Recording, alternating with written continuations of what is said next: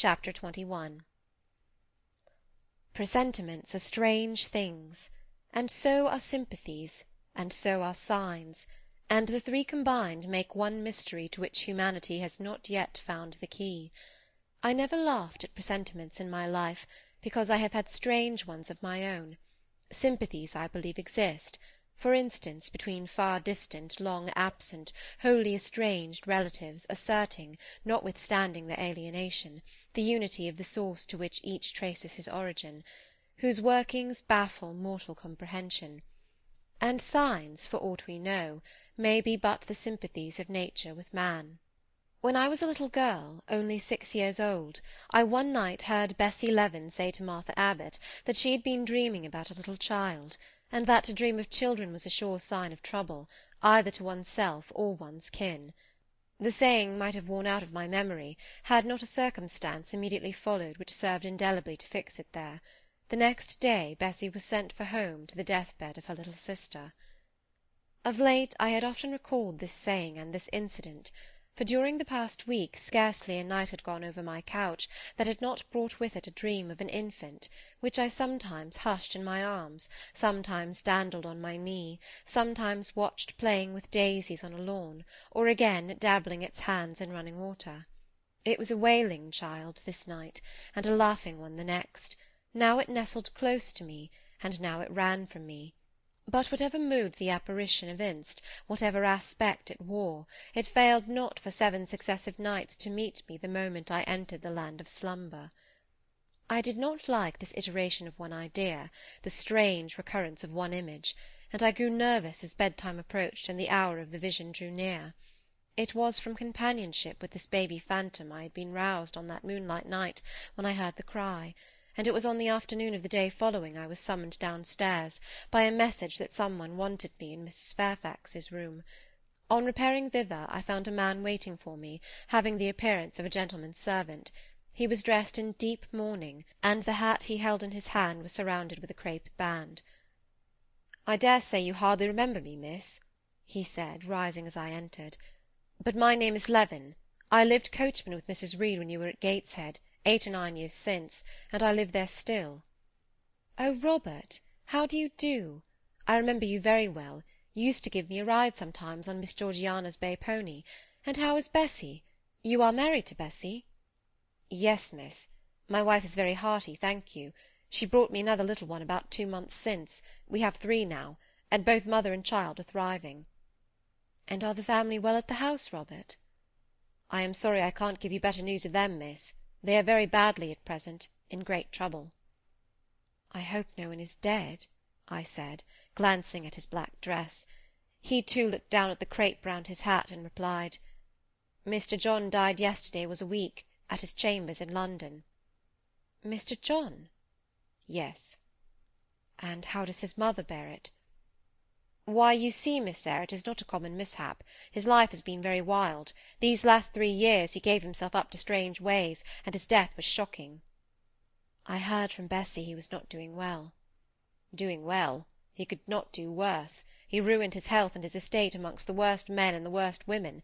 He got into debt and into jail. His mother helped him out twice, but as soon as he was free he returned to his old companions and habits.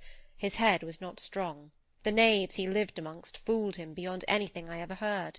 He came down to Gateshead about 3 weeks ago, and wanted Missus to give up all to him. Missus refused. Her means have long been much reduced by his extravagance. So he went back again, and the next news was that he was dead. How he died, God knows. They say he killed himself." I was silent. The things were frightful. Robert Leaven resumed. "Missus had been out of health herself for some time. She had got very stout, but was not strong with it, and the loss of money and fear of poverty were quite breaking her down. The information about Mr. John's death and the manner of it came too suddenly. It brought on a stroke. She was 3 days without speaking, but last Tuesday she seemed rather better. She appeared as if she wanted to say something, and kept making signs to my wife and mumbling. It was only yesterday morning, however, that Bessie understood she was pronouncing your name, and at last she made out the words, 'Bring Jane. Fetch Jane Eyre. I want to speak to her.' Bessie is not sure whether she is in her right mind, or means anything by the words, but she told Miss Reed and Miss Georgiana, and advised them to send for you. The young ladies put it off at first, but the mother grew so restless, and said "Jane, Jane," so many times, that at last they consented. I left Gateshead yesterday, and if you can get ready, miss, I should like to take you back with me early to-morrow morning. Yes, Robert, I shall be ready. It seems to me that I ought to go. I think so too, miss. Bessie said she was sure you would not refuse, but I suppose you will have to ask leave before you can get off. Yes, and I will do it now. And having directed him into the servants' hall, and recommended him to the care of John's wife and the attentions of John himself, I went in search of Mr. Rochester. He was not in any of the lower rooms. He was not in the yard, the stables, or the grounds. I asked Mrs. Fairfax if she had seen him. Yes, she believed he was playing billiards with Miss Ingram. To the billiard-room I hastened. The click of balls and the hum of voices resounded thence. Mr. Rochester, Miss Ingram, the two Misses Eshton, and their admirers, were all busied in the game. It required some courage to disturb so interesting a party. My errand, however, was one I could not defer, so I approached the master where he stood at Miss Ingram's side. She turned as I drew near, and looked at me haughtily. Her eyes seemed to demand, "What can the creeping creature want now?" And when I said in a low voice, "Mr. Rochester," she made a movement as if tempted to order me away. I remember her appearance at the moment. It was very graceful and very striking. She wore a morning robe of sky-blue crape. A gauzy azure scarf was twisted in her hair. She had been all animation with the game, and irritated pride did not lower the expression of her haughty lineaments. "Does that person want you?" she inquired of Mr. Rochester, and Mr. Rochester turned to see who the person was. He made a curious grimace, one of his strange and equivocal demonstrations, threw down his cue, and followed me from the room. "Well, Jane," he said, as he rested his back against the schoolroom door, which he had shut. "If you please, sir, I want leave of absence for a week or two." "What to do? Where to go?" "To see a sick lady who has sent for me." "What sick lady? Where does she live?" "At Gateshead, in Blankshire." "Blankshire? That is 100 miles off. Who may she be, that she sends for people to see her at that distance?" "Her name is Reed, sir, Mrs. Reed." "Reed of Gateshead? There was a Reed of Gateshead, a magistrate." "It is his widow, sir." "And what have you to do with her? How do you know her?" "Mr. Reed was my uncle, my mother's brother." "The deuce he was! You never told me that before. You always said you had no relations." "None that would own me, sir. Mr. Reed is dead, and his wife cast me off." "Why?" "Because I was poor and burdensome, and she disliked me." "But Reed left children. You must have cousins. The George Lynn was talking of a Reed of Gateshead yesterday, who, he said, was one of the veriest rascals on town, and Ingram was mentioning a Georgiana Reed of the same place, who was much admired for her beauty a season or two ago in London." "John Reed is dead too, sir. He ruined himself, and half-ruined his family, and is supposed to have committed suicide. The news so shocked his mother that it brought on an apoplectic attack." "And what good can you do her? Nonsense, Jane. I would never think of running 100 miles to see an old lady, who will, perhaps, be dead before you reach her. Besides, you say she cast you off." "Yes, sir, but that is long ago, and when her circumstances were very different. I could not be easy to neglect her wishes now." "How long will you stay?" "As short a time as possible, sir." "Promise me only to stay a week." "I had better not pass my word. I might be obliged to break it." "At all events, you will come back. You will not be induced under any pretext to take up a permanent residence with her." "Oh, no. I shall certainly return if all be well." "And who goes with you?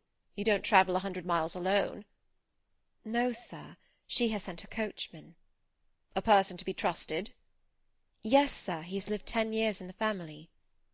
Mr. Rochester meditated. "When do you wish to go?" "Early to-morrow morning, sir." "Well, you must have some money. You can't travel without money, and I dare say you have not much. I have given you no salary yet. How much have you in the world, Jane?" he asked, smiling. I drew out my purse. A meagre thing it was. 5 shillings, sir." He took the purse, poured the hoard into his palm, and chuckled over it as if its scantiness amused him. Soon he produced his pocket-book. "Here," said he, offering me a note. It was £50, and he owed me but 15. I told him I had no change. "I don't want change, you know that. Take your wages." I declined accepting more than was my due. He scowled at first; then, as if recollecting something, he said, "Right, right. Better not give you all now. You would, perhaps, stay away 3 months if you had £50. There are 10. Is it not plenty?" "Yes, sir, but now you owe me 5." "Come back for it, then. I am your banker for £40. "Mr. Rochester, I may as well mention another matter of business to you while I have the opportunity." "Matter of business? I am curious to hear it." "You have as good as informed me, sir, that you are going shortly to be married." "Yes. What then?" "In that case, sir, Adele ought to go to school. I am sure you'll perceive the necessity of it." "To get her out of my bride's way, who might otherwise walk over her rather too emphatically. There's sense in the suggestion, not a doubt of it. Adele, as you say, must go to school, and you, of course, must march straight to the devil?" "I hope not, sir, but I must seek another situation somewhere."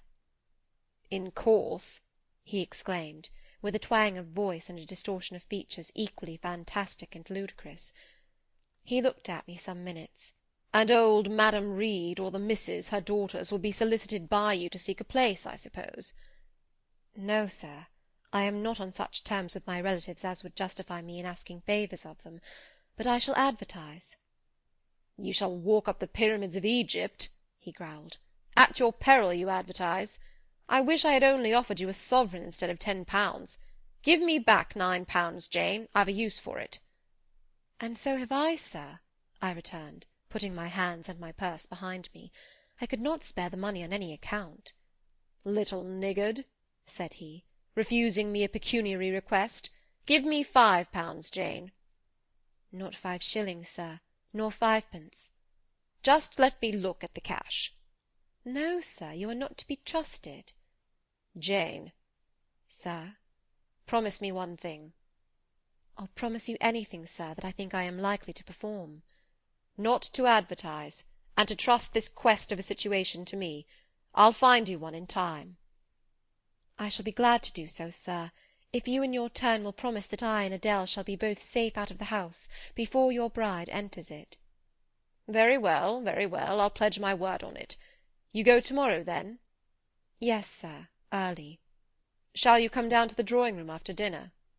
"No, sir, I must prepare for the journey." "Then you and I must bid good-bye for a little while." "I suppose so, sir." "And how do people perform that ceremony of parting, Jane? Teach me. I'm not quite up to it." "They say farewell, or any other form they prefer." "Then say it." "Farewell, Mr. Rochester, for the present." "What must I say?" "The same, if you like, sir." "Farewell, Miss Eyre, for the present. Is that all?" "Yes." "It seems stingy to my notions, and dry and unfriendly. I should like something else, a little addition to the rite.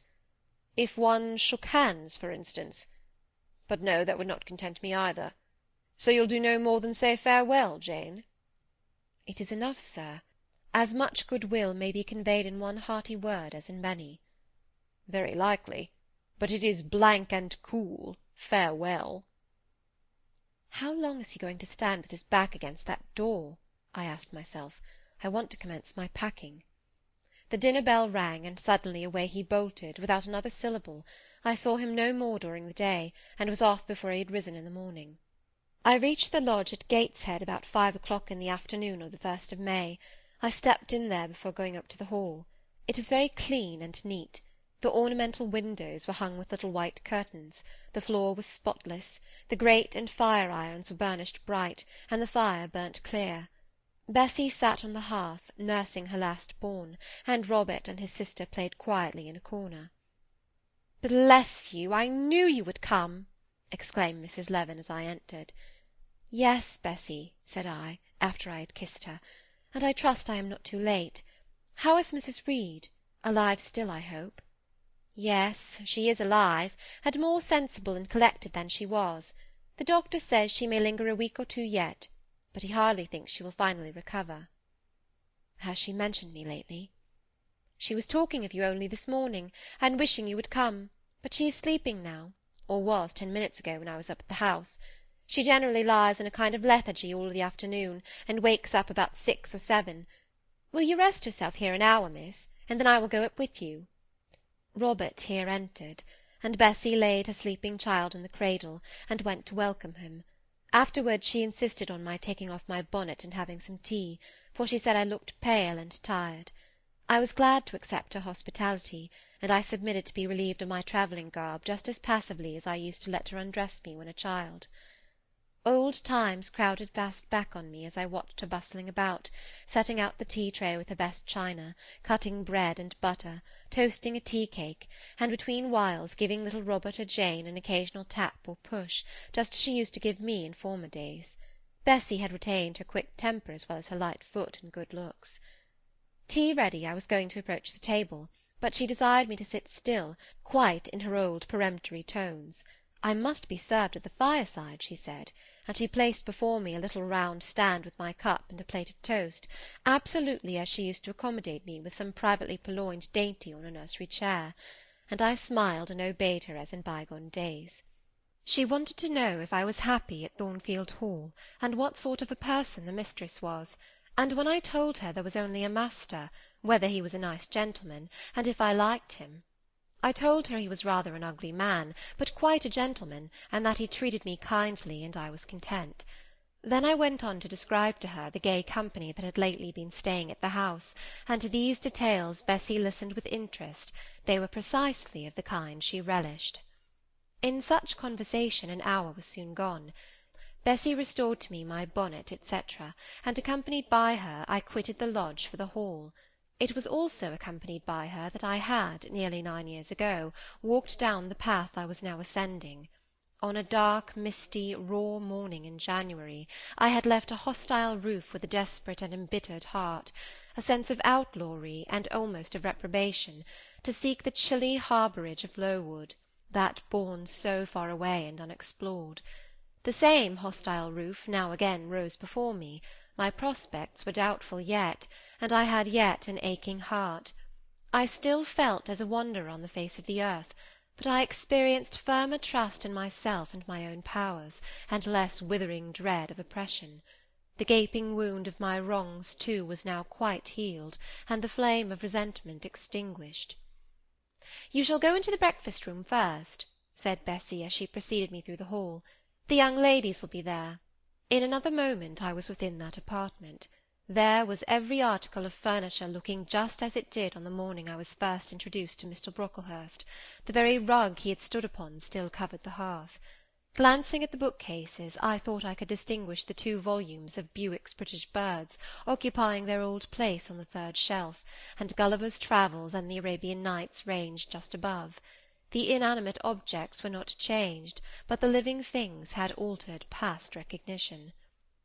2 young ladies appeared before me, one very tall, almost as tall as Miss Ingram, very thin too, with a sallow face and severe mien.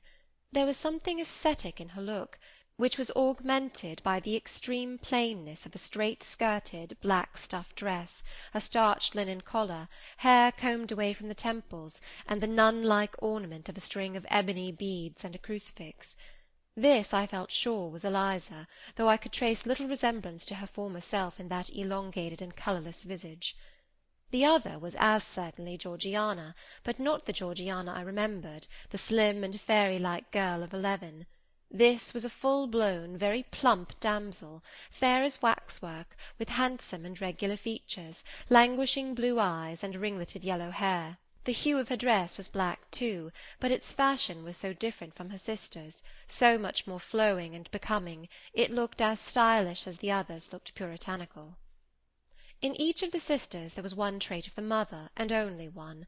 The thin and pallid elder daughter had her parents' cairngorm eye. The blooming and luxuriant younger girl had her contour of jaw and chin, perhaps a little softened, but still imparting an indescribable hardness to the countenance otherwise so voluptuous and buxom. Both ladies, as I advanced, rose to welcome me, and both addressed me by the name of Miss Eyre. Eliza's greeting was delivered in a short, abrupt voice, without a smile, and then she sat down again, fixed her eyes on the fire, and seemed to forget me. Georgiana added to her "How do you do?" several commonplaces about my journey, the weather, and so on, uttered in rather a drawling tone, and accompanied by sundry side glances that measured me from head to foot, now traversing the folds of my drab merino pelisse, and now lingering on the plain trimming of my cottage bonnet. Young ladies have a remarkable way of letting you know that they think you a quiz, without actually saying the words. A certain superciliousness of look, coolness of manner, nonchalance of tone, express fully their sentiments on the point, without committing them by any positive rudeness in word or deed. A sneer, however, whether covert or open, had now no longer that power over me it once possessed. As I sat between my cousins, I was surprised to find how easy I felt under the total neglect of the one and the semi-sarcastic attentions of the other. Eliza did not mortify, nor Georgiana ruffle me. The fact was, I had other things to think about. Within the last few months feelings had been stirred in me so much more potent than any they could raise, pains and pleasures so much more acute and exquisite had been excited than any it was in their power to inflict or bestow, that their airs gave me no concern either for good or bad. "How is Mrs. Reed?" I asked soon, looking calmly at Georgiana, who thought fit to bridle at the direct address, as if it were an unexpected liberty. "Mrs. Reed? Ah, mamma, you mean.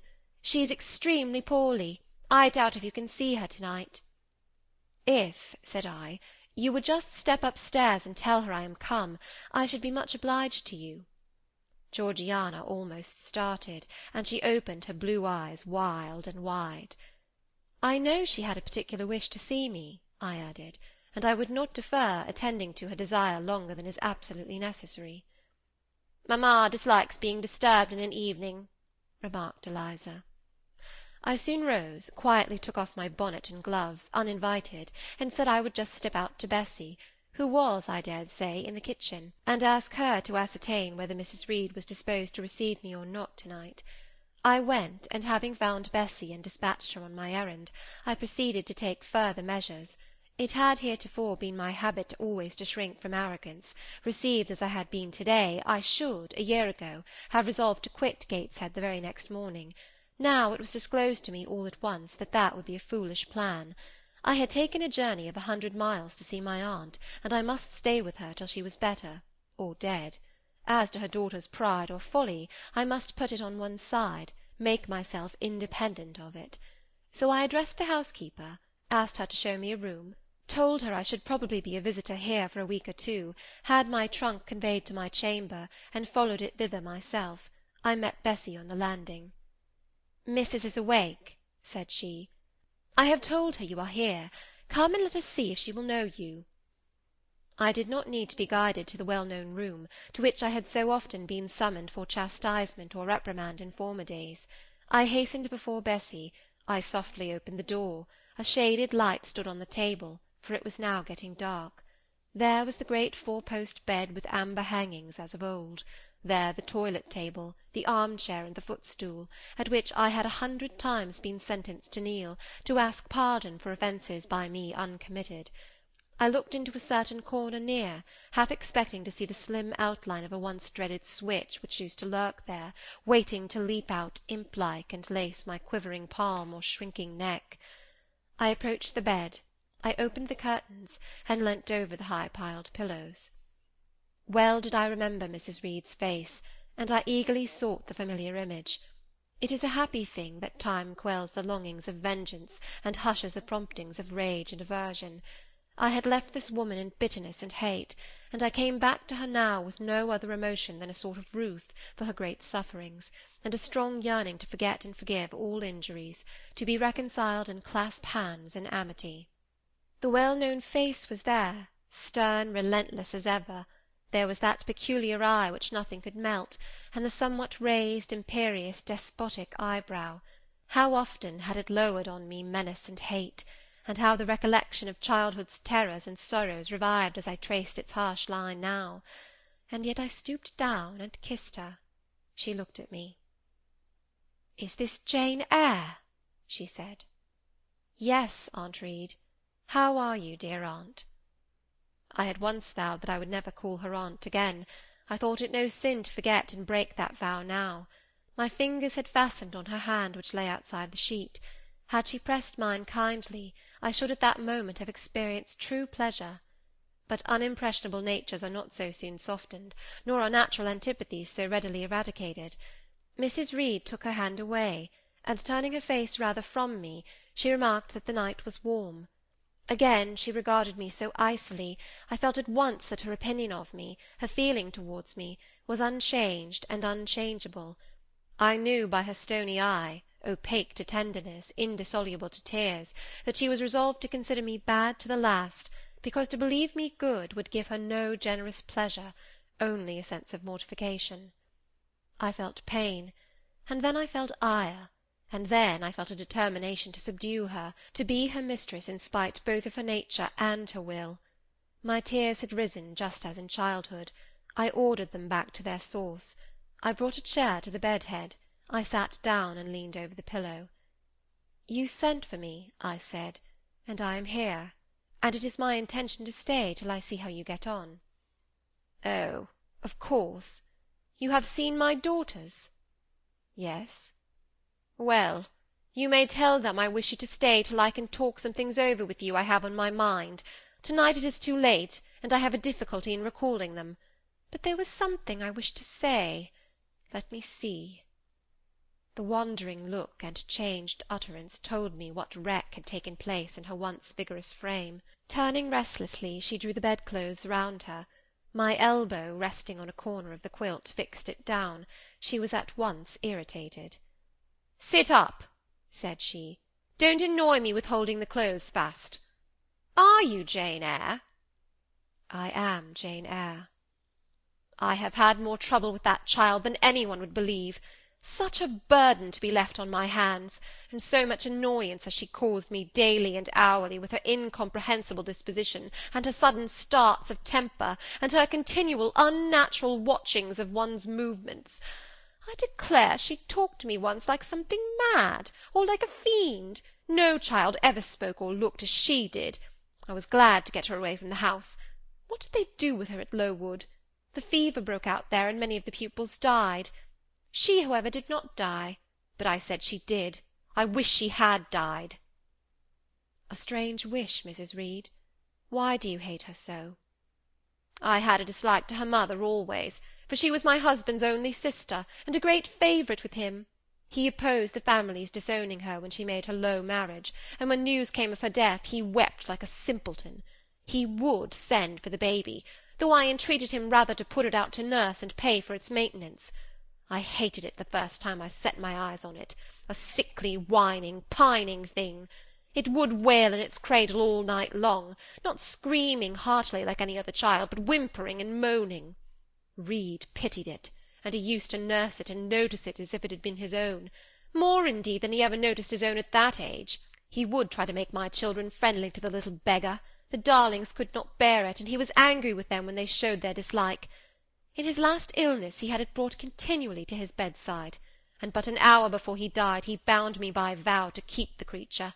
I would as soon have been charged with a pauper brat out of a workhouse, but he was weak, naturally weak. John does not at all resemble his father, and I am glad of it. John is like me, and like my brothers. He is quite a Gibson. Oh, I wish he would cease tormenting me with letters for money.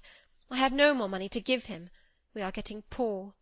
I must send away half my servants, and shut up part of the house, or let it off. I can never submit to do that. Yet how are we to get on? 2/3 of my income goes in paying the interest of mortgages. John gambles dreadfully, and always loses, poor boy. He is beset by sharpers. John is sunk and degraded. His look is frightful. I feel ashamed for him when I see him." She was getting much excited. "I think I had better leave her now," said I to Bessy, who stood on the other side of the bed. "Perhaps you had, miss, but she often talks in this way towards night. In the morning she is calmer." I rose. "Stop!" exclaimed Mrs. Reed. "There is another thing I wish to say. He threatens me. He continually threatens me with his own death, or mine, and I dream sometimes that I see him laid out with a great wound in his throat, or with a swollen and blackened face. I am come to a strange pass. I have heavy troubles. What is to be done? How is the money to be had?" Bessy now endeavoured to persuade her to take a sedative draught. She succeeded with difficulty. Soon after, Mrs. Reed grew more composed, and sank into a dozing state. I then left her. More than 10 days elapsed before I had again any conversation with her. She continued either delirious or lethargic, and the doctor forbade everything which could painfully excite her. Meantime, I got on as well as I could with Georgiana and Eliza. They were very cold indeed at first. Eliza would sit half the day sewing, reading, or writing, and scarcely utter a word either to me or her sister. Georgiana would chatter nonsense to her canary-bird by the hour, and take no notice of me. But I was determined not to seem at a loss for occupation or amusement. I had brought my drawing materials with me, and they served me for both.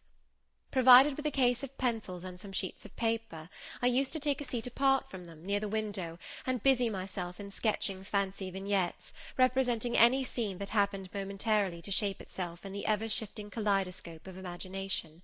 A glimpse of sea between 2 rocks, the rising moon, and a ship crossing its disk, a group of reeds and water-flags, and a naiad's head, crowned with lotus-flowers rising out of them, an elf sitting in a hedge-sparrow's nest, under a wreath of hawthorn bloom. One morning I fell to sketching a face. What sort of a face it was to be I did not care or know. I took a soft black pencil, gave it a broad point, and worked away. Soon I had traced on the paper a broad and prominent forehead, and a square lower outline of visage. That contour gave me pleasure. My fingers proceeded actively to fill it with features. Strongly marked horizontal eyebrows must be traced under that brow. Then followed naturally a well-defined nose, with a straight ridge and full nostrils, then a flexible-looking mouth, by no means narrow, then a firm chin, with a decided cleft down the middle of it. Of course some black whiskers were wanted, and some jetty hair tufted on the temples and waved above the forehead. Now for the eyes. I had left them to the last because they required the most careful working. I drew them large, I shaped them well. The eyelashes I traced long and sombre, the irids lustrous and large. Good, but not quite the thing, I thought, as I surveyed the effect. They want more force and spirit. And I wrought the shades blacker, that the lights might flash more brilliantly. A happy touch or two secured success. There, I had a friend's face under my gaze, and what did it signify that those young ladies turned their backs on me? I looked at it. I smiled at the speaking likeness. I was absorbed and content. "Is that a portrait of someone you know?" asked Eliza, who had approached me unnoticed. I responded that it was merely a fancy head, and hurried it beneath the other sheets. Of course I lied. It was, in fact, a very faithful representation of Mr. Rochester. But what was that to her, or to anyone but myself? Georgiana also advanced to look. The other drawings pleased her much, but she called that "an ugly man." They both seemed surprised at my skill. I offered to sketch their portraits, and each in turn sat for a pencil outline. Then Georgiana produced her album. I promised to contribute a water-colour drawing. This put her at once into good humour. She proposed a walk in the grounds. Before we had been out 2 hours, we were deep in a confidential conversation. She had favoured me with a description of the brilliant winter she had spent in London 2 seasons ago, of the admiration she had there excited, the attention she had received, and I even got hints of the titled conquests she had made. In the course of the afternoon and evening these hints were enlarged on. Various soft conversations were reported, and sentimental scenes represented, and, in short, a volume of a novel of fashionable life was that day improvised by her for my benefit. The communications were renewed from day to day. They always ran on the same theme, herself, her loves, and woes. It was strange she never once adverted either to her mother's illness or her brother's death, or the present gloomy state of the family prospects. Her mind seemed wholly taken up with reminiscences of past gaiety, and aspirations after dissipations to come. She passed about 5 minutes each day in her mother's sick-room, and no more. Eliza still spoke little. She had evidently no time to talk. I never saw a busier person than she seemed to be, yet it was difficult to say what she did, or rather to discover any result of her diligence. She had an alarm to call her up early. I know not how she occupied herself before breakfast, but after that meal she divided her time into regular portions, and each hour had its allotted task. 3 times a day she studied a little book, which I found on inspection was a common prayer-book.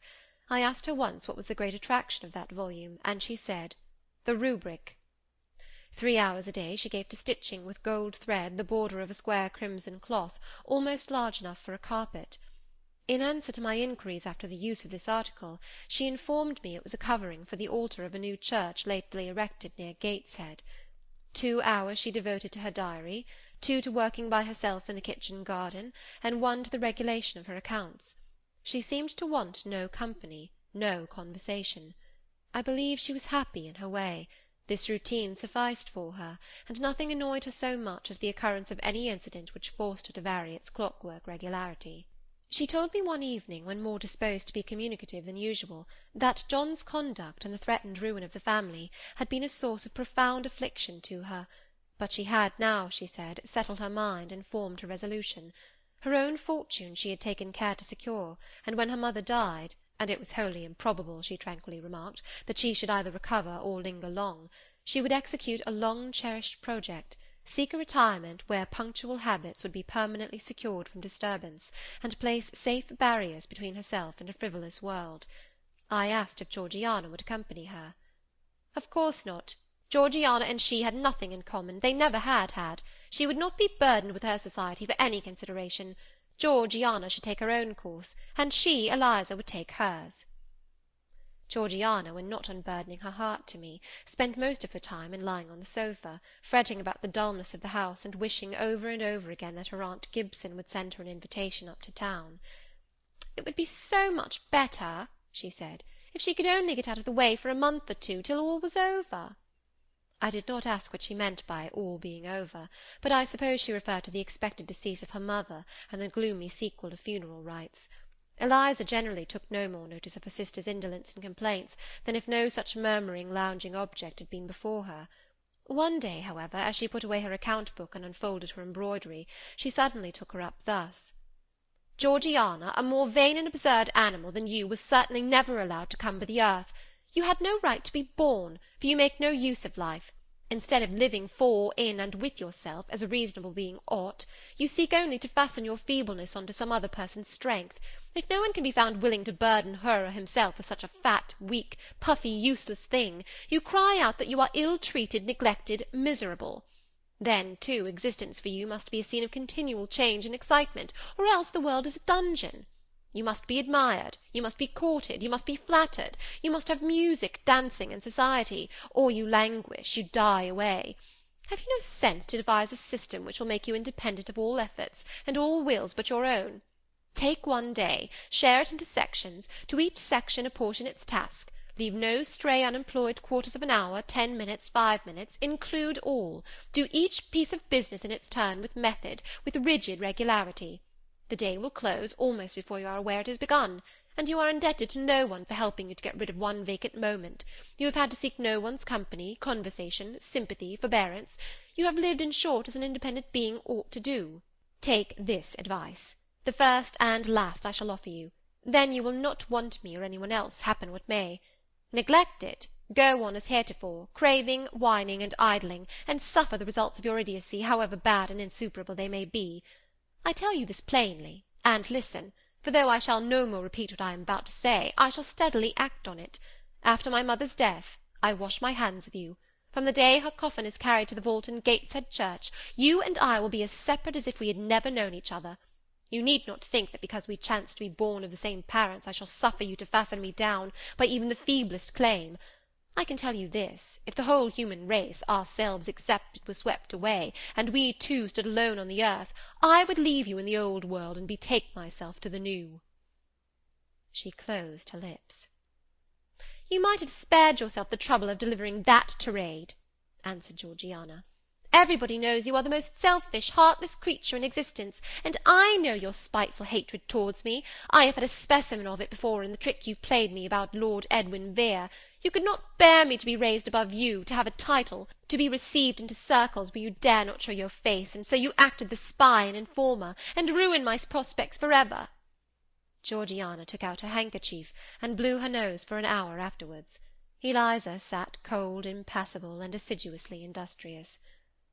True, generous feeling is made small account of by some, but here were two natures rendered, the one intolerably acrid, the other despicably savourless for the want of it. Feeling without judgment is a washy draught indeed, but judgment untempered by feeling is too bitter and husky a morsel for human deglution.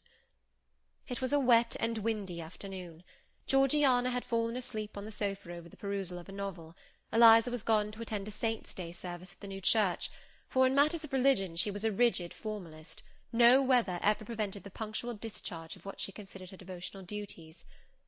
Fair or foul, she went to church thrice every Sunday, and as often on week-days as there were prayers. I bethought myself to go upstairs and see how the dying woman sped, who lay there almost unheeded. The very servants paid her but a remittent attention. The hired nurse, being little looked after, would slip out of the room whenever she could. Bessie was faithful, but she had her own family to mind, and could only occasionally come to the hall. I found the sick-room unwatched, as I had expected. No nurse was there. The patient lay still, and seemingly lethargic, her livid face sunk in the pillows. The fire was dying in the grate. I renewed the fuel, rearranged the bedclothes, gazed a while on her who could not now gaze on me, and then I moved away to the window. The rain beat strongly against the panes, the wind blew tempestuously. One lies there, I thought, who will soon be beyond the war of earthly elements. Whither will that spirit, now struggling to quit its material tenement, flit when at length released? In pondering the great mystery, I thought of Helen Burns, recalled her dying words, her faith, her doctrine of the equality of disembodied souls. I was still listening in thought to her well-remembered tones, still picturing her pale and spiritual aspect, her wasted face and her sublime gaze, as she lay on her placid death-bed, and whispered her longing to be restored to her divine Father's bosom, when a feeble voice murmured from the couch behind, "Who is that?" I knew Mrs. Reed had not spoken for days. Was she reviving? I went up to her. "It is I, Aunt Reed." "Who? I?" was her answer. "Who are you?" looking at me with surprise and a sort of alarm, but still not wildly. "You are quite a stranger to me. Where is Bessie?" "She is at the lodge, aunt." "Aunt," she repeated. "Who calls me aunt? You are not one of the Gibsons, and yet I know you. That face, and the eyes and forehead are quite familiar to me. You are like—why, you are like Jane Eyre." I said nothing. I was afraid of occasioning some shock by declaring my identity. "Yet," said she, "I am afraid it is a mistake. My thoughts deceive me. I wished to see Jane Eyre, and I fancy a likeness where none exists. Besides, in 8 years she must be so changed." I now gently assured her that I was the person she supposed and desired me to be, and seeing that I was understood, and that her senses were quite collected, I explained how Bessie had sent her husband to fetch me from Thornfield. "I am very ill, I know," she said ere long. "I was trying to turn myself a few minutes since, and find I cannot move a limb. It is as well I should ease my mind before I die. What we think little of in health burdens us at such an hour as the present is to me. Is the nurse here, or is there no one in the room but you?" I assured her we were alone. "Well, I have twice done you a wrong which I regret now. One was in breaking the promise which I gave my husband to bring you up as my own child. The other—" She stopped. "After all, it is of no great importance, perhaps," she murmured to herself. "And then I make it better, and to humble myself so to her is painful." She made an effort to alter her position, but failed. Her face changed. She seemed to experience some inward sensation, the precursor, perhaps, of the last pang. "Well, I must get it over. Eternity is before me. I had better tell her. Go to my dressing-case, open it, and take out a letter you will see there." I obeyed her directions. "Read the letter," she said. It was short, and thus conceived. "Madam, will you have the goodness to send me the address of my niece Jane Eyre, and to tell me how she is? It is my intention to write shortly, and desire her to come to me at Madeira. Providence has blessed my endeavours to secure a competency, and as I am unmarried and childless, I wish to adopt her during my life, and bequeath her at my death whatever I may have to leave.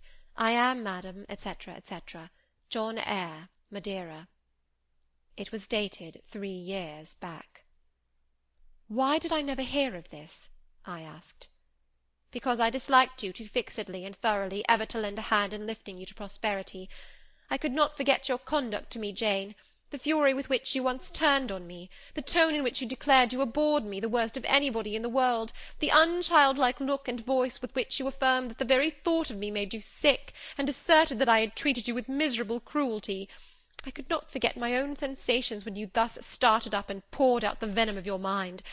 I felt fear as if an animal that I had struck or pushed had looked up at me with human eyes and cursed me in a man's voice. Bring me some water. Oh, make haste. Dear Mrs. Reed, said I, as I offered her the draught she required, think no more of all this. Let it pass away from your mind. Forgive me for my passionate language. I was a child then. 8, 9 years have passed since that day. She heeded nothing of what I said, but when she had tasted the water and drawn breath, she went on thus. I tell you I could not forget it, and I took my revenge. For you to be adopted by your uncle and placed in an estate of ease and comfort was what I could not endure. I wrote to him. I said I was sorry for his disappointment, but Jane Eyre was dead. She had died of typhus fever at Lowood. Now act as you please. Write and contradict my assertion. Expose my falsehood as soon as you like. You were born, I think, to be my torment. My last hour is racked by the recollection of a deed which, but for you, I should never have been tempted to commit. If you could be persuaded to think no more of it, aunt, and to regard me with kindness and forgiveness— You have a very bad disposition, said she, and one to this day I feel it impossible to understand. How for 9 years you could be patient and quiescent under any treatment, and in the 10th break out all fire and violence, I can never comprehend. My disposition is not so bad as you think. I am passionate, but not vindictive. Many a time as a little child I should have been glad to love you if you would have let me, and I long earnestly to be reconciled to you now. Kiss me, aunt. I approached my cheek to her lips. She would not touch it. She said I oppressed her by leaning over the bed, and again demanded water. As I laid her down, for I raised her and supported her on my arm while she drank, I covered her ice-cold and clammy hand with mine. The feeble fingers shrank from my touch, the glazing eyes shunned my gaze. Love me, then, or hate me as you will, I said at last. You have my full and free forgiveness. Ask now for God's, and be at peace. Poor suffering woman! It was too late for her to make now the effort to change her habitual frame of mind. Living, she had ever hated me. Dying, she must hate me still. The nurse now entered, and Bessy followed. I yet lingered half an hour longer, hoping to see some sign of amity, but she gave none. She was fast relapsing into stupor, nor did her mind again rally. At 12 o'clock that night she died. I was not present to close her eyes, nor were either of her daughters. They came to tell us the next morning that all was over. She was by that time laid out. Eliza and I went to look at her.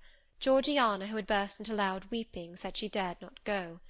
There was stretched Sarah Reed's once robust and active frame, rigid and still.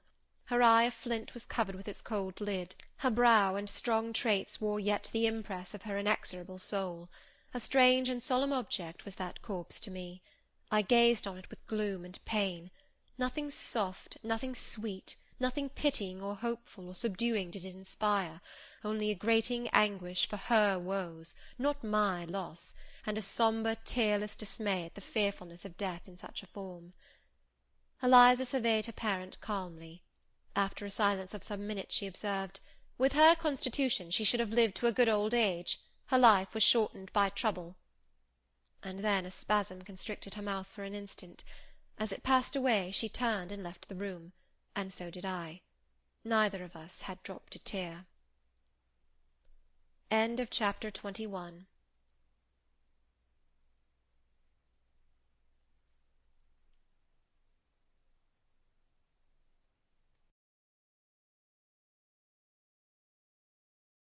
Chapter 22. Mr. Rochester had given me but 1 week's leave of absence, yet a month elapsed before I quitted Gateshead.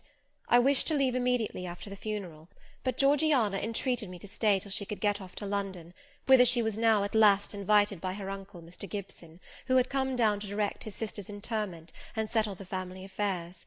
Georgiana said she dreaded being left alone with Eliza. From her she got neither sympathy in her dejection, support in her fears, nor aid in her preparations. So I bore with her feeble-minded wailings and selfish lamentations as well as I could, and did my best in sewing for her and packing her dresses. It is true that while I worked, she would idle, and I thought to myself, if you and I were destined to live always together, cousin, we would commence matters on a different footing. I should not settle tamely down into being the forbearing party. I should assign you your share of labour, and compel you to accomplish it, or else it should be left undone. I should insist also on your keeping some of those drawling, half-insincere complaints hushed in your own breast. It is only because our connection happens to be very transitory, and comes at a peculiarly mournful season, that I consent thus to render it so patient and compliant on my part. At last I saw Georgiana off, but now it was Eliza's turn to request me to stay another week. Her plans required all her time and attention, she said. She was about to depart for some unknown bourne, and all day long she stayed in her own room, her door bolted within, filling trunks, emptying drawers, burning papers, and holding no communication with any one. She wished me to look after the house, to see callers, and answer notes of condolence. One morning she told me I was at liberty. "And," she added, "I'm obliged to you for your valuable services in discreet conduct. There is some difference between living with such a one as you and with Georgiana. You perform your own part in life, and burden no one. To-morrow," she continued, "I set out for the Continent. I shall take up my abode in a religious house near Lille, a nunnery you would call it. There I shall be quiet and unmolested. I shall devote myself for a time to the examination of the Roman Catholic dogmas, and to a careful study of the workings of their system. If I find it to be, as I half suspect it is, the one best calculated to ensure the doing of all things decently and in order, I shall embrace the tenets of Rome, and probably take the veil." I neither expressed surprise at this resolution, nor attempted to dissuade her from it. The vocation will fit you to a hair, I thought. Much good may it do you. When we parted, she said, "Good-bye, cousin Jane Eyre. I wish you well. You have some sense."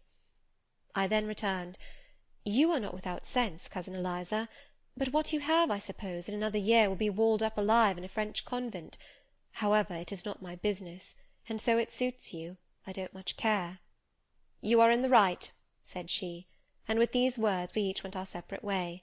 As I shall not have occasion to refer either to her or her sister again, I may as well mention here, that Georgiana made an advantageous match with a wealthy worn-out man of fashion, and that Eliza actually took the veil, and is at this day superior of the convent where she passed the period of her novitiate, and which she endowed with her fortune. How people feel when they are returning home from an absence, long or short, I did not know. I had never experienced the sensation. I had known what it was to come back to Gateshead when a child after a long walk, to be scolded for looking cold or gloomy, and later what it was to come back from church to Lowood, to long for a plenteous meal and a good fire, and to be unable to get either. Neither of these returnings was very pleasant or desirable. No magnet drew me to a given point, increasing in its strength of attraction the nearer I came. The return to Thornfield was yet to be tried. My journey seemed tedious, very tedious. 50 miles one day, a night spent at an inn, 50 miles the next day. During the first 12 hours I thought of Mrs. Reed in her last moments. I saw her disfigured and discoloured face, and heard her strangely altered voice. I mused on the funeral day, the coffin, the hearse, the black train of tenants and servants. Few was the number of relatives, the gaping vault, the silent church, the solemn service. Then I thought of Eliza and Georgiana. I beheld one the cynosure of a ball-room, the other the inmate of a convent cell, and I dwelt on and analysed their separate peculiarities of person and character. The evening arrival at the great town scattered these thoughts. Night gave them quite another turn. Laid down on my traveller's bed, I left reminiscence for anticipation. I was going back to Thornfield, but how long was I to stay there? Not long, of that I was sure. I had heard from Mrs. Fairfax in the interim of my absence. The party at the Hall was dispersed. Mr. Rochester had left for London 3 weeks ago, but he was then expected to return in a fortnight. Mrs. Fairfax surmised that he was gone to make arrangements for his wedding, as he had talked of purchasing a new carriage. She said the idea of his marrying Miss Ingram still seemed strange to her, but from what everybody said, and from what she herself had seen, she could no longer doubt that the event would shortly take place. "You would be strangely incredulous if you did doubt it," was my mental comment. "I don't doubt it." The question followed, where was I to go? I dreamt of Miss Ingram all the night. In a vivid morning dream I saw her closing the gates of Thornfield against me, and pointing me out another road, and Mr. Rochester looked on with his arms folded, smiling sardonically, as it seemed, at both her and me. I had not notified to Mrs. Fairfax the exact day of my return, for I did not wish either car or carriage to meet me at Millcote. I proposed to walk the distance quietly by myself, and very quietly, after leaving my box in the ostler's care, did I slip away from the George Inn, about 6 o'clock of a June evening, and take the old road to Thornfield, a road which lay chiefly through fields, and was now little frequented. It was not a bright or a splendid summer evening, though fair and soft. The haymakers were at work all along the road, and the sky, though far from cloudless, was such as promised well for the future. Its blue, where blue was visible, was mild and settled, and its cloud strata high and thin. The west, too, was warm, no watery gleam chilled it. It seemed as if there was a fire lit, an altar burning behind its screen of marbled vapour, and out of apertures shone a golden redness. I felt glad as the road shortened before me, so glad that I stopped once to ask myself what that joy meant, and to remind reason that it was not to my home I was going, or to a permanent resting-place, or to a place where fond friends looked out for me and waited my arrival. "Mrs. Fairfax will smile you a calm welcome, to be sure," said I, "and little Adele will clap her hands and jump to see you, but you know very well you are thinking of another than they, and that he is not thinking of you." But what is so headstrong as youth? What so blind as inexperience? These affirmed that it was pleasure enough to have the privilege of again looking on Mr. Rochester, whether he looked on me or not, and they added, "Hasten, hasten, be with him while you may, but a few more days or weeks at most, and you are parted from him for ever." And then I strangled a new-born agony, a deformed thing which I could not persuade myself to own and rear, and ran on. They are making hay too in Thornfield meadows, or rather the labourers are just quitting their work, and returning home with their rakes on their shoulders, now, at the hour I arrive. I have but a field or two to traverse, and then I shall cross the road and reach the gates. How full the hedges are of roses! But I have no time to gather any. I want to be at the house. I passed a tall briar, shooting leafy and flowery branches across the path. I see the narrow stile with stone steps, and I see Mr. Rochester sitting there, a book and a pencil in his hand. He is writing. Well, he is not a ghost, yet every nerve I have is unstrung. For a moment I am beyond my own mastery. What does it mean? I did not think I should tremble in this way when I saw him, or lose my voice or the power of motion in his presence. I will go back as soon as I can stir. I need not make an absolute fool of myself. I know another way to the house. It does not signify if I knew 20 ways, for he has seen me. "Hullo!" he cries, and he puts up his book and his pencil. "There you are! Come on, if you please." I suppose I do come on, though in what fashion I know not, being scarcely cognizant of my movements, and solicitous only to appear calm, and above all to control the working muscles of my face, which I feel rebel insolently against my will, and struggle to express what I had resolved to conceal. But I have a veil, it is down, I may make shift yet to behave with decent composure. "And is this Jane Eyre? Are you coming from Millcote, and on foot? Yes, just one of your tricks, not to send for a carriage and come clattering over street and road like a common mortal, but to steal into the vicinage of your home along with twilight, just as if you were a dream or a shade. What the deuce have you done with yourself this last month?" "I have been with my aunt, sir, who is dead." "A true Janean reply. Good angels be my guard! She comes from the other world, from the abode of people who are dead, and tells me so when she meets me alone here in the gloaming. If I dared, I'd touch you to see if you are substance or shadow, you elf, but I'd as soon offer to take hold of a blue ignis fatuus light in a marsh. Truant, truant," he added, when he had paused an instant, "absent from me a whole month, and forgetting me quite, I'll be sworn." I knew there would be pleasure in meeting my master again, even though broken by the fear that he was so soon to cease to be my master, and by the knowledge that I was nothing to him. But there was ever in Mr. Rochester, so at least I thought, such a wealth of the power of communicating happiness, that to taste but of the crumbs he scattered to stray and stranger birds like me, was to feast genially. His last words were balm. They seemed to imply that it imported something to him whether I forgot him or not. and he had spoken of Thornfield as my home. Would that it were my home! He did not leave the stile, and I hardly liked to ask to go by. I inquired soon if he had not been to London. Yes, I suppose he found that out by second sight. Mrs. Fairfax told me in a letter. And did she inform you what I went to do? Oh, yes, sir. Everybody knew your errand. You must see the carriage, Jane, and tell me if you don't think it will suit Mrs. Rochester exactly, and whether she won't look like Queen Boadicea, leaning back against those purple cushions. I wish, Jane, I were a trifle better adapted to match with her externally. Tell me now, fairy as you are, can't you give me a charm or a philtre or something of that sort, to make me a handsome man? It would be past the power of magic, sir. And in thought I added, a loving eye is all the charm needed. To such you are handsome enough, or rather your sternness has a power beyond beauty. Mr. Rochester had sometimes read my unspoken thoughts with an acumen to me incomprehensible. In the present instance he took no notice of my abrupt vocal response, but he smiled at me with a certain smile he had of his own, and which he used but on rare occasions. He seemed to think it too good for common purposes. It was the real sunshine of feeling. He shed it over me now. "Pass, Janet," said he, making room for me to cross the stile. "Go up home, and stay your weary little wandering feet at a friend's threshold." All I had now to do was to obey him in silence. No need for me to colloquize further. I got over the stile without a word, and meant to leave him calmly. An impulse held me fast, a force turned me round. I said, or something in me said, and in spite of me, "Thank you, Mr. Rochester, for your great kindness. I am strangely glad to get back again to you, and wherever you are is my home, my only home."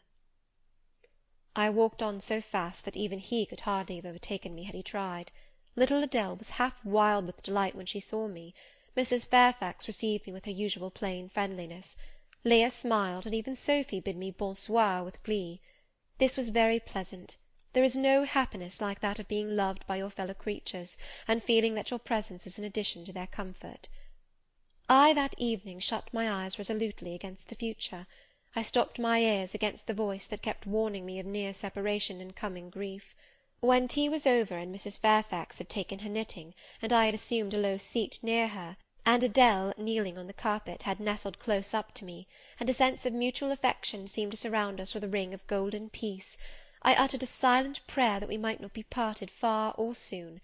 But when, as we thus sat, Mr. Rochester entered, unannounced, and looking at us, seemed to take pleasure in the spectacle of a group so amicable, when he said he supposed the old lady was all right now that she had got her adopted daughter back again, and added that he saw Adele was prête à croquer sa petite maman anglaise, I half ventured to hope that he would, even after his marriage, keep us together somewhere under the shelter of his protection, and not quite exiled from the sunshine of his presence.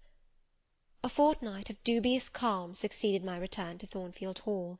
Nothing was said of the master's marriage, and I saw no preparation going on for such an event. Almost every day I asked Mrs. Fairfax if she had yet heard anything decided. Her answer was always in the negative. Once she said she had actually put the question to Mr. Rochester as to when he was going to bring his bride home. But he had answered her only by a joke and one of his queer looks, and she could not tell what to make of him. One thing surprised me, and that was, there were no journeyings backward and forward, no visits to Ingram Park. To be sure, it was 20 miles off, on the borders of another county, but what was that distance to an ardent lover? To so practised and indefatigable a horseman as Mr. Rochester, it would be but a morning's ride. I began to cherish hopes I had no right to conceive, that the match was broken off, that rumour had been mistaken, that one or both parties had changed their minds. I used to look at my master's face to see if it was sad or fierce, but I could not remember the time when it had been so uniformly clear of clouds or evil feelings. If, in the moments I and my pupil spent with him, I lacked spirits and sank into inevitable dejection, he became even gay. Never had he called me more frequently to his presence, never been kinder to me when there, and alas, never had I loved him so well. End of chapter 22.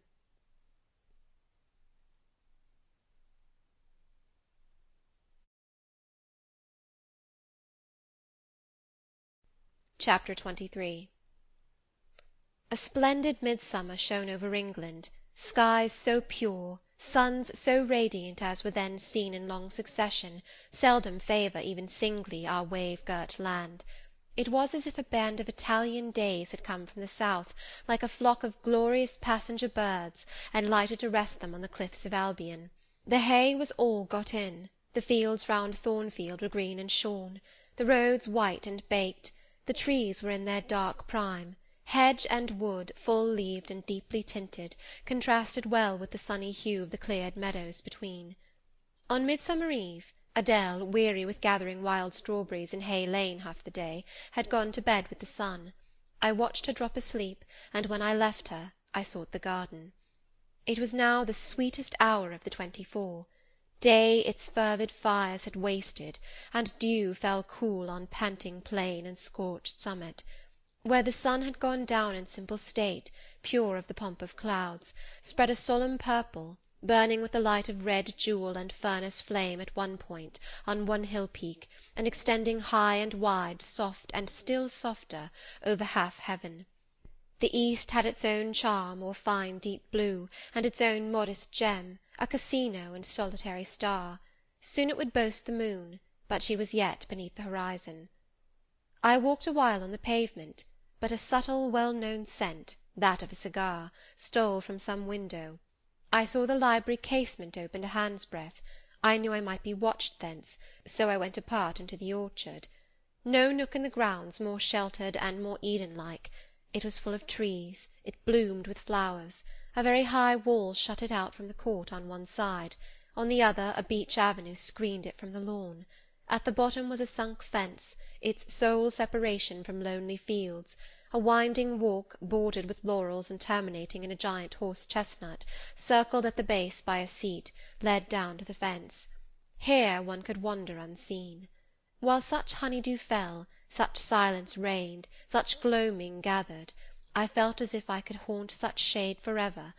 But in threading the flower and fruit parterres at the upper part of the enclosure, enticed there by the light the now rising moon cast on this more open quarter, my step is stayed, not by sound, not by sight, but once more by a warning fragrance.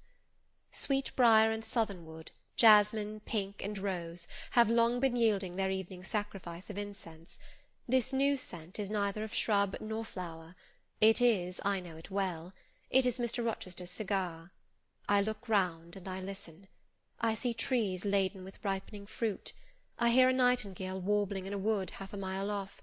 No moving form is visible, no coming step audible, but that perfume increases. I must flee. I make for the wicket leading to the shrubbery, and I see Mr. Rochester entering. I step aside into the ivy recess. He will not stay long. He will soon return whence he came, and if I sit still he will never see me. But no, eventide is as pleasant to him as to me, and this antique garden as attractive, and he strolls on, now lifting the gooseberry-tree branches to look at the fruit, large as plums, with which they are laden, now taking a ripe cherry from the wall, now stooping toward a knot of flowers, either to inhale their fragrance or to admire the dew-beads on their petals. A great moth goes humming by me. It alights on a plant at Mr. Rochester's foot. He sees it, and bends to examine it. Now he has his back towards me, thought I, and he is occupied too, and perhaps if I walk softly I can slip away unnoticed. I trode on an edging of turf, that the crackle of the pebbly gravel might not betray me. He was standing among the beds at a yard or two distant from where I had to pass. The moth apparently engaged him. I shall get by very well, I meditated. As I crossed his shadow, thrown long over the garden by the moon, not yet risen high, he said quietly, without turning, "Jane, come and look at this fellow." I had made no noise. He had not eyes behind. Could his shadow feel? I started at first, and then I approached him. "Look at his wings," said he. "He reminds me rather of a West Indian insect. One does not often see so large and gay a night rover in England. There, he has flown." The moth roamed away. I was sheepishly retreating also, but Mr. Rochester followed me, and when we reached the wicket he said, "Turn back. On so lovely a night it is a shame to sit in the house, and surely no one can wish to go to bed while sunset is thus at meeting with moonrise." It is one of my faults, that though my tongue is sometimes prompt enough at an answer, there are times when it sadly fails me in framing an excuse, and always the lapse occurs at some crisis, when a facile word or plausible pretext is especially wanted to get me out of painful embarrassment. I did not like to walk at this hour alone with Mr. Rochester in the shadowy orchard, but I could not find a reason to allege for leaving him. I followed with lagging step, and thoughts busily bent on discovering a means of extrication, but he himself looked so composed and so grave also, I became ashamed of feeling any confusion. The evil, if evil existent or prospective there was, seemed to lie with me only. His mind was unconscious and quiet. "Jane," he recommenced, as we entered the laurel walk, and slowly strayed down in the direction of the sunk fence and the horse-chestnut, "Thornfield is a pleasant place in summer, is it not?" "Yes, sir." "You must have become in some degree attached to the house, you who have an eye for natural beauties and a good deal of the organ of adhesiveness." "I am attached to it, indeed."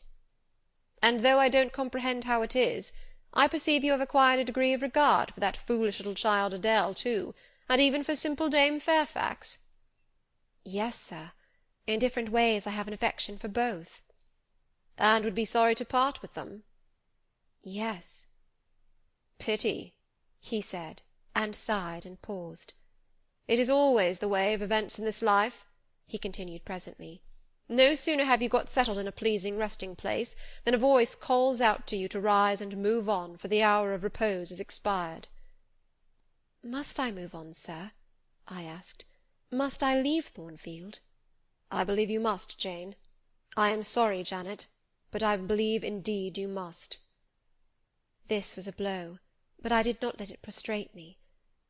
"Well, sir, I shall be ready when the order to march comes." "It is come now. I must give it tonight." "Then you are going to be married, sir?" "Exactly, precisely. With your usual acuteness you have hit the nail straight on the head." "Soon, sir?" "Very soon, that is, Miss Eyre. And you'll remember, Jane, that the first time I, or rumour, plainly intimated to you that it was my intention to put my old bachelor's neck into the sacred noose, to enter into the holy estate of matrimony, to take Miss Ingram to my bosom, in short. She's an extensive armful, but that's not to the point. One can't have too much of such a very excellent thing as my beautiful Blanche. Well, as I was saying, listen to me, Jane. You're not turning your head to look after more moths, are you? That was only a lady clock, child, flying away home.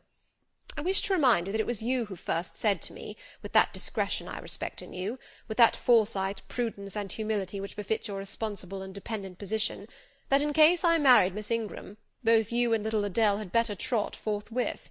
I pass over the sort of slur conveyed in this suggestion on the character of my beloved. Indeed, when you are far away, Janet, I'll try to forget it. I shall notice only its wisdom, which is such that I have made it my law of action. Adele must go to school, and you, Miss Eyre, must get a new situation." "Yes, sir, I will advertise immediately, and meantime, I suppose— I was going to say, I suppose I may stay here, till I find another shelter to betake myself to, but I stopped, feeling it would not do to risk a long sentence, for my voice was not quite under command. "In about a month I hope to be a bridegroom," continued Mr. Rochester, "and in the interim I shall myself look out for employment, and an asylum for you." "Thank you, sir. I am sorry to give—" "Oh, no need to apologize. I consider that when the dependent does her duty as well as you have done yours, she has a sort of claim upon her employer for any little assistance he can conveniently render her. Indeed, I have already, through my future mother-in-law, heard of a place that I think will suit.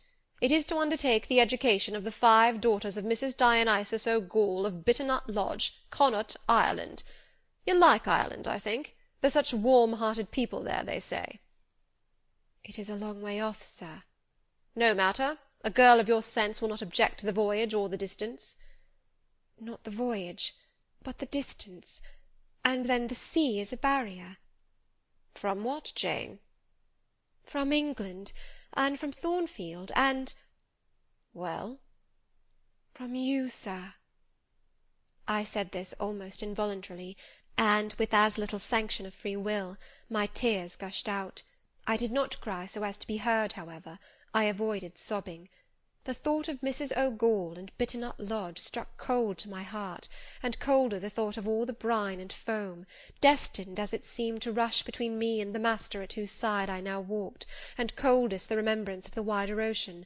Wealth, caste, custom intervened between me and what I naturally and inevitably loved. "It is a long way," I again said. "It is, to be sure. And when you get to Bitternut Lodge, Connaught Island, I shall never see you again, Jane. That's morally certain. I never go over to Ireland, not having myself much of a fancy for the country. We have been good friends, Jane, have we not?" "Yes, sir." "And when friends are on the eve of separation, they like to spend the little time that remains to them close to each other. Come, we'll talk over the voyage and the parting quietly half an hour or so, while the stars enter into their shining life up in heaven yonder. Here is the chestnut tree, here is the bench at its old roots. Come, we will sit there in peace to-night, though we should never more be destined to sit there together." He seated me and himself. "It is a long way to Ireland, Janet, and I am sorry to send my little friend on such weary travels, but if I can't do better, how is it to be helped? Are you anything akin to me, do you think, Jane?" I could risk no sort of answer by this time. My heart was still. "Because," he said, "I sometimes have a queer feeling with regard to you, especially when you are near me, as now. It is as if I had a string somewhere under my left ribs, tightly and inextricably knotted to a similar string situated in the corresponding quarter of your little frame, and if that boisterous channel, and 200 miles or so of land, come broad between us, I am afraid that cord of communion will be snapped, and then I've a nervous notion I should take to bleeding inwardly. As for you, you'd forget me." "That I never should, sir. You know—" Impossible to proceed. "Jane, do you hear that nightingale singing in the wood? Listen." In listening, I sobbed convulsively, for I could repress what I endured no longer. I was obliged to yield, and I was shaken from head to foot with acute distress. When I did speak, it was only to express an impetuous wish that I had never been born, or never come to Thornfield. "Because you are sorry to leave it?" The vehemence of emotion, stirred by grief and love within me, was claiming mastery, and struggling for full sway, and asserting a right to predominate, to overcome, to live, rise, and reign at last, yes, and to speak. I grieve to leave Thornfield. I love Thornfield. I love it because I have lived in it a full and delightful life, momentarily at least. I have not been trampled on. I have not been petrified.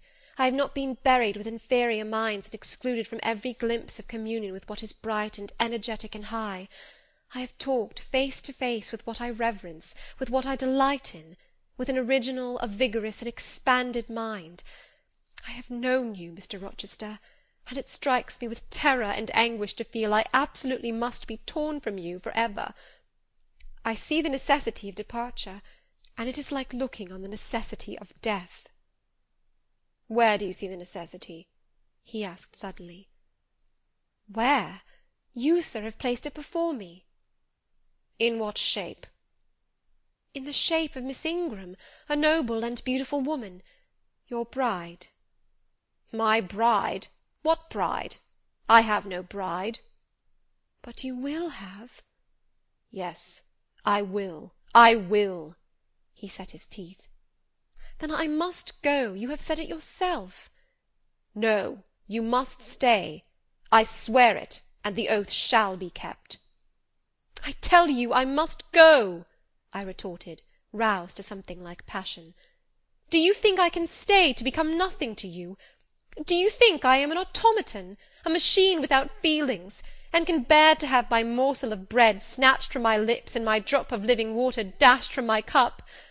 Do you think, because I am poor, obscure, plain, and little, I am soulless and heartless? You think wrong.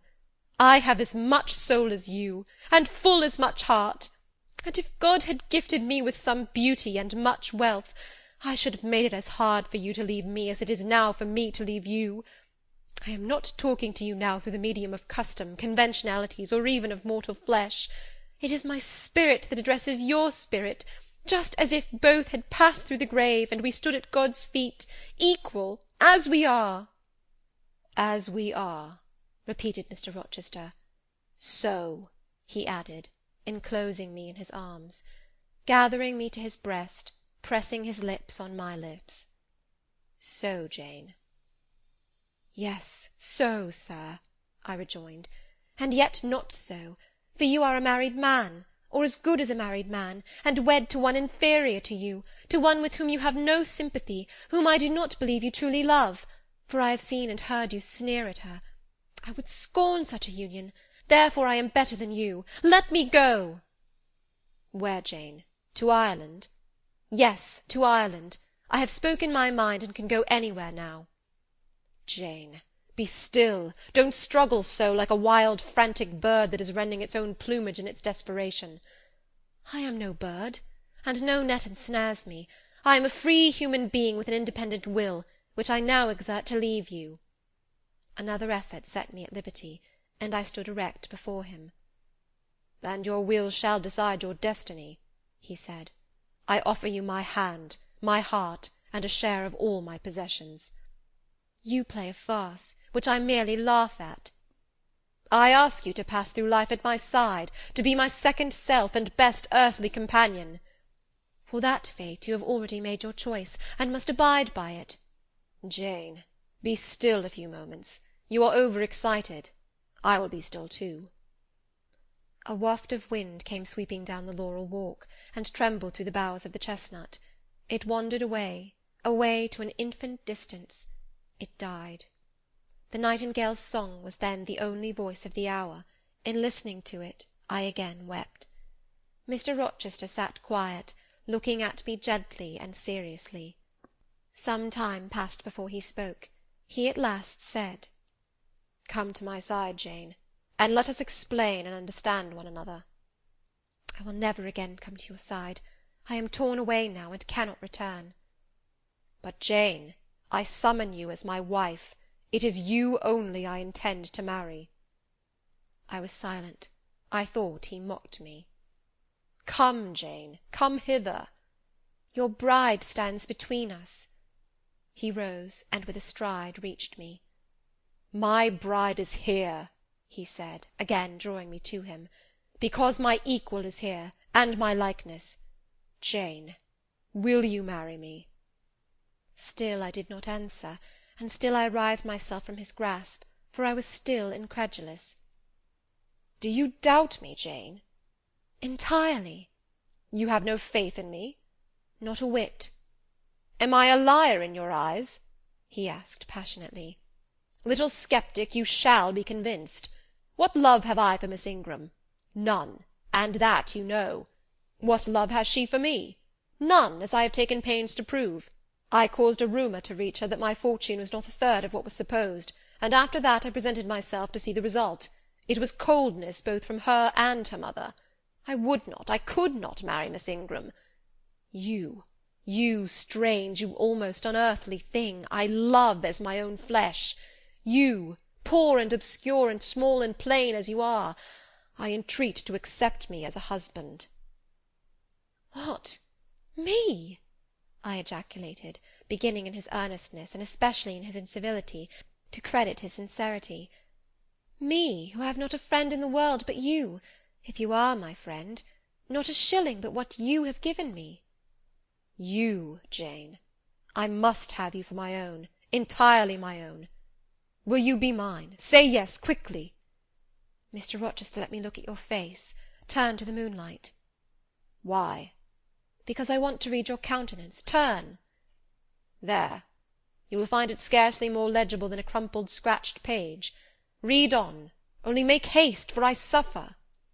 His face was very much agitated and very much flushed, and there were strong workings in the features and strange gleams in the eyes.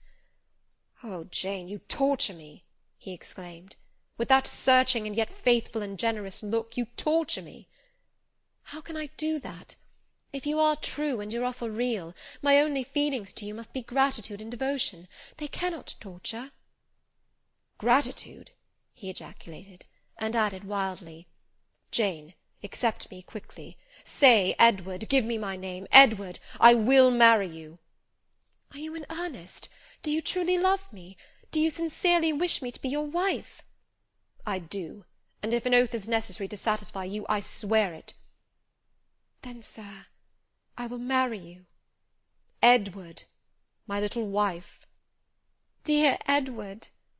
Come to me entirely now," said he, and added in his deepest tone, speaking in my ear as his cheek was laid on mine, "Make my happiness, I will make yours."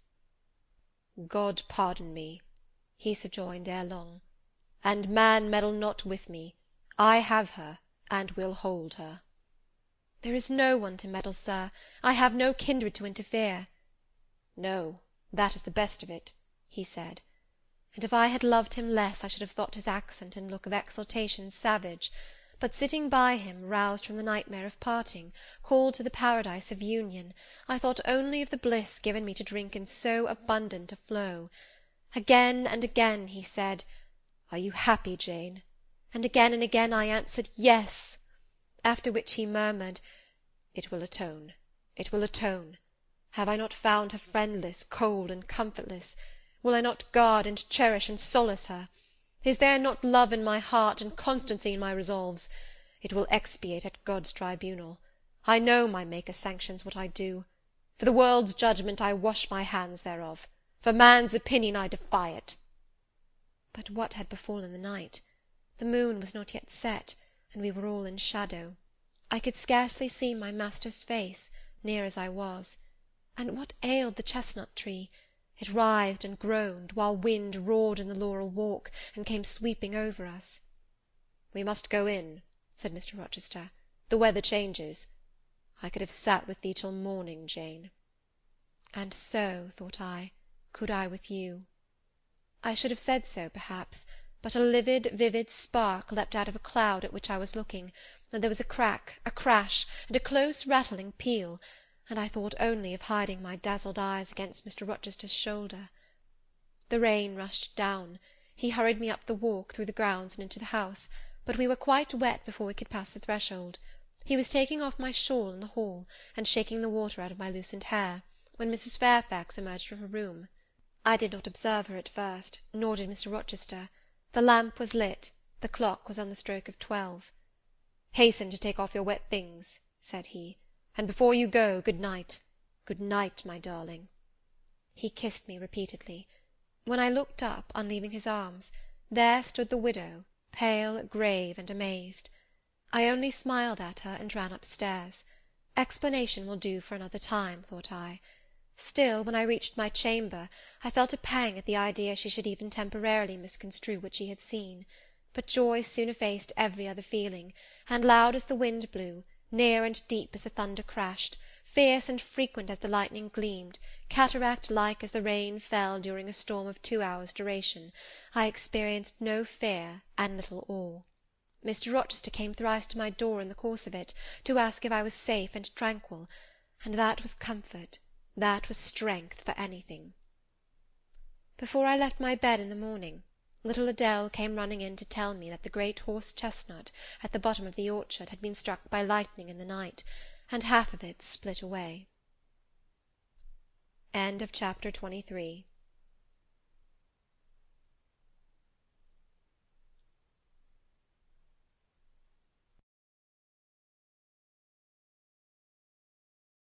Chapter 24. As I rose and dressed, I thought over what had happened, and wondered if it were a dream. I could not be certain of the reality till I had seen Mr. Rochester again, and heard him renew his words of love and promise. While arranging my hair, I looked at my face in the glass, and felt it was no longer plain. There was hope in its aspect, and life in its colour, and my eyes seemed as if they had beheld the fount of fruition, and borrowed beams from the lustrous ripple. I had often been unwilling to look at my master, because I feared he could not be pleased at my look, but I was sure I might lift my face to his now, and not cool his affection by its expression. I took a plain but clean and light summer dress from my drawer, and put it on. It seemed no attire had ever so well become me, because none had I ever worn in so blissful a mood. I was not surprised, when I ran down into the hall, to see that a brilliant June morning had succeeded to the tempest of the night, and to feel through the open glass door the breathing of a fresh and fragrant breeze. Nature must be gladsome when I was so happy.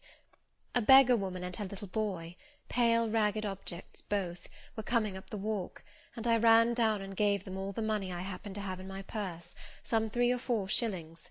Good or bad, they must partake of my jubilee. The rooks cawed and blither birds sang, but nothing was so merry or so musical as my own rejoicing heart. Mrs. Fairfax surprised me by looking out of the window with a sad countenance, and saying gravely, "Miss Eyre, will you come to breakfast?" During the meal she was quiet and cool, but I could not undeceive her then. I must wait for my master to give explanations, and so must she. I ate what I could, and then I hastened upstairs. I met Adele leaving the schoolroom. "Where are you going? It is time for lessons." "Mr. Rochester has sent me away to the nursery." "Where is he?" "In there," pointing to the apartment she had left, and I went in, and there he stood. "Come and bid me good morning," said he. I gladly advanced, and it was not merely a cold word now, or even a shake of the hand that I received, but an embrace and a kiss. It seemed natural, it seemed genial to be so well loved, so caressed by him. "Jane, you look blooming and smiling and pretty," said he, "truly pretty this morning. Is this my pale little elf? Is this my mustard seed? This little sunny-faced girl with the dimpled cheek and rosy lips, the satin-smooth hazel hair and the radiant hazel eyes?" I had green eyes, reader, but you must excuse the mistake. For him they were new-dyed, I suppose. "It is Jane Eyre, sir." "Soon to be Jane Rochester," he added. "In 4 weeks, Janet, not a day more, do you hear that?" I did, and I could not quite comprehend it. It made me giddy. The feeling, the announcement sent through me, was something stronger than was consistent with joy, something that smote and stunned. It was, I think, almost fear. "You blushed, and now you are white, Jane. What is that for?" "Because you gave me a new name, Jane Rochester, and it seems so strange." "Yes, Mrs. Rochester," said he, "young Mrs. Rochester, Fairfax Rochester's girl bride." "It can never be, sir. It does not sound likely. Human beings never enjoy complete happiness in this world. I was not born for a different destiny to the rest of my species. To imagine such a lot befalling me is a fairy tale, a day-dream." "Which I can and will realize. I shall begin to-day. This morning I wrote to my banker in London to send me certain jewels he has in his keeping, heirlooms for the ladies of Thornfield. In a day or 2 I hope to pour them into your lap, for every privilege, every attention shall be yours that I would accord a peer's daughter, if about to marry her." "Oh, sir, never rain jewels. I don't like to hear them spoken of. Jewels for Jane Eyre sounds unnatural and strange. I would rather not have them." "I will myself put the diamond chain round your neck and the circlet on your forehead, which it will become, for nature at least has stamped her patent of nobility on this brow, Jane, and I will clasp the bracelets on these fine wrists, and load these fairy-like fingers with rings." "No, no, sir. Think of other subjects, and speak of other things, and in another strain. Don't address me as if I were a beauty. I am your plain Quakerish governess." "You are a beauty in my eyes, and a beauty just after the desire of my heart, delicate and aerial." "Puny and insignificant, you mean. You are dreaming, sir, or you are sneering. For God's sake, don't be ironical." "I will make the world acknowledge you a beauty too," he went on, while I really became uneasy at the strain he had adopted, because I felt he was either deluding himself or trying to delude me. "I will attire my Jane in satin and lace, and she shall have roses in her hair, and I will cover the head I love best with a priceless veil." "And then you won't know me, sir, and I shall not be your Jane Eyre any longer, but an ape in a harlequin's jacket, a jay in borrowed plumes. I would as soon see you, Mr. Rochester, tricked out in stage trappings, as myself clad in a court lady's robe. And I don't call you handsome, sir, though I love you most dearly, far too dearly to flatter you. Don't flatter me." He pursued his theme, however, without noticing my deprecation.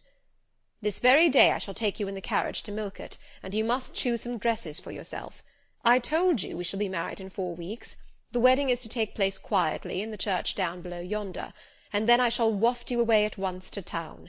After a brief stay there, I shall bear my treasure to regions nearer the sun, to French vineyards and Italian plains, and she shall see whatever is famous in old story and in modern record. She shall taste, too, of the life of cities, and she shall learn to value herself by just comparison with others." "Shall I travel, and with you, sir?" "You shall sojourn at Paris, Rome, and Naples, at Florence, Venice, and Vienna. All the ground I have wandered over shall be re-trodden by you. Wherever I have stamped my hoof, your sylph's foot shall step also.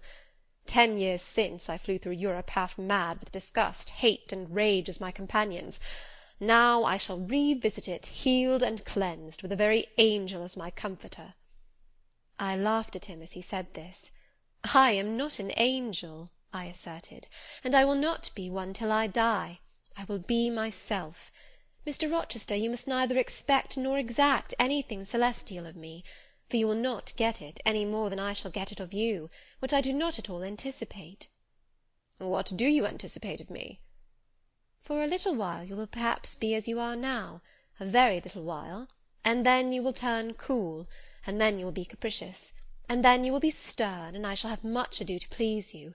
But when you get well used to me, you will perhaps like me again. Like me, I say, not love me. I suppose your love will effervesce in 6 months or less. I have observed in books written by men that period assigned as the farthest to which a husband's ardour extends. Yet, after all, as a friend and companion, I hope never to become quite distasteful to my dear master." "Distasteful! And like you again! I think I shall like you again, and yet again, and I will make you confess I do not only like, but love you, with truth, fervour, constancy." "Yet are you not capricious, sir?" "To women who please me only by their faces. I am the very devil when I find out they have neither souls nor hearts, when they open to me a perspective of flatness, triviality, and perhaps imbecility, coarseness, and ill temper. But to the clear eye and eloquent tongue, to the soul made of fire, and the character that bends but does not break, at once supple and stable, tractable and consistent, I am ever tender and true." "Had you ever experience of such a character, sir? Did you ever love such a one?" "I love it now." "But before me, if I, indeed, in any respect, come up to your difficult standard?" "I never met your likeness. Jane, you please me, and you master me. You seem to submit, and I like the sense of pliancy you impart, and while I am twining the soft silken skein round my finger, it sends a thrill up my arm to my heart. I am influenced, conquered, and the influence is sweeter than I can express, and the conquest I undergo has a witchery beyond any triumph I can win. Why do you smile, Jane? What does that inexplicable, that uncanny turn of countenance mean?" "I was thinking, sir, you will excuse the idea, it was involuntary, I was thinking of Hercules and Samson with their charmers." "You were, you little elfish—" "Hush, sir! You don't talk very wisely just now, any more than those gentlemen acted very wisely. However, had they been married, they would no doubt by their severity as husbands have made up for their softness as suitors, and so will you, I fear. I wonder how you will answer me a year hence, should I ask a favour it does not suit your convenience or pleasure to grant." "Ask me something now, Jane, the least thing. I desire to be entreated." "Indeed I will, sir. I have my petition all ready." "Speak. But if you look up and smile with that countenance, I shall swear concession before I know to what, and that will make a fool of me." "Not at all, sir. I only ask this. Don't send for the jewels, and don't crown me with roses. You might as well put a border of gold lace round that plain pocket-handkerchief you have there." I might as well gild refined gold. I know it. Your request is granted, then, for the time.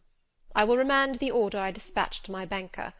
But you have not yet asked for anything. You have prayed a gift be withdrawn. Try again."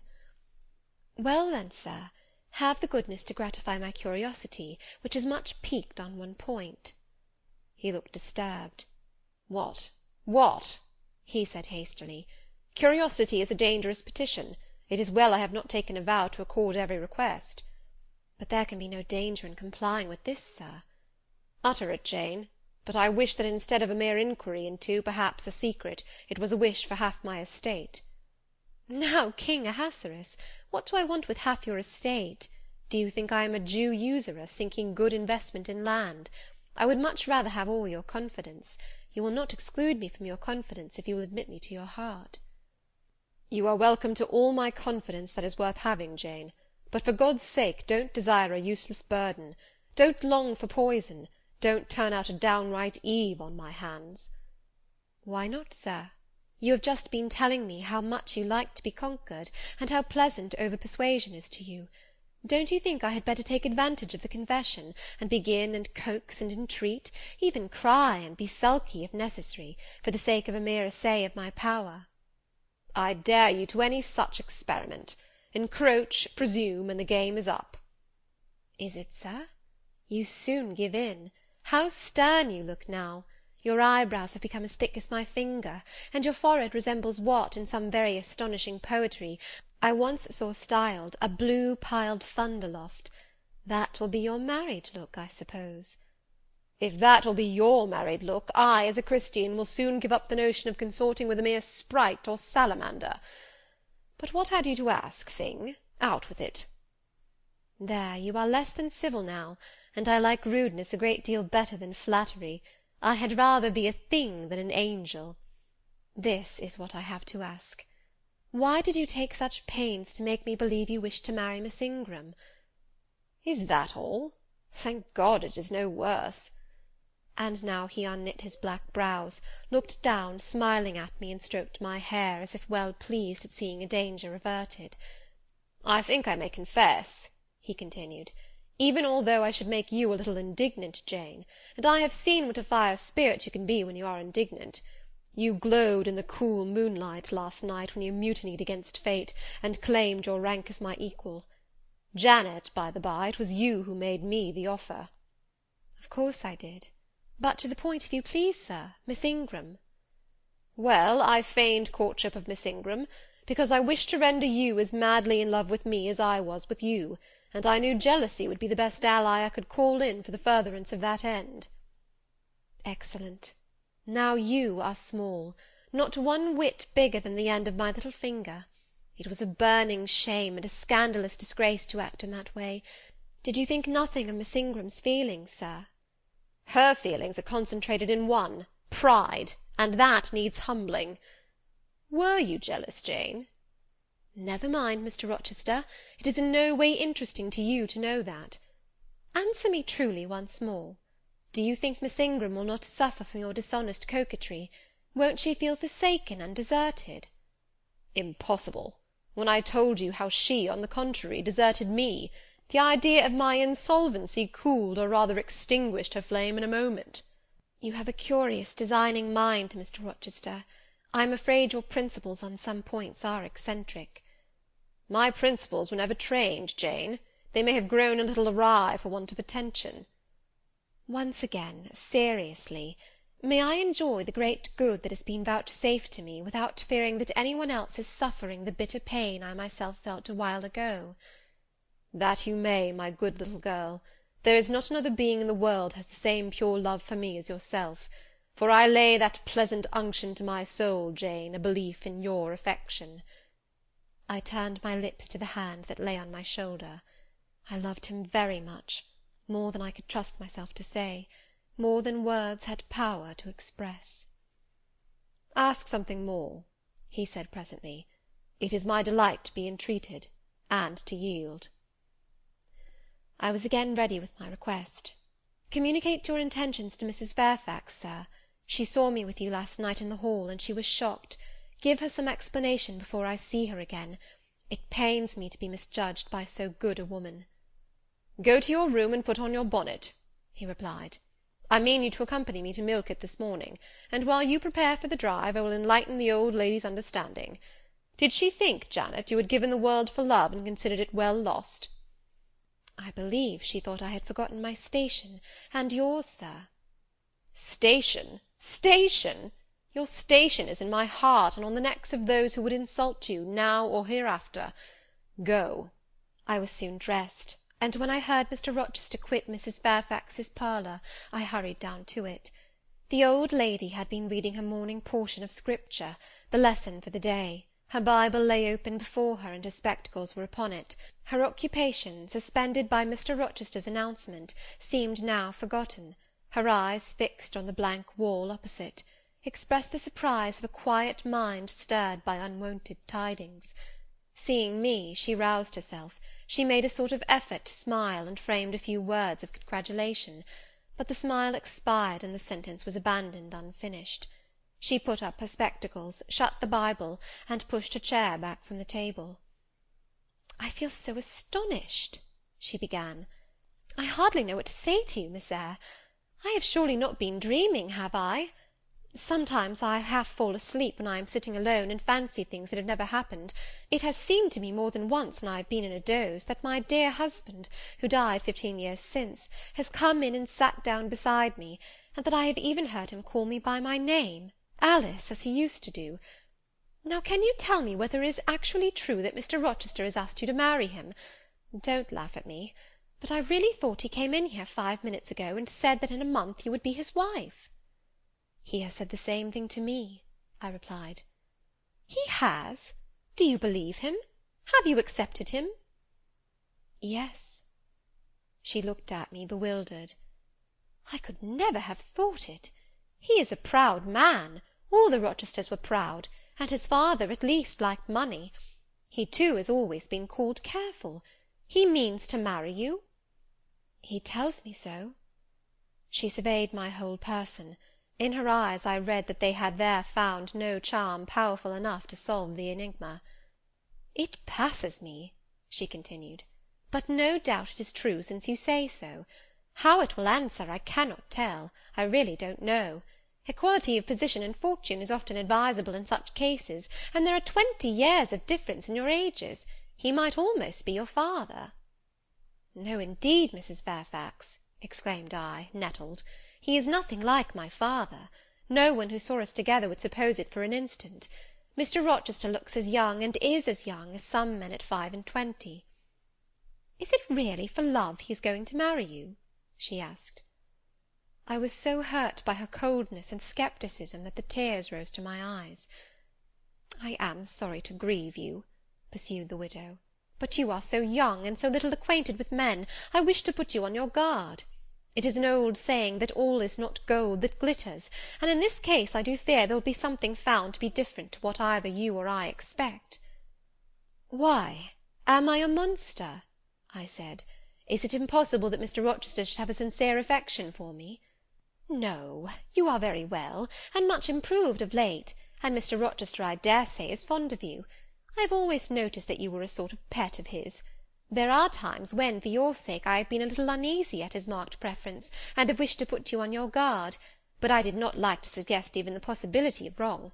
I knew such an idea would shock, perhaps offend you, and you were so discreet, and so thoroughly modest and sensible, I hoped you might be trusted to protect yourself.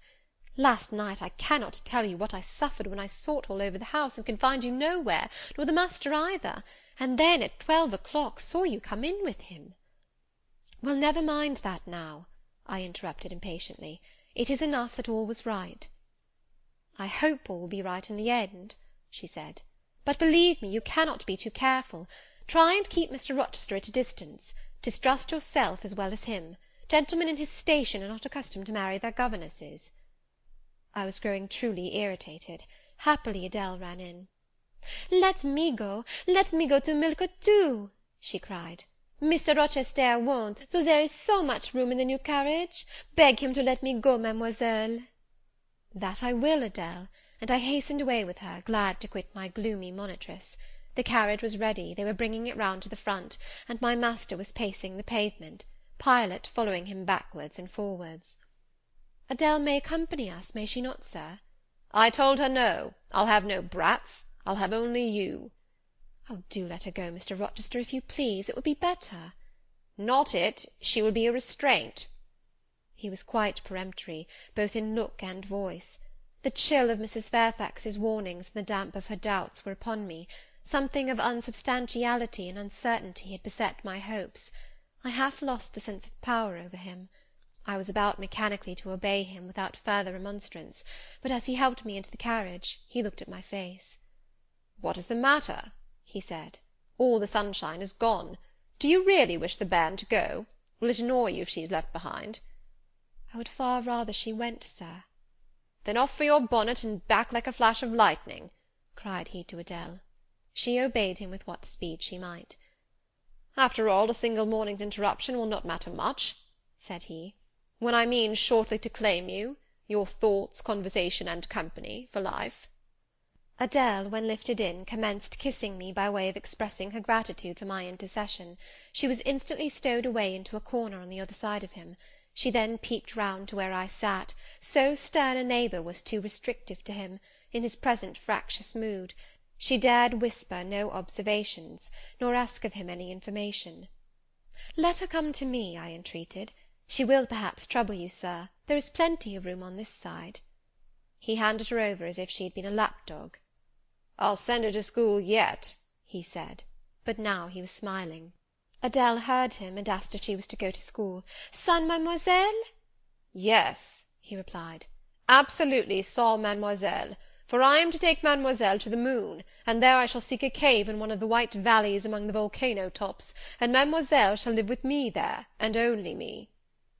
"She will have nothing to eat. You will starve her," observed Adele. "I shall gather manna for her morning and night. The plains and hillsides in the moon are bleached with manna, Adele." "She will want to warm herself. What will she do for a fire?" "Fire rises out of the lunar mountains. When she is cold, I'll carry her up to a peak, and lay her down on the edge of a crater."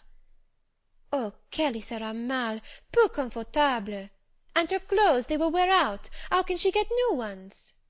Mr. Rochester professed to be puzzled. Said he. "What would you do, Adele? Cudgel your brains for an expedient.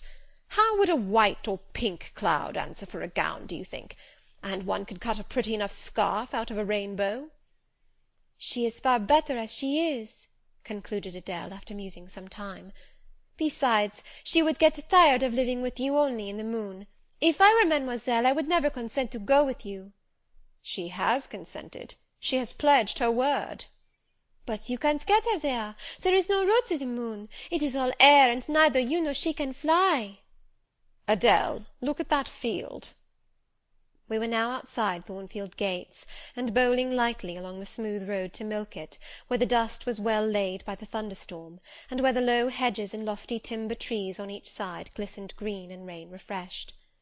"In that field, Adele, I was walking late one evening about a fortnight since, the evening of the day you helped me to make hay in the orchard meadows, and as I was tired with raking swaths, I sat down to rest me on a stile, and there I took out a little book and pencil, and began to write about a misfortune that befell me long ago, and a wish I had for happy days to come.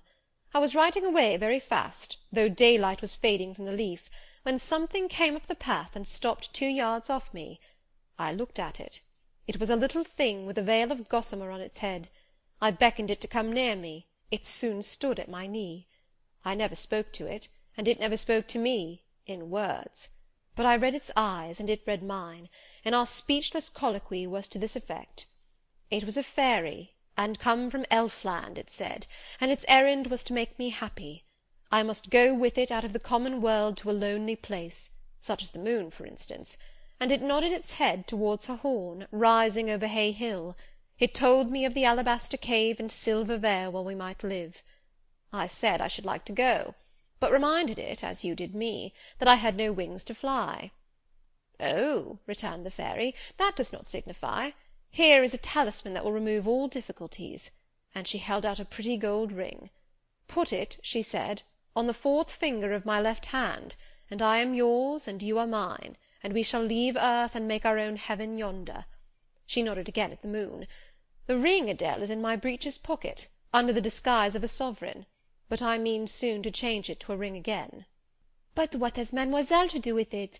I don't care for the fairy. You said it was mademoiselle you would take to the moon."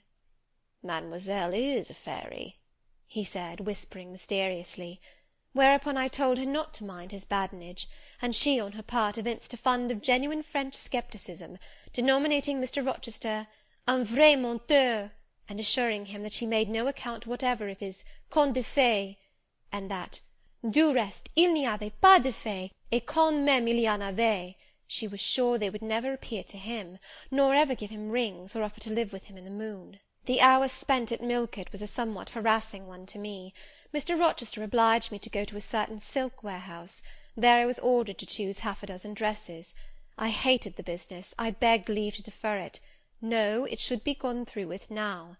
By dint of entreaties expressed in energetic whispers, I reduced the half dozen to 2. These, however, he vowed he would select himself. With anxiety I watched his eye rove over the gay stores. He fixed on a rich silk of the most brilliant amethyst dye, and a superb pink satin. I told him in a new series of whispers that he might as well buy me a gold gown and a silver bonnet at once. I should certainly never venture to wear his choice. With infinite difficulty, for he was stubborn as a stone, I persuaded him to make an exchange in favour of a sober black satin and a pearl grey silk. "It might pass for the present," he said, "but he would yet see me glittering like a parterre." Glad was I to get him out of the silk warehouse, and then out of a jeweller's shop. The more he bought me, the more my cheek burned with a sense of annoyance and degradation. As we re-entered the carriage, and I sat back feverish and fagged, I remembered what, in the hurry of events, dark and bright, I had wholly forgotten, the letter of my uncle, Jane Eyre, to Mrs. Reed, his intention to adopt me and make me his legatee. It would be a relief, indeed, I thought, if I had ever so small an independency. I can never bear being dressed like a doll by Mr. Rochester, or sitting like a second Danae with the golden shower falling daily round me. I will write to Madeira the moment I get home, and tell my uncle John I am going to be married, and to whom. If I had but a prospect of one day bringing Mr. Rochester an accession of fortune, I could better endure to be kept by him now. And somewhat relieved by this idea, which I failed not to execute that day, I ventured once more to meet my master's and lover's eye, which most pertinaciously sought mine, though I averted both face and gaze. He smiled, and I thought his smile was such as a sultan might, in a blissful and fond moment, bestow on a slave his gold and gems had enriched. I crushed his hand, which was ever hunting mine, vigorously, and thrust it back to him, red with the passionate pressure. "You need not look in that way," I said. "If you do, I'll wear nothing but my old low-wood frocks to the end of the chapter. I'll be married in this lilac gingham. You may make a dressing-gown for yourself out of the pearl-grey silk, and an infinite series of waistcoats out of the black satin." He chuckled. He rubbed his hands. "Oh, it is rich to see and hear her!" he exclaimed. "Is she original? Is she piquant? I would not exchange this one little English girl for the Grand Turk's whole seraglio, gazelle eyes, houri forms, and all." The Eastern allusion bit me again. "I'll not stand you an inch in the stead of a seraglio," I said, "so don't consider me an equivalent for one. If you have a fancy for anything in that line, away with you, sir, to the bazaars of Stamboul without delay, and lay out in extensive slave purchases some of that spare cash you seem at a loss to spend satisfactorily here." "And what will you do, Janet, while I am bargaining for so many tons of flesh, and such an assortment of black eyes?" "I'll be preparing myself to go out as a missionary to preach liberty to them that are enslaved, your harem inmates among the rest. I'll get admitted there, and I'll stir up mutiny, and you, three-tailed bashaw as you are, sir, shall in a trice find yourself fettered amongst our hands. Nor will I, for one, consent to cut your bonds till you have signed a charter, the most liberal that despot ever yet conferred." "I would consent to be at your mercy, Jane." "I would have no mercy, Mr. Rochester, if you supplicated for it with an eye like that. While you looked so, I should be certain that whatever charter you might grant under coercion, your first act, when released, would be to violate its conditions." "Why, Jane, what would you have? I fear you will compel me to go through a private marriage ceremony, besides that performed at the altar. You will stipulate, I see, for peculiar terms. What will they be?" I only want an easy mind, sir, not crushed by crowded obligations. Do you remember what you said of Céline Varenne, of the diamonds, the cashmeres you gave her? I will not be your English Céline Varenne. I shall continue to act as Adèle's governess. By that I shall earn my board and lodging, and £30 a year besides. I'll furnish my own wardrobe out of that money, and you shall give me nothing but— Well, but what? Your regard. And if I give you mine in return, that debt will be quit. Well, for cool native impudence and pure innate pride, you haven't your equal, said he. We were now approaching Thornfield. Will it please you to dine with me to-day? he asked as we entered the gates. No, thank you, sir. And what for, no thank you, if one may inquire? I never have dined with you, sir, and I see no reason why I should now, till— Till what? You delight in half-phrases. Till I can't help it. Do you suppose I eat like an ogre or a ghoul, that you dread of being the companion of my repast? I have formed no supposition on the subject, sir, but I want to go on as usual for another month. You will give up your governessing slavery at once. Indeed, begging your pardon, sir, I shall not. I shall just go on with it as usual. I shall keep out of your way all day, as I have been accustomed to do. You may send for me in the evening, when you feel disposed to see me, and I'll come then, but at no other time. I want a smoke, Jane, or a pinch of snuff, to comfort me under all this, pour me donner une contenance, as Adèle would say, and unfortunately I have neither my cigar-case nor my snuff-box. But listen, whisper. It is your time now, little tyrant, but it will be mine presently, and when once I have fairly seized you, to have and to hold, I'll just, figuratively speaking, attach you to a chain like this, touching his watch-guard. Yes, wee bonny thing, I'll wear you in my bosom, lest my jewel I should tine. He said this as he helped me to alight from the carriage, and while he afterwards lifted out Adèle, I entered the house, and made good my retreat upstairs. He duly summoned me to his presence in the evening. I had prepared an occupation for him, for I was determined not to spend the whole time in tête-à-tête conversation. I remembered his fine voice. I knew he liked to sing, good singers generally do. I was no vocalist myself, and in his fastidious judgment no musician either. But I delighted in listening when the performance was good. No sooner had twilight, that hour of romance, begun to lower her blue and starry banner over the lattice, than I rose, opened the piano, and entreated him for the love of heaven to give me a song. He said I was a capricious witch, and that he would rather sing another time, but I averred that no time was like the present. Did I like his voice? he asked. Very much. I was not fond of pampering that susceptible vanity of his, but for once, and from motives of expediency, I would e'en soothe and stimulate it. Then, Jane, you must play the accompaniment. Very well, sir, I will try. I did try, but was presently swept off the stool, and denominated a little bungler. Being pushed unceremoniously to one side, which was precisely what I wished, he usurped my place, and proceeded to accompany himself, for he could play as well as sing. I hied me to the window recess, and while I sat there and looked out at the still trees and dim lawn, to a sweet air was sung in mellow tones the following strain: The truest love that ever heart felt at its kindled core, did through each vein in quickened start the tide of being pour. Her coming was my hope each day, her parting was my pain, the chance that did her steps delay was ice in every vein. I dreamed it would be nameless bliss, as I loved to be, and to this object did I press, as blind as eagerly. But wide as pathless was the space that lay our lives between, and dangerous as the foamy race of ocean's surges green, and haunted as a robber path through wilderness or wood, for might and right and woe and wrath between our spirits stood. I dangers dared, I hindrance scorned, I omens did defy. Whatever menaced, harassed, warned, I passed impetuous by. On sped my rainbow, fast as light, I flew as in a dream, for glorious rose upon my sight that child of shower and gleam. Still bright on clouds of suffering dim shines that soft solemn joy, nor care I now how dense and grim disasters gather nigh. I care not in this moment sweet, though all I have rushed o'er should come on pinion strong and fleet, proclaiming vengeance sore. though haughty hate should strike me down, right bar reproach to me, and grinding might with furious frown swear endless enmity. My love has placed her little hand with noble faith in mine, and vowed that wedlock's sacred band our nature shall entwine. My love has sworn with sealing kiss, with me to live, to die. I have at last my nameless bliss, as I loved, loved am I. He rose and came towards me, and I saw his face all kindled, and his full falcon eye flashing, and tenderness and passion in every lineament. I quailed momentarily, and then I rallied. Soft scene, daring demonstration I would not have, and I stood in peril of both. A weapon of defence must be prepared. I wetted my tongue. As he reached me, I asked with asperity, whom he was going to marry now? That was a strange question to be put by his darling Jane.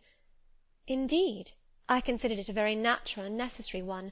He had talked of his future wife dying with him. What did he mean by such a pagan idea? I had no intention of dying with him, he might depend on that. Oh, all he longed, all he prayed for, was I might live with him. Death was not for such as I. Indeed it was. I had as good a right to die when my time came as he had, but I should bide that time, and not be hurried away in a suttee. Would I forgive him for the selfish idea, and prove my pardon by a reconciling kiss? No, I would rather be excused. Here I heard myself apostrophized as a hard little thing, and it was added, any other woman would have been melted to marrow at hearing such stanzas crooned in her praise. I assured him I was naturally hard, very flinty, and that he would often find me so, and that, moreover, I was determined to show him divers rugged points in my character, before the ensuing 4 weeks collapsed, he should know fully what sort of a bargain he had made, while there was yet time to rescind it. Would I be quiet and talk rationally? I would be quiet if he liked, and as to talking rationally, I flattered myself I was doing that now. He fretted, pished, and pshawed. Very good, thought I. You may fume and fidget as you please, but this is the best plan to pursue with you, I am sure. I like you more than I can say, but I'll not sink into a bathos of sentiment, and with this needle of repartee I'll keep you from the edge of the gulf too, and moreover maintain by its pungent aid that distance between you and myself most conducive to our real mutual advantage. From less to more I worked him up to considerable irritation. Then, after he had retired, in dudgeon, quite to the other end of the room, I got up, and saying, "I wish you good night, sir," in my natural and wonted respectful manner, I slipped out by the side door and got away. The system thus entered on, I pursued during the whole season of probation, and with the best success. He was kept, to be sure, rather cross and crusty, but on the whole I could see he was excellently entertained, and that a lamb-like submission and turtle-dove sensibility, while fostering his despotism more, would have pleased his judgment, satisfied his common sense, and even suited his taste less. In other people's presence I was, as formerly, deferential and quiet, any other line of conduct being uncalled for. It was only in the evening conferences I thus thwarted and afflicted him. He continued to send for me punctually the moment the clock struck 7, though when I appeared before him now, he had no such honeyed terms as love and darling on his lips. The best words at my service were provoking puppet, malicious elf, sprite, changeling, etc. For caresses, too, I now got grimaces; for a pressure of the hand, a pinch on the arm; for a kiss on the cheek, a severe tweak of the ear. It was all right. At present I decidedly preferred these fierce favours to anything more tender. Mrs. Fairfax, I saw, approved me. Her anxiety on my account vanished, therefore I was certain I did well. Meantime Mr. Rochester affirmed I was wearing him to skin and bone, and threatened awful vengeance for my present conduct at some period fast coming. I laughed in my sleeve at his menaces. I can keep you in reasonable check now, I reflected, and I don't doubt to be able to do it hereafter. If one expedient loses its virtue, another must be devised. Yet, after all, my task was not an easy one. Often I would rather have pleased than teased him. My future husband was becoming to me my whole world, and more than the world, almost my hope of heaven.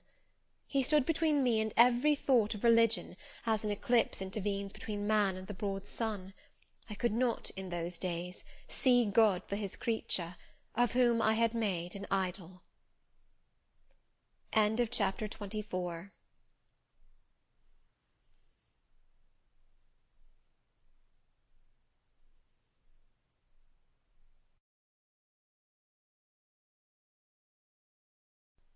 Chapter 25. The month of courtship had wasted. Its very last hours were being numbered. There was no putting off the day that advanced, the bridal day, and all preparations for its arrival were complete. I, at least, had nothing more to do. There were my trunks, packed, locked, corded, ranged in a row along the wall of my little chamber. To-morrow at this time they would be far on their road to London, and so should I, or rather not I, but one Jane Rochester, a person whom as yet I knew not. The cards of address alone remained to nail on. They lay, 4 little squares, in the drawer. Mr. Rochester had himself written the direction, Mrs. Rochester, Hotel, London, on each. I could not persuade myself to affix them, or to have them affixed. Mrs. Rochester! She did not exist. She would not be born till to-morrow, some time after 8 o'clock a.m., and I would wait to be assured she had come into the world alive before I assigned to her all that property. It was enough that in yonder closet, opposite my dressing-table, garments said to be hers had already displaced my black stuff Lowood frock and straw bonnet, for not to me appertained that suit of wedding raiment, the pearl-coloured robe, the vapoury veil pendant from the usurped portmanteau. I shut the closet to conceal the strange wraith-like apparel it contained, which at this evening hour, 9 o'clock, gave out certainly a most ghostly shimmer through the shadow of my apartment. "I will leave you by yourself, white dream," I said. "I am feverish. I hear the wind blowing. I will go out of doors and feel it." It was not only the hurry of preparation that made me feverish, not only in the anticipation of the great change, the new life which was to commence to-morrow. Both these circumstances had their share, doubtless, in producing that restless, excited mood which hurried me forth at this late hour into the darkening grounds, but a third cause influenced my mind more than they. I had at heart a strange and anxious thought. Something had happened which I could not comprehend. No one knew of or had seen the event but myself. It had taken place the preceding night. Mr. Rochester that night was absent from home, nor was he yet returned.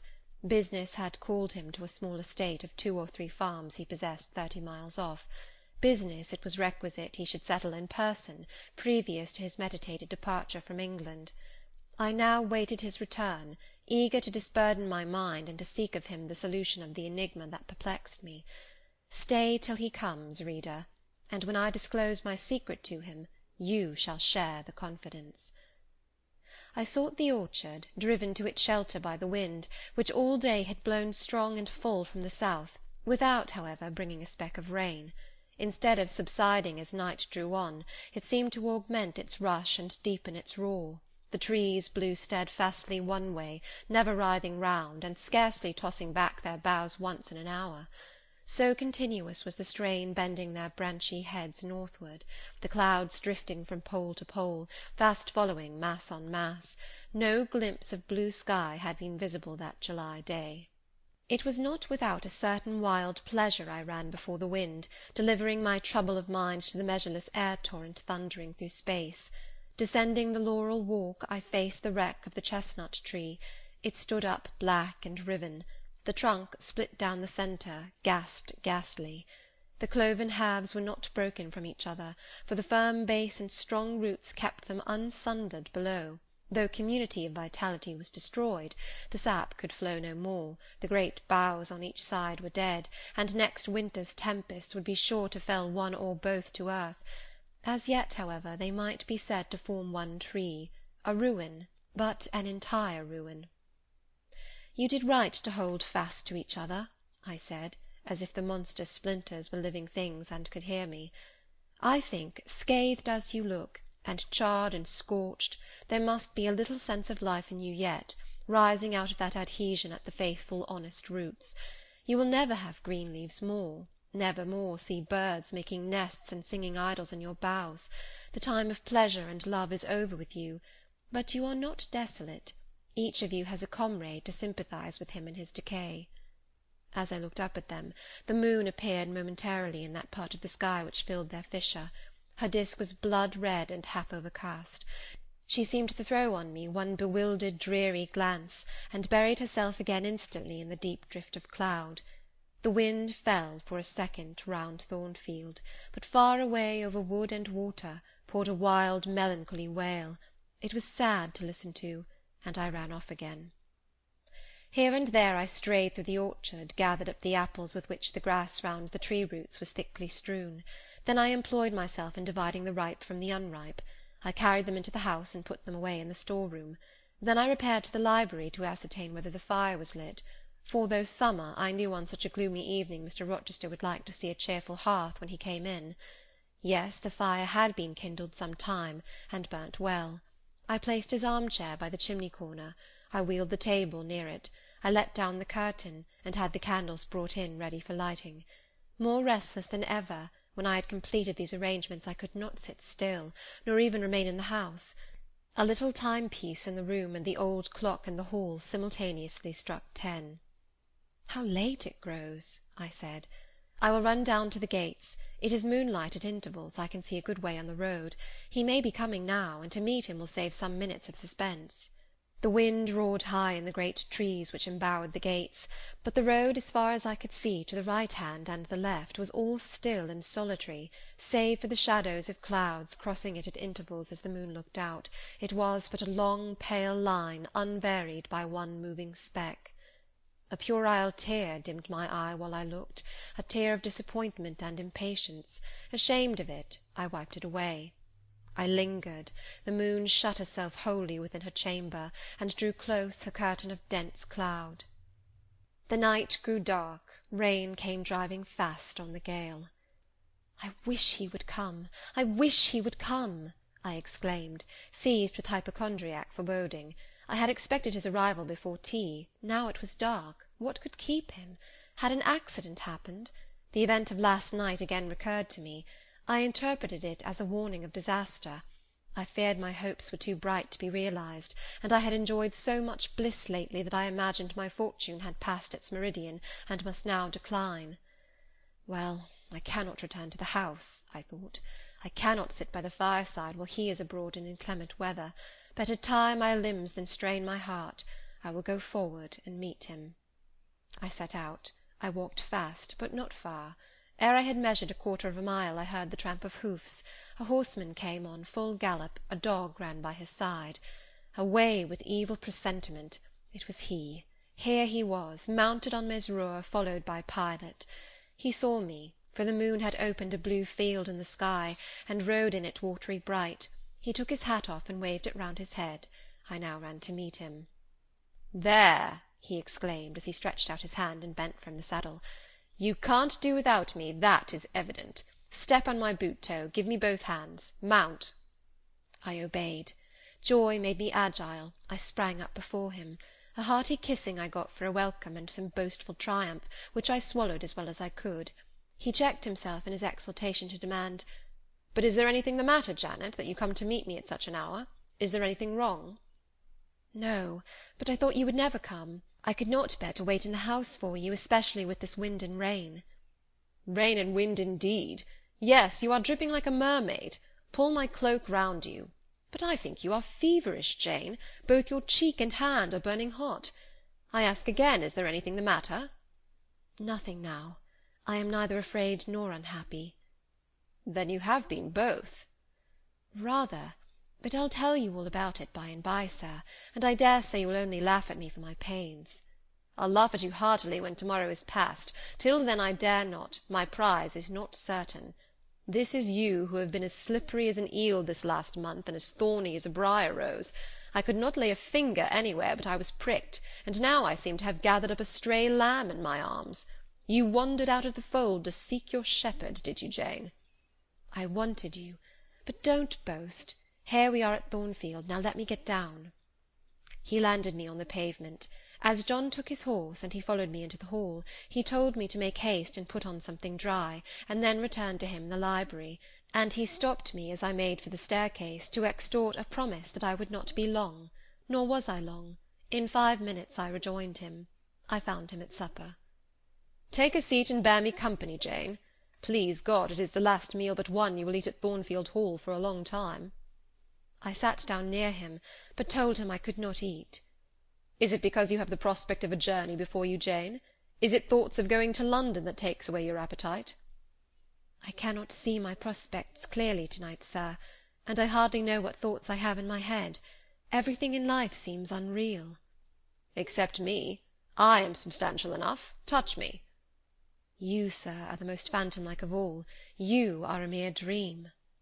He held out his hand, laughing. "Is that a dream?" said he, placing it close to my eyes. He had a rounded, muscular, and vigorous hand, as well as a long, strong arm.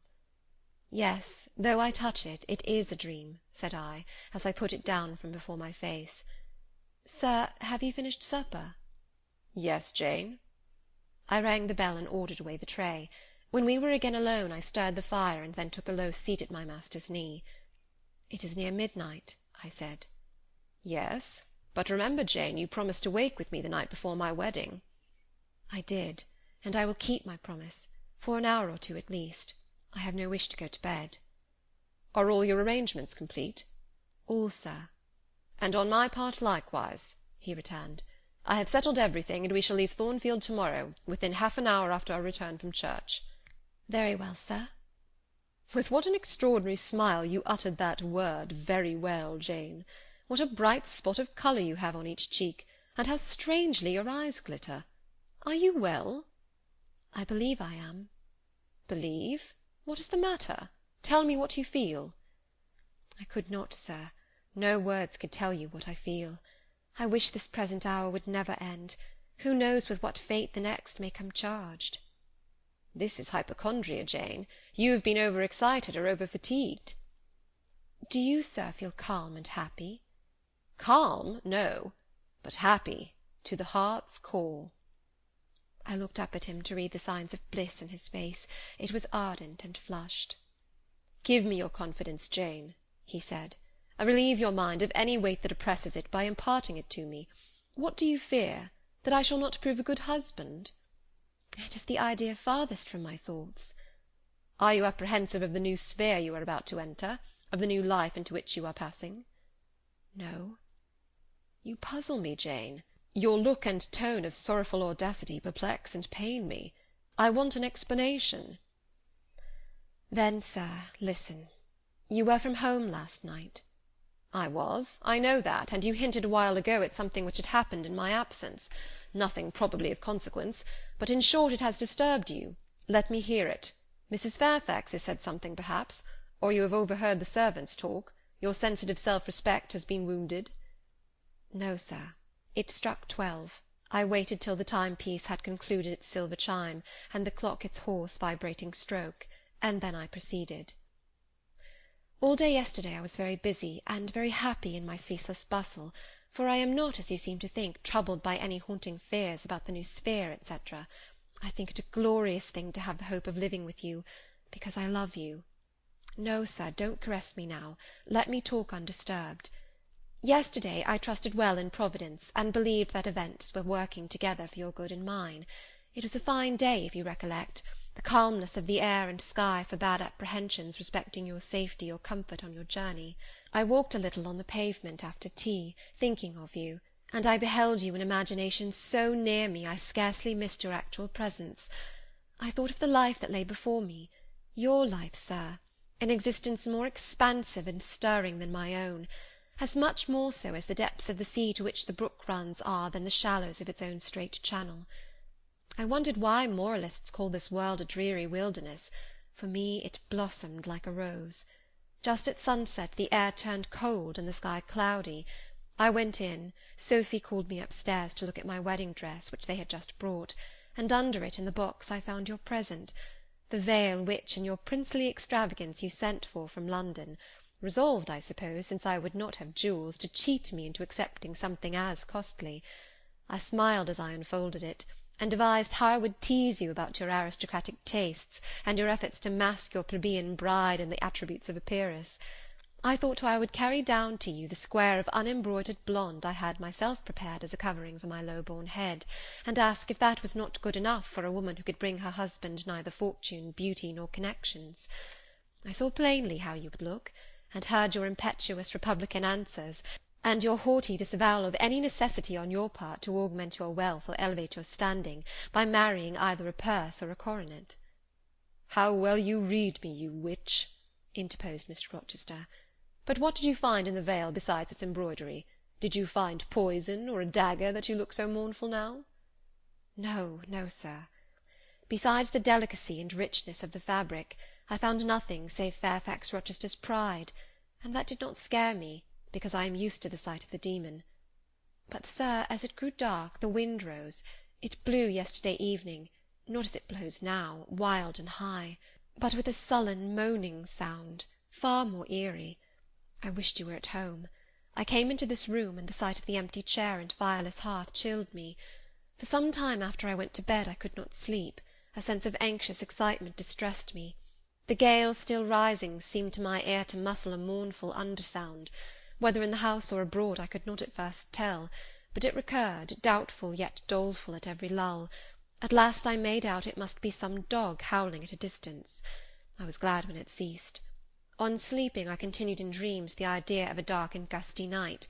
I continued also the wish to be with you, and experienced a strange, regretful consciousness of some barrier dividing us. During all my first sleep I was following the windings of an unknown road. Total obscurity environed me. Rain pelted me. I was burdened with the charge of a little child, a very small creature, too young and feeble to walk, and which shivered in my cold arms, and wailed piteously in my ear. I thought, sir, that you were on the road a long way before me, and I strained every nerve to overtake you, and made effort on effort to utter your name and entreat you to stop, but my movements were fettered, and my voice still died away inarticulate, while you, I felt, withdrew farther and farther every moment. And those dreams weigh on your spirits now, Jane, when I am close to you? Little nervous subject! Forget visionary woe, and think only of real happiness. You say you love me, Janet? Yes, I will not forget that, and you cannot deny it. Those words did not die inarticulate on your lips. I heard them clear and soft, a thought too solemn perhaps, but sweet as music. I think it is a glorious thing to have the hope of living with you, Edward, because I love you. Do you love me, Jane? Repeat it. I do, sir, I do, with my whole heart. Well, he said, after some minutes' silence, it is strange, but that sentence has penetrated my breast painfully. Why? I think because you said it with such an earnest religious energy, and because your upward gaze at me now is the very sublime of faith, truth, and devotion. It is too much as if some spirit were near me. Look wicked, Jane, as you know well how to look. Coin one of your wild, shy, provoking smiles. Tell me you hate me. Tease me, vex me, do anything but move me. I would rather be incensed than saddened. I will tease you and vex you to your heart's content when I have finished my tale, but hear me to the end. I thought, Jane, you had told me all. I thought I had found the source of your melancholy in a dream. I shook my head. What? Is there more? But I will not believe it to be anything important. I warn you of incredulity beforehand. Go on. The disquietude of his air, the somewhat apprehensive impatience of his manner, surprised me, but I proceeded. I dreamt another dream, sir. That Thornfield Hall was a dreary ruin, the retreat of bats and owls. I thought that of all the stately front nothing remained but a shell-like wall, very high and very fragile-looking. I wandered, on a moonlit night, through the grass-grown enclosure within. Here I stumbled over a marble hearth, and there over a fallen fragment of cornice. Wrapped up in a shawl, I still carried the unknown little child. I might not lay it down anywhere, however tired my arms, however much its weight impeded my progress, I must retain it. I heard the gallop of a horse at a distance on the road. I was sure it was you, and you were departing for many years, and for a distant country. I climbed the thin wall with frantic, perilous haste, eager to catch one glimpse of you from the top. The stones rolled from under my feet, the ivy branches I grasped gave way, the child clung round my neck in terror, and almost strangled me. At last I gained the summit. I saw you like a speck on a white track, lessening every moment. The blast blew so strong I could not stand. I sat down on the narrow ledge. I hushed the scared infant in my lap. You turned an angle of the road. I bent forward to take a last look. The wall crumbled. I was shaken. The child rolled from my knee. I lost my balance, fell, and woke. Now, Jane, that is all? All the preface, sir. The tale is yet to come. On waking, a gleam dazzled my eyes. I thought, "Oh, it is daylight." But I was mistaken. It was only candlelight. Sophie, I supposed, had come in.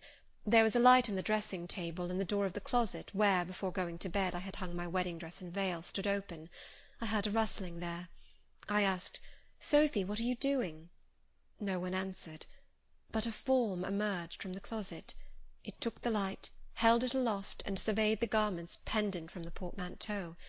"Sophie! Sophie!" I again cried, and still it was silent.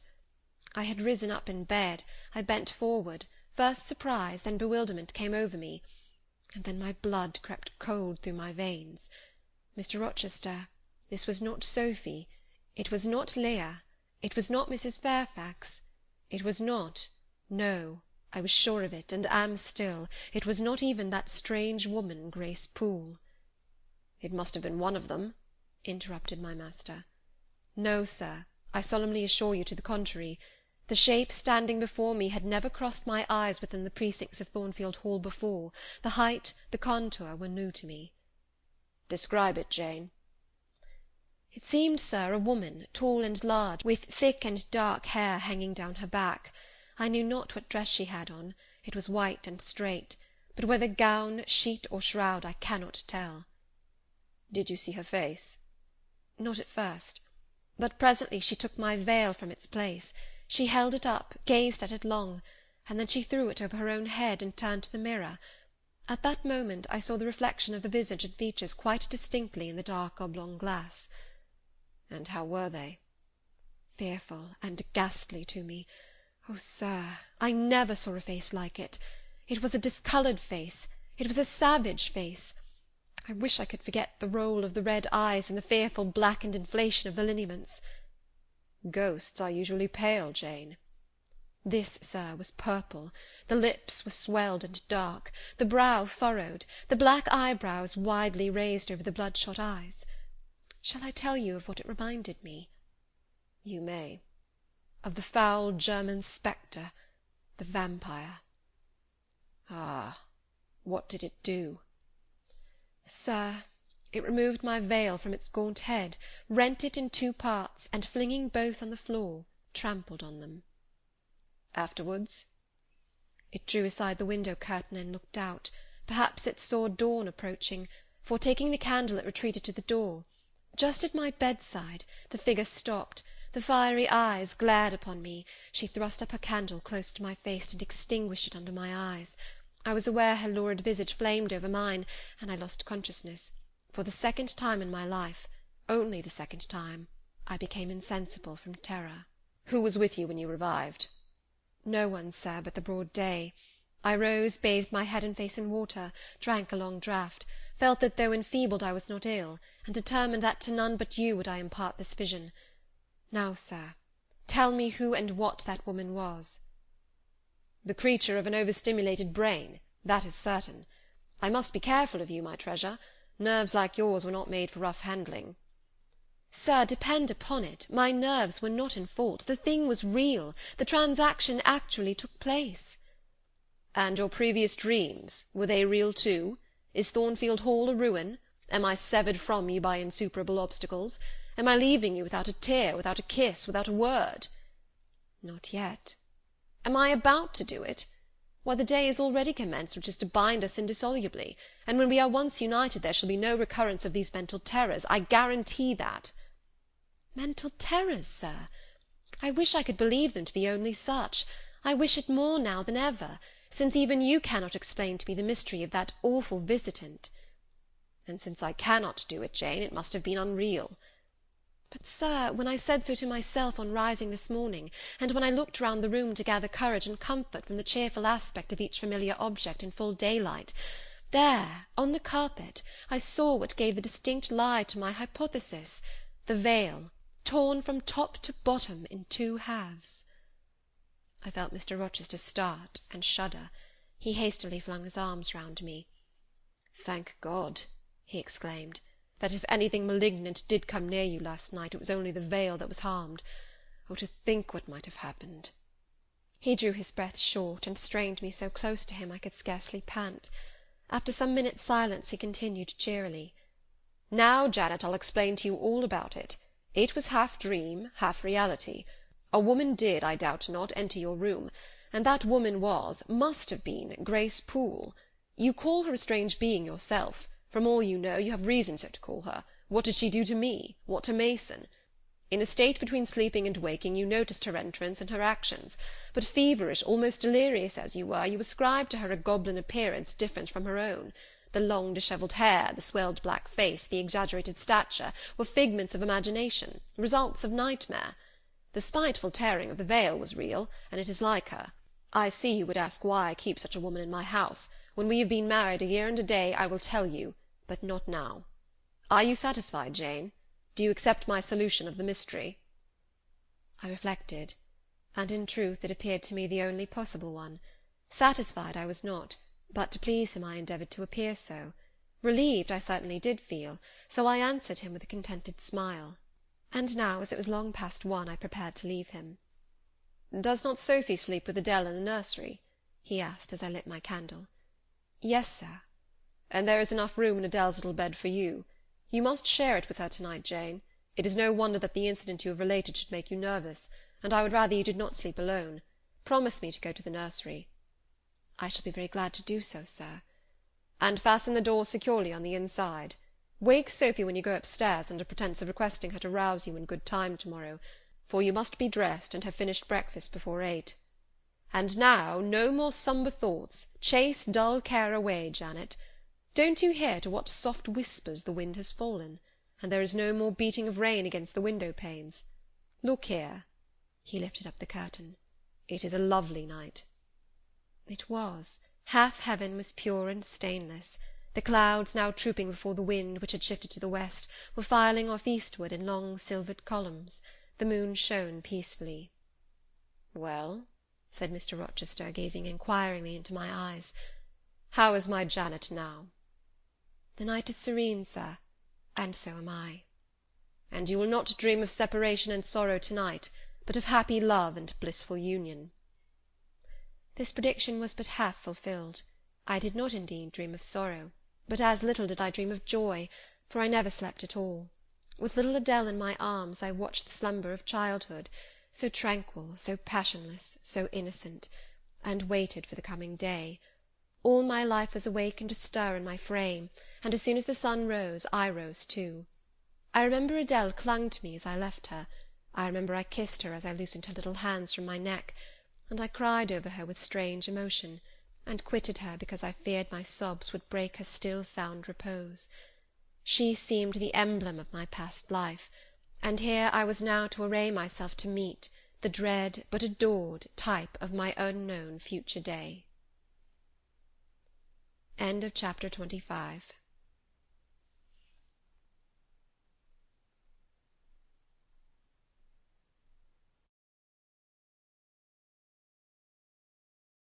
Chapter 26. Sophy came at 7 to dress me. She was very long indeed in accomplishing her task, so long that Mr. Rochester, grown, I suppose, impatient of my delay, sent up to ask why I did not come. She was just fastening my veil, the plain square of blonde after all, to my hair with a brooch. I hurried from under her hands as soon as I could. "Stop!" she cried in French. "Look at yourself in the mirror. You have not taken one peep." So I turned at the door. I saw a robed and veiled figure, so unlike my usual self that it seemed almost the image of a stranger. "Jane!" called a voice, and I hastened down. I was received at the foot of the stairs by Mr. Rochester. "Lingerer," he said, "my brain is on fire with impatience, and you tarry so long." He took me into the dining-room, surveyed me keenly all over, pronounced me "fair as a lily, and not only the pride of his life, but the desire of his eyes," and then telling me he would give me but 10 minutes to eat some breakfast, he rang the bell. One of his lately hired servants, a footman, answered it. "Is John getting the carriage ready?" "Yes, sir." "Is the luggage brought down?" "They are bringing it down, sir." "Go you to the church, see if Mr. Wood," the clergyman, "and the clerk are there. Return and tell me." The church, as the reader knows, was but just beyond the gates. The footman soon returned. "Mr. Wood is in the vestry, sir, putting on his surplice." "And the carriage?" The horses are harnessing. We shall not want it to go to church, but it must be ready the moment we return, all the boxes and luggage arranged and strapped on, and the coachman in his seat. Yes, sir. Jane, are you ready? I rose. There were no groomsmen, no bridesmaids, no relatives to wait for or marshal, none but Mr. Rochester and I. Mrs. Fairfax stood in the hall as we passed. I would fain have spoken to her, but my hand was held by a grasp of iron. I was hurried along by a stride I could hardly follow, and to look at Mr. Rochester's face was to feel that not a second of delay would be tolerated for any purpose. I wonder what other bridegroom ever looked as he did, so bent up to a purpose, so grimly resolute, or who, under such steadfast brows, ever revealed such flaming and flashing eyes. I know not whether the day was fair or foul. In descending the drive, I gazed neither on sky nor earth. My heart was with my eyes, and both seemed migrated into Mr. Rochester's frame. I wanted to see the invisible thing on which, as we went along, he appeared to fasten a glance fierce and fell. I wanted to feel the thoughts whose force he seemed breasting and resisting. At the churchyard wicket he stopped. He discovered I was quite out of breath. "Am I cruel in my love?" he said. "Delay an instant. Lean on me, Jane." And now I can recall the picture of the old grey house of God rising calm before me, of a rook wheeling round the steeple, of a ruddy morning sky beyond.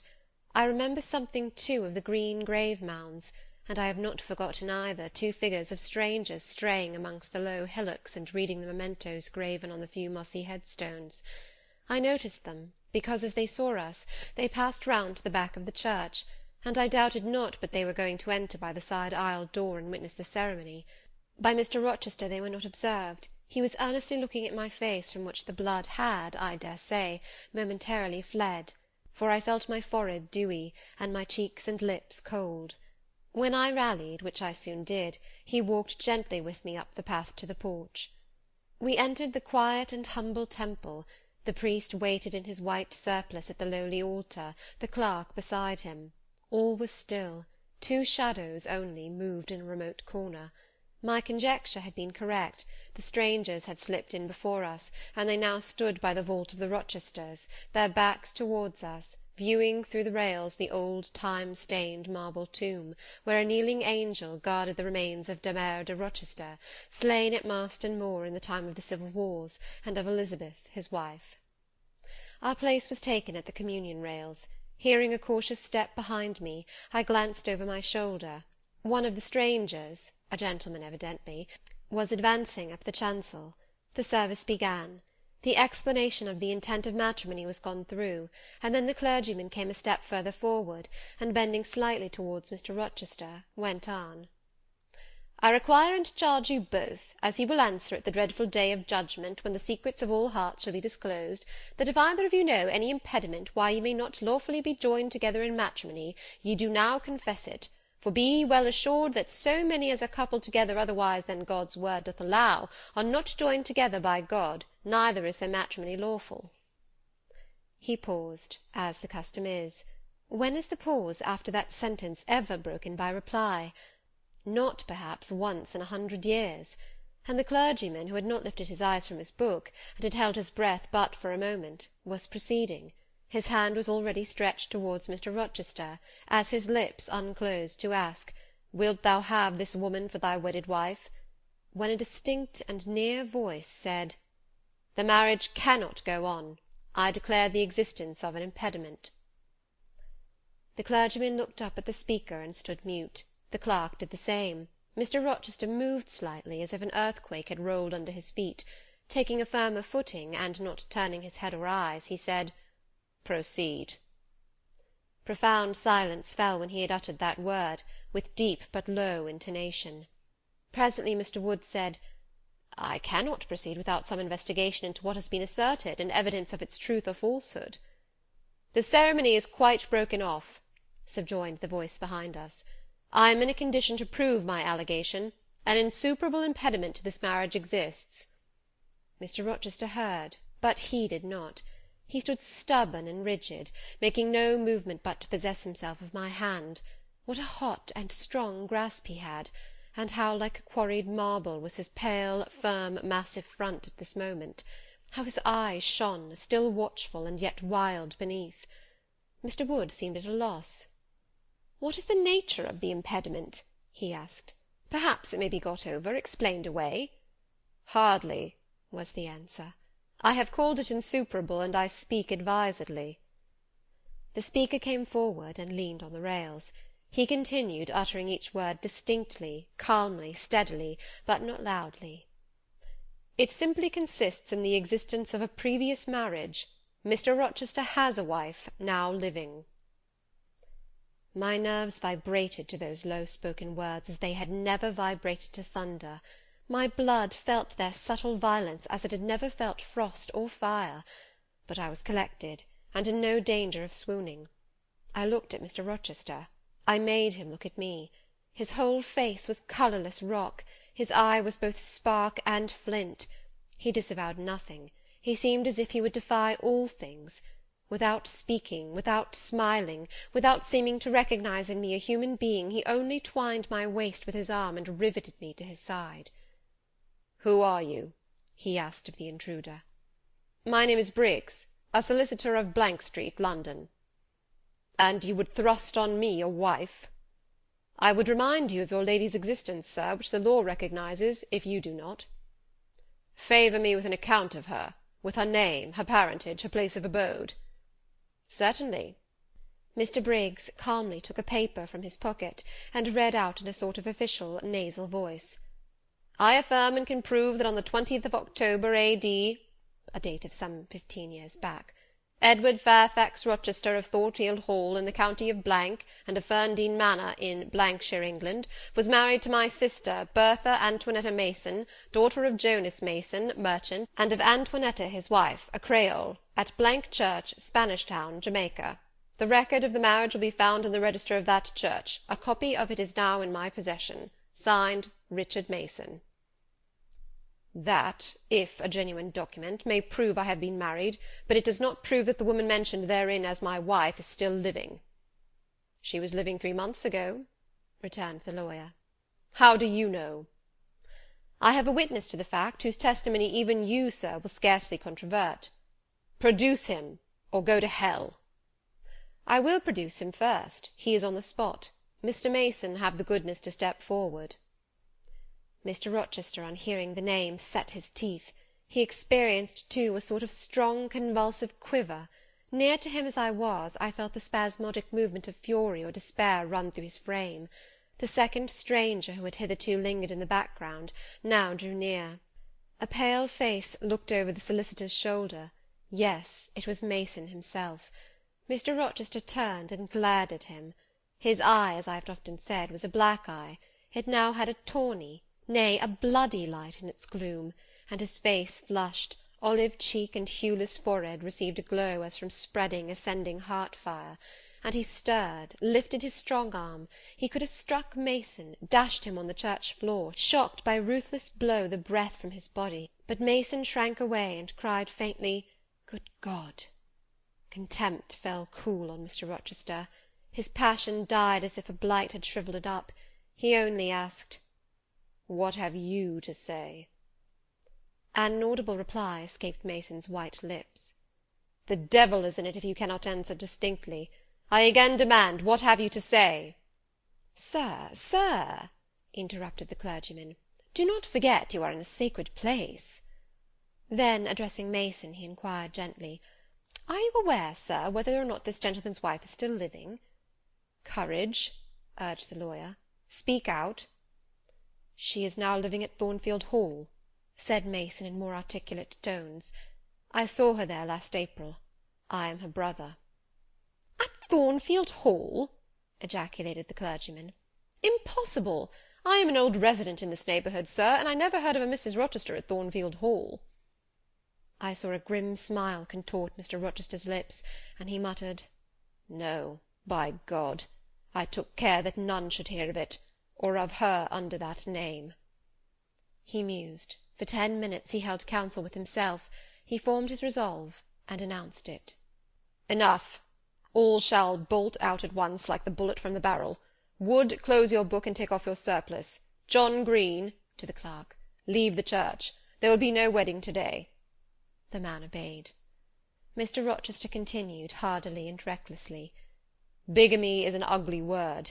I meant, however, to be a bigamist, but fate has outmanoeuvred me, or Providence has checked me, perhaps the last. I am little better than a devil at this moment, and, as my pastor there would tell me, deserve no doubt the sternest judgments of God, even to the quenchless fire and deathless worm. Gentlemen, my plan is broken up. What this lawyer and his client say is true. I have been married, and the woman to whom I was married lives. You say you have never heard of a Mrs. Rochester at the house up yonder wood, but I dare say you have many a time inclined your ear to gossip about the mysterious lunatic kept under watch and ward. Some have whispered to you that she is my bastard half-sister, some my cast-off mistress. I now inform you that she is my wife, whom I married 15 years ago, Bertha Mason by name, sister of this resolute personage, who is now, with his quivering limbs and white cheeks, showing you what a stout heart men may bear. Cheer up, Dick. Never fear me. I'd almost as soon strike a woman as you. Bertha Mason is mad, and she came of a mad family, idiots and maniacs through 3 generations. Her mother, the Creole, was both a madwoman and a drunkard, as I found out after I had wed the daughter, for they were silent on family secrets before. Bertha, like a dutiful child, copied her parent in both points. I had a charming partner, pure, wise, modest. You can fancy I was a happy man. I went through rich scenes. Oh, my experience has been heavenly, if you only knew it. But I owe you no further explanation. Briggs, Wood, Mason, I invite you all to come up to the house and visit Mrs. Poole's patient and my wife. You shall see what sort of a being I was cheated into espousing, and judge whether or not I had a right to break the compact, and seek sympathy with something at least human. This girl," he continued, looking at me, "knew no more than you would of the disgusting secret. She thought all was fair and legal, and never dreamt she was going to be entrapped into a feigned union with a defrauded wretch, already bound to a bad, mad, and embruted partner. Come, all of you, follow." Still holding me fast, he left the church. The 3 gentlemen came after. At the front door of the hall we found the carriage. "Take it back to the coach-house, John," said Mr. Rochester coolly. "It will not be wanted to-day." At our entrance, Mrs. Fairfax, Adele, Sophie, Leah, advanced to meet and greet us. "To the right about, every soul!" cried the master. "Away with your congratulations! Who wants them? Not I. They are 15 years too late." He passed on and ascended the stairs, still holding my hand, and still beckoning the gentlemen to follow him, which they did. We mounted the first staircase, passed up the gallery, proceeded to the 3rd story. The low black door, opened by Mr. Rochester's master key, admitted us into the tapestried room, with its great bed and its pictorial cabinet. "You know this place, Mason?" said our guide. "She bit and stabbed you here." He lifted the hangings from the wall, uncovering the 2nd door. This, too, he opened. In a room without a window there burnt a fire guarded by a high and strong fender, and a lamp suspended from the ceiling by a chain. Grace Poole bent over the fire, apparently cooking something in a saucepan. In the deep shade at the farther end of the room, a figure ran backwards and forwards. What it was, whether beast or human being, one could not at first sight tell. It grovelled seemingly on all fours. It snatched and growled like some strange wild animal, but it was covered with clothing, and a quantity of dark grizzled hair, wild as a mane, hid its head and face. "Good morrow, Mrs. Poole," said Mr. Rochester. "How are you, and how is your charge to-day?" "We're tolerable, sir, I thank you," replied Grace, lifting the boiling mess carefully on to the hob. "Rather snappish, but not rageous." A fierce cry seemed to give the lie to her favourable report. The clothed hyena rose up, and stood tall on its hind feet. "Ah, sir, she sees you," exclaimed Grace. "You'd better not stay." "Only a few moments, Grace. You must allow me a few moments." "Take care, then, sir. For God's sake, take care." The maniac bellowed. She parted her shaggy locks from her visage, and gazed wildly at her visitors. I recognised well that purple face, those bloated features. Mrs. Poole advanced. "Keep out of the way," said Mr. Rochester, thrusting her aside. "She has no knife now, I suppose, and I'm on my guard." "One never knows what she has, sir. She is so cunning, it is not in mortal discretion to fathom her craft." "We had better leave her," whispered Mason. "Go to the devil," was his brother-in-law's recommendation. "Where?" cried Grace. The three gentlemen retreated simultaneously. Mr. Rochester flung me behind him. The lunatic sprang and grappled his throat viciously, and laid her teeth to his cheek. They struggled. She was a big woman, in stature almost equalling her husband, and corpulent besides. She showed virile force in the contest. More than once she almost throttled him, athletic as he was. He could have settled her with a well-planted blow, but he would not strike. He would only wrestle. At last he mastered her arms. Grace Poole gave him a cord, and he pinioned them behind her. With more rope, which was at hand, he bound her to a chair.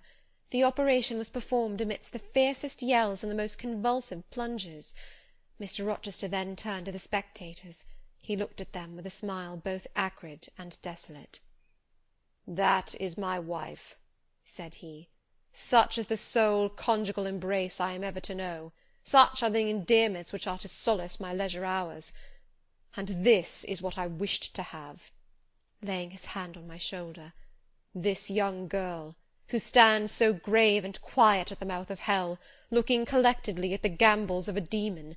I wanted her just as a change after that fierce ragout. Wood and Briggs, look at the difference. Compare these clear eyes with the red balls yonder, this face with that mask, this form with that bulk. Then judge me, priest of the gospel and man of the law, and remember, with what judgment ye judge, ye shall be judged. Off with you now. I must shut up my prize." We all withdrew. Mr. Rochester stayed a moment behind us to give some further order to Grace Poole. The solicitor addressed me as he descended the stair. "You, madam," said he, "are cleared from all blame. Your uncle will be glad to hear it, if indeed he should be still living, when Mr. Mason returns to Madeira." "My uncle? What of him? Do you know him?" "Mr. Mason does. Mr. Eyre has been the functional correspondent of his house for some years. When your uncle received your letter intimating the contemplated union between yourself and Mr. Rochester, Mr. Mason, who was staying at Madeira to recruit his health, on his way back to Jamaica, happened to be with him. Mr. Eyre mentioned the intelligence, for he knew that my client here was acquainted with a gentleman of the name of Rochester. Mr. Mason, astonished and distressed, as you may suppose, revealed the real state of matters. Your uncle, I am sorry to say, is now on a sick bed, from which, considering the nature of his disease, decline, and the stage it has reached, it is unlikely he will ever rise. He could not then hasten to England himself, to extricate you from the snare into which you had fallen, but he implored Mr. Mason to lose no time in taking steps to prevent the false marriage. He referred him to me for assistance. I used all dispatch, and am thankful I was not too late, as you, doubtless, must be also. Were I not morally certain that your uncle would be dead ere you reach Madeira, I would advise you to accompany Mr. Mason back, but as it is, I think you had better remain in England till you can hear further, either from or of Mr. Eyre. Have we anything else to stay for?" he inquired of Mr. Mason.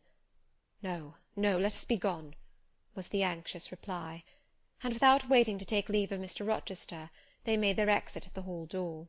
The clergyman stayed to exchange a few sentences, either of admonition or reproof, with his haughty parishioner.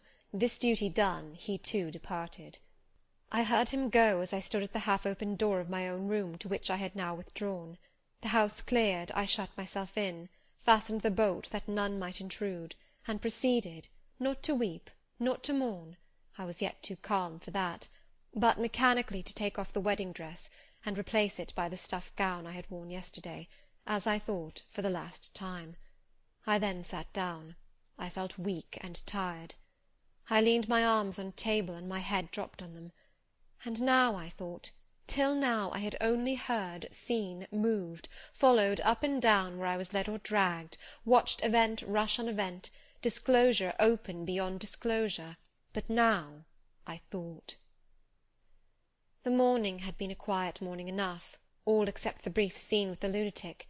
The transaction in the church had not been noisy. There was no explosion of passion, no loud altercation, no dispute, no defiance or challenge, no tears, no sobs. A few words had been spoken, a calmly pronounced objection to the marriage made, some stern, short questions put by Mr. Rochester, answers, explanations given, evidence adduced, an open admission of the truth had been uttered by my master. Then the living proof had been seen, the intruders were gone, and all was over. I was in my own room as usual, just myself, without obvious change.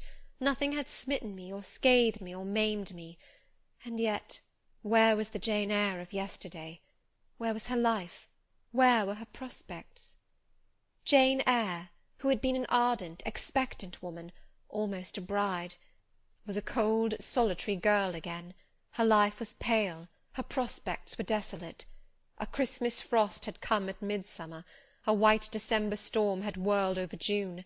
Ice glazed the ripe apples, drifts crushed the blowing roses, on hayfield and cornfield lay a frozen shroud, lanes which last night blushed full of flowers to-day were pathless with untrodden snow, and the woods, which 12 hours since waved leafy and fragrant as grows between the tropics, now spread waste, wild, and white as pine forests in wintry Norway. My hopes were all dead, struck with a subtle doom, such as in one night fell on all the first-born in the land of Egypt. I looked on my cherished wishes, yesterday so blooming and glowing. They lay stark, chill, livid corpses that would never revive. I looked at my love, that feeling which was my master's, which he had created. It shivered in my heart, like a suffering child in a cold cradle. Sickness and anguish had seized it. It could not seek Mr. Rochester's arms, it could not derive warmth from his breast. Oh, never more could it turn to him, for faith was blighted, confidence destroyed. Mr. Rochester was not to me what he had been, for he was not what I had thought him. I would not ascribe vice to him, I would not say he had betrayed me, but the attribute of stainless truth was gone from his idea, and from his presence I must go. That I perceived well. When, how, whither, I could not yet discern, but he himself, I doubted not, would hurry me from Thornfield. Real affection, it seemed, he could not have for me. It had been only fitful passion. That was balked. He would want me no more. I should fear even to cross his path now. My view must be hateful to him. Oh, how blind had been mine eyes! How weak my conduct! My eyes were covered and closed. Eddying darkness seemed to swim round me, and reflection came in as black and confused a flow. Self-abandoned, relaxed, and effortless, I seemed to have laid me down in the dried-up bed of a great river. I heard a flood loosened in remote mountains, and felt the torrent come. To rise I had no will, to flee I had no strength. I lay faint, longing to be dead. One idea only still throbbed lifelike within me, a remembrance of God. It begot an unuttered prayer. These words went wandering up and down in my rayless mind, as something that should be whispered, but no energy was found to express them. Be not far from me, for trouble is near. There is none to help. It was near, and as I had lifted no petition to heaven to avert it, as I had neither joined my hands, nor bent my knees, nor moved my lips, it came. In full heavy swing the torrent poured over me. The whole consciousness of my life lorn, my love lost, my hope quenched, my faith dead struck, swayed full and mighty above me in one sullen mass. That bitter hour cannot be described. In truth, the waters came into my soul. I sank in deep mire. I felt no standing. I came into deep waters. The floods overflowed me. End of chapter 26.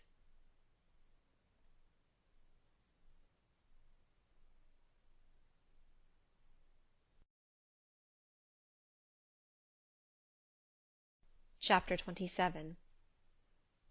Some time in the afternoon I raised my head, and looking round and seeing the western sun gilding the sign of its decline on the wall, I asked, what am I to do? But the answer my mind gave, leave Thornfield at once, was so prompt, so dread, that I stopped my ears. I said I could not bear such words now. That I am not Edward Rochester's bride is the least part of my woe, I alleged. That I have wakened out of most glorious dreams and found them all void and vain, is a horror I could bear and master. But that I must leave him, decidedly, instantly, entirely, is intolerable. I cannot do it. But then a voice within me averred that I could do it, and foretold that I should do it. I wrestled with my own resolution. I wanted to be weak, that I might avoid the awful passage of further suffering I saw laid out for me, and conscience, turned tyrant, held passion by the throat, told her tauntingly she had yet but dipped her dainty foot in the slough, and swore that, with that arm of iron, he would thrust her down to unsounded depths of agony. "Let me be torn away," then I cried. "Let another help me." "No, you shall tear yourself away, none shall help you. You shall yourself pluck out your right eye, yourself cut off your right hand, your heart shall be the victim, and you the priest to transfix it." I rose up suddenly, terror-struck at the solitude which so ruthless a judge haunted, at the silence which so awful a voice filled. My head swam as I stood erect. I perceived that I was sickening from excitement and inanition. Neither meat nor drink had passed my lips that day, for I had taken no breakfast. And with strange pang I now reflected that, long as I had been shut up here, no message had been sent to ask how I was, or to invite me to come down.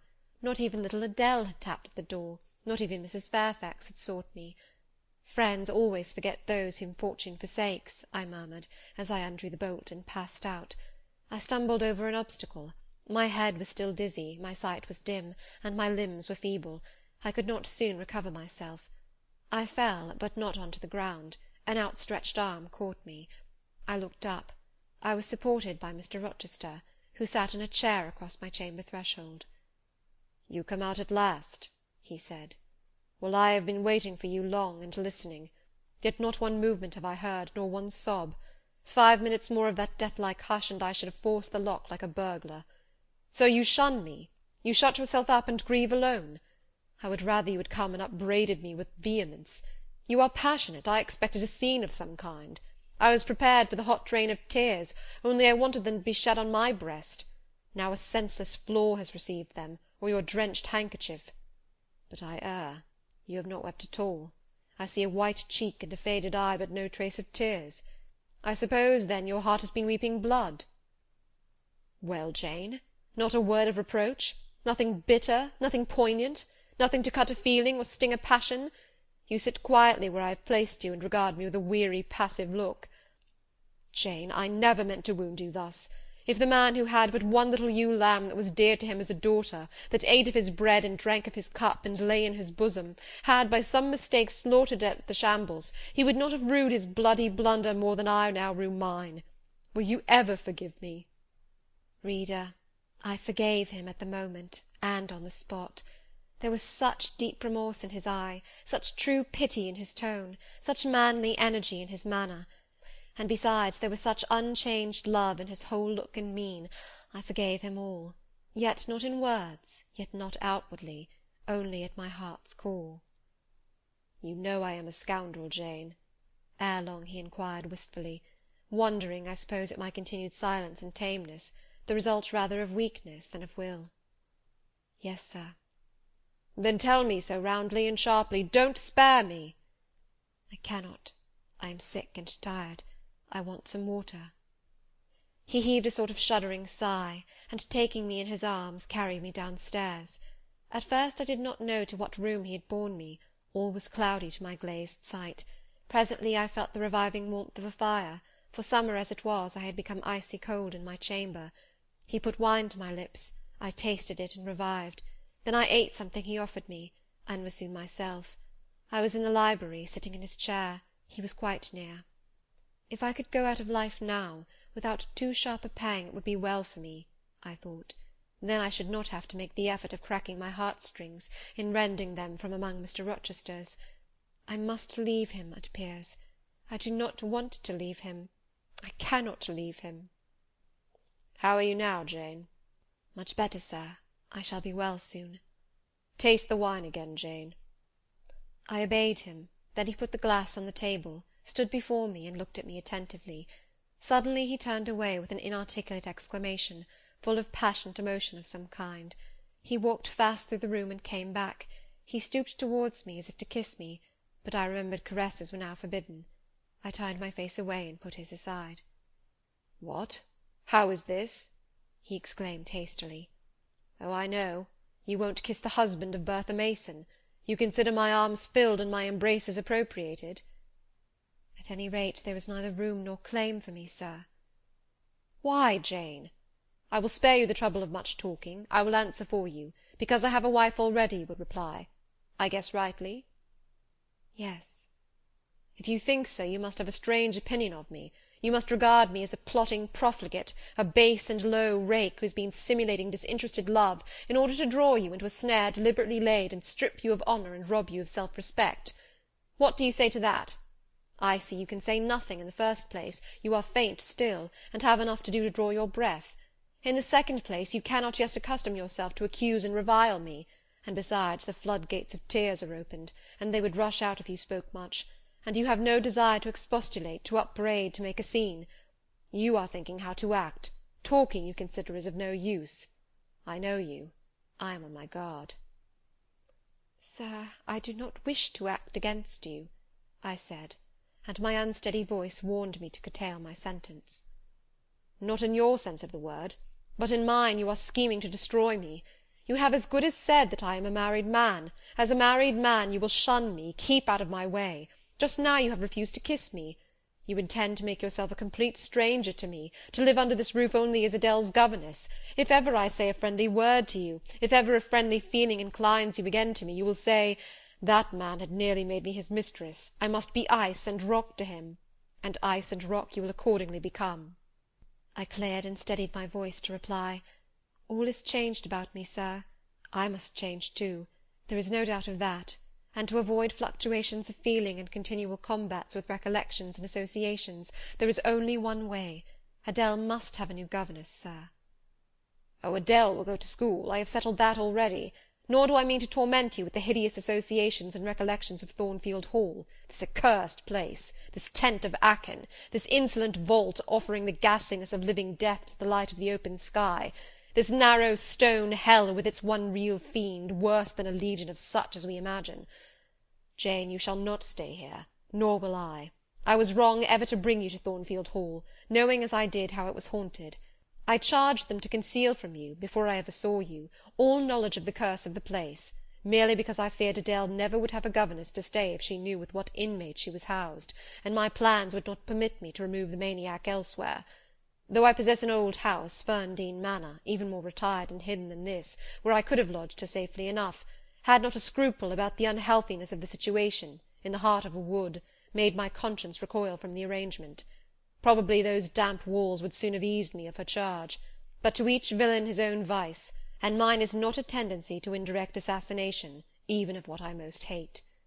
Concealing the mad woman's neighbourhood from you, however, was something like covering a child with a cloak, and laying it down near an upas tree. That demon's vicinage is poisoned, and always was. But I'll shut up Thornfield Hall. I'll nail up the front door and board the lower windows. I'll give Mrs. Poole 200 a year to live here with my wife, as you term that fearful hag. Grace will do much for money, and she shall have her son, the keeper at Grimsby Retreat, to bear her company, and be at hand to give her aid in the paroxysms, when my wife is prompted by her familiar to burn people in their beds at night, to stab them, to bite their flesh from their bones, and so on. Sir, I interrupted him, you are inexorable for that unfortunate lady. You speak of her with hate, with vindictive antipathy. It is cruel. She cannot help being mad. Jane, my little darling, so I will call you, for so you are. You don't know what you are talking about. You misjudge me again. It is not because she is mad I hate her. If you were mad, do you think I should hate you? I do indeed, sir. Then you are mistaken, and you know nothing about me, and nothing about the sort of love of which I am capable. Every atom of your flesh is as dear to me as my own. In pain and sickness it would still be dear. Your mind is my treasure, and if it were broken it would be my treasure still. If you raved, my arms should confine you, and not a strait waistcoat. Your grasp, even in fury, would have a charm for me. If you flew at me as wildly as that woman did this morning, I should receive you in an embrace, at least as fond as it would be restrictive. I should not shrink from you with disgust as I did from her. In your quiet moments you would have no watcher and no nurse but me, and I could hang over you with untiring tenderness, though you gave me no smile in return, and never weary of gazing into your eyes, though they had no longer a ray of recognition for me. But why do I follow that train of ideas? I was talking of removing you from Thornfield. All you know is prepared for prompt departure. To-morrow you shall go. I only ask you to endure one more night under this roof, Jane, and then farewell to its miseries and terrors for ever.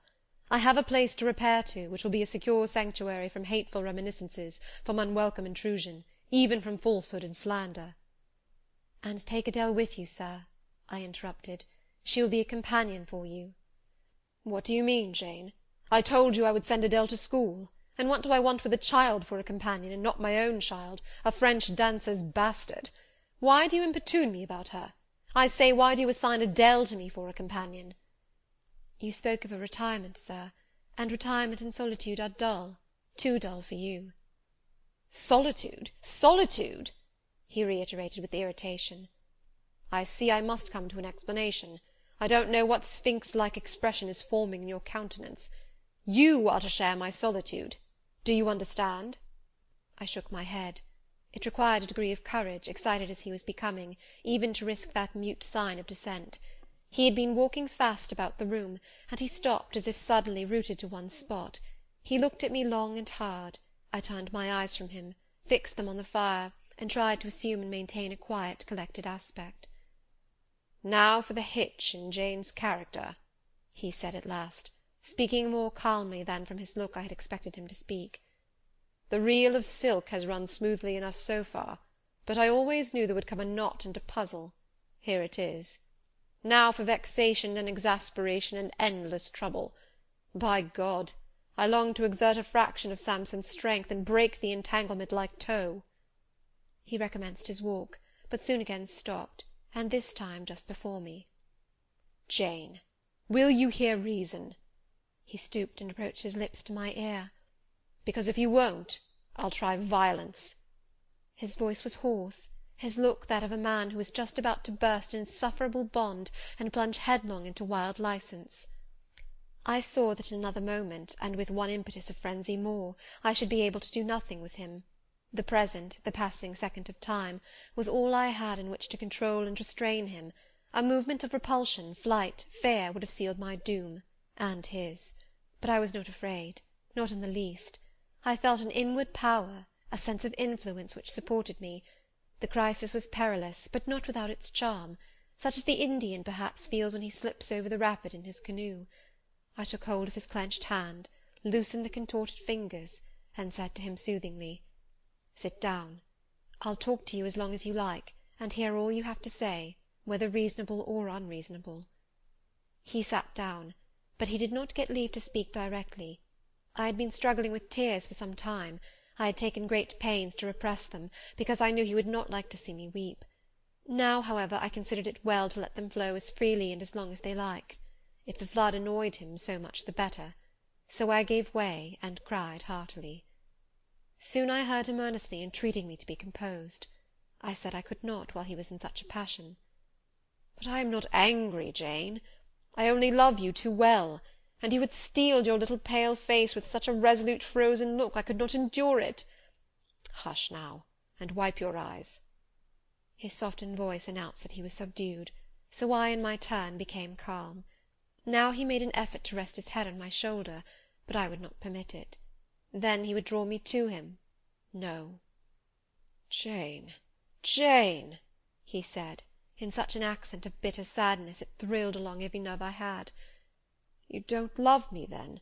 It was only my station and the rank of my wife that you valued. Now that you think me disqualified to become your husband, you recoil from my touch as if I were some toad or ape."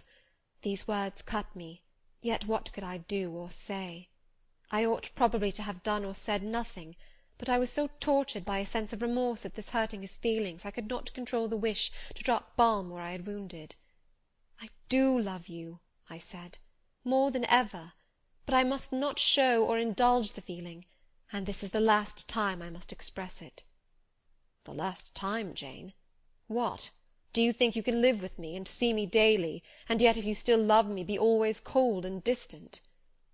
"No, sir, that I am certain I could not, and therefore I see there is but one way, but you will be furious if I mention it." "Oh, mention it. If I storm, you have the art of weeping." "Mr. Rochester, I must leave you." "For how long, Jane? For a few minutes, while you smooth your hair, which is somewhat dishevelled, and bathe your face, which looks feverish?" "I must leave Adele and Thornfield. I must part with you for my whole life. I must begin a new existence among strange faces and strange scenes." "Of course. I told you I should. I pass over the madness about parting from me. You mean you must become a part of me. As to the new existence, it is all right. You shall yet be my wife. I am not married. You shall be Mrs. Rochester, both virtually and nominally. I shall keep to only you so long as you and I live. You shall go to a place I have in the south of France, a whitewashed villa on the shores of the Mediterranean.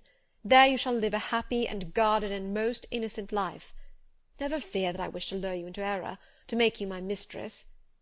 Why did you shake your head? Jane, you must be reasonable, or in truth I shall again become frantic." His voice and hand quivered, his large nostrils dilated, his eye blazed. Still I dared to speak. "Sir, your wife is living. That is a fact acknowledged this morning by yourself. If I lived with you as you desire, I should then be your mistress. To say otherwise is sophistical, is false." "Jane, I am not a gentle-tempered man. You forget that. I am not long-enduring. I am not cool and dispassionate. Out of pity to me and yourself, put your finger on my pulse, feel how it throbs, and beware." He bared his wrist, and offered it to me. The blood was forsaking his cheek and lips. They were growing livid. I was distressed on all hands. To agitate him thus deeply by a resistance he so abhorred was cruel. To yield was out of the question. I did what human beings do instinctively when they are driven to utter extremity, looked for aid to one higher than man. The words, "God help me," burst involuntarily from my lips. "I am a fool," cried Mr. Rochester suddenly. "I keep telling her I am not married, and do not explain to her why. I forget she knows nothing of the character of that woman, or of the circumstances attending my infernal union with her. Oh, I am certain Jane will agree with me in opinion when she knows all that I know. Just put your hand in mine, Janet, that I may have the evidence of touch as well as sight to prove you are near me, and I will in a few words show you the real state of the case. Can you listen to me?" "Yes, sir, for hours, if you will." "I ask only minutes. Jane, did you ever hear or know that I was not the eldest son of my house, that I once had a brother older than I?" "I remember Mrs. Fairfax told me so once." "And did you ever hear that my father was an avaricious, grasping man?"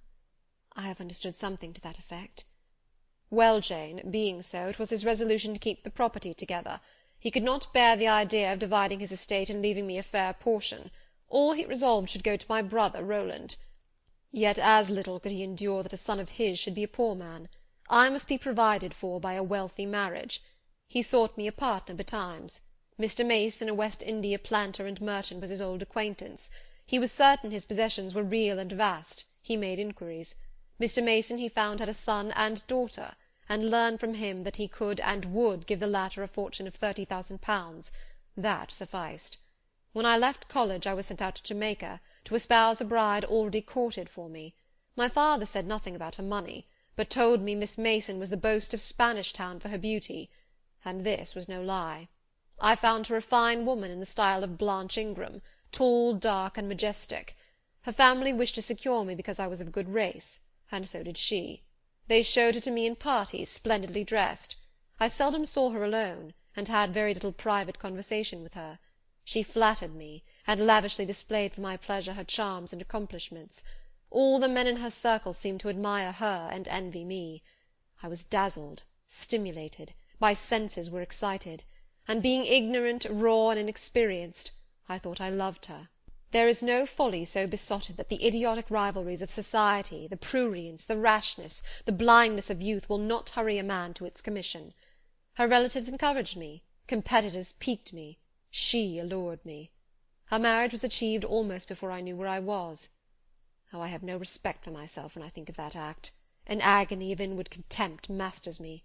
I never loved, I never esteemed, I did not even know her. I was not sure of the existence of one virtue in her nature. I had marked neither modesty, nor benevolence, nor candour, nor refinement in her mind or manners. And I married her. Gross, grovelling, mole-eyed blockhead that I was. With less sin I might have. But let me remember to whom I am speaking. My bride's mother I had never seen. I understood she was dead. The honeymoon over, I learned my mistake. She was only mad, and shut up in a lunatic asylum. There was a younger brother, too, a complete dumb idiot. The elder one, whom you have seen, and whom I cannot hate, whilst I abhor all his kindred, because he has some grains of affection in his feeble mind, shown in the continued interest he takes in his wretched sister, and also in a dog-like attachment he once bore me, will probably be the same state one day. My father and my brother Rowland knew all this, but they thought only of the £30,000, and joined in the plot against me.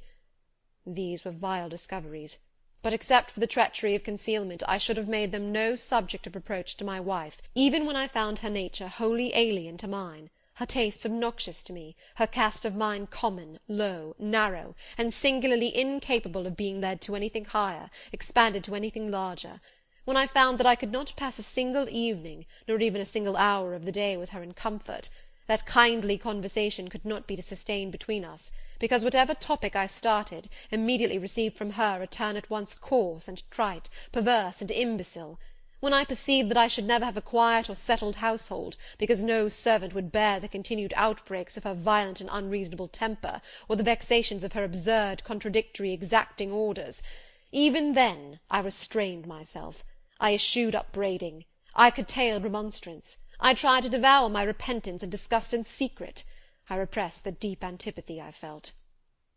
Jane, I will not trouble you with abominable details. Some strong words shall express what I have to say. I lived with that woman upstairs 4 years, and before that time she had tried me indeed. Her character ripened and developed with frightful rapidity. Her vices sprang up fast and rank. They were so strong only cruelty could check them, and I would not use cruelty. What a pigmy intellect she had, and what giant propensities! How fearful were the curses those propensities entailed on me! Bertha Mason, the true daughter of an infamous mother, dragged me through all the hideous and degrading agonies which must attend a man bound to a wife at once intemperate and unchaste. My brother in the interval was dead, and at the end of the 4 years my father died too. I was rich enough now, yet poor to hideous indigence. A nature the most gross, impure, depraved I ever saw was associated with mine, and called by the law and by society a part of me, and I could not rid myself of it by any legal proceedings, for the doctors now discovered that my wife was mad. Her excesses had prematurely developed the germs of insanity. Jane, you don't like my narrative. You look almost sick. Shall I defer the rest to another day? No, sir. Finish it now. I pity you. I do earnestly pity you. Pity, Jane, from some people is a noxious and insulting sort of tribute, which one is justified in hurling back in the teeth of those who offer it. But that is the sort of pity native to callous, selfish hearts. It is a hybrid, egotistical pain at hearing of woes, crossed with ignorant contempt for those who have endured them. But that is not your pity, Jane.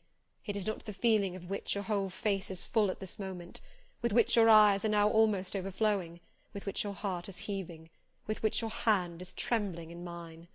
Your pity, my darling, is the suffering mother of love. Its anguish is the very natal pang of the divine passion. I accept it, Jane. Let the daughter have free advent. My arms wait to receive her. Now, sir, proceed. What did you do when you found she was mad? Jane, I approached the verge of despair. A remnant of self-respect was all that intervened between me and the gulf.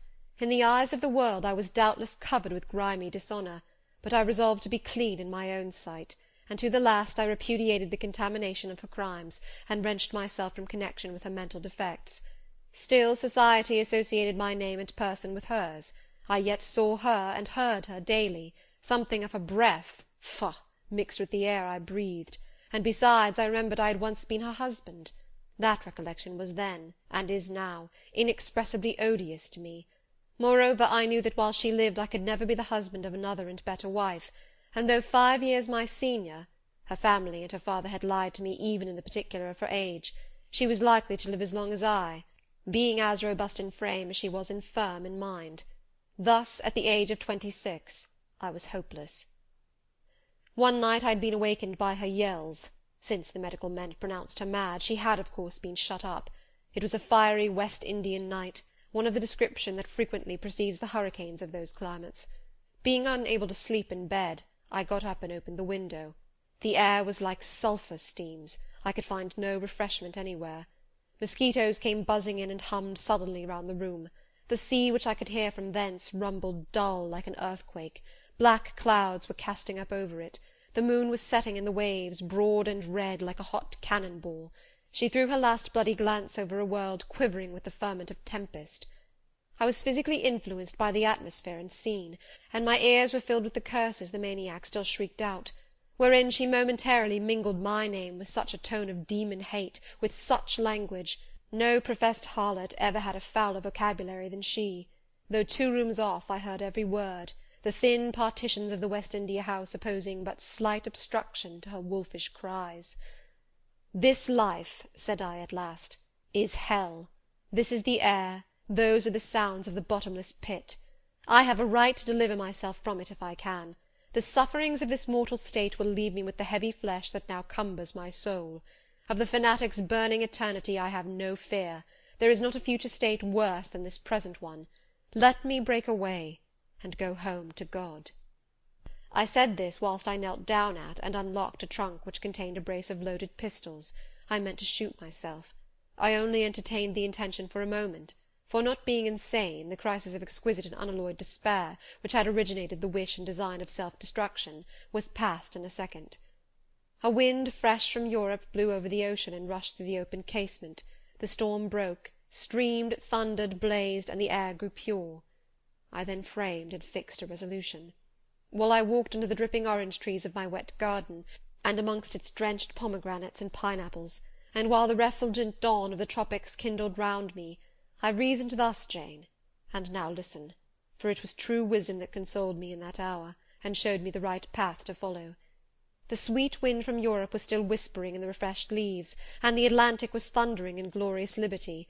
My heart, dried up and scorched for a long time, swelled to the tone, and filled with living blood. My being longed for renewal, my soul thirsted for a pure draught. I saw hope revive, and felt regeneration possible. From a flowery arch at the bottom of my garden I gazed over the sea, bluer than the sky. The old world was beyond, clear prospects opened thus. "Go," said Hope, "and live again in Europe. There it is not known what a sullied name you bear, nor what a filthy burden is bound to you. You may take the maniac with you to England. Confine her with due attendance and precautions at Thornfield. Then travel yourself to what clime you will, and form what new tie you like. That woman who has so abused your long suffering, so sullied your name, so outraged your honour, so blighted your youth, is not your wife, nor are you her husband. See that she is cared for as her condition demands, and you have done all that God and humanity require of you. Let her identity, her connection with yourself, be buried in oblivion. You are bound to impart them to no living being. Place her in safety and comfort, shelter her degradation with secrecy, and leave her." I acted precisely on this suggestion. My father and brother had not made my marriage known to their acquaintance, because in the very first letter I wrote to apprise them of the union, having already begun to experience extreme disgust of its consequences, and from the family character and constitution, seeing a hideous future opening to me, I added an urgent charge to keep it secret. And very soon the infamous conduct of the wife my father had selected for me was such as to make him blush to own her as his daughter-in-law. Far from desiring to publish the connection, he became as anxious to conceal it as myself. To England, then, I conveyed her. A fearful voyage I had, with such a monster in the vessel. Glad was I when I at last got her to Thornfield, and saw her safely lodged in that 3rd-story room, of whose secret inner cabinet she has now for 10 years made a wild beast's den, a goblin's cell. I had some trouble in finding an attendant for her, as it was necessary to select one on whose fidelity dependence could be placed, for her ravings would inevitably betray my secret. Besides, she had lucid intervals of days, sometimes weeks, which she filled up with abuse of me. At last I hired Grace Poole from the Grimsby retreat. She and the surgeon, Carter, who dressed Mason's wounds that night he was stabbed and worried, are the only 2 I have ever admitted to my confidence. Mrs. Fairfax may indeed have suspected something, but she could have gained no precise knowledge as to facts. Grace has, on the whole, proved a good keeper, though owing partly to a fault of her own, of which it appears nothing can cure her, and which is incident to her harassing profession, her vigilance has been more than once lulled and baffled. The lunatic is both cunning and malignant. She has never failed to take advantage of her guardian's temporary lapses, once to secrete the knife with which she stabbed her brother, and twice to possess herself of the key of her cell, and issue therefrom in the night-time. On the first of these occasions she perpetrated the attempt to burn me in my bed. On the second she paid that ghastly visit to you. I thank Providence, who watched over you, that she then spent her fury on your wedding apparel, which perhaps brought back vague reminiscences of her own bridal days. but on what might have happened I cannot endure to reflect. When I think of the thing which flew at my throat this morning, hanging its black and scarlet visage over the nest of my dove, my blood curdles." "And what, sir," I asked, while he paused, "did you do when you had settled her here? Where did you go?" "What did I do, Jane?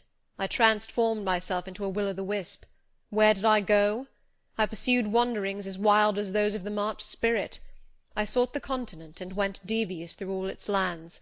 My fixed desire was to seek and find a good and intelligent woman whom I could love, a contrast to the fury I left at Thornfield." "But you could not marry, sir." "I had determined and was convinced that I could and ought. It was not my original intention to deceive as I have deceived you. I meant to tell my tale plainly, and make my proposals openly, and it appeared to me so absolutely rational that I should be considered free to love and be loved, I never doubted some woman might be found willing and able to understand my case, and accept me in spite of the curse with which I was burdened." "Well, sir?" "When you are inquisitive, Jane, you always make me smile. You open your eyes like an eager bird, and make every now and then a restless movement, as if answers in speech did not flow fast enough for you, and you wanted to read the tablet of one's heart. But before I go on, tell me what you mean by your 'well, sir.' It is a small phrase very frequent with you, and which many a time has drawn me on and on through interminable talk. I don't very well know why." "I mean, what next? How did you proceed? What came of such an event?" "Precisely. And what do you wish to know now?" "Whether you found anyone you liked, whether you asked her to marry you, and what she said." "I can tell you whether I found anyone I liked, and whether I asked her to marry me, but what she said is yet to be recorded in the book of fate. For 10 long years I roved about, living first in one capital, then another, sometimes in St. Petersburg, oftener in Paris, occasionally in Rome, Naples, Florence. Provided with plenty of money and the passport of an old name, I could choose my own society. No circles were closed against me.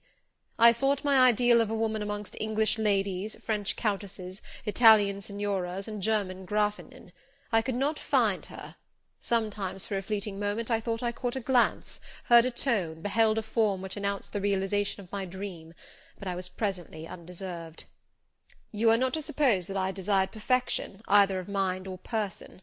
I longed only for what suited me, for the antipodes of the Creole, and I longed vainly. Amongst them all I found not one, whom, had I been ever so free, I, warned as I was of the risks, the horrors, the loathings of incongruous unions, would have asked to marry me.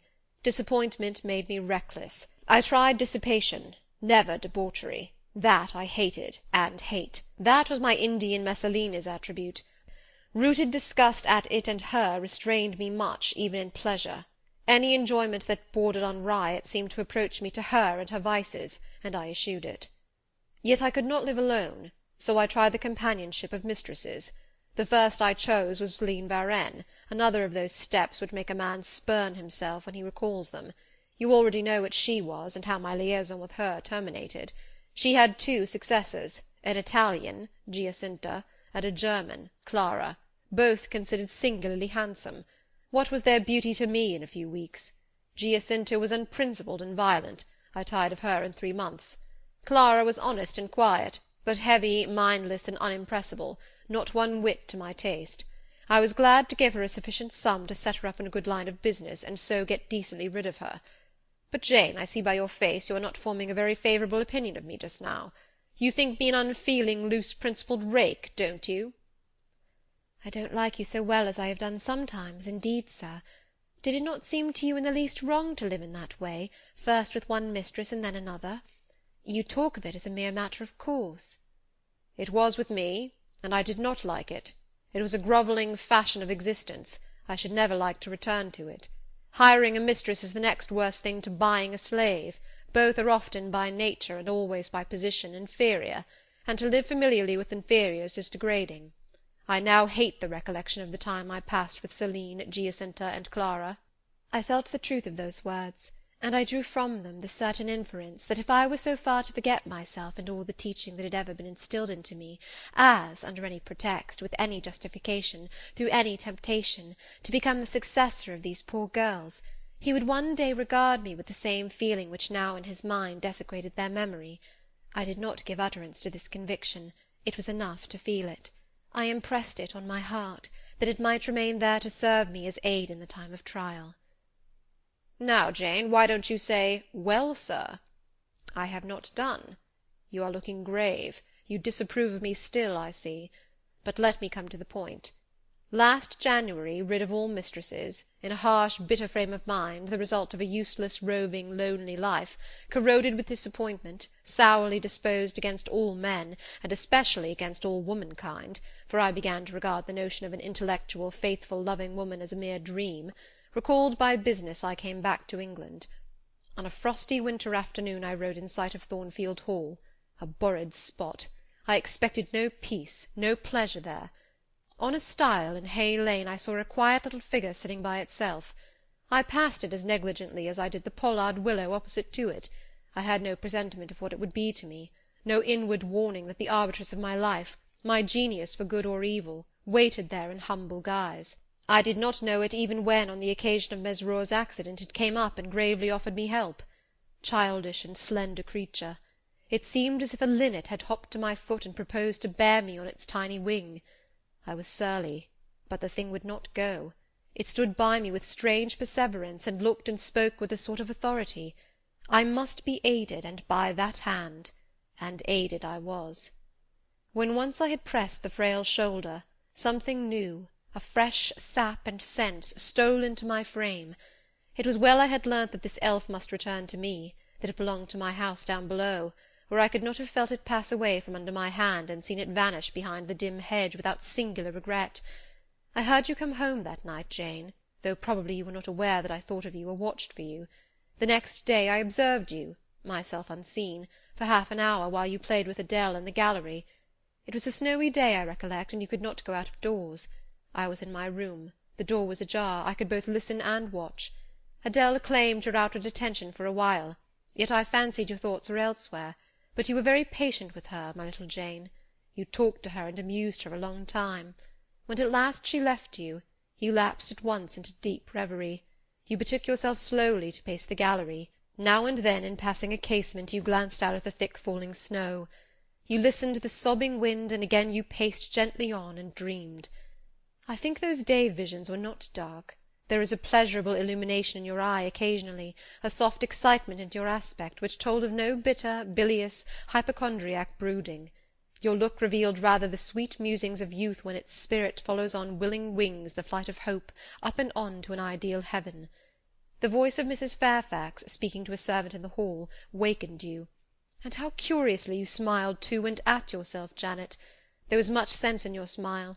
It was very shrewd, and seemed to make light of your own abstraction. It seemed to say, my fine visions are all very well, but I must not forget they are absolutely unreal. I have a rosy sky and green flowery Eden in my brain, but without, I am perfectly aware, lies at my feet a rough tract to travel, and around me gather black tempests to encounter. You ran downstairs and demanded of Mrs. Fairfax some occupation, the weekly house accounts to make up, or something of that sort, I think it was. I was vexed with you for getting out of my sight. Impatiently I waited for evening, when I might summon you to my presence. An unusual, to me, a perfectly new character, I suspected was yours. I desired to search it deeper and know it better. You entered the room with a look and air at once shy and independent.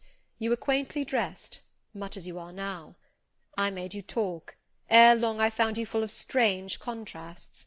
Your garb and manner were restricted by rule, your air was often diffident, and altogether that of one refined by nature, but absolutely unused to society, and a good deal afraid of making herself disadvantageously conspicuous by some solecism or blunder. Yet when addressed, you lifted a keen, a daring, and a glowing eye to your interlocutor's face. There was penetration and power in each glance you gave. When plied by close questions, you found ready and round answers. Very soon you seemed to get used to me. I believe you felt the existence of sympathy between you and your grim cross-master Jane, for it was astonishing to see how quickly a certain pleasant ease tranquillized your manner. Snarl as I would, you showed no surprise, fear, annoyance, or displeasure at my moroseness. You watched me, and now and then smiled at me with a simple yet sagacious grace I cannot describe. I was at once content and stimulated with what I saw. I liked what I had seen, and wished to see more. Yet for a long time I treated you distantly, and sought your company rarely. I was an intellectual epicure, and wished to prolong the gratification of making this novel and piquant acquaintance. Besides, I was for a while troubled with a haunting fear that if I handled the flower freely its bloom would fade, the sweet charm of freshness would leave it. I did not then know that it was no transitory blossom, but rather the radiant resemblance of one cut in an indestructible gem. Moreover, I wished to see whether you would seek me if I shunned you, but you did not. You kept in the schoolroom as still as your own desk and easel. If by chance I met you, you passed me as soon, and with as little token of recognition, as was consistent with respect. Your habitual expression in those days, Jane, was a thoughtful look, not despondent, for you were not sickly, but not buoyant, for you had little hope, and no actual pleasure. I wondered what you thought of me, or if you ever thought of me, and resolved to find this out. I resumed my notice of you. There was something glad in your glance, and genial in your manner. When you conversed, I saw you had a social heart. It was the silent schoolroom, it was the tedium of your life, that made you mournful. I permitted myself the delight of being kind to you. Kindness stirred emotion soon. Your face became soft in expression, your tones gentle. I liked my name pronounced by your lips in a grateful, happy accent. I used to enjoy a chance meeting with you, Jane, at this time. There was a curious hesitation in your manner. You glanced at me with a slight trouble, a hovering doubt. You did not know what my caprice might be, whether I was going to play the master and be stern, or the friend and be benignant. I was now too fond of you often to simulate the first whim, and when I stretched my hand out cordially, such bloom and light and bliss rose to your young wistful features, I had much ado often to avoid straining you then and there to my heart. "Don't talk any more of those days, sir," I interrupted, furtively dashing away some tears from my eyes. His language was torture to me, for I knew what I must do, and do soon, and all these reminiscences and these revelations of his feelings only made my work more difficult. "No, Jane," he returned. "What necessity is there to dwell on the past, when the present is so much surer, the future so much brighter?" I shuddered to hear the infatuated assertion. "You see now how the case stands, do you not?" he continued. "After a youth and manhood passed half in unutterable misery and half in dreary solitude, I have for the first time found what I can truly love. I have found you. You are my sympathy, my better self, my good angel. I am bound to you with a strong attachment. I think you good, gifted, lovely. A fervent, solemn passion is conceived in my heart. It leans to you, draws you to my centre and spring of life, wraps my existence about you, and kindling in pure, powerful flame, fuses you and me in one. It was because I felt and knew this that I resolved to marry you. To tell me that I had already a wife is empty mockery. You know now that I had but a hideous demon. I was wrong to attempt to deceive you, but I feared a stubbornness that exists in your character. I feared early instilled prejudice. I wanted to have you safe before hazarding confidences. This was cowardly. I should have appealed to your nobleness and magnanimity at first, as I do now, opened to you plainly my life of agony, described to you my hunger and thirst after a higher and worthier existence, shown to you, not my resolution, that word is weak, but my resistless bent to love faithfully and well, where I am faithfully and well loved in return. Then I should have asked you to accept my pledge of fidelity, and to give me yours.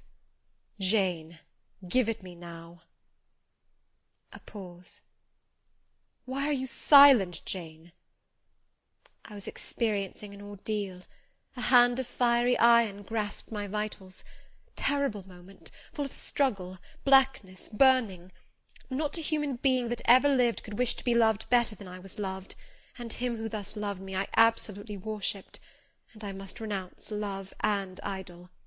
One drear word comprised my intolerable duty: depart. Jane, you understand what I want of you. Just this promise. I will be yours, Mr. Rochester. Mr. Rochester, I will not be yours. Another long silence. Jane, recommenced he, with a gentleness that broke me down with grief, and turned me stone cold with ominous terror, for this still voice was the pant of a lion rising. Jane, do you mean to go one way in the world, and to let me go another? I do. Jane," bending towards and embracing me, "do you mean it now?" "I do." "And now," softly kissing my forehead and cheek, "I do," extricating myself from restraint rapidly and completely. "Oh, Jane, this is bitter. This is wicked. It would be wicked not to love me." "It would to obey you." A wild look raised his brows, crossed his features. He rose, but he forbore yet. I laid my hand on the back of a chair for support. I shook, I feared, but I resolved. "One instant, Jane. Give one glance to my horrible life when you are gone. All happiness will be torn away with you. What then is left? For a wife I have but the maniac upstairs. As well might you refer me to some corpse in yonder churchyard. What shall I do, Jane? Where turn for a companion and for some hope?" "Do as I do. Trust in God and yourself. Believe in heaven. Hope to meet again there." "Then you will not yield?" "No." "Then you condemn me to live wretched and to die accursed?" His voice rose. "I advise you to live sinless, and I wish you to die tranquil." "Then you snatch love and innocence from me. You fling me back on lust for a passion, vice for an occupation." "Mr. Rochester, I no more assign this fate to you than I grasp at it for myself. We were born to strive and endure, you as well as I. Do so. You will forget me before I forget you." "You make me a liar by such language. You sully my honour. I declared I could not change. You tell me to my face I shall change soon. And what a distortion in your judgment, what a perversity in your ideas, is proved by your conduct!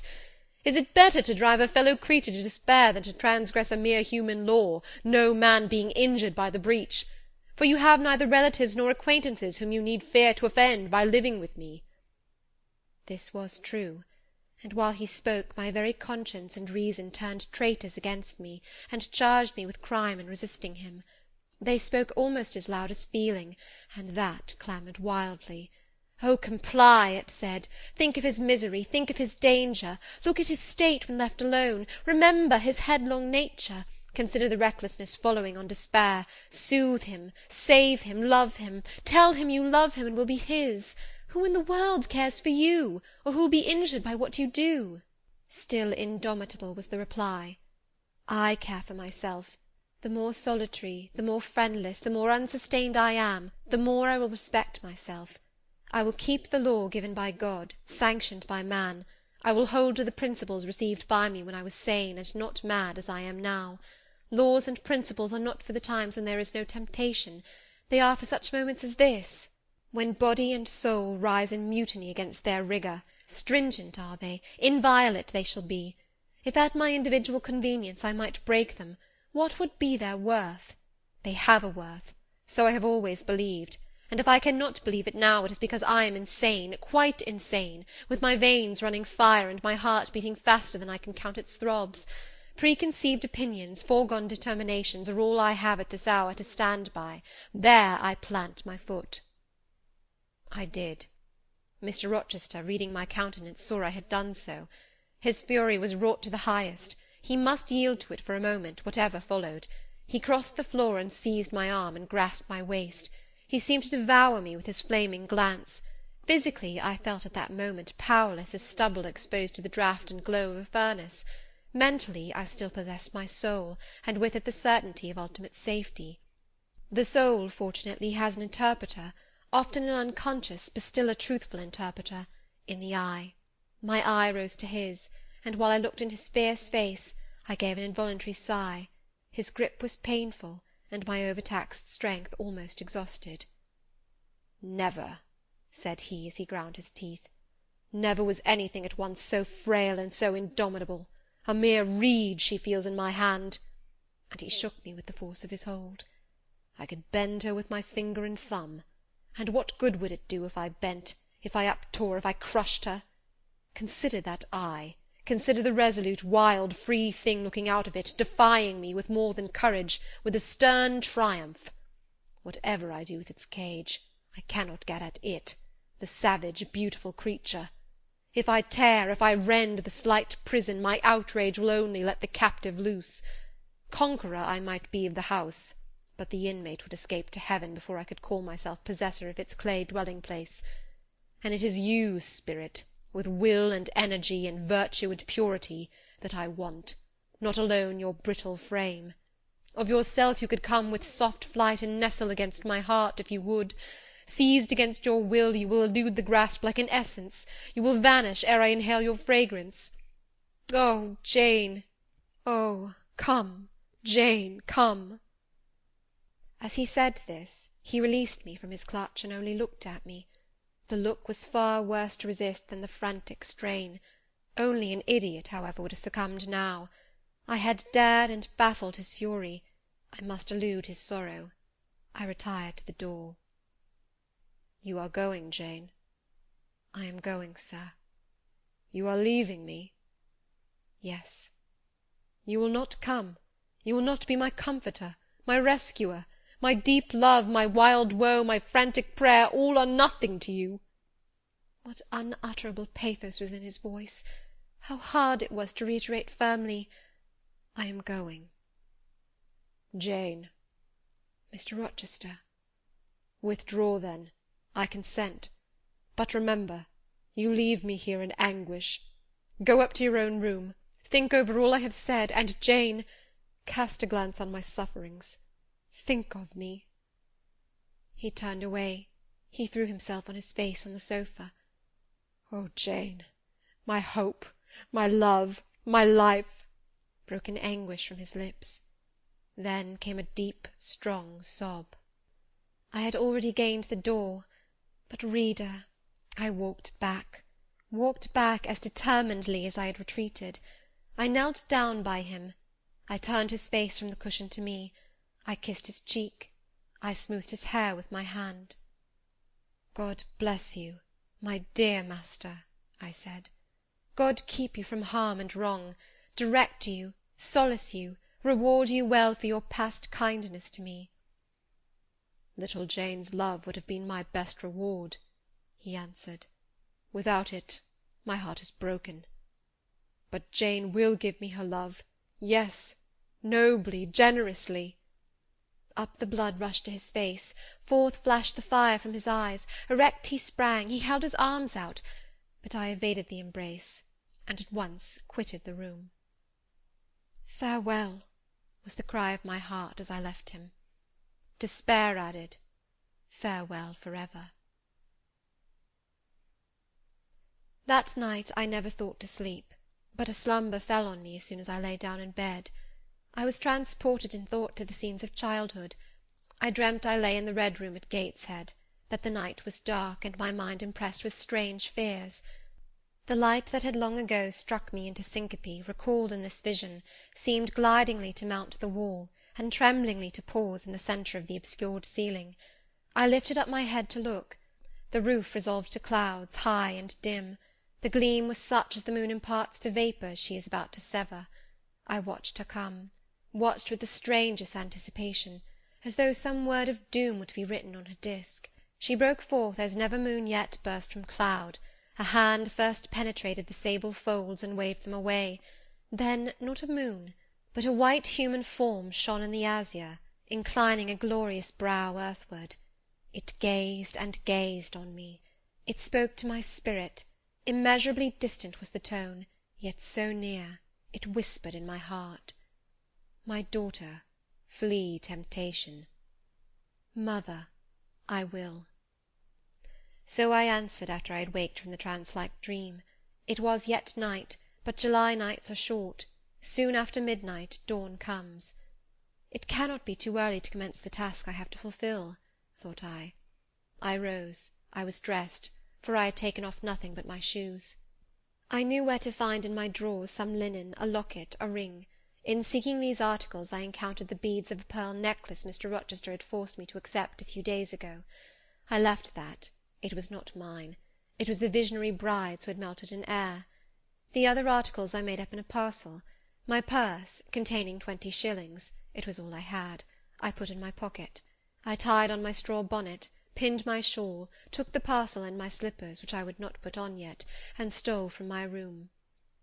"Farewell, kind Mrs. Fairfax," I whispered as I glided past her door. "Farewell, my darling Adele," I said as I glanced toward the nursery. No thought could be admitted of entering to embrace her. I had to deceive a fine ear; for aught I knew, it might now be listening.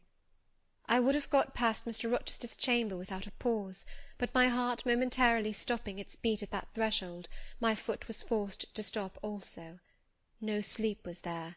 The inmate was walking restlessly from wall to wall, and again he sighed while I listened. There was a heaven, a temporary heaven, in this room for me, if I chose.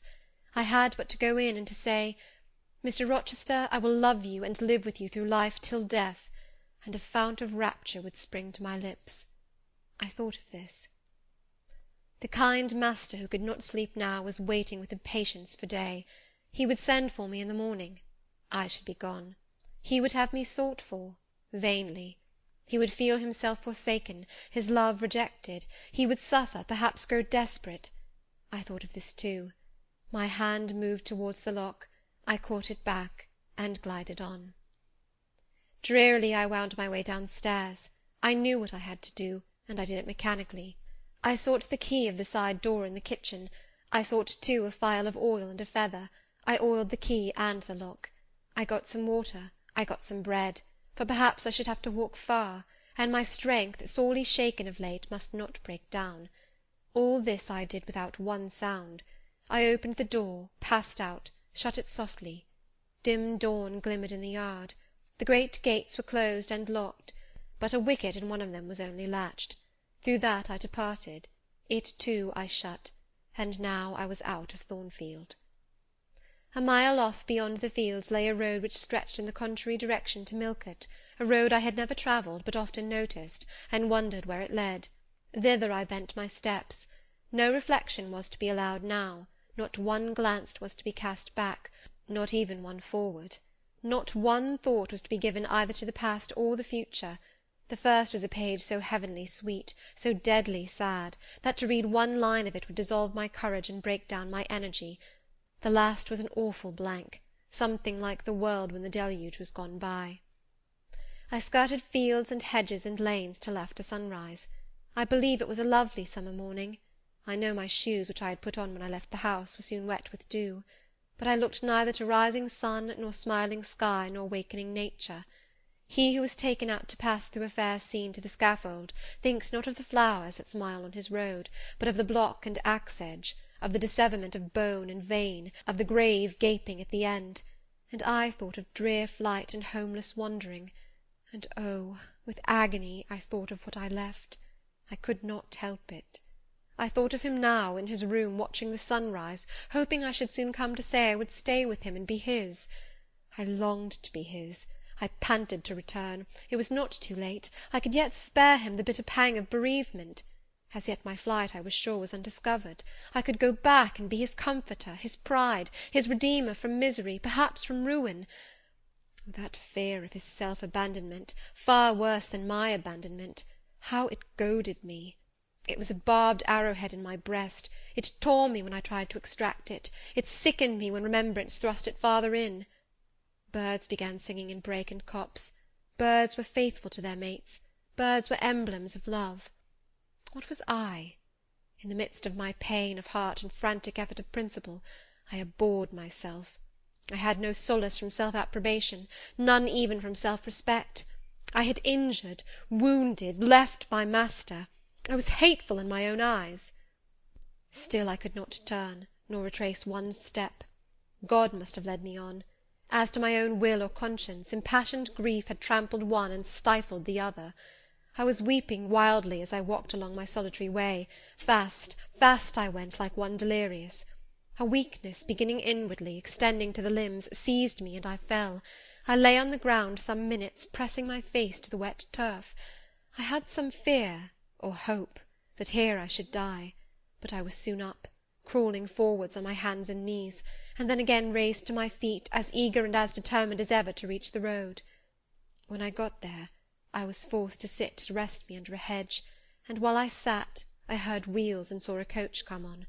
I stood up and lifted my hand. It stopped. I asked where it was going. The driver named a place a long way off, where I was sure Mr. Rochester had no connections.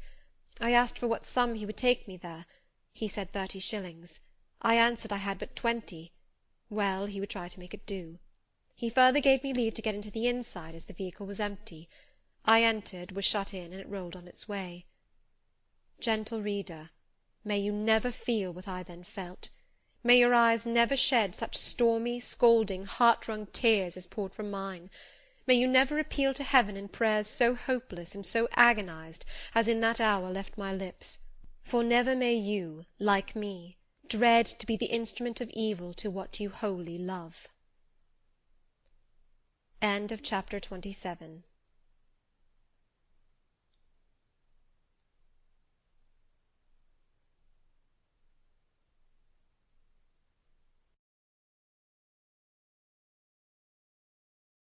Chapter 28. 2 days are past. It is a summer evening. The coachman has set me down at a place called Whitcross. He could take me no farther for the sum I had given, and I was not possessed of another shilling in the world. The coach is a mile off by this time. I am alone. At this moment I discover that I forgot to take my parcel out of the pocket of the coach, where I had placed it for safety. There it remains, there it must remain, and now I am absolutely destitute. Whitcross is no town, nor even a hamlet. It is but a stone pillar set up where 4 roads meet, whitewashed, I suppose, to be more obvious at a distance and in darkness. 4 arms spring from its summit. The nearest town to which these point is, according to the inscription, distant 10 miles, the farthest above 20. From the well-known names of these towns I learn in what county I have lighted, a North Midland shire, dusk with moorland, ridged with mountain. This I see. There are great moors behind and on each hand of me. There are waves of mountains far beyond that deep valley at my feet. The population here must be thin, and I see no passengers on these roads. They stretch out east, west, north, and south, white, broad, lonely. They are all cut in the moor, and the heather grows deep and wild to their very verge. Yet a chance traveller might pass by, and I wish no eye to see me now. Strangers would wonder what I am doing, lingering here at the sign-post, evidently objectless and lost.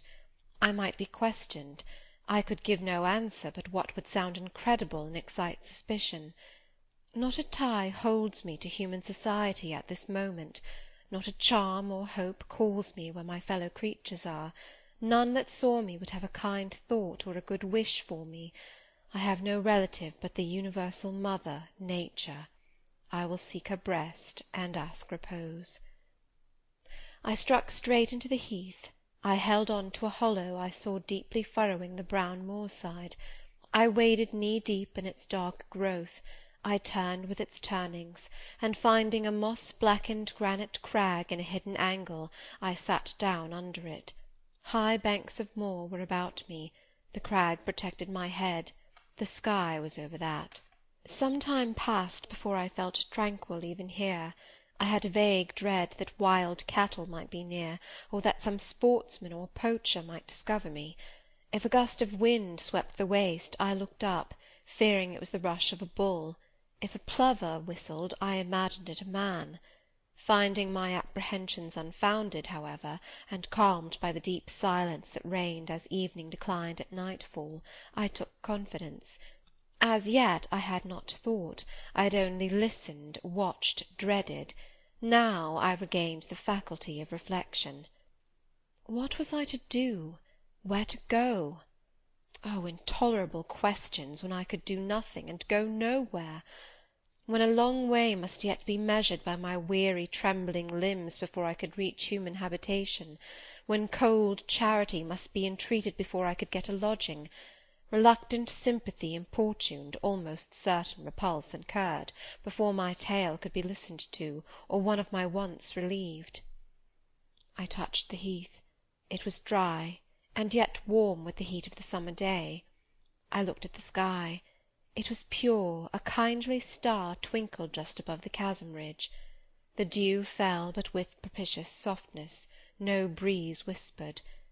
Nature seemed to me benign and good. I thought she loved me, outcast as I was, and I, who from man could anticipate only mistrust, rejection, insult, clung to her with filial fondness. To-night, at least, I would be her guest, as I was her child. My mother would lodge me without money and without price. I had one morsel of bread yet, the remnant of a roll I had bought in a town we passed through at noon with a stray penny, my last coin. I saw ripe bilberries gleaming here and there, like jet beads in the heath. I gathered a handful and ate them with the bread. My hunger, sharp before, was, if not satisfied, appeased by this hermit's meal. I said my evening prayers at its conclusion, and then chose my couch. Beside the crag the heath was very deep. When I lay down my feet were buried in it. Rising high on each side, it left only a narrow space for the night air to invade. I folded my shawl double, and spread it over me for a coverlet. A low mossy swell was my pillow. Thus lodged I was not, at least, at the commencement of the night, cold. My rest might have been blissful enough, only a sad heart broke it. It plained of its gaping wounds, its inward bleeding, its riven cords. It trembled for Mr. Rochester and his doom. It bemoaned him with bitter pity. It demanded him with ceaseless longing, and, impotent as a bird with both wings broken, it still quivered its shattered pinions in vain attempts to seek him. Worn out with this torture of thought, I rose to my knees. Night was come, and her planets were risen, a safe, still night, too serene for the companionship of fear. We know that God is everywhere, but certainly we feel his presence most when his works are on the grandest scale spread before us, and it is in the unclouded night sky, where his worlds wheel their silent course, that we read clearest his infinitude, his omnipotence, his omnipresence. I had risen to my knees to pray for Mr. Rochester. Looking up, I, with tear-dimmed eyes, saw the mighty Milky Way. Remembering what it was, what countless systems there swept space like a soft trace of light, I felt the might and strength of God. Sure was I of his efficiency to save what he had made. Convinced I grew that neither earth should perish, nor one of the souls it treasured. I turned my prayer to thanksgiving. The source of life was also the Saviour of spirits. Mr. Rochester was safe, he was God's, and by God would he be guarded. I again nestled to the breast of the hill, and ere long in sleep forgot sorrow. But next day want came to me pale and bare. Long after the little birds had left their nests, long after bees had come in the sweet prime of day to gather the heath honey before the dew was dried, when the long morning shadows were curtailed, and the sun filled earth and sky, I got up, and I looked round me. What a still, hot, perfect day! What a golden desert this spreading moor! Everywhere sunshine. I wished I could live in it and on it. I saw a lizard run over the crag. I saw a bee busy among the sweet bilberries. I would fain at the moment have become bee or lizard, that I might have found fitting nutriment, permanent shelter here. But I was a human being, and had a human being's wants. I must not linger where there was nothing to supply them. I rose. I looked back at the bed I had left. Hopeless of the future, I wished but this, that my Maker had that night thought good to require my soul of me while I slept, and that this weary frame, absolved by death from further conflict with fate, had now but to decay quietly, and mingle in peace with the soil of this wilderness. Life, however, was yet in my possession, with all its requirements and pains and responsibilities. The burden must be carried, the want provided for, the suffering endured, the responsibility fulfilled. I set out. Whitcross regained, I followed a road which led from the sun, now fervent and high. By no other circumstance had I will to decide my choice. I walked a long time, and when I thought I had nearly done enough, and might conscientiously yield to the fatigue that had almost overpowered me, might relax this forced action, and sitting down on a stone I saw near, submit resistlessly to the apathy that clogged heart and limb, I heard a bell chime, a church bell. I turned in the direction of the sound, and there, amongst the romantic hills, whose changes and aspect I had ceased to note an hour ago, I saw a hamlet and a spire. All the valley at my right hand was full of pasture fields, and cornfields, and wood, and a glittering stream ran zigzag through the varied shades of green, the mellowing grain, the sombre woodland, the clear and sunny lea. Recalled by the rumbling of wheels to the road before me, I saw a heavily laden waggon labouring up the hill, and not far beyond were 2 cows and their drover. Human life and human labour were near. I must struggle on, strive to live and bend to toil like the rest. About 2 o'clock p.m. I entered the village. At the bottom of its one street there was a little shop with some cakes of bread in the window. I coveted a cake of bread. With that refreshment I could perhaps regain a degree of energy; without it, it would be difficult to proceed. The wish to have some strength and some vigour returned to me as soon as I was amongst my fellow beings. I felt it would be degrading to faint with hunger on the causeway of a hamlet. Had I nothing about me I could offer in exchange for one of those rolls? I considered. I had a small silk handkerchief tied round my throat. I had my gloves. I could hardly tell how men and women in extremities of destitution proceeded. I did not know whether either of these articles would be accepted. Probably they would not, but I must try. I entered the shop. A woman was there. Seeing a respectably dressed person, a lady, as she supposed, she came forward with civility. How could she serve me? I was seized with shame. My tongue would not utter the request I had prepared. I dared not offer her the half-worn gloves, the creased handkerchief. Besides, I felt it would be absurd. I only begged permission to sit down a moment, as I was tired. Disappointed in the expectation of a customer, she coolly acceded to my request. She pointed to a seat. I sank into it. I felt sorely urged to weep, but conscious how unreasonable such a manifestation would be, I restrained it. Soon I asked her if there were any dressmaker or plain workwoman in the village. Yes, 2 or 3, quite as many as there was employment for.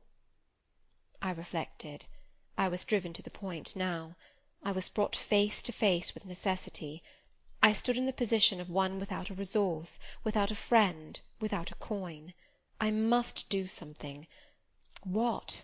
I must apply somewhere. Where? Did she know of any place in the neighbourhood where a servant was wanted? Nay, she couldn't say. What was the chief trade in this place? What did most of the people do? Some were farm labourers. A good deal worked in Mr. Rolliver's needle factory and at the foundry. Did Mr. Rolliver employ women? Nay, it was men's work. And what do the women do? A naunt, was the answer. Some does one thing and some another. Poor folk must get on as they can. She seemed to be tired of my questions, and indeed what claim had I to importune her? A neighbour or 2 came in. My chair was evidently wanted. I took leave. I passed up the street, looking as I went at all the houses to the right hand and to the left, but I could discover no pretext, nor see an inducement to enter any. I rambled round the hamlet, going sometimes to a little distance and returning again for an hour or more. Much exhausted and suffering greatly now for want of food, I turned aside into a lane and sat down under the hedge. Ere many minutes had elapsed, I was again on my feet, however, and again searching something, a resource, or at least an informant. A pretty little house stood at the top of the lane, with a garden before it, exquisitely neat and brilliantly blooming. I stopped at it. What business had I to approach the white door or touch the glittering knocker? In what way could it possibly be the interest of the inhabitants of that dwelling to serve me? Yet I drew near and knocked. A mild-looking, cleanly attired young woman opened the door. in such a voice as might be expected from a hopeless heart and fainting frame, a voice wretchedly low and faltering. I asked if a servant was wanted here. No, said she, we do not keep a servant. Can you tell me where I could get employment of any kind? I continued. I am a stranger without acquaintance in this place. I want some work, no matter what. But it was not her business to think for me, or to seek a place for me. Besides, in her eyes, how doubtful must have appeared my character, position, tale. She shook her head. She was sorry she could give me no information, and the white door closed, quite gently and civilly, but had shut me out. If she had held it open a little longer, I believe I should have begged a piece of bread, for I was now brought low. I could not bear to return to the sordid village, where, besides, no prospect of aid was visible. I should have longed rather to deviate to a wood I saw not far off, which appeared in its thick shade to offer inviting shelter, but I was so sick, so weak, so gnawed with nature's cravings, instinct kept me roaming round abodes where there was a chance of food. Solitude would be no solitude, rest no rest, while the vulture, hunger, thus sank beak and talons in my side. I drew near houses. I left them, and came back again, and again I wandered away, always repelled by the consciousness of having no claim to ask, no right to expect interest in my isolated lot. Meantime the afternoon advanced, while I thus wandered about like a lost and starving dog. In crossing a field I saw the church spire before me. I hastened towards it. Near the churchyard and in the middle of a garden stood a well-built though small house, which I had no doubt was the parsonage. I remembered that strangers who arrive at a place where they have no friends, and who want employment, sometimes apply to the clergyman for introduction and aid. It is the clergyman's function to help, at least with advice, those who wish to help themselves. I seemed to have something like a right to seek counsel here. Renewing then my courage, and gathering my feeble remains of strength, I pushed on. I reached the house, and knocked at the kitchen door. An old woman opened. I asked, was this the parsonage? Yes. Was the clergyman in? No. Would he be in soon? No, he was gone from home. To a distance?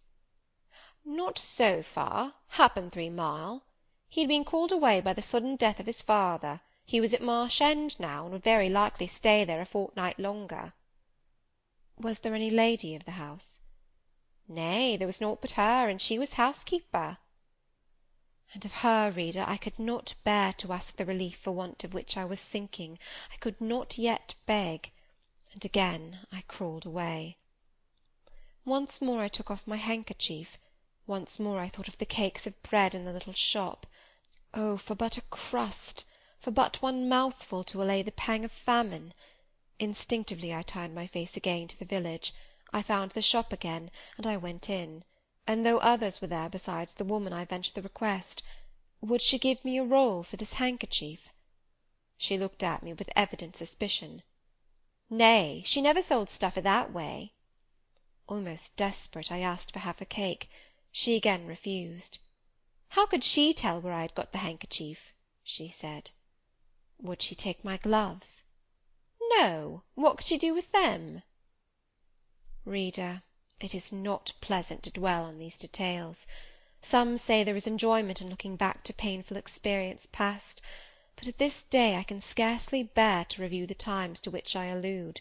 The moral degradation, blent with the physical suffering, form too distressing a recollection ever to be willingly dwelt on.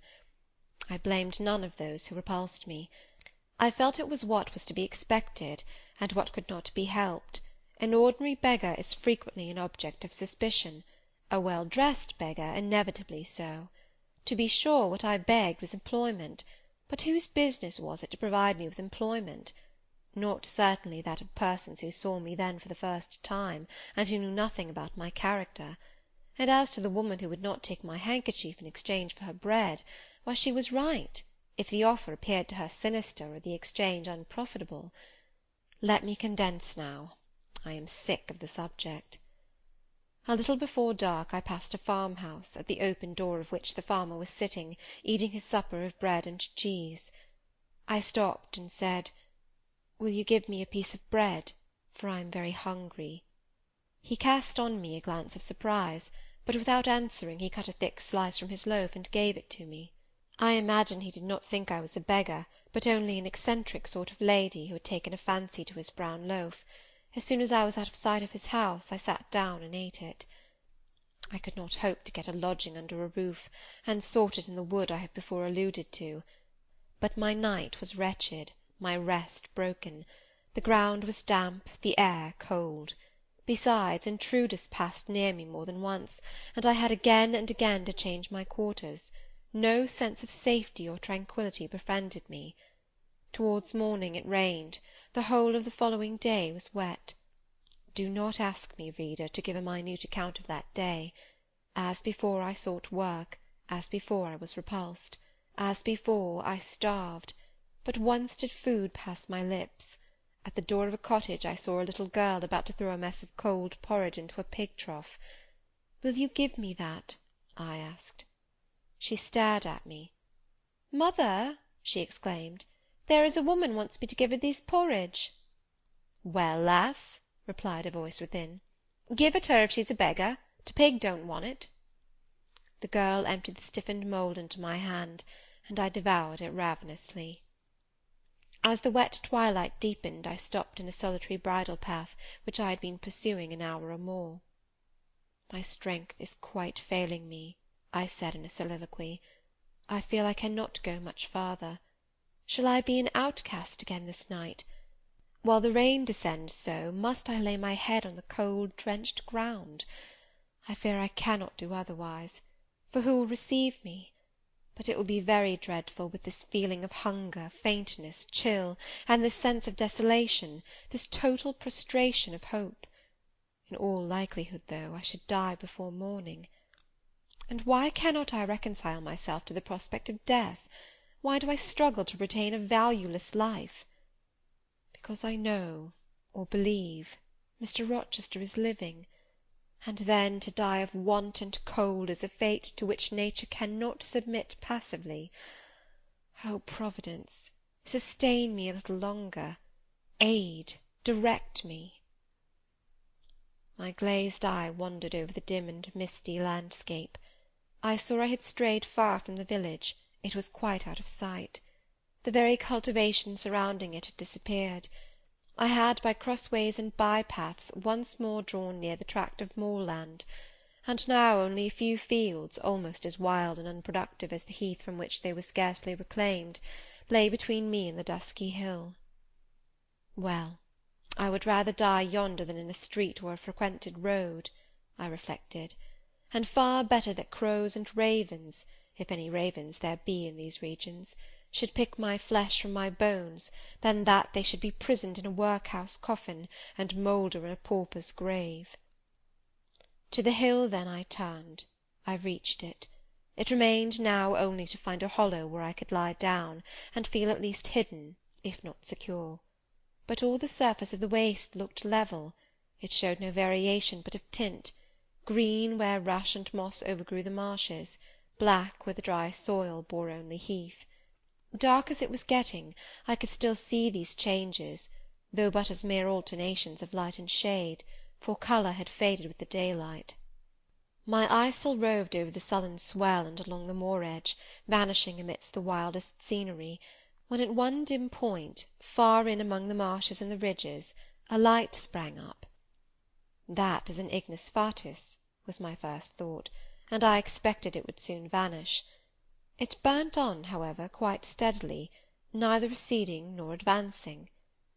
"Is it then a bonfire just kindled?" I questioned. I watched to see whether it would spread, but no, as it did not diminish, so it did not enlarge. It may be a candle in a house, I then conjectured, but if so, I can never reach it. It is much too far away, and were it within a yard of me, what would it avail? I should but knock at the door to have it shut in my face. And I sank down where I stood, and hid my face against the ground. I lay still a while, The night wind swept over the hill and over me, and died moaning in the distance. The rain fell fast, wetting me afresh to the skin. Could I but have stiffened to the still frost, the friendly numbness of death, it might have pelted on, I should not have felt it, but my yet living flesh shuddered at its chilling influence. I rose ere long. The light was yet there, shining dim but constant through the rain. I tried to walk again. I dragged my exhausted limbs slowly towards it. It led me aslant over the hill, through a wide bog, which would have been impassable in winter, and was splashy and shaking even now in the height of summer. Here I fell twice, but as often I rose and rallied my faculties. This light was my forlorn hope. I must gain it. Having crossed the marsh, I saw a trace of white over the moor. I approached it. It was a road or a track. It led straight up to the light, which now beamed from a sort of knoll, amidst a clump of trees, firs, apparently, from what I could distinguish of the character of their forms and foliage through the gloom. My star vanished as I drew near. Some obstacle had intervened between me and it. I put out my hand to feel the dark mass before me. I discriminated the rough stones of a low wall, above it something like palisades, and within a high and prickly hedge. I groped on. Again a whitish object gleamed before me. It was a gate, a wicket. It moved on its hinges as I touched it. On each side stood a sable bush, holly or yew. Entering the gate and passing the shrubs, the silhouette of a house rose to view, black, low, and rather long, but the guiding light shone nowhere. All was obscurity. Were the inmates retired to rest? I feared it must be so. In seeking the door I turned an angle. There shot out the friendly gleam again, from the lozenged panes of a very small latticed window, within a foot of the ground, made still smaller by the growth of ivy or some other creeping plant, whose leaves clustered thick over the portion of the house wall in which it was set. The aperture was so screened and narrow that curtain or shutter had been deemed unnecessary, and when I stooped down and put aside the spray of foliage shooting over it, I could see all within. I could see clearly a room with a sanded floor, clean scoured, a dresser of walnut with pewter plates ranged in rows, reflecting the redness and radiance of a glowing peat fire. I could see a clock, a white deal table, some chairs. The candle, whose ray had been my beacon, burnt on the table, and by its light an elderly woman, somewhat rough-looking, but scrupulously clean, like all about her, was knitting a stocking. I noticed these objects cursorily only. In them there was nothing extraordinary. A group of more interest appeared near the hearth, sitting still amidst the rosy peace and warmth suffusing it. Two young graceful women, ladies in every point, sat, one in a low rocking-chair, the other on a lower stool. Both wore deep mourning of crape and bombazine, which sombre garb singularly set off very fair necks and faces. A large old pointed dog rested its massive head on the knee of one girl. In the lap of the other was cushioned a black cat. A strange place was this humble kitchen for such occupants. Who were they? They could not be the daughters of the elderly person at the table, for she looked like a rustic, and they were all delicacy and cultivation. I had nowhere seen such faces as theirs, and yet, as I gazed on them, I seemed intimate with every lineament. I cannot call them handsome, they were too pale and grave for the word. As they each bent over a book, they looked thoughtful almost to severity. A stand between them supported a second candle and two great volumes, to which they frequently referred, comparing them seemingly with the smaller books they held in their hands, like people consulting a dictionary to aid them in the task of translation. This scene was as silent as if all the figures had been shadows, and the firelit apartment a picture. So hushed was it, I could hear the cinders fall from the grate, the clock tick in its obscure corner, and I even fancied I could distinguish the click-click of the woman's knitting needles. When, therefore, a voice broke the strange stillness at last, it was audible enough to me. "Listen, Diana," said one of the absorbed students. "Franz and old Daniel are together in the night-time, and Franz is telling a dream from which he has awakened in terror. Listen." And in a low voice she read something, of which not one word was intelligible to me, for it was in an unknown tongue, neither French nor Latin. Whether it were Greek or German I could not tell. "That is strong," she said when she had finished. "I relish it." The other girl, who had lifted her head to listen to her sister, repeated, while she gazed at the fire, a line of what had been read. At a later day I knew the language and the book, therefore I will here quote the line, though when I first heard it, it was only like a stroke on sounding brass to me, conveying no meaning. Da trat hervor einer, an zu sehen wie die Sternennacht. Good, good, she exclaimed, while her dark and deep eyes sparkled. There you have a dim and mighty archangel fitly set before you. The line is worth 100 pages of fustian. Ich wage die Gedanken in der Schale meines Sohnes und die Werke mit dem Gewichte meines Grimms. I like it. Both were again silent. "Is there any country where they talk o' that way?" said the old woman, looking up from her knitting. "Yes, Hannah, a far larger country than England, where they talk in no other way." "Well, for sure case, I knownt how they can understand to one t'other, and if either o' you went over there, you could tell what they said, I guess." "We could probably tell something of what they said, but not all, for we are not as clever as you think us, Hannah. We don't speak German, and we cannot read it without a dictionary to help us." "And what good does it do you?" "We mean to teach it some time, or at least the elements, as they say, and then we shall get more money than we do now." "Very like, but give o'er studying. You've done enough for to-night." "I think we have. At least I'm tired. Mary, are you?" "Mortally. After all, it's tough work fagging away at a language with no master but a lexicon." "It is, especially such a language as this crabbed but glorious Deutsch. I wonder when St. John will come home." "Surely he will not be long now. It is just 10. Looking at a little gold watch she drew from her girdle. "It rains fast, Hannah.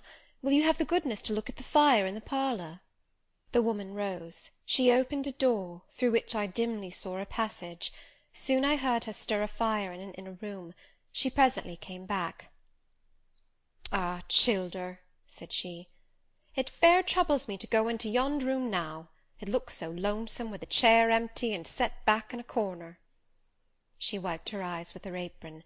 The two girls, grave before, looked sad now. "But he is in a better place," continued Hannah. "We shouldn't wish him here again, and then nobody need to have a quieter death nor he had." "You say he never mentioned us?" inquired one of the ladies. "He hadn't time, bairn. He was gone in a minute, was your father. He had been a bit ailing like the day before, but not to signify, and when Mr. St. John asked if he would like either of you to be sent for, he fair laughed at him. He began again with a bit of heaviness in his head the next day, that is a fortnight sin', and he went to sleep and never wakened. He were almost stark when your brother went into the chamber and found him. Oh, childer, that's to last to the old stock, for ye and Mr. St. John is of like a different sort to them that's gone, for all your mother wore much o' your way, and almost as book learned. She were the picture o' ye, Mary. Diana is more like your father." I thought them so similar, I could not tell where the old servant, for such I now concluded her to be, saw the difference. Both were fair-complexioned and slenderly made. Both possessed faces full of distinction and intelligence. One, to be sure, had hair a shade darker than the other, and there was a difference in their style of wearing it. Mary's pale brown locks were parted and braided smooth. Diana's duskier tresses covered her neck with thick curls. The clock struck 10. "You'll want your supper, I am sure," observed Hannah, "and so will Mr. St. John when he comes in." And she proceeded to prepare the meal. The ladies rose. They seemed about to withdraw to the parlour. Till this moment I had been so intent on watching them, their appearance and conversation had excited in me so keen an interest, I had half forgotten my own wretched position. Now it recurred to me, more desolate, more desperate than ever, it seemed, from contrast. And how impossible did it appear to touch the inmates of this house with concern on my behalf, to make them believe in the truth of my wants and woes, to induce them to vouchsafe a rest for my wanderings. As I groped out the door and knocked at it hesitatingly, I felt that last idea to be a mere chimera. Hannah opened. "What do you want?" she inquired, in a voice of surprise, as she surveyed me by the light of the candle she held. "May I speak to your mistresses?" I said. "You had better tell me what you have to say to them. Where do you come from?" "I am a stranger." "What is your business here at this hour?" "I want a night's shelter in an outhouse or anywhere, and a morsel of bread to eat." Distrust, the very feeling I dreaded, appeared in Hannah's face. "I'll give you a piece of bread," she said, after a pause. "But we can't take in a vagrant to lodge. It isn't likely." "Do let me speak to your mistresses." "No, not I. What can they do for you? You should not be roving about now. It looks very ill." "But where shall I go if you drive me away? What shall I do?" "Oh, I'll warrant you know where to go and what to do. Mind you don't do wrong, that's all. Here is a penny. Now go." "A penny cannot feed me, and I have no strength to go farther. Don't shut the door. Oh, don't, for God's sake." "I must. The rain is driving in." "Tell the young ladies. Let me see them." "Indeed I will not. You are not what you ought to be, or you wouldn't make such a noise. Move off."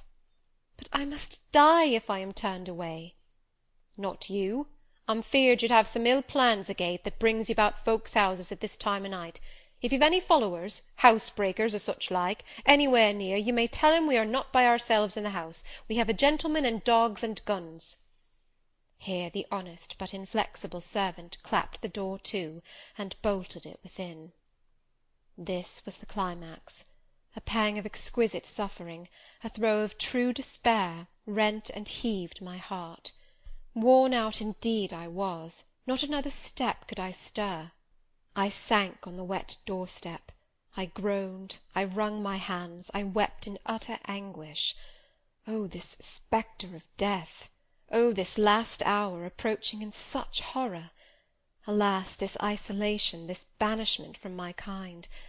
Not only the anchor of hope, but the footing of fortitude was gone, at least for a moment, but the last I soon endeavoured to regain.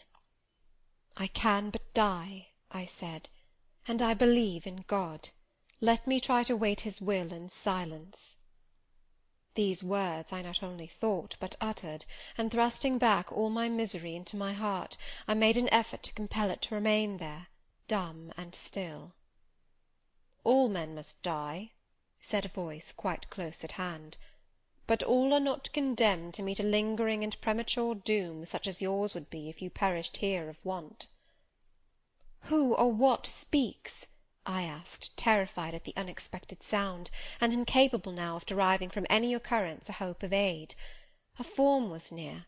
What form, the pitch-dark night and my enfeebled vision prevented me from distinguishing. With a loud long knock, the new-comer appealed to the door. "Is it you, Mr. St. John?" cried Hannah. "Yes, yes, open quickly." "Well, how wet and cold you must be, such a wild night as it is. Come in, your sisters are quite uneasy about you, and I believe there are bad folks about. There has been a beggar-woman. I declare she is not gone yet. Lay down there. Get up, for shame. Move off, I say." "Hush, Hannah. I have a word to say to the woman. You have done your duty in excluding. Now let me do mine in admitting her. I was near and listened to both you and her. I think this is a peculiar case. I must at least examine into it. Young woman, rise, and pass before me into the house." With difficulty I obeyed him. Presently I stood within that clean bright kitchen, on the very hearth, trembling, sickening, conscious of an aspect in the last degree ghastly, wild, and weather-beaten. The two ladies, their brother, Mr. St. John, the old servant, were all gazing at me. "St. John, who is it?" I heard one ask. "I cannot tell. I found her at the door," was the reply. "She does look white," said Hannah. "As white as clay or death," was responded. "She will fall. Let her sit." And indeed my head swam. I dropped, but a chair received me. I still possessed my senses, though just now I could not speak. Perhaps a little water would restore her. Hannah, fetch some. But she is worn to nothing. How very thin, and how very bloodless! A mere spectre.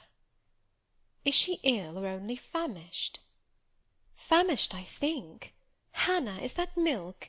Give it me, and a piece of bread. Diana, I knew her by the long curls which I saw drooping between me and the fire as she bent over me, broke some bread, dipped it in milk, and put it to my lips. Her face was near mine. I saw there was pity in it, and I felt sympathy in her hurried breathing. In her simple words, too, the same balm-like emotion spoke.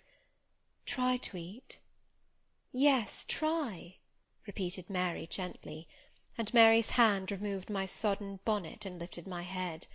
I tasted what they offered me, feebly at first, eagerly soon. "Not too much at first. Restrain her," said the brother. "She has had enough." And he withdrew the cup of milk and the plate of bread. "A little more, St. John. Look at the avidity in her eyes." "No more at present, sister. Try if she can speak now. Ask her her name." I felt I could speak, and I answered, "My name is Jane Elliot." Anxious as ever to avoid discovery, I had before resolved to assume an alias. "And where do you live? Where are your friends?" I was silent. "Can we send for any one you know?" I shook my head. "What account can you give of yourself?" Somehow, now that I had once crossed the threshold of this house, and once was brought face to face with its owners, I felt no longer outcast, vagrant, and disowned by the wide world. I dared to put off the mendicant, to resume my natural manner and character. I began once more to know myself, and when Mr. St. John demanded an account, which at present I was far too weak to render, I said, after a brief pause, "Sir, I can give you no details to-night." "But what, then," said he, "do you expect me to do for you?" "Nothing," I replied. My strength sufficed but for short answers. Diana took the word. "Do you mean," she asked, "that we have now given you what aid you require, and that we may dismiss you to the moor in the rainy night?" I looked at her. She had, I thought, a remarkable countenance, instinct both with power and goodness. I took sudden courage. Answering her compassionate gaze with a smile, I said, "I will trust you. If I were a masterless and stray dog, I know that you would not turn me from your hearth to-night. As it is, I really have no fear. Do with me and for me as you like, but excuse me from much discourse. My breath is short. I feel a spasm when I speak." All three surveyed me, and all three were silent.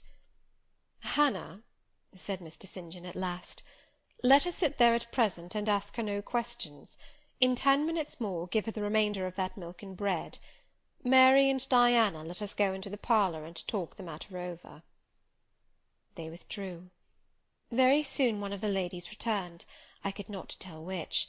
A kind of pleasant stupor was stealing over me as I sat by the genial fire. In an undertone she gave some directions to Hannah. Ere long, with the servant's aid, I contrived to mount a staircase. My dripping clothes were removed. Soon a warm, dry bed received me. I thanked God, experienced amidst unutterable exhaustion a glow of grateful joy, and slept. Chapter 28.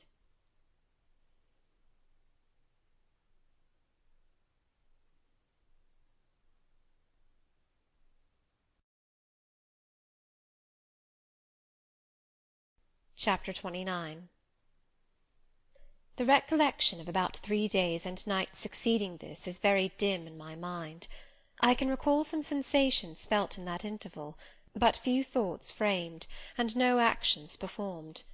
I knew I was in a small room and in a narrow bed. To that bed I seemed to have grown. I lay on it motionless as a stone, and to have torn me from it would have been almost to kill me.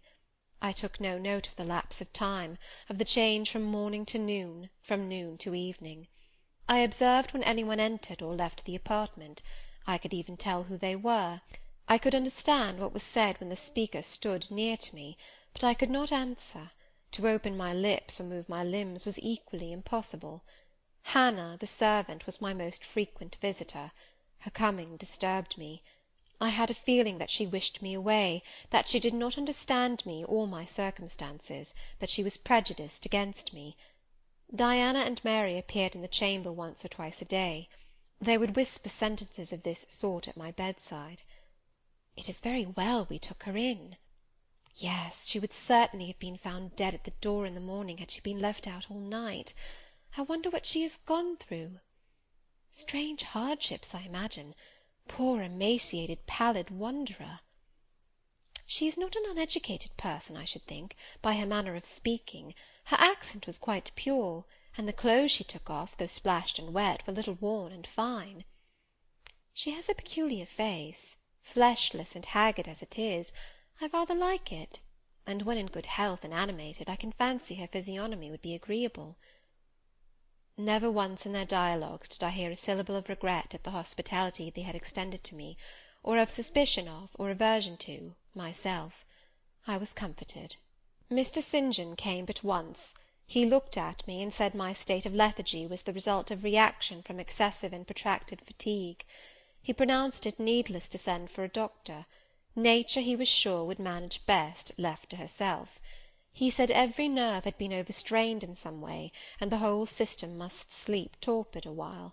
There was no disease. He imagined my recovery would be rapid enough when once commenced. These opinions he delivered in a few words, in a quiet, low voice, and added, after a pause, in the tone of a man little accustomed to expansive comment, "Rather an unusual physiognomy, certainly not indicative of vulgarity or degradation." "Far otherwise," responded Diana. "To speak truth, St. John, my heart rather warms to the poor little soul. I wish we may be able to benefit her permanently." "That is hardly likely," was the reply. "You will find she is some young lady who has had a misunderstanding with her friends, and has probably injudiciously left them. We may perhaps succeed in restoring her to them, if she is not obstinate; but I trace lines of force in her face which make me sceptical of her tractability." He stood considering me some minutes, then added, "She looks sensible, but not at all handsome." "She is so ill, St. John." "Ill or well, she would always be plain.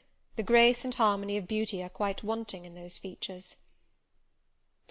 On the third day I was better.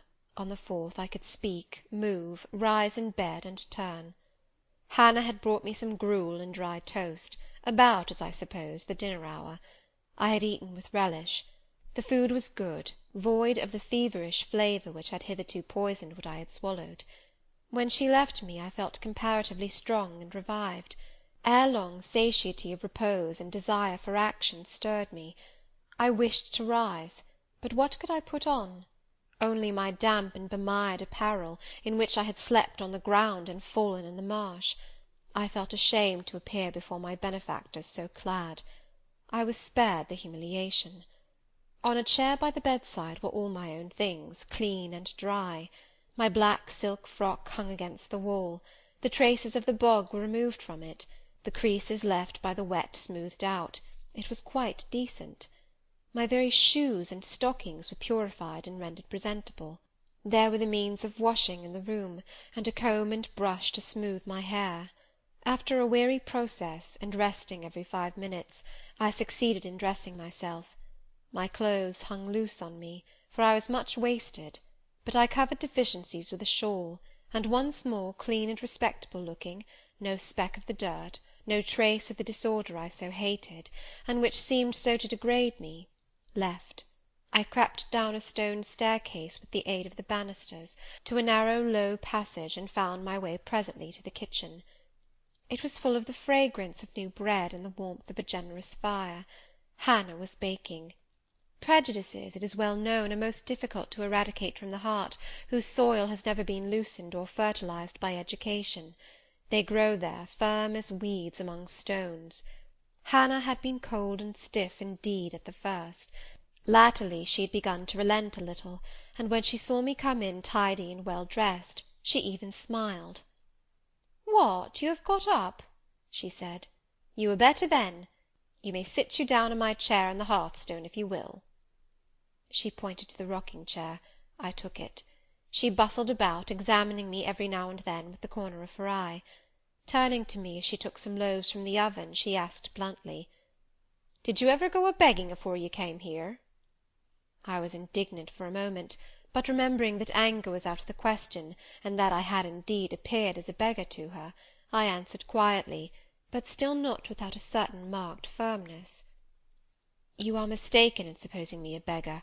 I am no beggar, any more than yourself or your young ladies." After a pause, she said, "I dunnot understand that. You've like no house, nor no brass, I guess." "The want of house or brass, by which I suppose you mean money, does not make a beggar in your sense of the word." "Are you book-learned?" she inquired presently. "Yes, very." "But you've never been to a boarding-school?" "I was at a boarding-school 8 years." She opened her eyes wide. "Whatever cannot you keep yourself for, then?" "I have kept myself, and I trust shall keep myself again. What are you going to do with these gooseberries?" I inquired, as she brought out the basket of the fruit. "Mek 'em into pies." "Give them to me, and I'll pick them." "Nay, I dunnot want you to do nought." "But I must do something. Let me have them." She consented, and she even brought me a clean towel to spread over my dress, "lest," as she said, "I should mucky it." "You've not been used to servants' work, I see by your hands," she remarked. "Happen you've been a dressmaker?" "No, you are wrong. And now never mind what I have been. Don't trouble your head further about me, but tell me the name of the house where we are." "Some calls it Marsh End, and some calls it Moor House." "And the gentleman who lives here is called Mr. St. John?" "Nay, he doesn't live here, he's only staying a while. When he is at home, he's in his own parish at Morton." "That village a few miles off?" "Ay." "And what is he?" "He is a parson." I remembered the answer of the old housekeeper at the parsonage when I had asked to see the clergyman.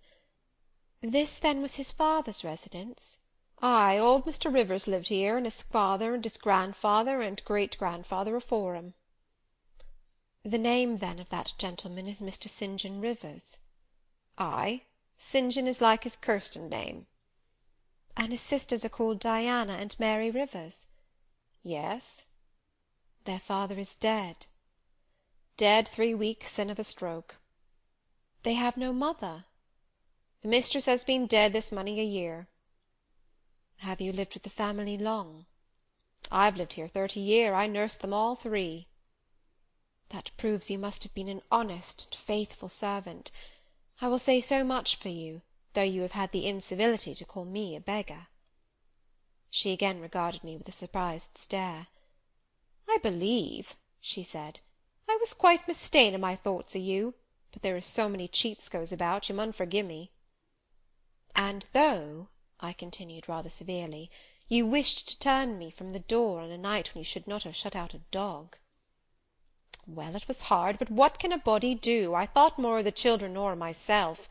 Poor things, they've like nobody to take care of 'em but me. I'm like to look sharpish. I maintained a grave silence for some minutes. You munnot think too hardly of me, she again remarked.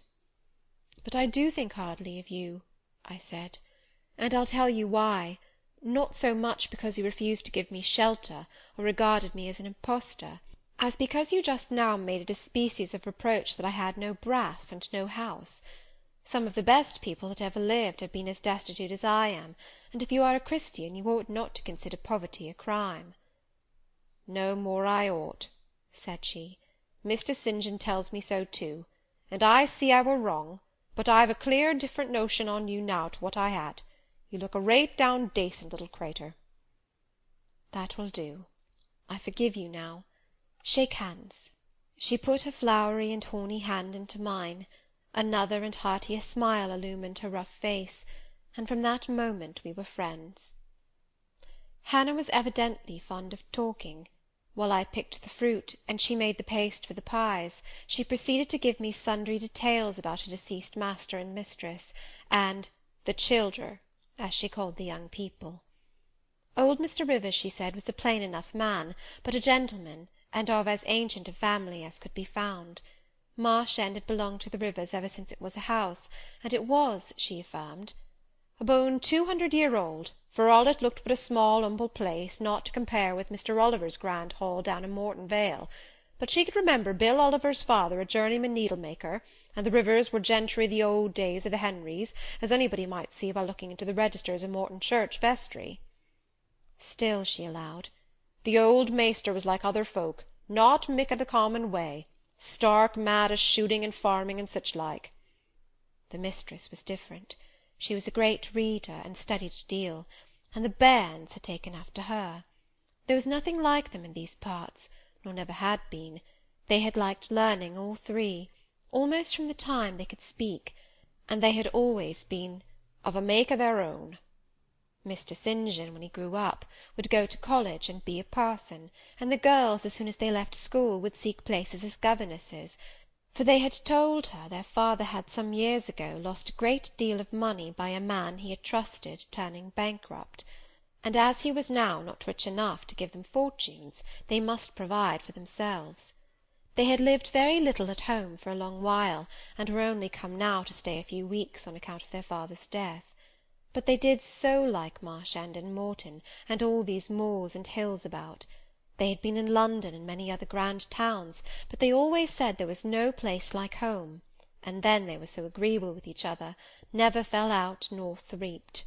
She did not know there was such a family for being united. Having finished my task of gooseberry picking, I asked where the two ladies and their brother were now. "Gone over to Morton for a walk, but they would be back in half an hour to tea." They returned within the time Hannah had allotted them. They entered by the kitchen door. Mr. St. John, when he saw me, merely bowed and passed through. The two ladies stopped. Mary, in a few words, kindly and calmly expressed the pleasure she felt in seeing me well enough to be able to come down. Diana took my hand. She shook her head at me. "You should have waited for my leave to descend," she said. "You still look very pale, and so thin. Poor child! Poor girl!" Diana had a voice toned, to my ear, like the cooing of a dove. She possessed eyes whose gaze I delighted to encounter. Her whole face seemed to me full of charm. Mary's countenance was equally intelligent, her features equally pretty, but her expression was more reserved, and her manners, though gentle, more distant. Diana looked and spoke with a certain authority. She had a will, evidently. It was my nature to feel pleasure in yielding to an authority supported like hers, and to bend, where my conscience and self-respect permitted, to an active will. "And what business have you here?" she continued. "It is not your place. Mary and I sit in the kitchen sometimes, because at home we like to be free, even to licence, but you are a visitor, and must go into the parlour." "I am very well here." "Not at all, with Hannah bustling about and covering you with flour." "Besides, the fire is too hot for you," interposed Mary. "To be sure," added her sister. "Come, you must be obedient." And still holding my hand, she made me rise, and led me into the inner room. "Sit there," she said, placing me on the sofa, "while we take our things off and get the tea ready. It is another privilege we exercise in our little moorland home, to prepare our own meals when we are so inclined, or when Hannah is baking, brewing, washing, or ironing." She closed the door, leaving me solus with Mr. St. John, who sat opposite, a book or newspaper in his hand. I examined first the parlour, and then its occupant.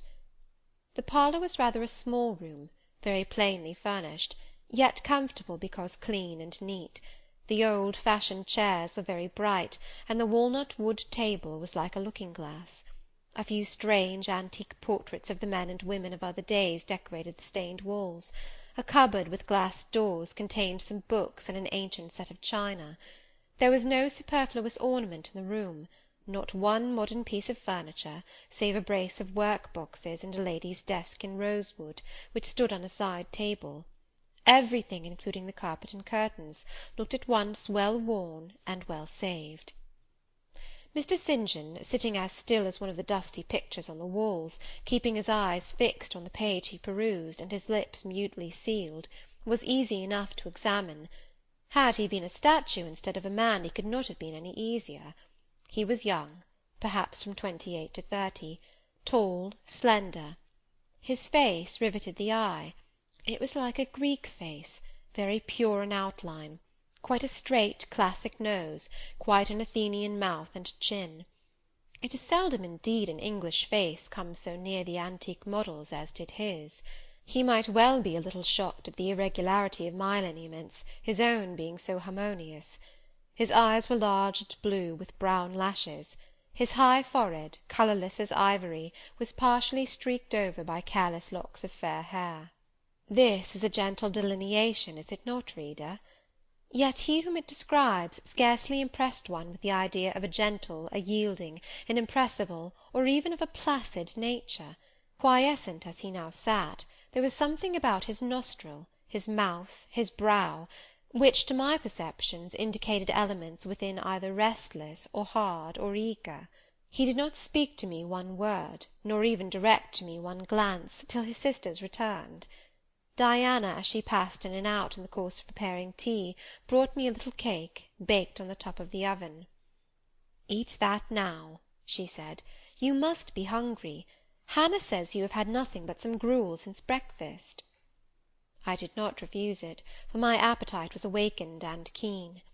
Mr. Rivers now closed his book, approached the table, and, as he took a seat, fixed his blue, pictorial-looking eyes full on me.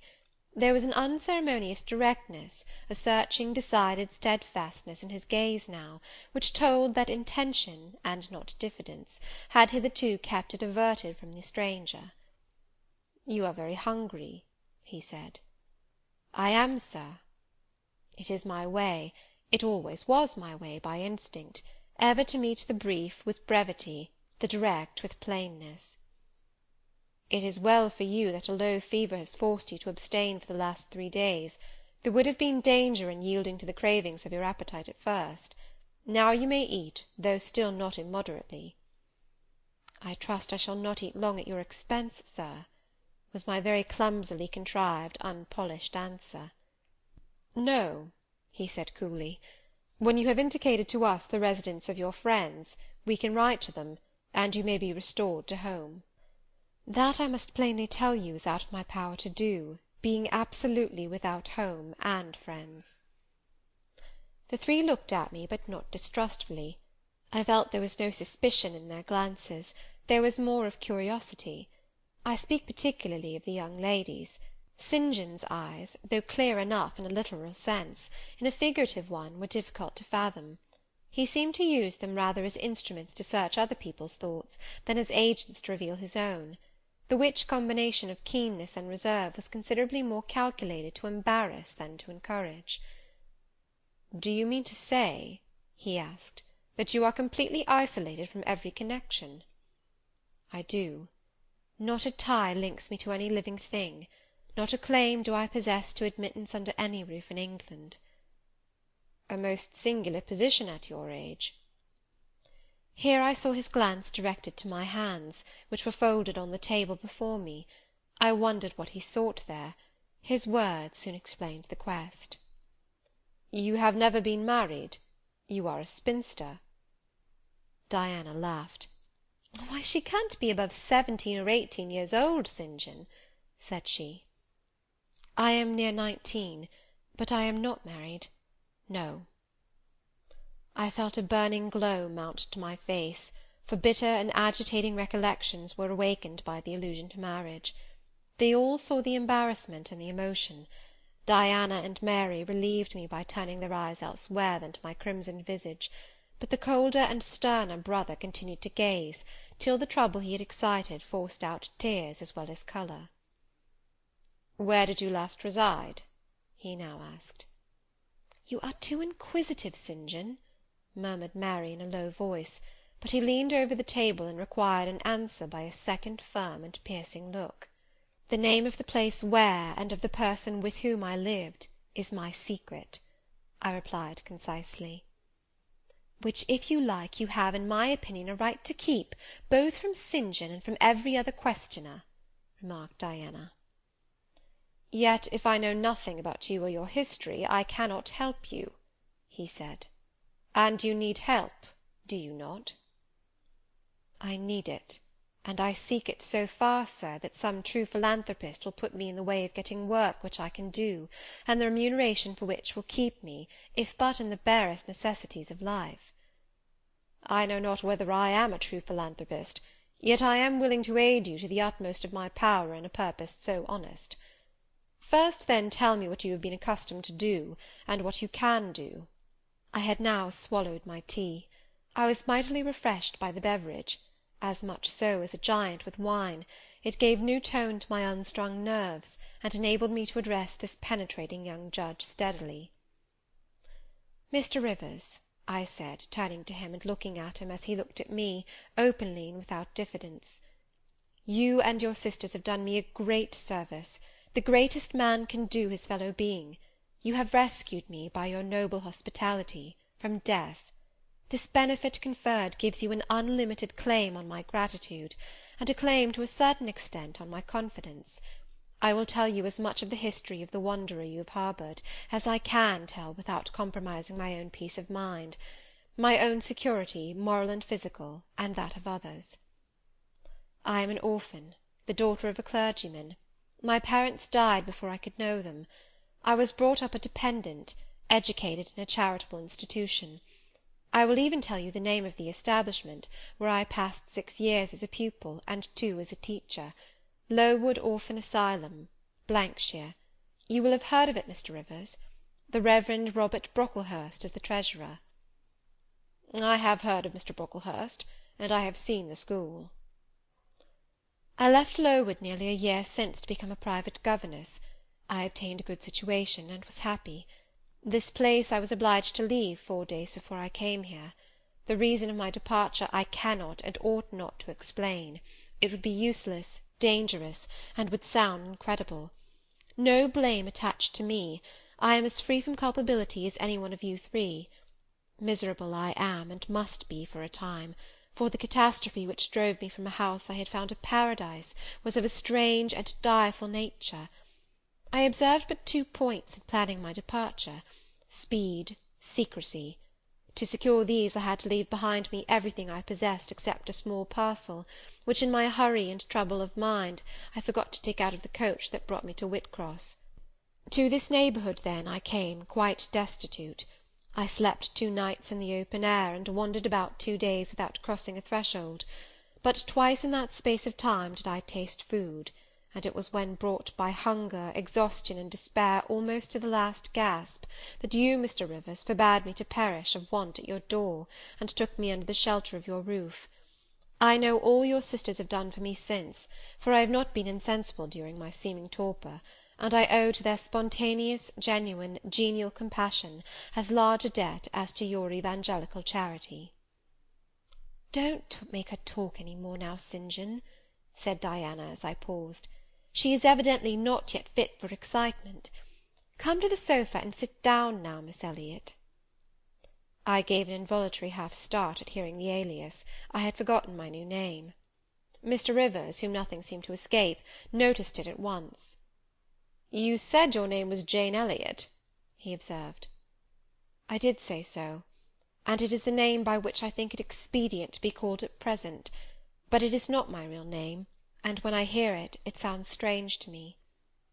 "Your real name you will not give?" "No. I fear discovery above all things, and whatever disclosure would lead to it, I avoid." "You are quite right, I am sure," said Diana. "Now do, brother, let her be at peace a while." But when St. John had mused a few moments, he recommenced as imperturbably and with as much acumen as ever. "You would not like to be long dependent on our hospitality. You would wish, I see, to dispense as soon as may be with my sister's compassion, and above all with my charity. I am quite sensible of the distinction drawn, nor do I resent it. It is just. You desire to be independent of us?" "I do. I have already said so. Show me how to work, or how to seek work. That is all I now ask. Then let me go, if it be but to the meanest cottage. But till then allow me to stay here. I dread another essay of the horrors of homeless destitution." "Indeed you shall stay here," said Diana, putting her white hand on my head. "You shall," repeated Mary, in the tone of undemonstrative sincerity which seemed natural to her. "My sisters, you see, have a pleasure in keeping you," said Mr. St. John, "as they would have a pleasure in keeping and cherishing a half-frozen bird some wintry wind might have driven through their casement. I feel more inclination to put you in the way of keeping yourself, and shall endeavour to do so. But observe, my sphere is narrow. I am but the incumbent of a poor county parish, my aid must be of the humblest sort. And if you are inclined to despise the day of small things, seek some more efficient succour than such as I can offer." "She has already said that she is willing to do anything honest she can do," answered Diana for me. "And you know, St. John, she has no choice of helpers. She is forced to put up with such crusty people as you." "I will be a dressmaker. I will be a plain workwoman. I will be a servant, a nurse-girl, if I can be no better," I answered. "Right," said Mr. St. John, quite coolly. "If such is your spirit, I promise to aid you in my own time and way." He now resumed the book with which he had been occupied before tea. I soon withdrew, for I had talked as much and sat up as long as my present strength would permit. Chapter 29.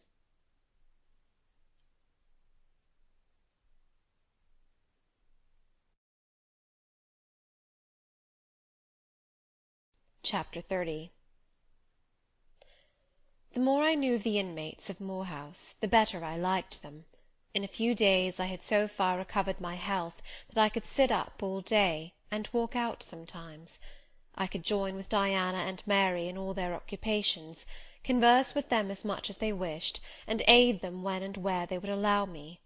There was a reviving pleasure in this intercourse, of a kind now tasted by me for the first time, the pleasure arising from perfect congeniality of tastes, sentiments, and principles. I liked to read what they liked to read; what they enjoyed delighted me; what they approved I reverenced. They loved their sequestered home. I too, in the grey, small, antique structure, with its low roof, its latticed casements, its mouldering walls, its avenue of aged firs, all grown aslant under the stress of mountain winds, its garden dark with yew and holly, and where no flowers but of the hardiest species would bloom, found a charm both potent and permanent. They clung to the purple moors behind and around their dwelling, to the hollow vale into which the pebbly bridle path leading from their gate descended, and which wound between fern banks first, and then among a few of the wildest little pasture fields that ever bordered a wilderness of heath, or gave sustenance to a flock of grey moorland sheep, with their little mossy-faced lambs. They clung to this scene, I say, with a perfect enthusiasm of attachment. I could comprehend the feeling, and share both its strength and truth. I saw the fascination of the locality. I felt the consecration of its loneliness. My eye feasted on the outline of swell and sweep, on the wild colouring communicated to ridge and dell by moss, by heath-bell, by flower-sprinkled turf, by brilliant bracken and mellow granite crag. These details were just to me what they were to them, so many pure and sweet sources of pleasure.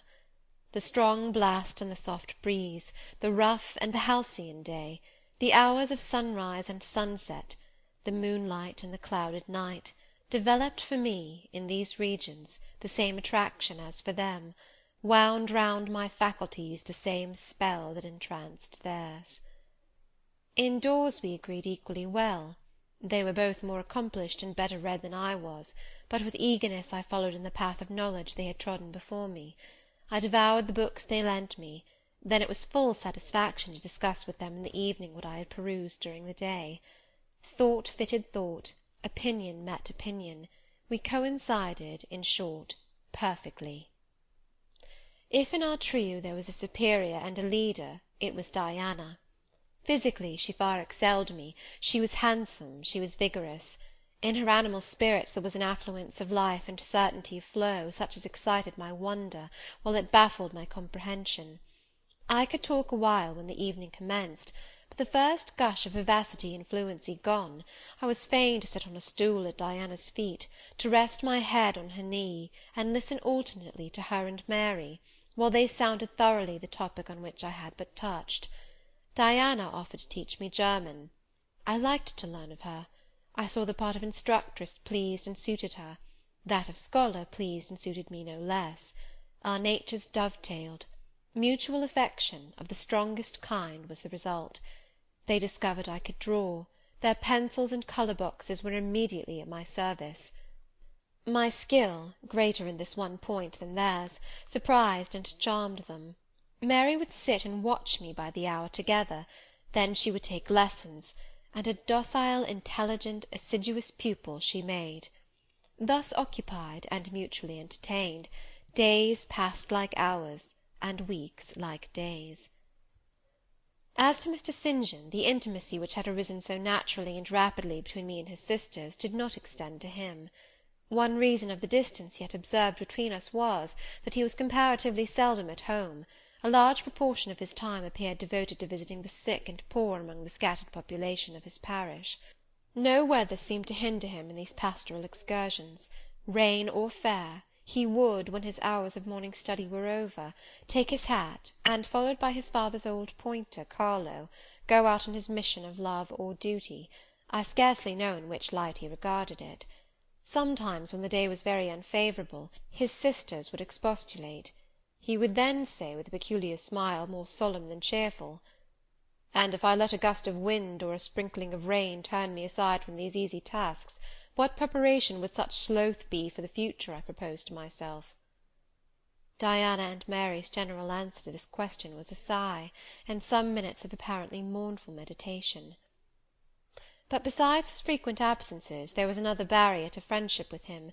He seemed of a reserved, an abstracted, and even of a brooding nature.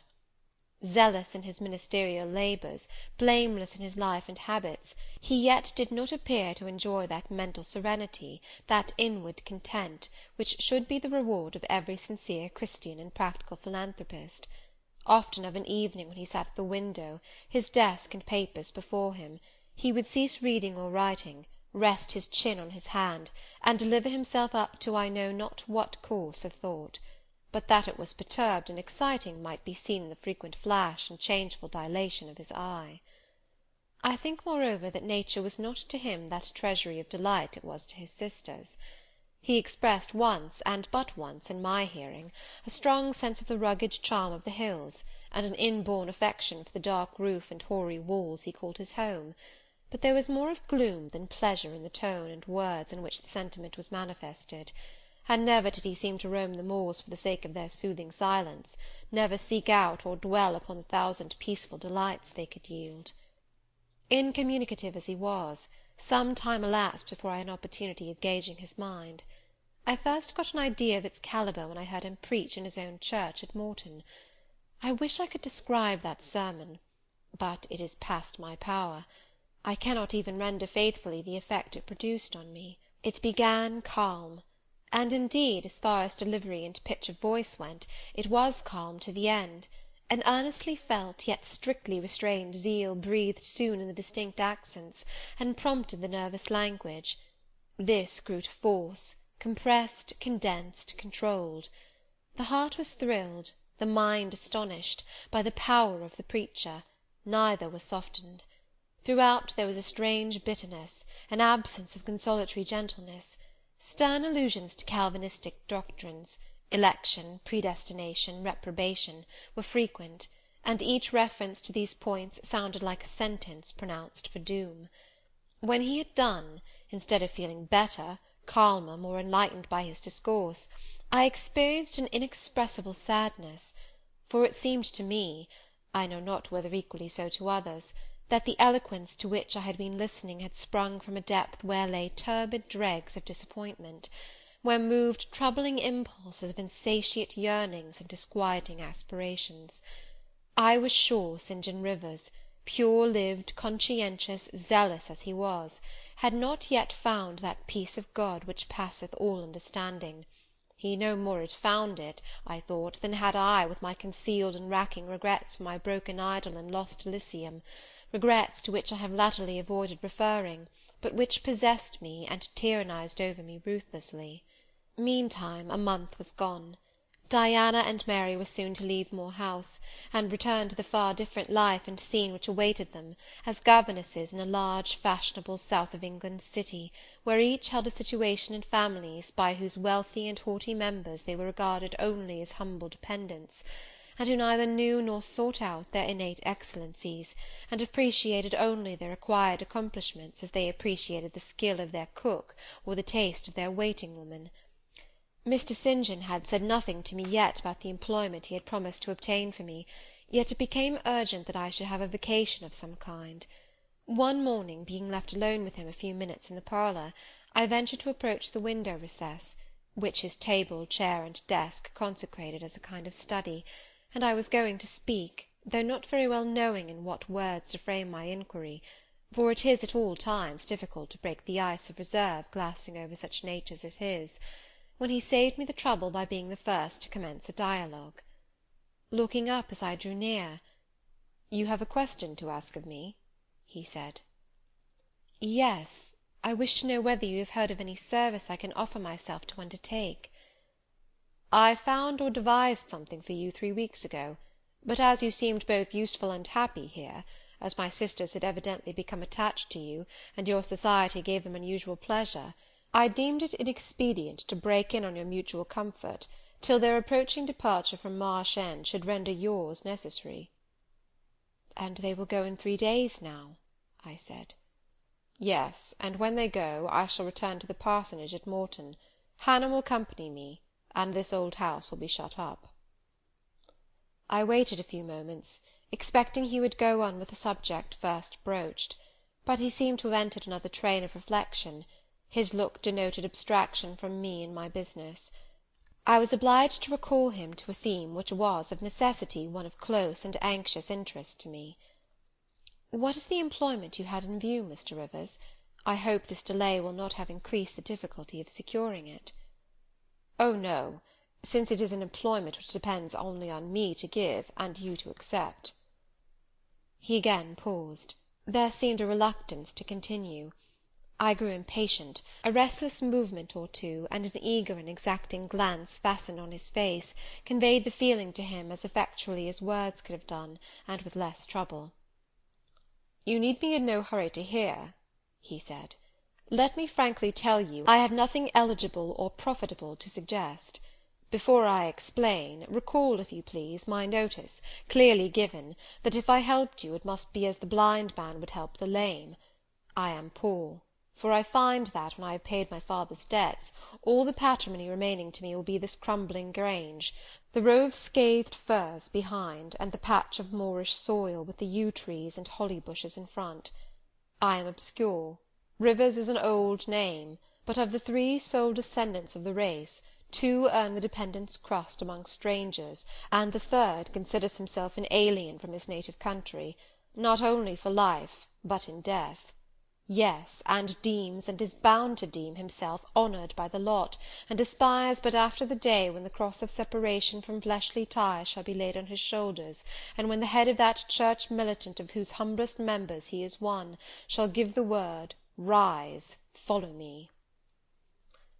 St. John said these words as he pronounced his sermons, with a quiet, deep voice, with an unflushed cheek, and a coruscating radiance of glance. He resumed, "And since I am myself poor and obscure, I can offer you but a service of poverty and obscurity. You may even think it degrading, for I see now your habits have been what the world calls refined, your tastes lean to the ideal, and your society has at least been among the educated. But I consider that no service degrades which can better our race. I hold that the more arid and unreclaimed the soil where the Christian labourer's task of tillage is appointed him, the scantier the meed his toil brings, the higher the honour. His, under such circumstances, is the destiny of the pioneer, and the first pioneers of the gospel were the apostles. Their captain was Jesus, the Redeemer himself. "Well," I said, as he again paused, "proceed." He looked at me before he proceeded. Indeed, he seemed leisurely to read my face, as if its features and lines were characters on a page. The conclusions drawn from his scrutiny he partially expressed in his succeeding observations. "I believe you will accept the post I offer you," he said, "and hold it for a while. Not permanently, though, any more than I could permanently keep the narrow and the narrowing, the tranquil hidden office of English country incumbent, for in your nature is an alloy as detrimental to repose as that in mine, though of a different kind." "Do explain," I urged, when he halted once more. "I will, and you shall hear how poor the proposal is, how trivial, how cramping. I shall not stay long at Morton now that my father is dead, and that I am my own master. I shall leave the place probably in the course of a 12-month, but while I do stay, I will exert myself to the utmost for its improvement. Morton, when I came to it 2 years ago, had no school. The children of the poor were excluded from every hope of progress. I established one for boys. I mean now to open a second school for girls. I have hired a building for the purpose, with a cottage of 2 rooms attached to it for the mistress's house. Her salary will be £30 a year. Her house is already furnished, very simply but sufficiently, by the kindness of a lady, Miss Oliver, the only daughter of the sole rich man in my parish, Mr. Oliver, the proprietor of a needle factory and iron foundry in the valley. The same lady pays for the education and clothing of an orphan from the workhouse, on condition that she shall aid the mistress in such menial offices connected with her own house and the school as her occupation of teaching will prevent her having time to discharge in person. Will you be this mistress?" He put the question rather hurriedly. He seemed half to expect an indignant or at least a disdainful rejection of the offer. Not knowing all my thoughts and feelings, though guessing some, he could not tell in what light the lot would appear to me. In truth, it was humble, but then it was sheltered, and I wanted a safe asylum. It was plodding, but then, compared with that of a governess in a rich house, it was independent, and the fear of servitude with strangers entered my soul like iron. It was not ignoble, not unworthy, not mentally degrading. I made my decision. "Thank you for the proposal, Mr. Rivers, and I accept it with all my heart." "But you comprehend me," he said. "It is a village school. Your scholars would be only poor girls, cottagers' children, at the best farmers' daughters. Knitting, sewing, reading, writing, ciphering, will be all you will have to teach. What will you do with your accomplishments? What with the largest portion of your mind, sentiments, tastes?" "Save them till they are wanted. They will keep." "You know what you undertake, then?" "I do." He now smiled, and not a bitter or a sad smile, but one well pleased and deeply gratified. "And when will you commence the exercise of your function?" "I will go to my house to-morrow, and open the school, if you like, next week." "Very well. So be it." He rose and walked through the room. Standing still, he again looked at me. He shook his head. "What do you disapprove of, Mr. Rivers?" I asked. "You will not stay at Morton long. No, no." "Why, what is your reason for saying so?" "I read it in your eye. It is not of that description which promises the maintenance of an even tenor in life." "I am not ambitious." He started at the word ambitious. He repeated, "No. What made you think of ambition? Who is ambitious? I know I am, but how did you find it out?" "I was speaking of myself." "Well, if you're not ambitious, you are—" He paused. "What?" "I was going to say impassioned, but perhaps you would have misunderstood the word and been displeased. I mean that human affections and sympathies have a most powerful hold on you. I am sure you cannot long be content to pass your leisure in solitude, and to devote your working hours to a monotonous labour wholly void of stimulus, any more than I can be content," he added with emphasis, "to live here buried in morass, pent in with mountains. My nature that God gave me contravened, my faculties heaven bestowed, paralysed, made useless. You hear now how I contradict myself. I, who preached contentment with a humble lot, and justified the vocation even of hewers of wood and drawers of water in God's service, I, his ordained minister, almost rave in my restlessness. Well, propensities and principles must be reconciled by some means." He left the room. In this brief hour I had learnt more of him than in the whole previous month, yet still he puzzled me. Diana and Mary Rivers became more sad and silent as the day approached for leaving their brother and their home. They both tried to appear as usual, but the sorrow they had to struggle against was one that could not be entirely conquered or concealed. Diana intimated that this would be a different parting from any they had ever yet known. It would probably, as far as St. John was concerned, be a parting for years. It might be a parting for life. "He will sacrifice all to his long-framed resolves," she said. "Natural affection and feelings more potent still. St. John looks quiet, Jane, but he hides a fever in his vitals. You would think him gentle, yet in some things he is inexorable as death, and the worst of it is, my conscience will hardly permit me to dissuade him from his severe decision. Certainly I cannot for a moment blame him for it. It is right, Christian, noble, yet it breaks my heart." And the tears gushed to her fine eyes. Mary bent her head low over her work. "We are now without father, we shall soon be without home and brother," she murmured.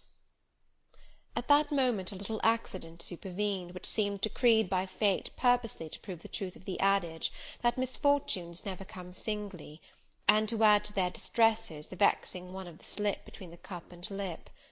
St. John passed the window, reading a letter. He entered. "Our Uncle John is dead," said he. Both the sisters seemed struck, not shocked or appalled. The tidings appeared in their eyes rather momentous than afflicting. "Dead?" repeated Diana. "Yes." She riveted a searching gaze on her brother's face. "And what then?" she demanded in a low voice. "What then, Di?" he replied, maintaining a marble immobility of feature. "What then? Why, nothing. Read." He threw the letter into her lap. She glanced over it, and handed it to Mary. Mary perused it in silence, and returned it to her brother. All three looked at each other, and all three smiled, a dreary, pensive smile enough. "Amen, we can yet live," said Diana at last. "At any rate it makes us no worse off than we were before," remarked Mary. "Only it forces rather strongly on the mind the picture of what might have been," said Mr. Rivers, "and contrasts it somewhat too vividly with what is." He folded the letter, locked it in his desk, and again went out. For some minutes no one spoke. Diana then turned to me. "Jane, you will wonder at us and our mysteries," she said, "and think us hard-hearted beings not to be more moved at the death of so near a relation as an uncle, but we had never seen him or known him. He was my mother's brother. My father and he quarrelled long ago. It was by his advice that my father risked most of his property in the speculation that ruined him. Mutual recrimination passed between them. They parted in anger and were never reconciled. My uncle engaged afterwards in more prosperous undertakings. It appears he realized a fortune of 20,000 pounds.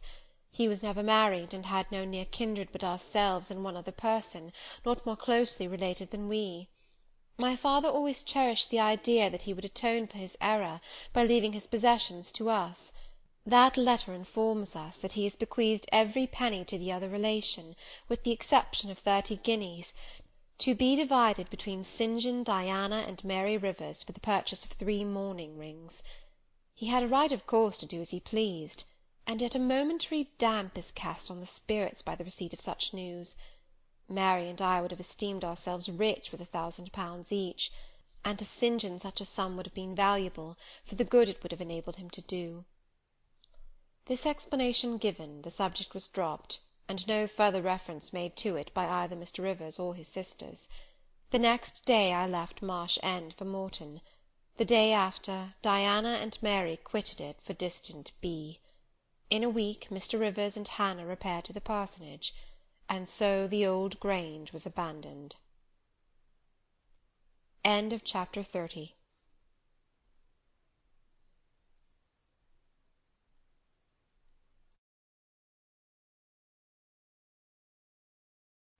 Chapter 31. My home, then, when I at last find a home, is a cottage, a little room with white-washed walls and a sanded floor, containing 4 painted chairs and a table, a clock, a cupboard, with 2 or 3 plates and dishes, and a set of tea-things in delf. Above, a chamber of the same dimensions as the kitchen, with a deal bedstead and chest of drawers, small, yet too large to be filled with my scanty wardrobe, though the kindness of my gentle and generous friends has increased that by a modest stock of such things as are necessary. It is evening. I have dismissed with the fee of an orange the little orphan who serves me as a handmaid. I am sitting alone on the hearth. This morning the village school opened. I had 20 scholars. But 3 of the number can read, none write or cipher. Several knit, and a few sew a little. They speak with the broadest accent of the district. At present they and I have a difficulty in understanding each other's language. Some of them are unmannered, rough, intractable, as well as ignorant, but others are docile, have a wish to learn, and evince a disposition that pleases me. I must not forget that these coarsely clad little peasants are of flesh and blood as good as the scions of gentlest genealogy, and that the germs of native excellence, refinement, intelligence, kind feeling, are as likely to exist in their hearts as in those of the best born. My duty will be to develop these germs. Surely I shall find some happiness in discharging that office. Much enjoyment I do not expect in the life opening before me, yet it will, doubtless, if I regulate my mind, and exert my powers as I ought, yield me enough to live on from day to day. Was I very gleeful, settled, content, during the hours I passed in yonder bare, humble schoolroom this morning and afternoon? Not to deceive myself, I must reply, no. I felt desolate to a degree. I felt, yes, idiot that I am, I felt degraded. I doubted I had taken a step which sank instead of raising me in the scale of social existence. I was weakly dismayed at the ignorance, the poverty, the coarseness of all I heard and saw round me. But let me not hate and despise myself too much for these feelings. I know them to be wrong. That is a great step gained. I shall strive to overcome them. To-morrow, I trust, I shall get the better of them partially, and in a few weeks, perhaps, they will be quite subdued. In a few months, it is possible, the happiness of seeing progress and a change for the better in my scholars may substitute gratification for disgust. Meantime, let me ask myself one question. Which is better? To have surrendered to temptation, listened to passion, made no painful effort, no struggle, but to have sunk down in the silken snare, fallen asleep on the flowers covering it, wakened in a southern clime among the luxuries of a pleasure villa, to have been now living in France, Mr. Rochester's mistress, delirious with his love half my time, for he would, oh yes, he would have loved me well for a while. He did love me, no one will ever love me so again. I shall never more know the sweet homage given to beauty, youth, and grace, for never to any one else shall I seem to possess these charms. He was fond and proud of me. It is what no man besides will ever be. But where am I wandering, and what am I saying, and above all feeling? Whether it is better, I ask, to be a slave in a fool's paradise at Marseilles, fevered with delusive bliss one hour, suffocating with the bitterest tears of remorse and shame the next, or to be a village schoolmistress, free and honest, in a breezy mountain nook in the healthy heart of England? Yes, I feel now that I was right when I adhered to principle and law, and scorned and crushed the insane promptings of a frenzied moment. God directed me to a correct choice. I thank his providence for the guidance. Having brought my eventide musings to this point, I rose, went to my door, and looked at the sunset of the harvest day, and at the quiet fields before my cottage, which, with the school, was distant 1/2 mile from the village. The birds were singing their last strains. The air was mild, the dew was balm. While I looked, I thought myself happy, and was surprised to find myself ere long weeping. And why? For the doom which had reft me from adhesion to my master. For him I was no more to see, for the desperate grief and fatal fury, consequences of my departure, which might now perhaps be dragging him from the path of right, too far to leave hope of ultimate restoration thither. At this thought I turned my face aside from the lovely sky of eve and lonely vale of Morton. I say lonely, for in that bend of it visible to me there was no building apparent save the church and the parsonage, half-hidden trees, and quite at the extremity, the roof of Vale Hall, where the rich Mr. Oliver and his daughter lived.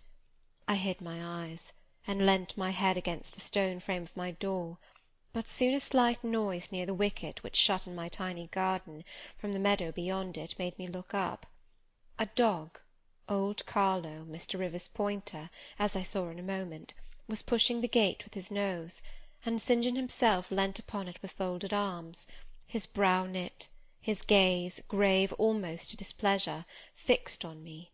I asked him to come in. "No, I cannot stay. I have only brought you a little parcel my sisters left for you. I think it contains a colour-box, pencils, and paper." I approached to take it. A welcome gift it was. He examined my face, I thought, with austerity as I came near. The traces of tears were doubtless very visible upon it. "Have you found your first day's work harder than you expected?" he asked. "Oh, no. On the contrary, I think in time I shall get on with my scholars very well." "But perhaps your accommodations, your cottage, your furniture, have disappointed your expectations. They are in truth scanty enough, but—" I interrupted. "My cottage is clean and weather-proof, my furniture sufficient and commodious. All I see has made me thankful, not despondent. I am not absolutely such a fool and sensualist as to regret the absence of a carpet, a sofa, and silver plate. Besides, 5 weeks ago I had nothing. I was an outcast, a beggar, a vagrant. Now I have acquaintance, a home, a business. I wonder at the goodness of God, the generosity of my friends, the bounty of my lot. I do not repine." "But you feel solitude and oppression. The little house there behind you is dark and empty." "I have hardly had time yet to enjoy a sense of tranquillity, much less to grow impatient under one of loneliness." "Very well. I hope you feel the content you express. At any rate, your good sense will tell you that it is too soon yet to yield to the vacillating fears of Lot's wife. What you had left before I saw you, of course, I do not know. But I counsel you to resist firmly every temptation which would incline you to look back. Pursue your present career steadily, for some months at least." "It is what I mean to do," I answered. St. John continued, "It is hard work to control the workings of inclination and turn the bent of nature, but that it may be done I know from experience. God has given us, in a measure, the power to make our own fate, and when our energies seem to demand a sustenance they cannot get, when our will strains after a path we may not follow, we need neither starve from inanition nor stand still in despair. We have but to seek another nourishment for the mind, as strong as the forbidden food it longed to taste, and perhaps purer, and to hew out for the adventurous foot a road as direct and broad as the one fortune has blocked up against us, if rougher than it. A year ago I was myself intensely miserable, because I thought I had made a mistake in entering the ministry. Its uniform duties wearied me to death.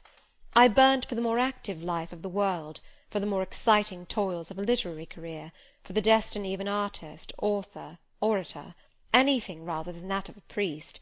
Yes, the heart of a politician, of a soldier, of a votary of glory, a lover of renown, a lustre after power, beat under my curate's surplice. I considered. My life was so wretched, it must be changed, or I must die.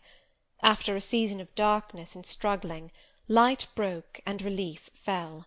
My cramped existence all at once spread out to a plain without bounds. My powers heard a call from heaven to rise, gather their full strength, spread their wings, and mount beyond ken. God had an errand for me, to bear which afar, to deliver it well, skill and strength, courage and eloquence, the best qualifications of soldier, statesman, and orator, were all needed, for these all centre in the good missionary. A missionary I resolved to be. From that moment my state of mind changed. the fetters dissolved and dropped from every faculty, leaving nothing of bondage but its galling soreness, which time only can heal. My father, indeed, imposed the determination, but since his death I have not a legitimate obstacle to contend with. Some affairs settled, a successor for Morton provided, an entanglement or two of the feelings broken through or cut asunder, a last conflict with human weakness, in which I know I shall overcome, because I have vowed that I will overcome, and I leave Europe for the East. He said this in his peculiar, subdued, yet emphatic voice, looking, when he had ceased speaking, not at me, but at the setting sun, at which I looked too. Both he and I had our backs towards the path leading up the field to the wicket. We had heard no step on that grass-grown track. The water running in the vale was the one lulling sound of the hour and scene. We might well then start, when a gay voice, sweet as a silver bell, exclaimed, "Good evening, Mr. Rivers." "And good evening, old Carlo. Your dog is quicker to recognise his friends than you are, sir. He pricked his ears and wagged his tail when I was at the bottom of the field, and you have your back towards me now." It was true. Though Mr. Rivers had started at the first of those musical accents, as if a thunderbolt had split a cloud over his head, he stood yet, at the close of the sentence, in the same attitude in which the speaker had surprised him, his arm resting on the gate, his face directed towards the west. He turned at last with measured deliberation. A vision, as it seemed to me, had risen at his side. There appeared, within 3 feet of him, a form clad in pure white, a youthful, graceful form, full yet fine in contour, and when, after bending to caress Carlo, it lifted up its head and threw back a long veil, there bloomed under his glance a face of perfect beauty. Perfect beauty is a strong expression, but I do not retrace or qualify it. As sweet features as ever the temperate clime of Albion moulded, as pure hues of rose and lily as ever her humid gales and vapoury skies generated and screened, justified, in this instance, the term. No charm was wanting, no defect was perceptible. The young girl had regular and delicate lineaments, eyes shaped and coloured as we see them in lovely pictures, large and dark and full. The long and shadowy eyelash which encircles a fine eye with so soft a fascination, the pencilled brow which gives such clearness, the white smooth forehead, which adds such repose to the livelier beauties of tint and ray, the cheek oval, fresh and smooth, the lips fresh too, ruddy, healthy, sweetly formed, the even and gleaming teeth without flaw, the small dimpled chin, the ornament of rich plenteous tresses, all advantages, in short, which combined realised the ideal of beauty, were fully hers. I wondered as I looked at this fair creature. I admired her with my whole heart. Nature had surely formed her in a partial mood, and forgetting her usual stinted stepmother dole of gifts, had endowed this, her darling, with a grande dame's bounty. What did St. John Rivers think of this earthly angel? I naturally asked myself that question as I saw him turn to her and look at her, and as naturally I sought the answer to the inquiry in his countenance.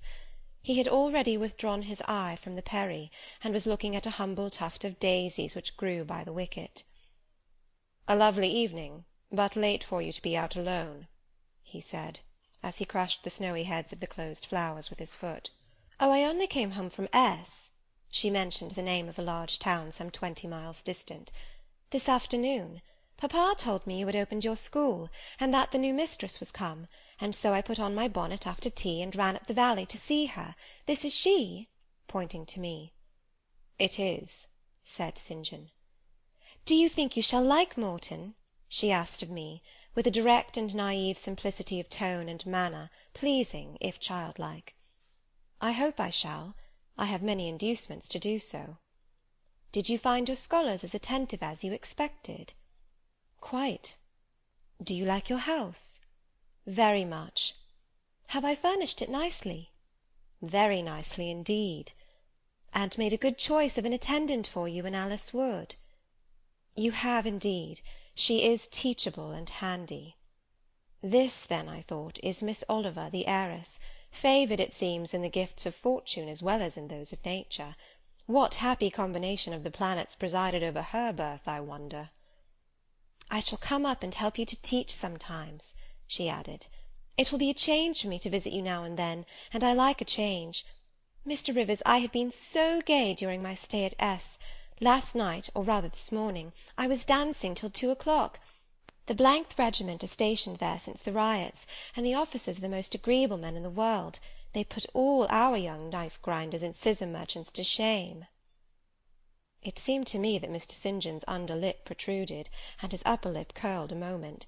His mouth certainly looked a good deal compressed, and the lower part of his face unusually stern and square, as the laughing girl gave him this information. He lifted his gaze, too, from the daisies, and turned it on her. An unsmiling, a searching, a meaning gaze it was.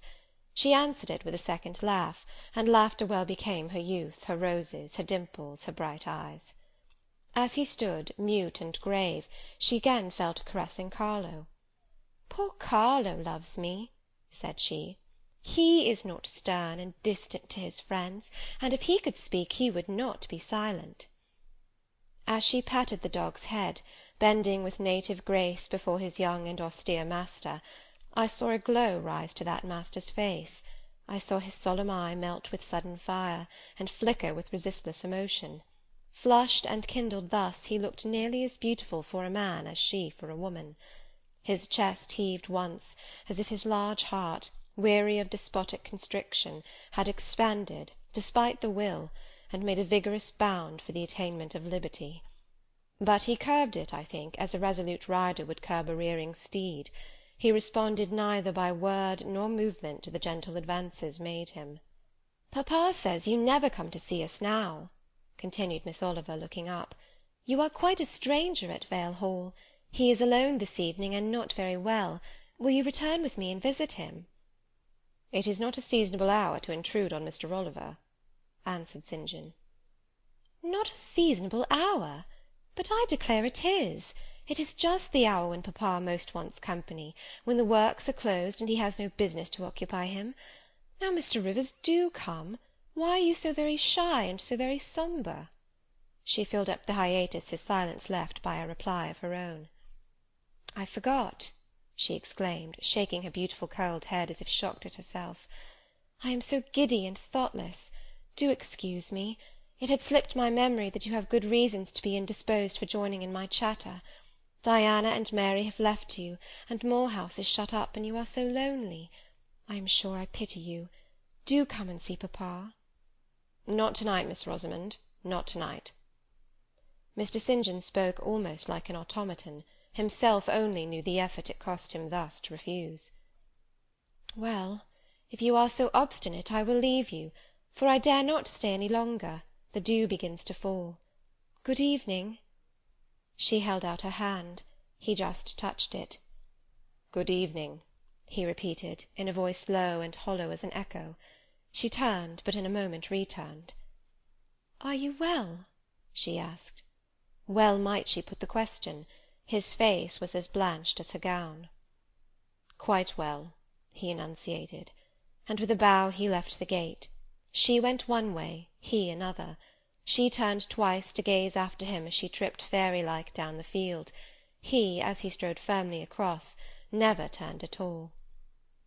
This spectacle of another's suffering and sacrifice rapt my thoughts from exclusive meditation on my own. Diana Rivers had designated her brother inexorable as death. She had not exaggerated. Chapter 31.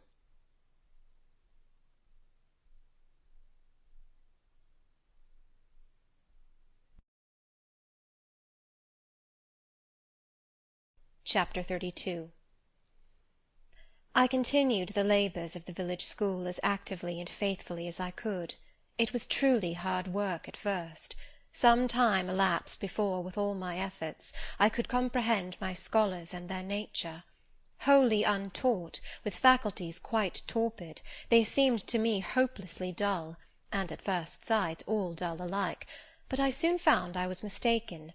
There was a difference amongst them as amongst the educated, and when I got to know them, and they me, this difference rapidly developed itself.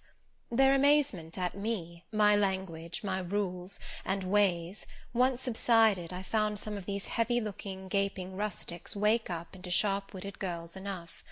Many showed themselves obliging, and amiable too, and I discovered amongst them not a few examples of natural politeness, and innate self-respect, as well as of excellent capacity, that won both my good-will and my admiration. These soon took a pleasure in doing their work well, in keeping their persons neat, in learning their tasks regularly, in acquiring quiet and orderly manners. The rapidity of their progress, in some instances, was even surprising, and an honest and happy pride I took in it. Besides, I began personally to like some of the best girls, and they liked me. I had amongst my scholars several farmers' daughters, young women grown almost. These could already read, write, and sew, and to them I taught the elements of grammar, geography, history, and the finer kinds of needlework.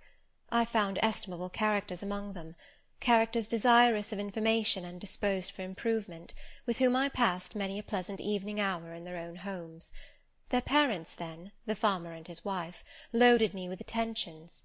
There was an enjoyment in accepting their simple kindness, and in repaying it by a consideration, a scrupulous regard to their feelings, to which they were not, perhaps, at all times accustomed, and which both charmed and benefited them, because, while it elevated them in their own eyes, it made them emulous to merit the deferential treatment they received. I felt I became a favourite in the neighbourhood. Whenever I went out, I heard on all sides cordial salutations, and was welcomed with friendly smiles. To live amidst general regard, though it be but the regard of working people, is like sitting in sunshine, calm and sweet. Serene inward feelings bud and bloom under the ray. At this period of my life, my heart far oftener swelled with thankfulness than sank with dejection. And yet, reader, to tell you all, in the midst of this calm, this useful existence, after a day passed in honourable exertion amongst my scholars, an evening spent in drawing or reading contentedly alone, I used to rush into strange dreams at night, dreams many-coloured, agitated, full of the ideal, the stirring, the stormy, dreams where, amidst unusual scenes, charged with adventure, with agitating risk and romantic chance, I still again and again met Mr. Rochester, always at some exciting crisis, and then the sense of being in his arms, hearing his voice, meeting his eye, touching his hand and cheek, loving him, being loved by him, the hope of passing a lifetime at his side, would be renewed, with all its first force and fire. Then I awoke. Then I recalled where I was, and how situated. Then I rose up on my curtainless bed, trembling and quivering, and then the still dark night witnessed the convulsion of despair, and heard the burst of passion. By 9 o'clock the next morning I was punctually opening the school, tranquil, settled, prepared for the steady duties of the day. Rosamond Oliver kept her word in coming to visit me. Her call at the school was generally made in the course of her morning ride. She would canter up to the door on her pony, followed by a mounted livery servant. Anything more exquisite than her appearance, in her purple habit, with her Amazon's cap of black velvet placed gracefully above the long curls that kissed her cheek and floated to her shoulders, can scarcely be imagined, and it was thus she would enter the rustic building, and glide through the dazzled ranks of the village children. She generally came at the hour when Mr. Rivers was engaged in giving his daily catechizing lesson. Keenly, I fear, did the eye of the visitress pierce the young pastor's heart. A sort of instinct seemed to warn him of her entrance, even when he did not see it, and when he was looking quite away from the door, if she appeared at it, his cheek would glow, and his marble-seeming features, though they refused to relax, changed indescribably, and in their very quiescence became expressive of a repressed fervour, stronger than working muscle or darting glance could indicate. Of course she knew her power. Indeed, he did not, because he could not conceal it from her. In spite of his Christian stoicism, when she went up and addressed him, and smiled gaily, encouragingly, even fondly in his face, his hand would tremble and his eye burn. He seemed to say, with his sad and resolute look, if he did not say it with his lips, "I love you, and I know you prefer me. It is not despair of success that keeps me dumb. If I offered my heart, I believe you would accept it. But that heart is already laid on a sacred altar, the fire is arranged round it. It will soon be no more than a sacrifice consumed. And then she would pout like a disappointed child. A pensive cloud would soften her radiant vivacity. She would withdraw her hand hastily from his, and turn in transient petulance from his aspect, at once so heroic and so martyr-like. St. John, no doubt, would have given the world to follow, recall, retain her, when she thus left him, but he would not give one chance of heaven, nor relinquished for the Elysium of her love one hope of the true eternal paradise. Besides, he could not bind all that he had in his nature, the rover, the aspirant, the poet, the priest, in the limits of a single passion. He could not, he would not, renounce his wild field of mission warfare for the parlours and the peace of Vale Hall. I learnt so much from himself in an inroad I once, despite his reserve, had the daring to make on his confidence. Miss Oliver already honoured me with frequent visits to my cottage. I had learnt her whole character, which was without mystery or disguise. She was coquettish, but not heartless, exacting, but not worthlessly selfish. She had been indulged from her birth, but was not absolutely spoiled. She was hasty, but good-humoured; vain, she could not help it, when every glance in the class showed her such a flush of loveliness, but not affected; liberal-handed, innocent of the pride of wealth, ingenuous, sufficiently intelligent, gay, lively, and unthinking. She was very charming, in short, even to a cool observer of her own sex like me, but she was not profoundly interesting or thoroughly impressive. A very different sort of mind was hers from that, for instance, of the sisters of St. John. Still, I liked her almost as much as I liked my pupil Adele, except that, for a child whom we have watched over and taught, a closer affection is engendered than we can give an equally attractive adult acquaintance. She had taken an amiable caprice to me. She said I was like Mr. Rivers, only certainly, she allowed, not 1/10 so handsome, though I was a nice neat little soul enough, but he was an angel. I was, however, good, clever, composed, and firm, like him. I was a lusus naturae, she affirmed, as a village schoolmistress. She was sure my previous history, if known, would make a delightful romance.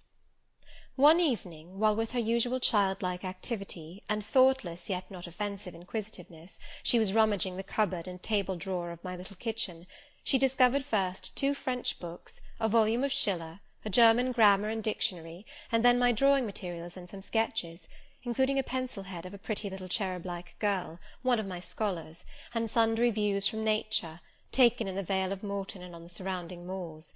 She was first transfixed with surprise, and then electrified with delight. Had I done these pictures? Did I know French and German? What a love, what a miracle I was! I drew better than her master in the first school in S. Would I sketch a portrait of her, to show to papa? With pleasure, I replied, and I felt a thrill of artist delight at the idea of copying from so perfect and radiant a model. She had then on a dark blue silk dress, her arms and her neck were bare, her only ornament was her chestnut tresses, which waved over her shoulders with all the wild grace of natural curls. I took a sheet of fine cardboard, and drew a careful outline.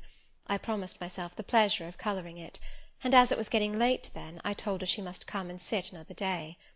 She made such a report of me to her father, that Mr. Oliver himself accompanied her next evening, a tall, massive-featured, middle-aged, and grey-headed man, at whose side his lovely daughter looked like a bright flower near a hoary turret.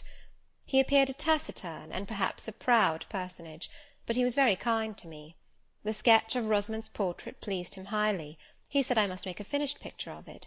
He insisted, too, on my coming the next day to spend the evening at Vale Hall. I went. I found it a large, handsome residence, showing abundant evidences of wealth in the proprietor. Rosamond was full of glee and pleasure all the time I stayed.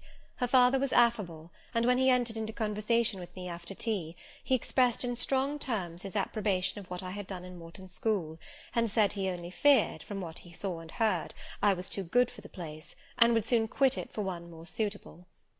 "Indeed," cried Rosamond, "she is clever enough to be a governess in a high family, papa." I thought I would far rather be where I am than in any high family in the land. Mr. Oliver spoke of Mr. Rivers, of the Rivers family, with great respect. He said it was a very old name in that neighbourhood, that the ancestors of the house were wealthy, that all Morton had once belonged to them, that even now he considered the representative of that house might, if he liked, make an alliance with the best. He accounted it a pity that so fine and talented a young man should have formed the design of going out as a missionary. It was quite throwing a valuable life away. It appeared, then, that the father would throw no obstacle in the way of Rosamond's union with St. John. Mr. Oliver evidently regarded the young clergyman's good birth, old name, and sacred profession as sufficient compensation for the want of fortune. It was the 5th of November, and a holiday. My little servant, after helping me to clean my house, was gone, well satisfied with the fee of a penny for her aid. All about me was spotless and bright, scoured floor, polished grate, and well-rubbed chairs. I had also made myself neat, and had now the afternoon before me to spend as I would. The translation of a few pages of German occupied an hour. Then I got my palette and pencils, and fell to the more soothing, because easier occupation, of completing Rosamond Oliver's miniature. The head was finished already. There was but the background to tint, and the drapery to shade off. A touch of carmine, too, to add to the ripe lips, a soft curl here and there to the tresses, a deeper tinge to the shadow of the lash under the azured eyelid. I was absorbed in the execution of these nice details, when, after one rapid tap, my door unclosed, admitting St. John Rivers. "I come to see how you are spending the holiday," he said. "Not, I hope, in thought. No, that is well. While you draw, you will not feel lonely. You see, I mistrust you still, though you have borne up wonderfully so far. I have brought you a book for evening solace." And he laid on the table a new publication, a poem, one of those genuine productions so often vouchsafed to the fortunate public of those days, the golden age of modern literature. Alas, the readers of our era are less favoured. But courage, I will not pause either to accuse or repine. I know poetry is not dead, nor genius lost, nor has Mammon gained power over either, to bind or slay. They will both assert their existence, their presence, their liberty and strength again one day. Powerful angels, safe in heaven. They smile when sordid souls triumph, and feeble ones weep over their destruction. Poetry destroyed? Genius banished? No. Mediocrity, no. Do not let envy prompt you to the thought. No, they not only live, but reign and redeem, and without their divine influence spread everywhere, you would be in hell, the hell of your own meanness. While I was eagerly glancing at the bright pages of Marmion, for Marmion it was, St. John stooped to examine my drawing. His tall figure sprang erect again with a start. He said nothing. I looked up at him. He shunned my eye. I knew his thoughts well, and could read his heart plainly. At the moment I felt calmer and cooler than he. I had then temporarily the advantage of him, and I conceived an inclination to do him some good if I could. With all his firmness and self-control, thought I, he tasks himself too far, locks every feeling and pang within, expresses, confesses, imparts nothing. I am sure it would benefit him to talk a little about this sweet Rosamond, whom he thinks he ought not to marry. I will make him talk. I said first, "Take a chair, Mr. Rivers." But he answered, as he always did, that he could not stay. "Very well," I responded mentally. "Stand, if you like, but you shall not go just yet. I am determined. Solitude is at least as bad for you as it is for me. I'll try if I cannot deliver the secret spring of your confidence, and find an aperture in that marble breast through which I can shed one drop of the balm of sympathy." "Is this portrait like?" I asked bluntly. "Like? Like whom? I did not observe it closely." "You did, Mr. Rivers." He almost started at my sudden and strange abruptness. He looked at me astonished. "Oh, that is nothing yet," I muttered within. "I don't mean to be baffled by a little stiffness on your part. I'm prepared to go to considerable lengths." I continued, "You observed it closely and distinctly, but I have no objection to your looking at it again." And I rose and placed it in his hand. "A well-executed picture," he said. "Very soft, clear colouring, very graceful and correct drawing." "Yes, yes, I know all that. But what of the resemblance? Who is it like?" Mastering some hesitation, he answered, "Miss Oliver, I presume?" "Of course. And now, sir, to reward you for the accurate guess, I will promise to paint you a careful and faithful duplicate of this very picture, provided you admit that the gift would be acceptable to you. I don't wish to throw away my time and trouble on an offering you would deem worthless." He continued to gaze at the picture. The longer he looked, the firmer he held it, the more he seemed to covet it. "It is like," he murmured. "The eye is well managed, the colour, light, expression are perfect. It smiles." "Would it comfort or would it wound you to have a similar painting? Tell me that. When you are at Madagascar, at the Cape, or in India, would it be a consolation to have that memento in your possession, or would the sight of it bring recollections calculated to enervate and distress?" He now furtively raised his eyes. He glanced at me, irresolute, disturbed. He again surveyed the picture. "That I should like to have it is certain. Whether it would be judicious or wise is another question." Since I had ascertained that Rosamond really preferred him, and that her father was not likely to oppose the match, I, less exalted in my views than St. John, had been strongly disposed in my own heart to advocate their union. It seemed to me that, should he become the possessor of Mr. Oliver's large fortune, he might do as much good with it as if he went and laid his genius out to wither, and his strength to waste under a tropical sun. With this persuasion I now answered, "As far as I can see, it would be wiser and more judicious if you were to take to yourself the original at once." By this time he had sat down. He had laid the picture on the table before him, and with his brow supported on both hands, hung fondly over it. I discerned he was now neither angry nor shocked at my audacity. I saw even that to be thus frankly addressed on a subject he had deemed unapproachable, to hear it thus freely handled, was beginning to be felt by him as a new pleasure, an unhoped-for relief. Reserved people often really need the frank discussion of their sentiments and griefs more than the expansive. The sternest seeming stoic is human after all, and to burst with boldness and good-will into the silent sea of their souls is often to confer on them the first of obligations. "She likes you, I am sure," said I, as I stood behind his chair, "and her father respects you. Moreover, she is a sweet girl, rather thoughtless, but she would have sufficient thought for both yourself and her. You ought to marry her." "Does she like me?" he asked. "Certainly. Better than she likes any one else. She talks of you continually. There is no subject she enjoys so much or touches upon so often." "It is very pleasant to hear this," he said. "Very. Go on, for another quarter of an hour." And he actually took out his watch, and laid it upon the table to measure the time. "But where is the use of going on," I asked, "when you are probably preparing some iron blow of contradiction, or forging a fresh chain to fetter your heart?" "Don't imagine such hard things. Fancy me yielding and melting, as I am doing. Human love rising like a freshly opened fountain in my mind, and overflowing with sweet inundation all the field I have so carefully and with such labour prepared, so assiduously sown with the seeds of good intentions, of self-denying plans. And now it is deluged with a nectarous flood, the young germs swamped, delicious poison cankering them. Now I see myself stretched on an ottoman in the drawing-room at Vale Hall, at my bride Rosamond Oliver's feet. She is talking to me with a sweet voice, gazing down on me with those eyes your skilful hand has copied so well, smiling at me with those coral lips. She is mine, I am hers. This present life and passing world suffice to me. Hush, say nothing. My heart is full of delight. My senses are entranced. Let the time I marked pass in peace." I humoured him. The watch ticked on. He breathed fast and low. I stood silent. Amidst this hush the quartet sped. He replaced the watch, laid the picture down, rose, and stood on the hearth. "Now," said he, "that little space was given to delirium and delusion. I rested my temples on the breast of temptation, and put my neck voluntarily under her yoke of flowers. I tasted her cup. The pillow was burning. There is an asp in the garland. The wine has a bitter taste. Her promises are hollow, her offers false. I see and know all this." I gazed at him in wonder.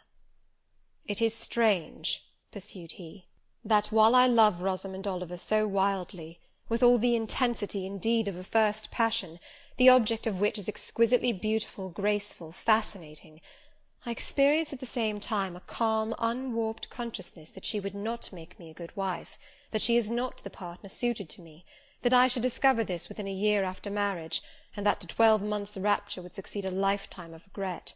This I know." "Strange indeed!" I could not help ejaculating. "While something in me," he went on, is acutely sensible to her charms, something else is as deeply impressed with her defects. They are such that she could sympathize in nothing I aspired to, co-operate in nothing I undertook.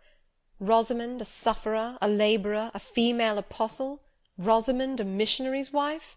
No. But you need not be a missionary. You might relinquish that scheme.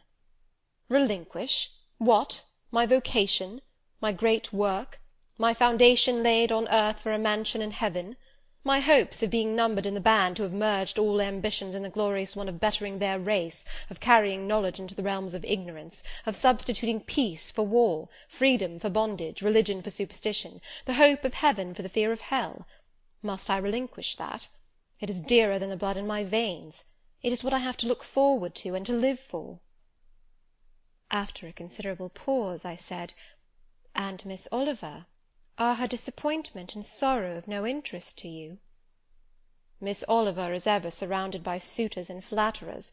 In less than a month my image will be effaced from her heart. She will forget me, and will marry probably some one who will make her far happier than I should do. You speak coolly enough, but you suffer in the conflict. You are wasting away. No. If I get a little thin, it is with anxiety about my prospects yet unsettled, my departure continually procrastinated. Only this morning I received intelligence that the successor, whose arrival I have been so long expecting, cannot be ready to replace me for 3 months to come yet, and perhaps the 3 months may extend to 6. You tremble and become flushed whenever Miss Oliver enters the schoolroom. Again the surprised expression crossed his face. He had not imagined that a woman would dare to speak so to a man. For me, I felt at home in this sort of discourse. I could never rest in communication with strong, discreet, and refined minds, whether male or female, till I had passed the outworks of conventional reserve, and crossed the threshold of confidence, and won a place by their heart's very hearthstone. "You are original," said he, "and not timid. There is something brave in your spirit, as well as penetrating in your eye. But allow me to assure you that you partially misinterpret my emotions. You think them more profound and potent than they are. You give me a larger allowance of sympathy than I have a just claim to.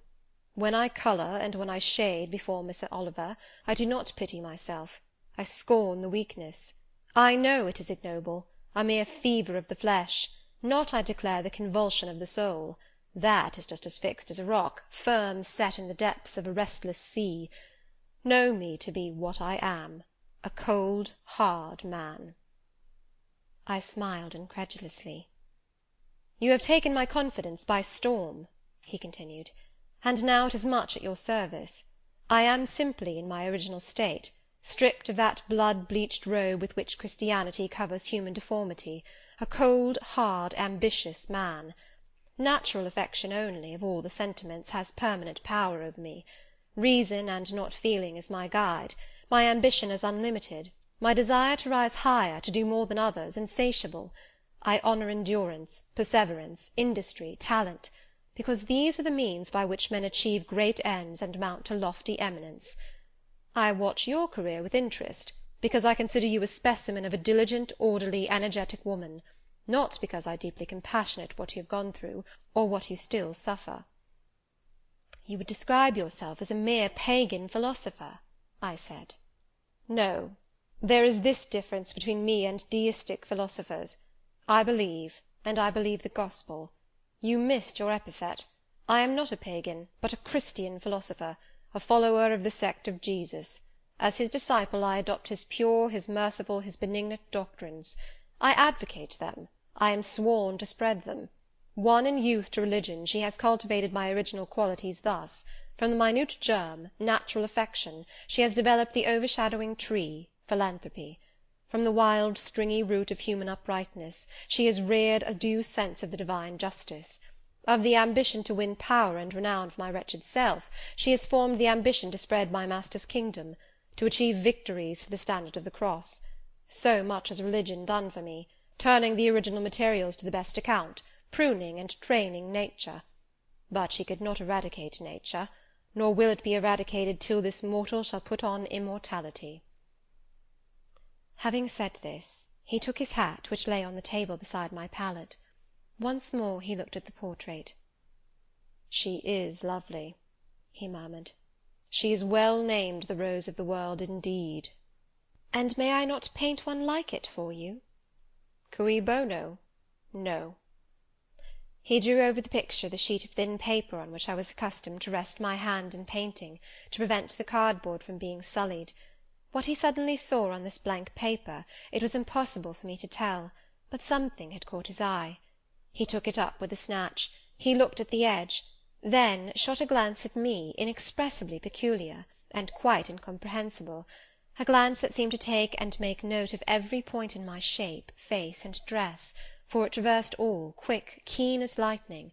His lips parted as if to speak, but he checked the coming sentence, whatever it was. "What is the matter?" I asked. "Nothing in the world," was the reply, and replacing the paper, I saw him dexterously tear a narrow slip from the margin. It disappeared in his glove, and with one hasty nod, and "Good afternoon," he vanished. "Well," I exclaimed, using an expression of the district, "that caps the globe, however." I, in my turn, scrutinized the paper, but saw nothing on it save a few dingy stains of paint where I had tried the tint in my pencil. I pondered the mystery a minute or two, but finding it insolvable, and being certain it could not be of much moment, I dismissed, and soon forgot it. Chapter 32.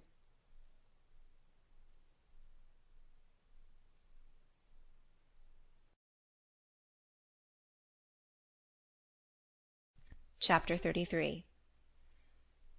When Mr. St. John went, it was beginning to snow. The whirling storm continued all night. The next day a keen wind brought fresh and blinding falls. By twilight the valley was drifted up and almost impassable.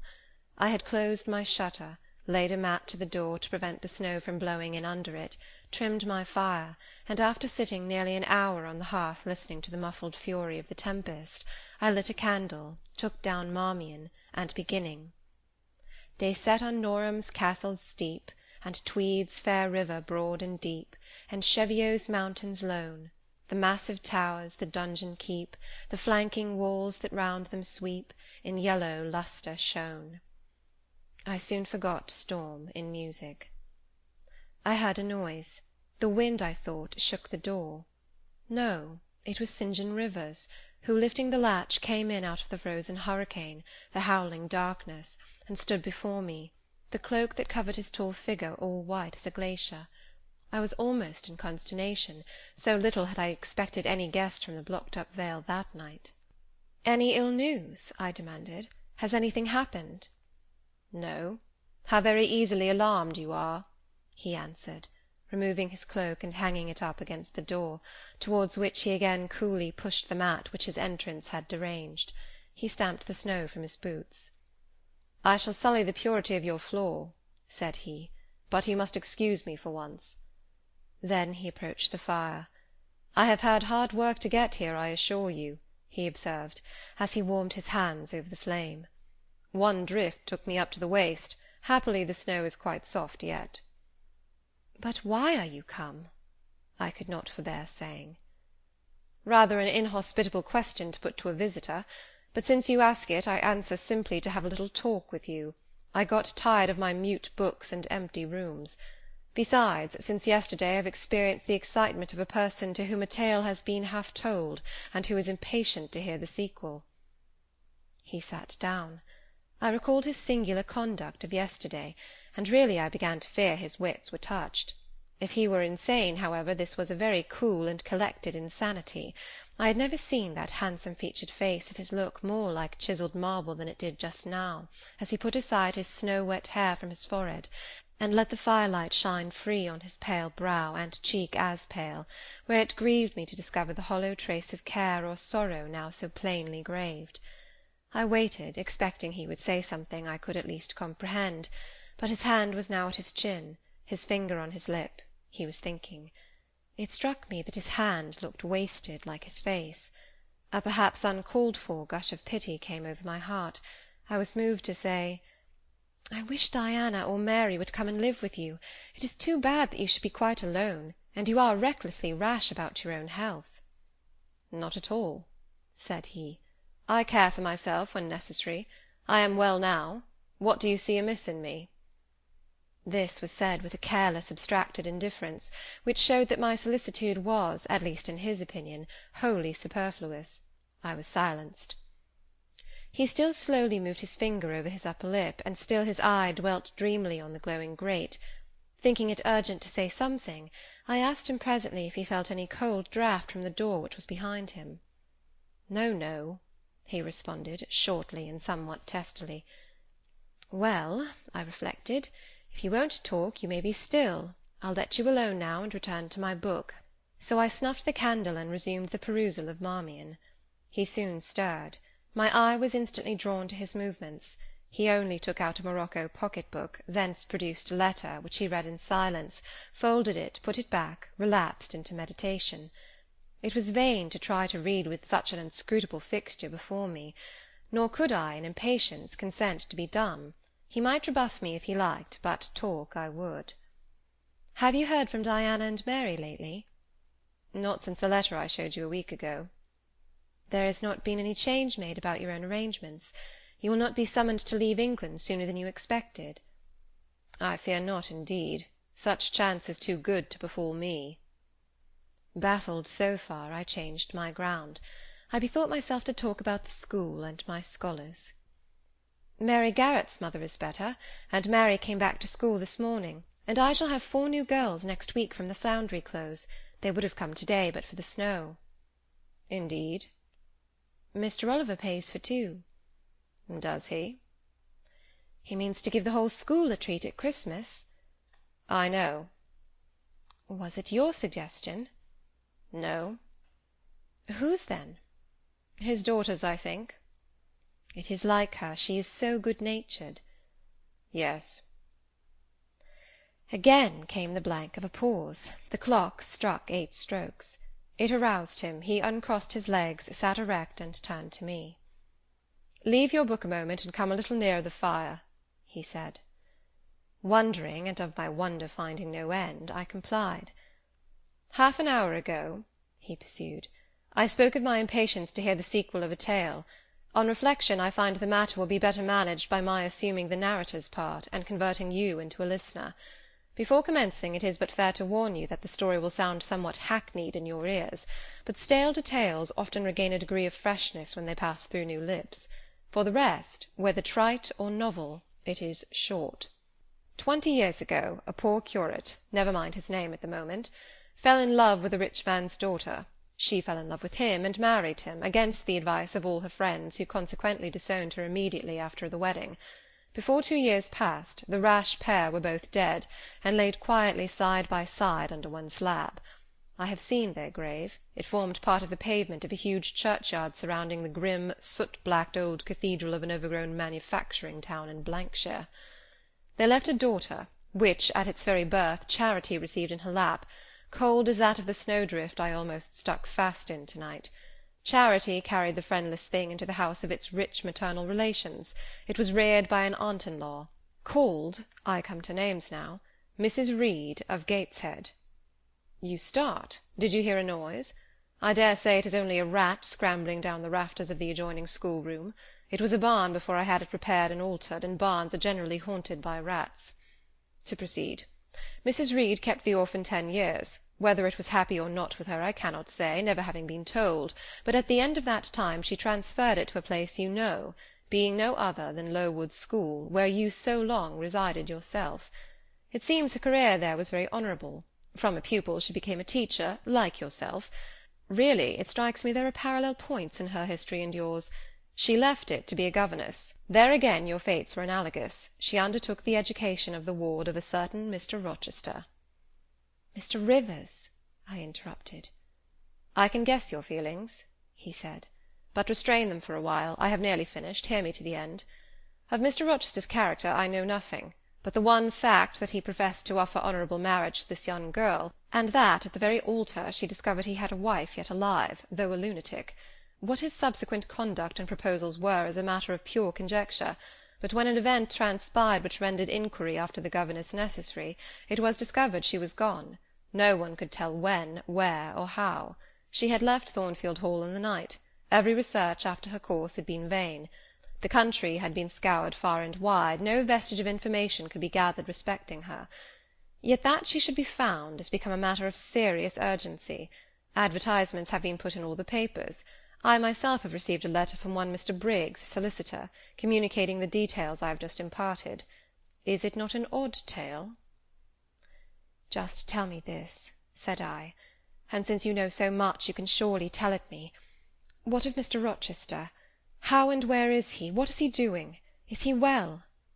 I am ignorant of all concerning Mr. Rochester. The letter never mentions him, but to narrate the fraudulent and illegal attempt I have adverted to. You should rather ask the name of the governess, the nature of the event which requires her appearance.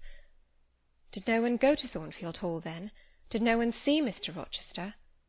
I suppose not. But they wrote to him? Of course. And what did he say? Who has his letters?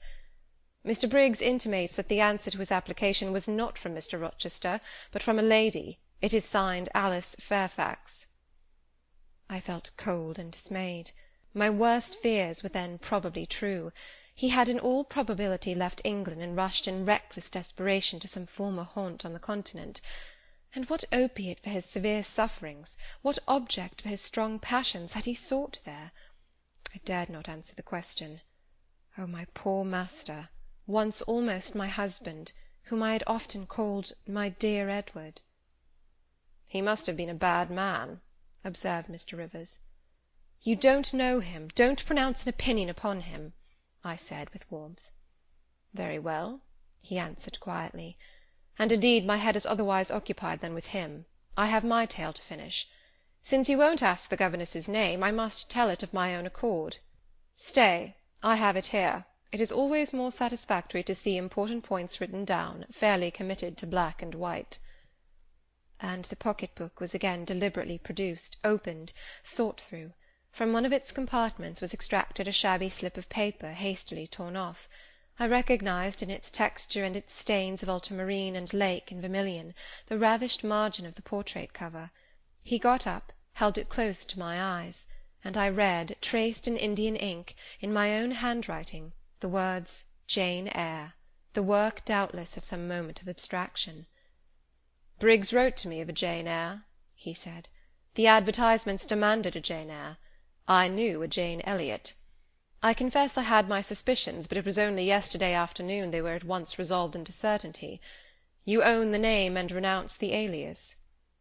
Yes, yes, but where is Mr. Briggs? He perhaps knows more of Mr. Rochester than you do. Briggs is in London. I should doubt his knowing anything at all about Mr. Rochester. It is not in Mr. Rochester he is interested. Meantime you forget essential points in pursuing trifles. You do not inquire why Mr. Briggs sought after you, what he wanted with you. Well, what did he want? Merely to tell you that your uncle, Mr. Eyre of Madeira, is dead, that he has left you all his property, and that you are now rich. Merely that. Nothing more. I? Rich? Yes, you, rich, quite an heiress. Silence succeeded. You must prove your identity, of course, resumed St. John presently. A step which will offer no difficulties. You can then enter on immediate possession. Your fortune is vested in the English funds. Briggs has the will and the necessary documents. Here was a new card turned up. It is a fine thing, reader, to be lifted in a moment from indigence to wealth, a very fine thing, but not a matter one can comprehend, or consequently enjoy all at once. And then there are other chances in life far more thrilling and rapture-giving. This is solid, an affair of the actual world, nothing ideal about it. All its associations are solid and sober, and its manifestations are the same. One does not jump and spring and shout hurrah at hearing one has got a fortune. One begins to consider responsibilities, and to ponder business. On a base of steady satisfaction rise certain grave cares, and we contain ourselves and brood over our bliss with a solemn brow. Besides, the words legacy, bequest, go side by side with the words death, funeral. My uncle, I had heard, was dead, my only relative. Ever since being made aware of his existence, I had cherished the hope of one day seeing him. Now I never should.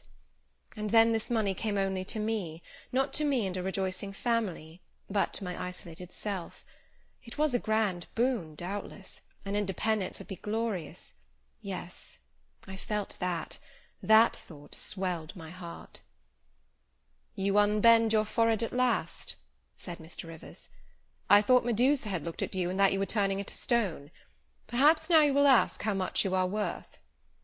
"How much am I worth?" "Oh, a trifle. Nothing, of course, to speak of. 20,000 pounds, I think they say. But what is that?" 20,000 pounds! Here was a new stunner. I had been calculating on 4,000 or 5,000. This news actually took my breath for a moment. Mr. St. John, whom I had never heard laugh before, laughed now. "Well," said he, "if you had committed a murder, and I had told you your crime was discovered, you could scarcely look more aghast." "It is a large sum. Don't you think there is a mistake?" "No mistake at all." "Perhaps you have read the figures wrong. It may be 2,000. "It is written in letters, not figures. 20,000. I again felt rather like an individual of but average gastronomical powers sitting down to a feast alone at a table spread with provisions for 100. Mr. Rivers rose now and put his cloak on. "If it were not such a very wild night," he said, "I would send Hannah down to keep you company. You look too desperately miserable to be left alone. But Hannah, poor woman, could not stride the drift so well as I. Her legs are not quite so long. So I must e'en leave you to your sorrows. Good night." He was lifting the latch. A sudden thought occurred to me. "Stop 1 minute," I cried. "Well?" "It puzzles me to know why Mr. Briggs wrote to you about me, or how he knew you, or could fancy that you, living in such an out-of-the-way place, had the power to aid in my discovery." "Oh, I am a clergyman," he said, "and the clergy are often appealed to about odd matters." Again the latch rattled. "No, that does not satisfy me," I exclaimed. And indeed there was something in the hasty and unexplanatory reply which, instead of allaying, piqued my curiosity more than ever. "It is a very strange piece of business," I added. "I must know more about it." "Another time." "No, to-night, to-night." And as he turned from the door, I placed myself between it and him. He looked rather embarrassed. "You certainly shall not go till you have told me all," I said. "I would rather not just now." "You shall, you must." "I would rather Diana or Mary informed you." Of course these objections wrought my eagerness to a climax. Gratified it must be, and that without delay, and I told him so. "But I apprized you that I was a hard man," said he, "difficult to persuade." "And I am a hard woman, impossible to put off." "And then," he pursued, "I am cold, no fervour infects me." "Whereas I am hot, and fire dissolves ice. The blaze there has thawed all the snow from your cloak. By the same token it has streamed on to my floor, and made it like a trampled street. As you hope ever to be forgiven, Mr. Rivers, the high crime and misdemeanour of spoiling a sanded kitchen, tell me what I wish to know." "Well, then," he said, "I yield. If not to your earnestness, then to your perseverance, as stone is worn by continual dropping. Besides, you must know some day, as well now as later. Your name is Jane Eyre?" "Of course, that was all settled before." "You are not perhaps aware that I am your namesake, that I was christened St. John Eyre Rivers?" "No, indeed. I remember now seeing the letter E comprised in your initials written in books you have at different times lent me, but I never asked for what name it stood. But what then? Surely—" I stopped. I could not trust myself to entertain, much less to express, the thought that had rushed upon me, that embodied itself, that in a second stood out a strong, solid probability. Circumstances knit themselves, fitted themselves, shot into order. The chain that had been lying hitherto a formless lump of links was drawn out straight, every ring was perfect, the connection complete. I knew by instinct how the matter stood, before St. John had said another word, but I cannot expect the reader to have the same intuitive perception, so I must repeat his explanation. My mother's name was Eyre. She had 2 brothers, one a clergyman who married Miss Jane Reed of Gateshead, the other John Eyre, Esquire, merchant late of Funchal, Madeira. Mr. Briggs, being Mr. Eyre's solicitor, wrote to us last August to inform us of our uncle's death, and to say that he had left his property to his brother, the clergyman's orphan daughter, overlooking us, in consequence of a quarrel never forgiven between him and my father. He wrote again a few weeks since, to intimate that the heiress was lost, and asking if we knew anything of her. A name casually written on a slip of paper has enabled me to find her out. You know the rest." Again he was going, but I set my back against the door. "Do let me speak," I said. "Let me have one moment to draw breath and reflect." I paused. He stood before me, hat in hand, looking composed enough. I resumed. "Your mother was my father's sister?" "Yes." "My aunt, consequently?" He bowed. "My Uncle John was your Uncle John? You, Diana, and Mary are his sister's children, as I am his brother's child?" "Undeniably." "You three, then, are my cousins. Half our blood on each side flows from the same source." "We are cousins, yes." I surveyed him. It seemed I had found a brother, one I could be proud of, one I could love, and two sisters, whose qualities were such that, when I knew them but as mere strangers, they had inspired me with genuine affection and admiration.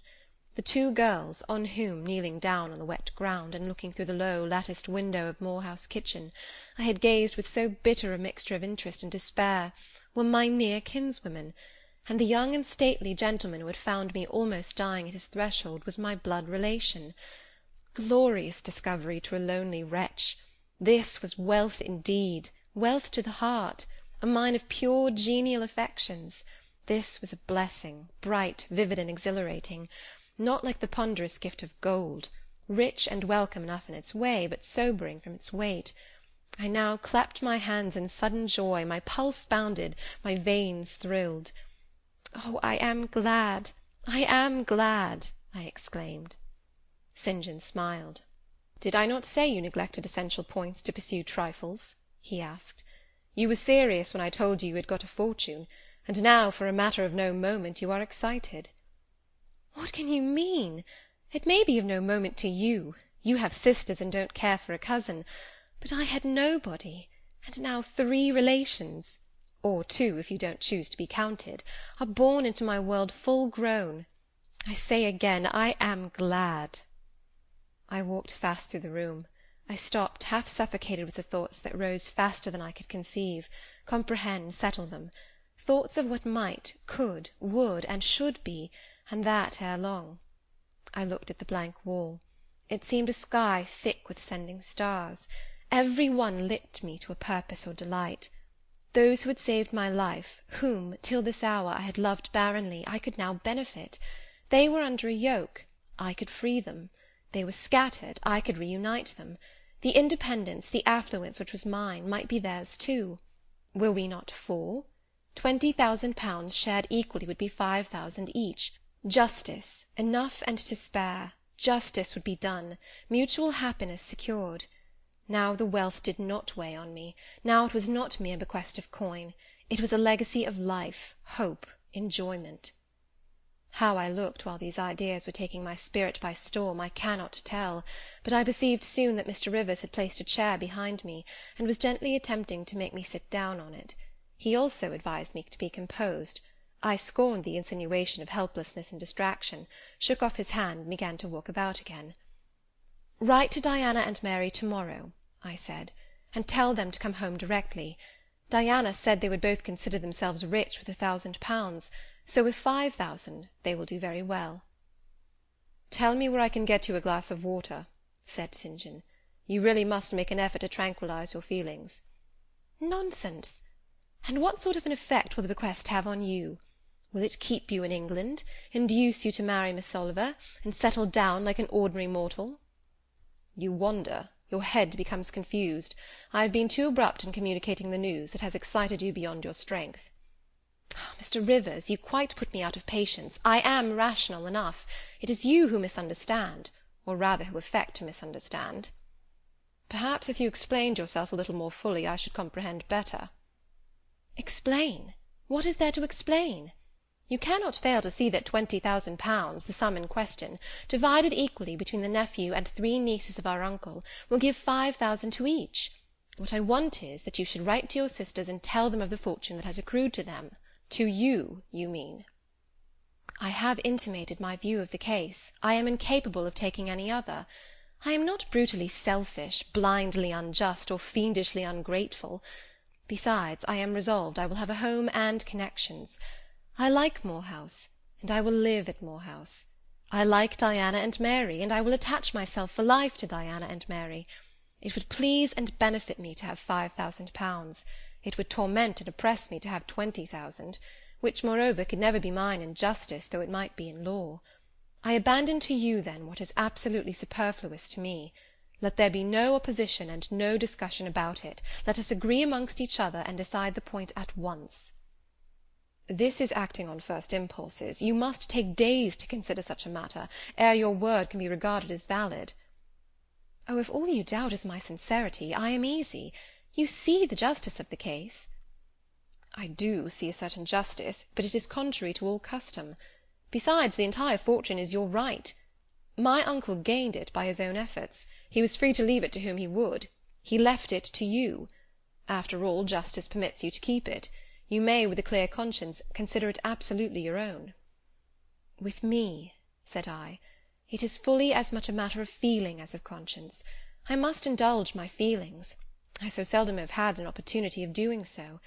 Were you to argue, object, and annoy me for a year, I could not forego the delicious pleasure of which I have caught a glimpse, that of repaying, in part, a mighty obligation, and winning to myself lifelong friends. You think so now, rejoined St. John, because you do not know what it is to possess, nor consequently to enjoy wealth.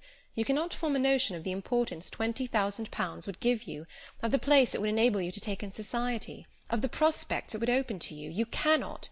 And you, I interrupted, cannot at all imagine the craving I have for fraternal and sisterly love. I never had a home. I never had brothers and sisters. I must and will have them now. You are not reluctant to admit me and own me, are you? Jane, I will be your brother. My sisters will be your sisters, without stipulating for this sacrifice of your just rights. Brother? Yes, at the distance of 1,000 leagues. Sisters? Yes, slaving among strangers. I, wealthy, gorged with gold I never earned and do not merit. You, penniless, famous equality and fraternization, close union, intimate attachment. But, Jane, your aspirations after family ties and domestic happiness may be realized otherwise than by the means you contemplate. You may marry. Nonsense again. Marry? I don't want to marry, and never shall marry. That is saying too much. Such hazardous affirmations are a proof of the excitement under which you labour. It is not saying too much. I know what I feel, and how averse are my inclinations to the bare thought of marriage. No one would take me for love, and I will not be regarded in the light of a mere money speculation. And I do not want a stranger, unsympathizing, alien, different from me. I want my kindred, those with whom I have full fellow-feeling. Say again you will be my brother. When you uttered the words I was satisfied, happy. Repeat them, if you can. Repeat them sincerely. I think I can. I know I have always loved my own sisters, and I know on what my affection for them is grounded, respect for their worth and admiration of their talents. You too have principle and mind. Your tastes and habits resemble Diana's and Mary's. Your presence is always agreeable to me. In your conversation I have already for some time found a salutary solace. I feel I can easily and naturally make room in my heart for you, as my third and youngest sister. Thank you. That contents me for to-night. Now you had better go, for if you stay longer you will perhaps irritate me afresh by some mistrustful scruple. And the school, Miss Eyre? It must now be shut up, I suppose? No, I will retain my post of mistress till you get a substitute. He smiled approbation. We shook hands, and he took leave. I need not narrate in detail the further struggles I had, and arguments I used, to get matters regarding the legacy settled as I wished. My task was a very hard one, but as I was absolutely resolved, as my cousins saw at length that my mind was really and immutably fixed on making a just division of the property, as they must in their own hearts have felt the equity of the intention, and must besides have been innately conscious that in my place they would have done precisely what I wished to do, they yielded at length so far as to consent to put the affair to arbitration. The judges chosen were Mr. Oliver and an able lawyer. Both coincided in my opinion. I carried my point. The instruments of transfer were drawn out. St. John, Diana, Mary, and I, each became possessed of a competency. End of chapter 33.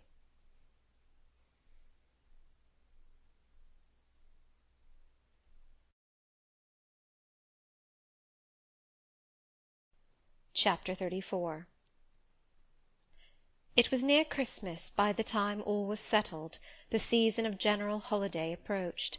I now closed Morton School, taking care that the parting should not be barren on my side. Good fortune opens the hand as well as the heart wonderfully, and to give somewhat when we have largely received is but to afford a vent to the unusual ebullition of the sensations. I had long felt with pleasure that many of my rustic scholars liked me, and when we parted, that consciousness was confirmed. They manifested their affection plainly and strongly. Deep was my gratification to find I had really a place in their unsophisticated hearts. I promised them that never a week should pass in future that I did not visit them, and give them an hour's teaching in their school. Mr. Rivers came up, as, having seen the classes, now numbering 60 girls, file out before me, and locked the door, I stood with the key in my hand, exchanging a few words of special farewell with some half-dozen of my best scholars, as decent, respectable, modest, and well-informed young women as could be found in the ranks of the British peasantry. And that is saying a great deal, for after all the British peasantry are the best taught, best mannered, most self-respecting of any in Europe. Since those days I have seen paysans and bouwerinnen, and the best of them seemed to me ignorant, coarse, and besotted, compared with my Morton girls. "Do you consider you have got your reward for a season of exertion?" asked Mr. Rivers when they were gone. "Does not the consciousness of having done some real good in your day and generation give pleasure?" "Doubtless." "And you have only toiled a few months. Would not a life devoted to the task of regenerating your race be well spent?" "Yes," I said, "but I could not go on so for ever. I want to enjoy my own faculties as well as to cultivate those of other people. I must enjoy them now. Don't recall either my mind or body to the school. I am out of it, and disposed for full holiday." He looked grave. "What now? What sudden eagerness is this you evince? What are you going to do?" "To be active as I can. And first I must beg you to set Hannah at liberty, and get somebody else to wait on you." "Do you want her?" "Yes, to go with me to Moor House.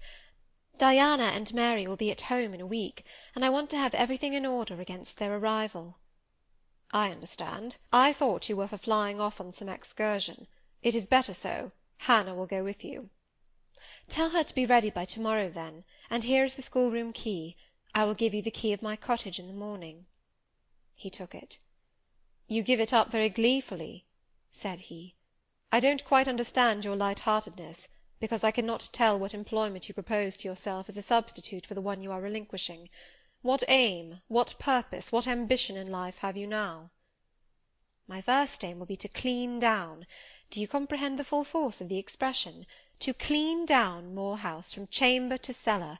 My next, to rub it up with beeswax, oil, and an indefinite number of cloths, till it glitters again. My third, to arrange every chair, table, bed, carpet, with mathematical precision. Afterwards I shall go near to ruin you in coals and peat to keep up good fires in every room.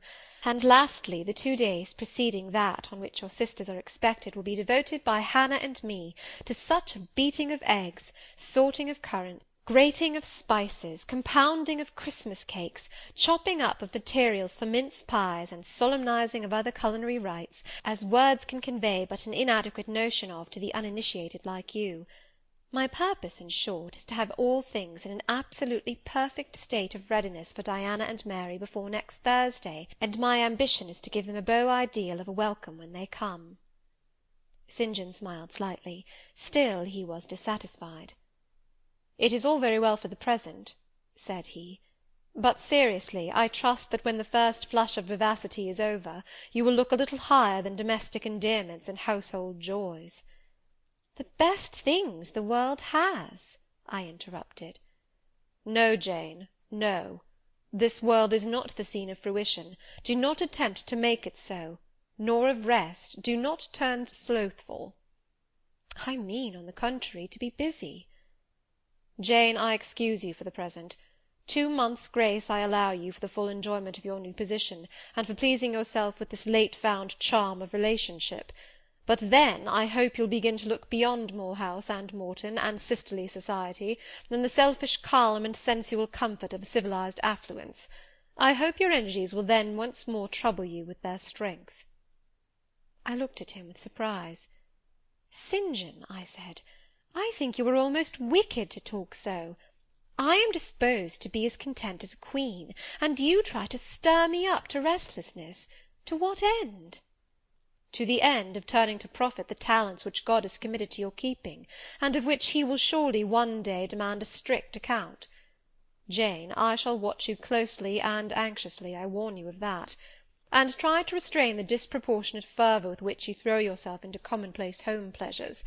Don't cling so tenaciously to ties of the flesh. Save your constancy and ardour for an adequate cause. Forbear to waste them on trite, transient objects. Do you hear, Jane? Yes, just as if you were speaking Greek. I feel I have adequate cause to be happy, and I will be happy. Good-bye. Happy at Moor House I was, and hard I worked, and so did Hannah. She was charmed to see how jovial I could be amidst the bustle of a house turned topsy-turvy, how I could brush and dust and clean and cook. And really, after a day or two of confusion worse confounded, it was delightful by degrees to invoke order from the chaos ourselves had made. I had previously taken a journey to S. to purchase some new furniture, my cousins having given me carte blanche to effect what alterations I pleased, and a sum having been set aside for that purpose. The ordinary sitting-room and bedrooms I left much as they were, for I knew Diana and Mary would derive more pleasure from seeing again the old homely tables and chairs and beds, than from the spectacle of the smartest innovations. Still, some novelty was necessary, to give to their return the piquancy with which I wished it to be invested. Dark handsome new carpets and curtains, an arrangement of some carefully selected antique ornaments in porcelain and bronze, new coverings and mirrors and dressing-cases for the toilet-tables, answered the end. They looked fresh without being glaring. A spare parlour and bedroom I refurnished entirely, with old mahogany and crimson upholstery. I laid canvas on the passage and carpets on the stairs. When all was finished, I thought Moor House as complete a model of bright, modest snugness within, as it was, at this season, a specimen of wintry waste and desert dreariness without. The eventful Thursday at length came. They were expected about dark, and ere dusk fires were lit upstairs and below. The kitchen was in perfect trim, Hannah and I were dressed, and all was in readiness. St. John arrived first. I had entreated him to keep quite clear of the house till everything was arranged, and indeed the bare idea of the commotion, at once sordid and trivial, going on within its walls sufficed to scare him to estrangement. He found me in the kitchen, watching the progress of certain cakes for tea, then baking. Approaching the hearth, he asked, if I was at last satisfied with housemaid's work. I answered by inviting him to accompany me on a general inspection of the result of my labours. With some difficulty I got him to make the tour of the house. He just looked in at the doors I opened, and when he had wandered upstairs and downstairs, he said I must have gone through a great deal of fatigue and trouble to have effected such considerable changes in so short a time, but not a syllable did he utter indicating pleasure in the improved aspect of his abode. This silence damped me. I thought perhaps the alterations had disturbed some old associations he valued. I inquired whether this was the case, no doubt in a somewhat crestfallen tone. Not at all. He had, on the contrary, remarked I had scrupulously respected every association. He feared, indeed, I must have bestowed more thought on the matter than it was worth. How many minutes, for instance, had I devoted to studying the arrangement of this very room? By the by, could I tell him where such a book was? I showed him the volume on the shelf. He took it down, and withdrawing to his accustomed window recess, he began to read it. Now I did not like this reader. St. John was a good man, but I began to feel he had spoken truth of himself when he said he was hard and cold. The humanities and amenities of life had no attraction for him, its peaceful enjoyments no charm. Literally he lived only to aspire, after what was good and great, certainly, but still he would never rest, nor approve of others resting round him. As I looked at his lofty forehead, still and pale as a white stone, at his fine lineaments fixed in study, I comprehended all at once that he would hardly make a good husband, that it would be a trying thing to be his wife. I understood, as by inspiration, the nature of his love for Miss Oliver. I agreed with him that it was but a love of the senses. I comprehended how he should despise himself for the feverish influence it exercised over him, how he should wish to stifle and destroy it, how he should mistrust its ever conducting permanently to his happiness or hers. I saw he was of the material from which nature hews her heroes, Christian and pagan, her lawgivers, her statesmen, her conquerors, a steadfast bulwark for great interests to rest upon, but at the fireside too often a cold, cumbrous column, gloomy and out of place. This parlour is not his sphere, I reflected. The Himalayan ridge or Caffrey bush, even the plague-cursed Guinea coast swamp would suit him better. Well may he eschew the calm of domestic life, it is not his element. There his faculties stagnate, they cannot develop or appear to advantage. It is in scenes of strife and danger, where courage is proved, and energy exercised, and fortitude tasked, that he will speak and move, the leader and superior. A merry child would have the advantage of him on this hearth. He is right to choose a missionary's career. I see it now. "They are coming! They are coming!" cried Hannah, throwing open the parlour door. At the same moment old Carlo barked joyfully. Out I ran. It was now dark, but a rumbling of wheels was audible. Hannah soon had a lantern lit. The vehicle had stopped at the wicket. The driver opened the door. First one well-known form, then another stepped out. In a minute I had my face under their bonnets, in contact first with Mary's soft cheek, then with Diana's flowing curls. They laughed, kissed me, then Hannah, patted Carlo, who was half wild with delight, asked eagerly if all was well, and being assured in the affirmative, hastened into the house.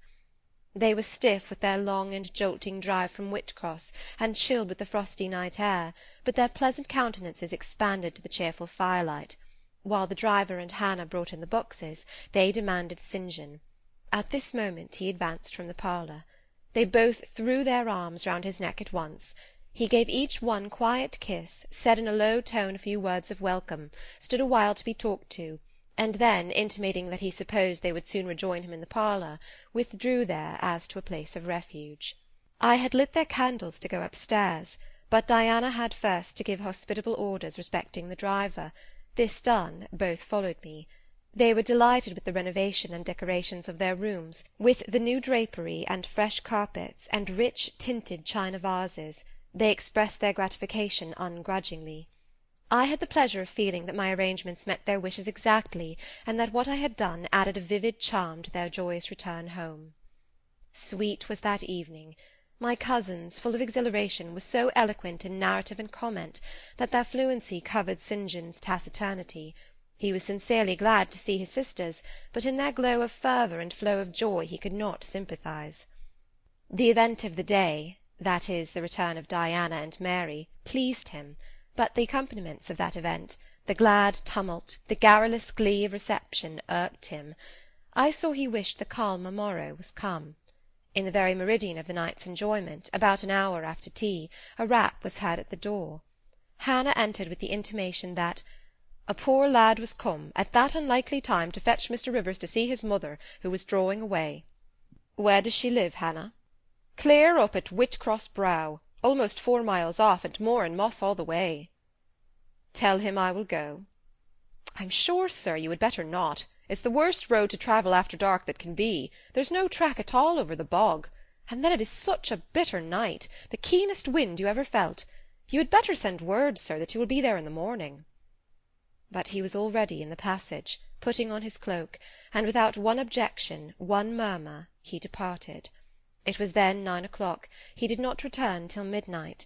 Starved and tired enough he was, but he looked happier than when he set out. He had performed an act of duty, made an exertion, felt his own strength to do and deny, and was on better terms with himself. I am afraid the whole of the ensuing week tried his patience. It was Christmas week. We took to no settled employment, but spent it in a sort of merry domestic dissipation. The air of the moors, the freedom of home, the dawn of prosperity, acted on Diana and Mary's spirits like some life-giving elixir.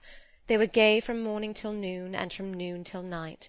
They could always talk, and their discourse, witty, pithy, original, had such charms for me that I preferred listening to and sharing in it to doing anything else. St. John did not rebuke our vivacity, but he escaped from it. He was seldom in the house, his parish was large, the population scattered, and he found daily business in visiting the sick and poor in its different districts. One morning at breakfast, Diana, after looking a little pensive for some minutes, asked him if his plans were yet unchanged. "Unchanged and unchangeable," was the reply, and he proceeded to inform us that his departure from England was now definitively fixed for the ensuing year. "And Rosamond Oliver?" suggested Mary, the words seeming to escape her lips involuntarily. For no sooner had she uttered them than she made a gesture as if wishing to recall them. St. John had a book in his hand. It was his unsocial custom to read at meals.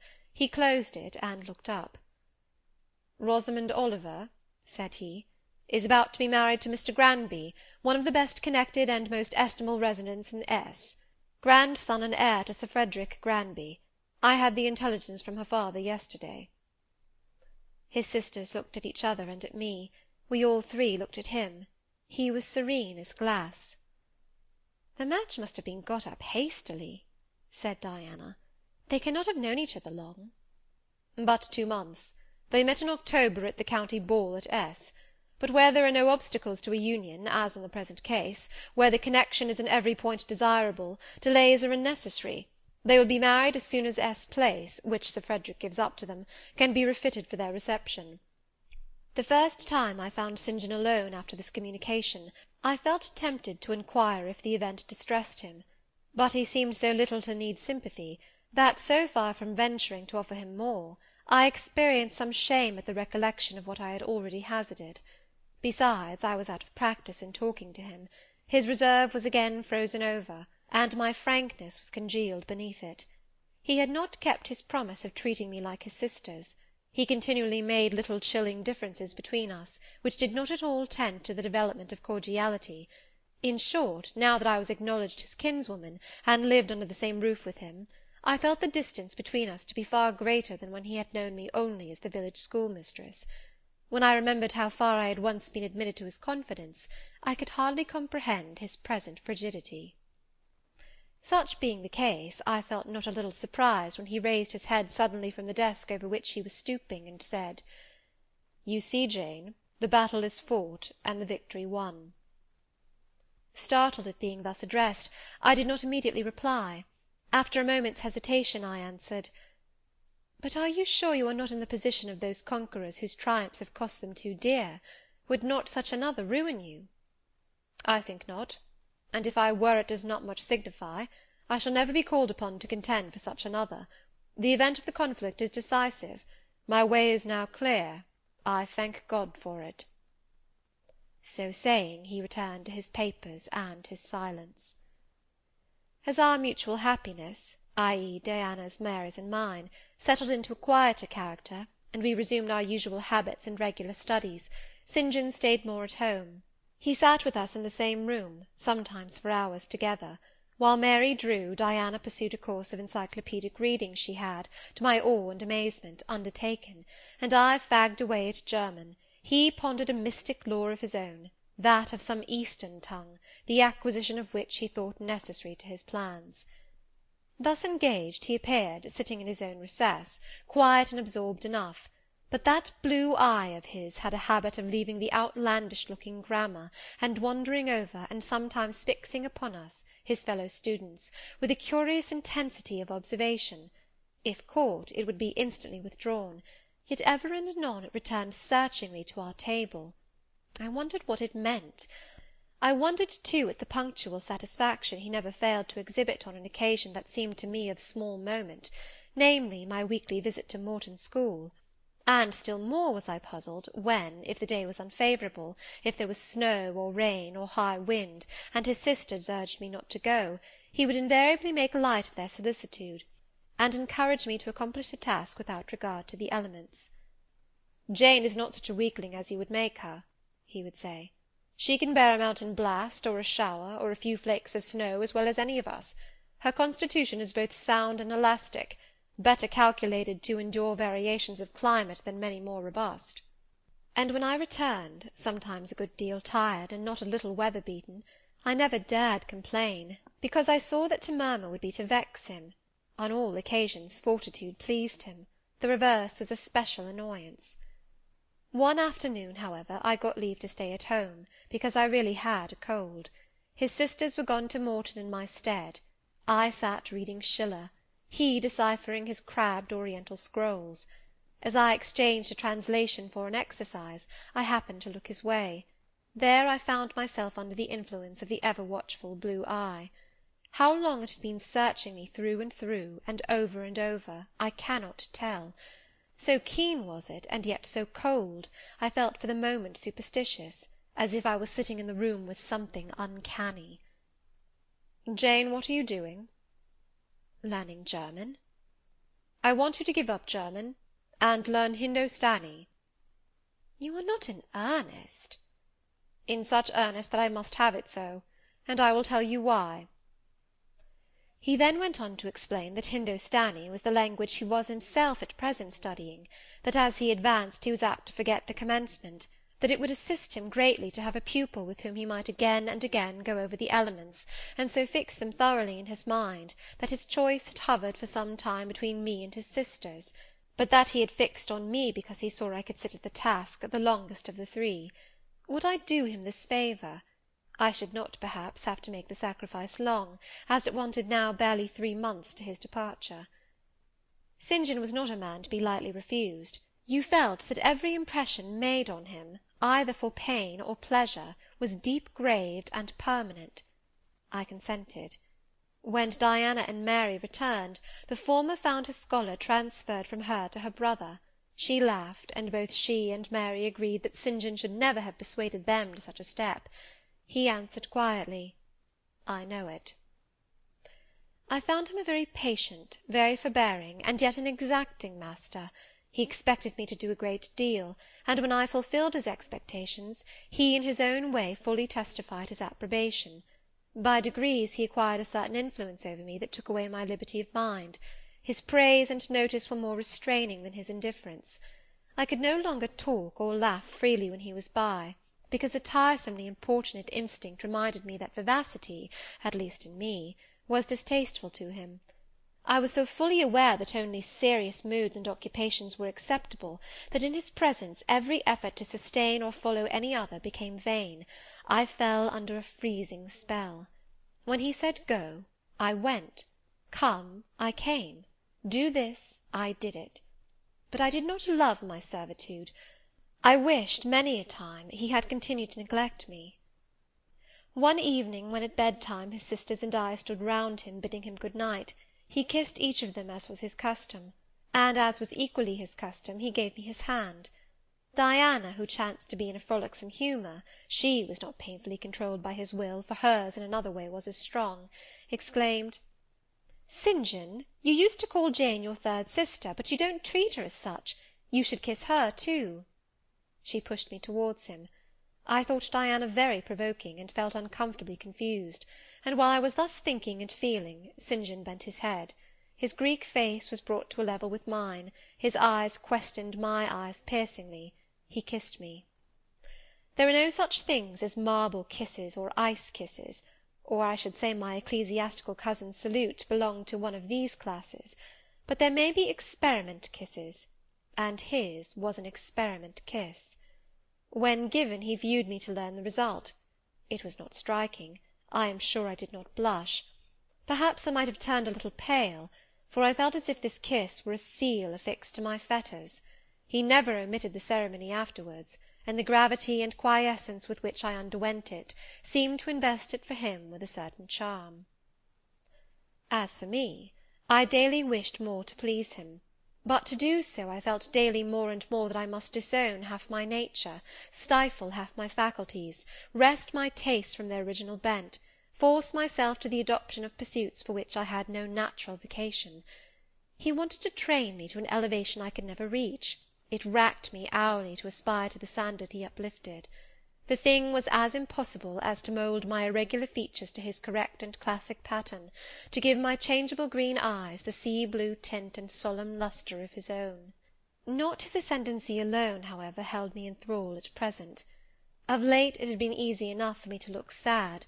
A cankering evil sat at my heart, and drained my happiness at its source, the evil of suspense.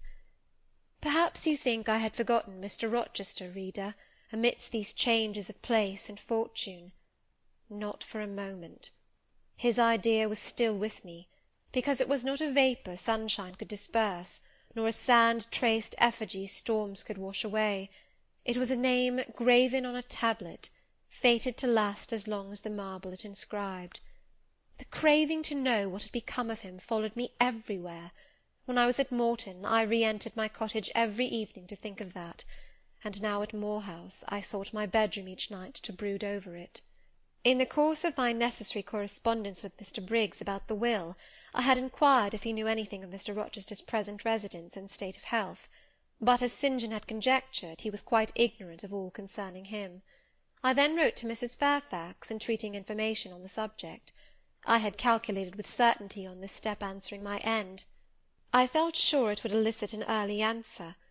I was astonished when a fortnight passed without reply, but when 2 months wore away, and day after day the post arrived and brought nothing for me, I fell a prey to the keenest anxiety. I wrote again. There was a chance of my first letter having missed. Renewed hope followed renewed effort. It shone like the former for some weeks, then, like it, it faded, flickered. Not a line, not a word reached me. When half a year wasted in vain expectancy, my hope died out, and then I felt dark indeed. A fine spring shone round me, which I could not enjoy. Summer approached. Diana tried to cheer me. She said I looked ill, and wished to accompany me to the sea-side. This St. John opposed. He said I did not want dissipation, I wanted employment. My present life was too purposeless. I required an aim. And, I suppose, by way of supplying deficiencies, he prolonged still further my lessons in Hindostani, and grew more urgent in requiring their accomplishment. And I, like a fool, never thought of resisting him. I could not resist him. One day I had come to my studies in lower spirits than usual. The ebb was occasioned by a poignantly felt disappointment. Hannah had told me in the morning there was a letter for me, and when I went down to take it, almost certain that the long-looked-for tidings were vouchsafed me at last, I found only an unimportant note from Mr. Briggs on business. The bitter check had wrung from me some tears, and now, as I sat poring over the crabbed characters and flourishing tropes of an Indian scribe, my eyes filled again. St. John called me to his side to read. In attempting to do this, my voice failed me, words were lost in sobs. He and I were the only occupants of the parlour. Diana was practising her music in the drawing-room, Mary was gardening. It was a very fine May day, clear, sunny, and breezy. My companion expressed no surprise at this emotion, nor did he question me as to its cause. He only said, "We will wait a few minutes, Jane, till you are more composed." And while I smothered the paroxysm with all haste, he sat calm and patient, leaning on his desk, and looking like a physician watching with the eye of science an expected and fully understood crisis in a patient's malady. Having stifled my sobs, wiped my eyes, and muttered something about not being very well that morning, I resumed my task, and succeeded in completing it. St. John put away my books and his, locked his desk, and said, "Now, Jane, you shall take a walk, and with me." "I will call Diana and Mary." "No, I want only one companion this morning, and that must be you. Put on your things, go out by the kitchen door, take the road towards the head of Marsh Glen. I will join you in a moment." I know no medium. I never in my life have known any medium in dealing with positive hard characters antagonistic to my own, between absolute submission and determined revolt. I have always faithfully observed the one, up to the very moment of bursting, sometimes with volcanic vehemence, into the other; and as neither present circumstances warranted, nor my present mood inclined me to mutiny, I observed careful obedience to St. John's directions, and in 10 minutes I was treading the wild track of the glen, side by side with him. The breeze was from the west. It came over the hills, sweet with scents of heath and rush. The sky was of stainless blue. The stream descending the ravines swelled with past spring rains, poured along plentiful and clear, catching golden gleams from the sun and sapphire tints from the firmament. As we advanced and left the track, we trod a soft turf, mossy fine and emerald green, minutely enamelled with a tiny white flower, and spangled with a star-like yellow blossom.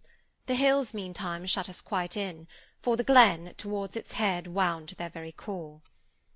"Let us rest here," said St. John as we reached the first stragglers of a battalion of rocks, guarding a sort of pass, beyond which the beck rushed down a waterfall, and where, still a little further, the mountain shook off turf and flower, had only heath for raiment and crag for gem, where it exaggerated the wild to the savage, and exchanged the fresh for the frowning, where it guarded the forlorn hope of solitude, and a last refuge for silence.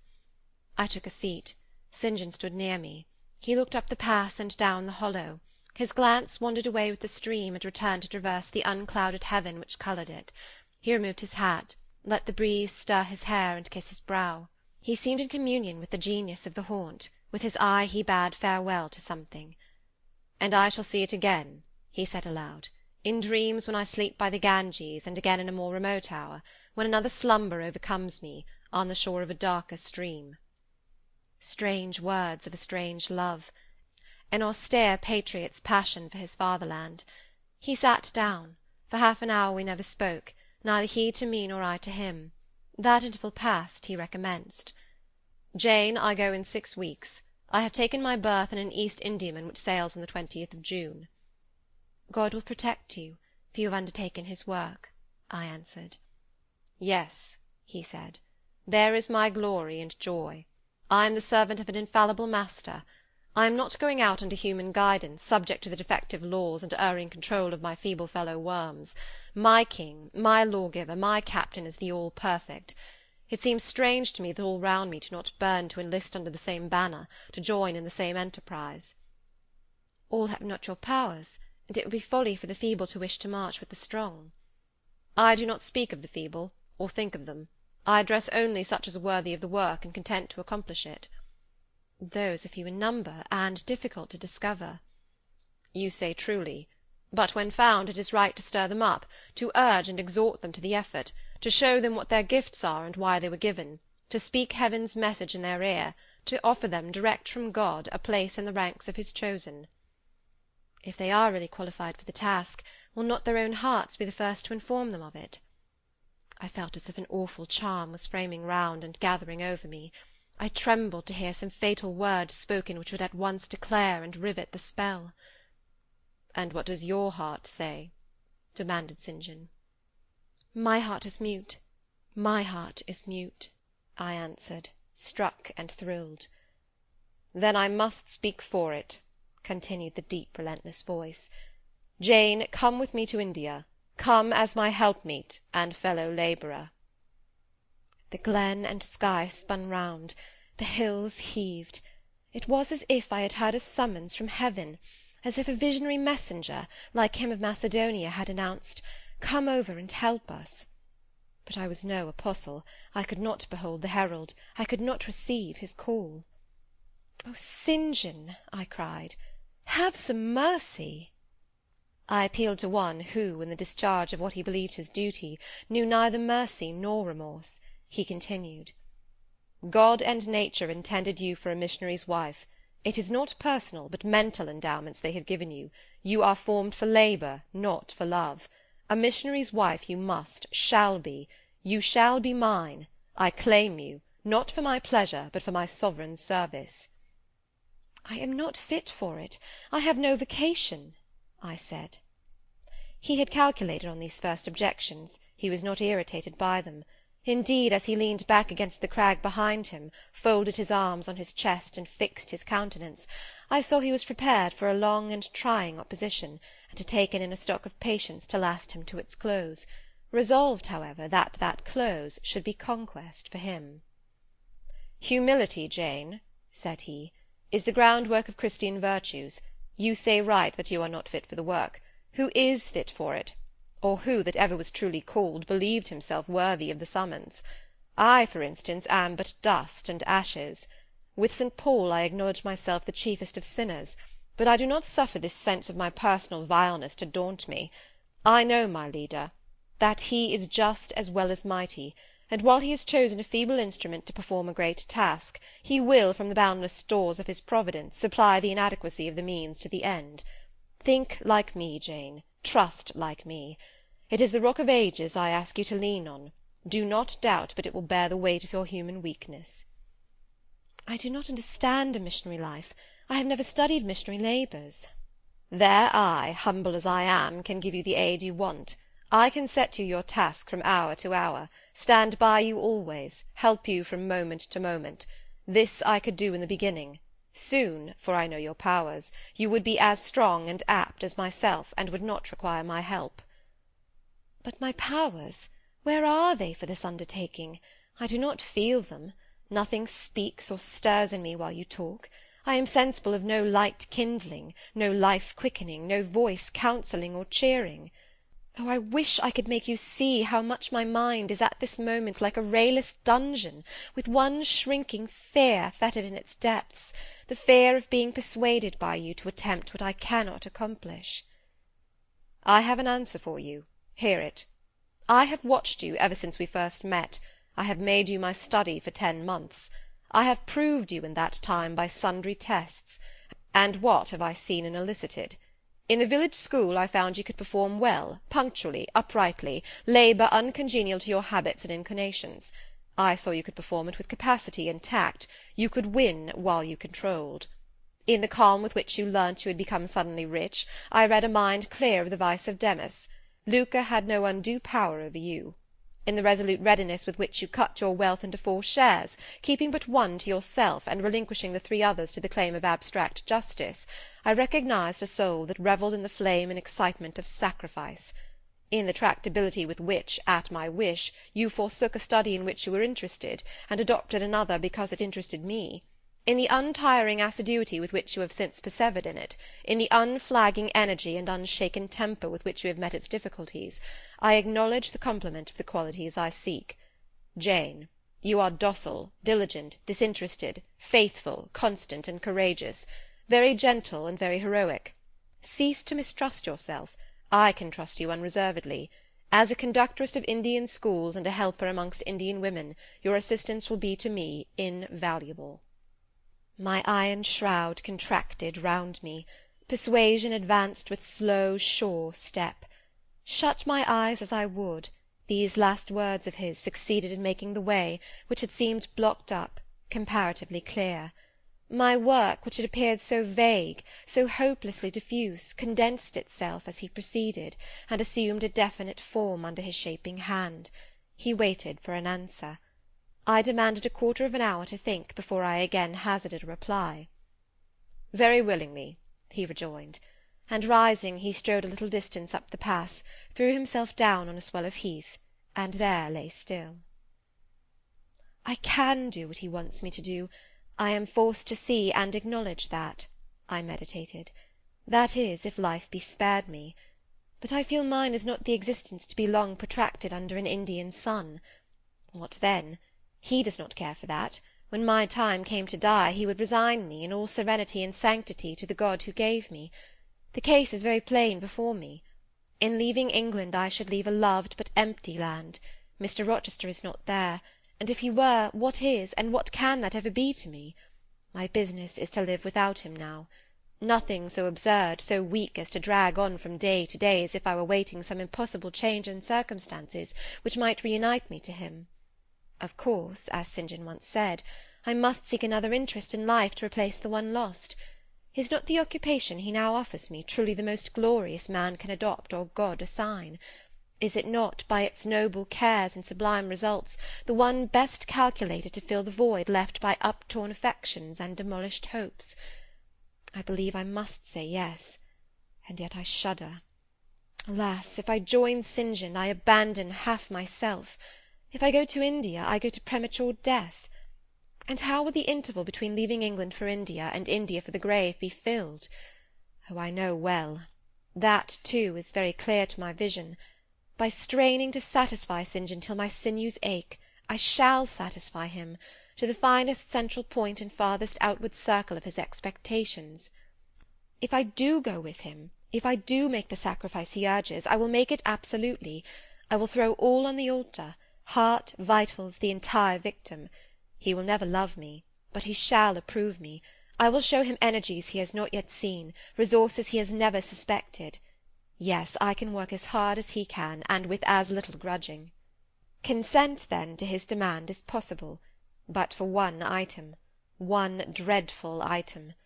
It is that he asks me to be his wife, and has no more of a husband's heart for me than that frowning giant of a rock down which the stream is foaming in yonder gorge. He prizes me as a soldier would a good weapon, and that is all. Unmarried to him, this would never grieve me, but can I let him complete his calculations, coolly put into practice his plans, go through the wedding ceremony? Can I receive from him the bridal ring, endure all the forms of love, which I doubt not he would scrupulously observe, and know that the spirit was quite absent? Can I bear the consciousness that every endearment he bestows is a sacrifice made on principle? No, such a martyrdom would be monstrous. I will never undergo it. As his sister I might accompany him, not as his wife. I will tell him so. I looked towards the knoll. There he lay, still as a prostrate column, his face turned to me, his eye beaming watchful and keen. He started to his feet and approached me. I am ready to go to India, if I may go free. Your answer requires a commentary, he said. It is not clear. You have hitherto been my adopted brother, I your adopted sister. Let us continue as such. You and I had better not marry. He shook his head. Adopted fraternity will not do in this case. If you were my real sister it would be different. I should take you and seek no wife. But as it is, either our union must be consecrated and sealed by marriage, or it cannot exist. Practical obstacles oppose themselves to any other plan. Do you not see it, Jane? Consider a moment. Your strong sense will guide you. I did consider, and still my sense, such as it was, directed me only to the fact that we did not love each other as man and wife should, and therefore it inferred we ought not to marry. I said so. St. John, I returned, I regard you as a brother, you me as a sister, so let us continue. We cannot, he answered, with short, sharp determination. It would not do. You have said you will go with me to India. Remember, you have said that. Conditionally. Well, well, to the main point. The departure with me from England, the cooperation with me in my future labours, you do not object. You have already as good as put your hand to the plough. You are too consistent to withdraw it. You have but one end to keep in view, how the work you have undertaken can best be done. Simplify your complicated interests, feelings, thoughts, wishes, aims. Merge all considerations in one purpose, that of fulfilling with effect, with power, the mission of your great master. To do so you must have a coadjutor, not a brother, that is a loose tie, but a husband. I, too, do not want a sister. A sister might any day be taken from me. I want a wife, the sole helpmeet I can influence sufficiently in life, and retain absolutely till death. I shuddered as he spoke. I felt his influence in my marrow, his hold on my limbs. Seek one elsewhere than in me, St. John. Seek one fitted to you. One fitted to my purpose, you mean, fitted to my vocation. Again, I tell you, it is not the insignificant private individual, the mere man with the man's selfish senses, I wish to mate. It is the missionary. And I will give the missionary my energies. It is all he wants, but not myself. That would only be adding the husk and shell to the kernel. For them he has no use. I retain them. You cannot. You ought not. Do you think God will be satisfied with half an oblation? Will he accept a mutilated sacrifice? It is the cause of God I advocate. It is under his standard I enlist you. I cannot accept on his behalf a divided allegiance. It must be entire. Oh, I will give my heart to God, I said. You do not want it. I will not swear, reader, that there was not something of repressed sarcasm both in the tone in which I uttered this sentence, and in the feeling that accompanied it. I had silently feared St. John till now, because I had not understood him. He had held me in awe, because he had held me in doubt. How much of him was saint, how much mortal, I could not heretofore tell, but revelations were being made in this conference. The analysis of his nature was proceeding before my eyes. I saw his fallibilities, I comprehended them. I understood that, sitting there where I did on the bank of heath, and with that handsome form before me, I sat at the feet of a man, caring as I. The veil fell from his hardness and despotism. Having felt in him the presence of these qualities, I felt his imperfection, and took courage. I was with an equal, one with whom I might argue, one whom, if I saw good, I might resist. He was silent after I had uttered the last sentence, and I presently risked an upward glance at his countenance. His eye, bent on me, expressed at once stern surprise and keen inquiry. "Is she sarcastic, and sarcastic to me?" it seemed to say. "What does this signify?" "Do not let us forget that this is a solemn matter," he said ere long, "one of which we may neither think nor talk lightly without sin. I trust, Jane, you are in earnest when you say you will serve your heart to God. It is all I want. Once wrench your heart from man, and fix it on your Maker. The advancement of that Maker's spiritual kingdom on earth will be your chief delight and endeavour. You will be ready to do at once whatever furthers that end. You will see what impetus would be given to your efforts and mine by our physical and mental union in marriage, the only union that gives a character of permanent conformity to the destinies and designs of human beings, and passing over all minor caprices, all trivial difficulties and delicacies of feeling, all scruple about the degree, kind, strength, or tenderness of mere personal inclination, you will hasten to enter into that union at once." "Shall I?"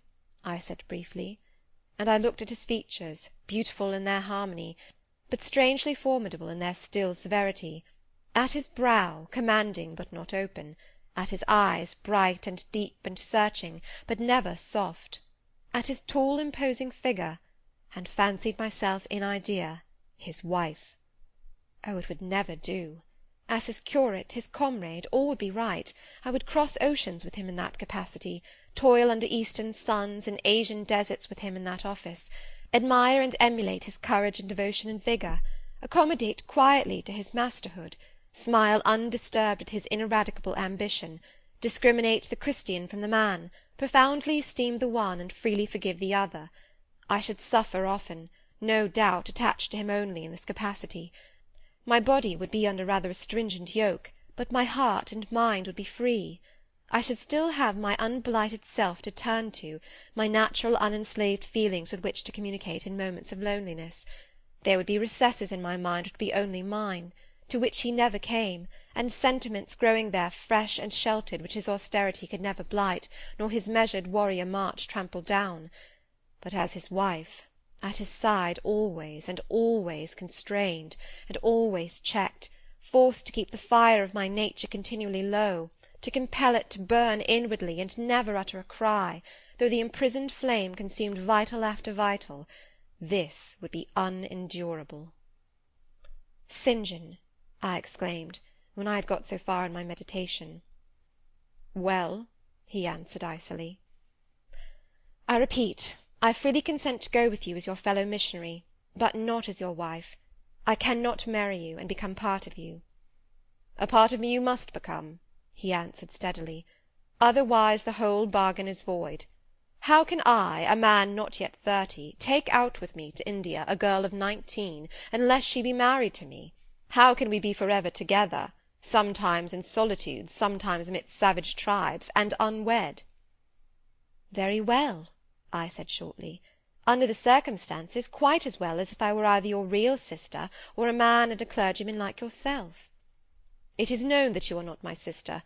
I cannot introduce you as such. To attempt it would be to fasten injurious suspicions on us both. And for the rest, though you have a man's vigorous brain, you have a woman's heart, and it would not do." "It would do," I affirmed with some disdain. "Perfectly well. I have a woman's heart, but not where you are concerned. For you I have only a comrade's constancy, a fellow soldier's frankness, fidelity, fraternity, if you like, a neophyte's respect and submission to his hierophant. Nothing more. Don't fear." "It is what I want," he said, speaking to himself. "It is just what I want. And there are obstacles in the way. They must be hewn down. Jane, you would not repent marrying me. Be certain of that. We must be married. There is no other way. And undoubtedly enough of love would follow upon marriage to render the union right even in your eyes." "I scorn your idea of love," I could not help saying, as I rose up and stood before him, leaning my back against the rock. "I scorn the counterfeit sentiment you offer. Yes, St. John, and I scorn you when you offer it." He looked at me fixedly, compressing his well-cut lips while he did so. Whether he was incensed or surprised, or what, it was not easy to tell. He could command his countenance thoroughly. "I scarcely expected to hear that expression from you," he said. "I think I have done and uttered nothing to deserve scorn." I was touched by his gentle tone, and overawed by his high, calm mien. "Forgive me the words, St. John, but it is your own fault that I have been roused to speak so unguardedly. You have introduced a topic in which our natures are at variance, a topic we should never discuss. The very name of love is an apple of discord between us. If the reality were required, what should we do? How should we feel? My dear cousin, abandon your scheme of marriage. Forget it." "No," said he. "It is a long-cherished scheme, and the only one which can secure my great end, but I shall urge you no further at present. To-morrow I leave home for Cambridge. I have many friends there to whom I should wish to say farewell. I shall be absent a fortnight. Take that space of time to consider my offer, and do not forget that if you reject it, it is not me you deny, but God. Through my means he opens to you a noble career. As my wife only can you enter upon it. Refuse to be my wife, and you limit yourself for ever to a track of selfish ease and barren obscurity. Tremble lest in that case you should be numbered with those who have denied the faith, and are worse than infidels." He had done. Turning from me, he once more looked to river, looked to hill. But this time his feelings were all pent in his heart. I was not worthy to hear them uttered. As I walked by his side homeward, I read well in his iron silence all he felt towards me, the disappointment of an austere and despotic nature, which has met resistance where it expected submission, the disapprobation of a cool, inflexible judgment, which has detected in another feelings and views in which it has no power to sympathise. In short, as a man, he would have wished to coerce me into obedience. It was only as a sincere Christian he bore so patiently with my perversity, and allowed so long a space for reflection and repentance. That night, after he had kissed his sisters, he thought proper to forget even to shake hands with me, but left the room in silence. I, who, though I had no love, had much friendship for him, was hurt by the marked omission, so much hurt that tears started to my eyes. "I see you and St. John have been quarrelling, Jane," said Diana, during our walk on the moor. "But go after him. He is now lingering in the passage expecting you. He will make it up." I have not much pride under such circumstances. I would always rather be happy than dignified, and I ran after him. He stood at the foot of the stairs. "Good night, St. John," said I. "Good night, Jane," he replied calmly. "Then shake hands," I added. What a cold, loose touch he impressed on my fingers!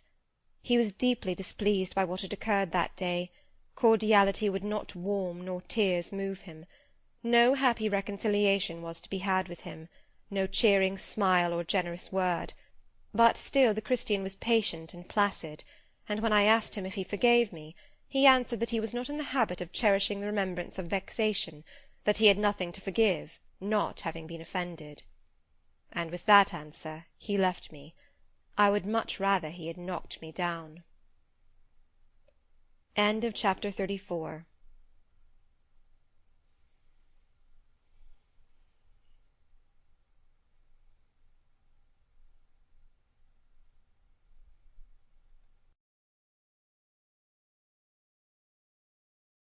Chapter 35.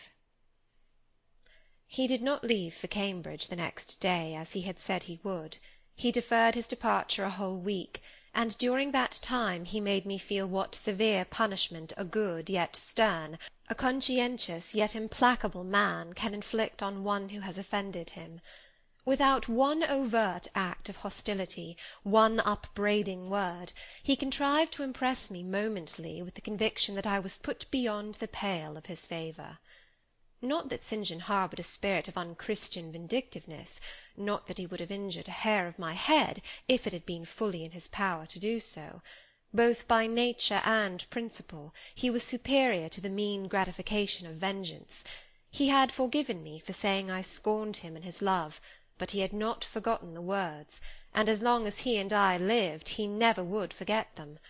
I saw by his look, when he turned to me, that they were always written on the air between me and him. Whenever I spoke, they sounded in my voice to his ear, and their echo toned every answer he gave me. He did not abstain from conversing with me. He even called me as usual each morning to join him at his desk, and I fear the corrupt man within him had a pleasure unimparted to, and unshared by, the pure Christian, in evincing with what skill he could, while acting and speaking apparently just as usual, extract from every deed and every phrase the spirit of interest and approval which had formerly communicated a certain austere charm to his language and manner. To me he was in reality become no longer flesh, but marble. His eye was a cold, bright, blue gem, his tongue a speaking instrument, nothing more. All this was torture to me, refined, lingering torture. It kept up a slow fire of indignation and a trembling trouble of grief, which harassed and crushed me altogether. I felt how, if I were his wife, this good man, pure as the deep sunless source, could soon kill me, without drawing from my veins a single drop of blood, or receiving on his own crystal conscience the faintest stain of crime. Especially I felt this when I made any attempt to propitiate him. No ruth met my ruth. He experienced no suffering from estrangement, no yearning after reconciliation, and though more than once my fast-falling tears blistered the page over which we both bent, they produced no more effect on him than if his heart had been really a matter of stone or metal. To his sisters, meantime, he was somewhat kinder than usual, as if afraid that mere coldness would not sufficiently convince me how completely I was banished and banned. He added the force of contrast, and this I am sure he did not by force, but on principle. The night before he left home, happening to see him walking in the garden about sunset, and remembering as I looked at him that this man, alienated as he now was, had once saved my life, and that we were near relations, I was moved to make a last attempt to regain his friendship. I went out and approached him as he stood leaning over the little gate. I spoke to the point at once. "St. John, I am unhappy because you are still angry with me. Let us be friends." "I hope we are friends," was the unmoved reply, while he stood watching the rising of the moon, which he had been contemplating as I approached. "No, St. John, we are not friends as we were. You know that." "Are we not? That is wrong. For my part, I wish you no ill, and all good."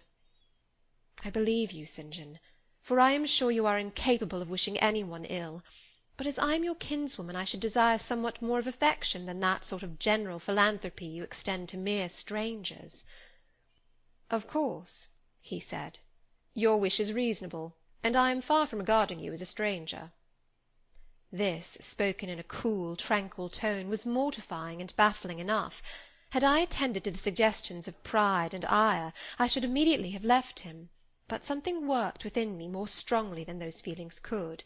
I deeply venerated my cousin's talent and principle.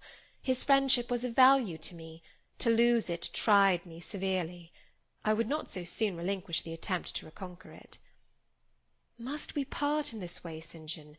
And when you go to India, will you leave me so, without a kinder word than you have yet spoken?" He now turned quite from the moon, and faced me. "When I go to India, Jane, will I leave you? What? Do you not go to India?" "You said I could not unless I married you."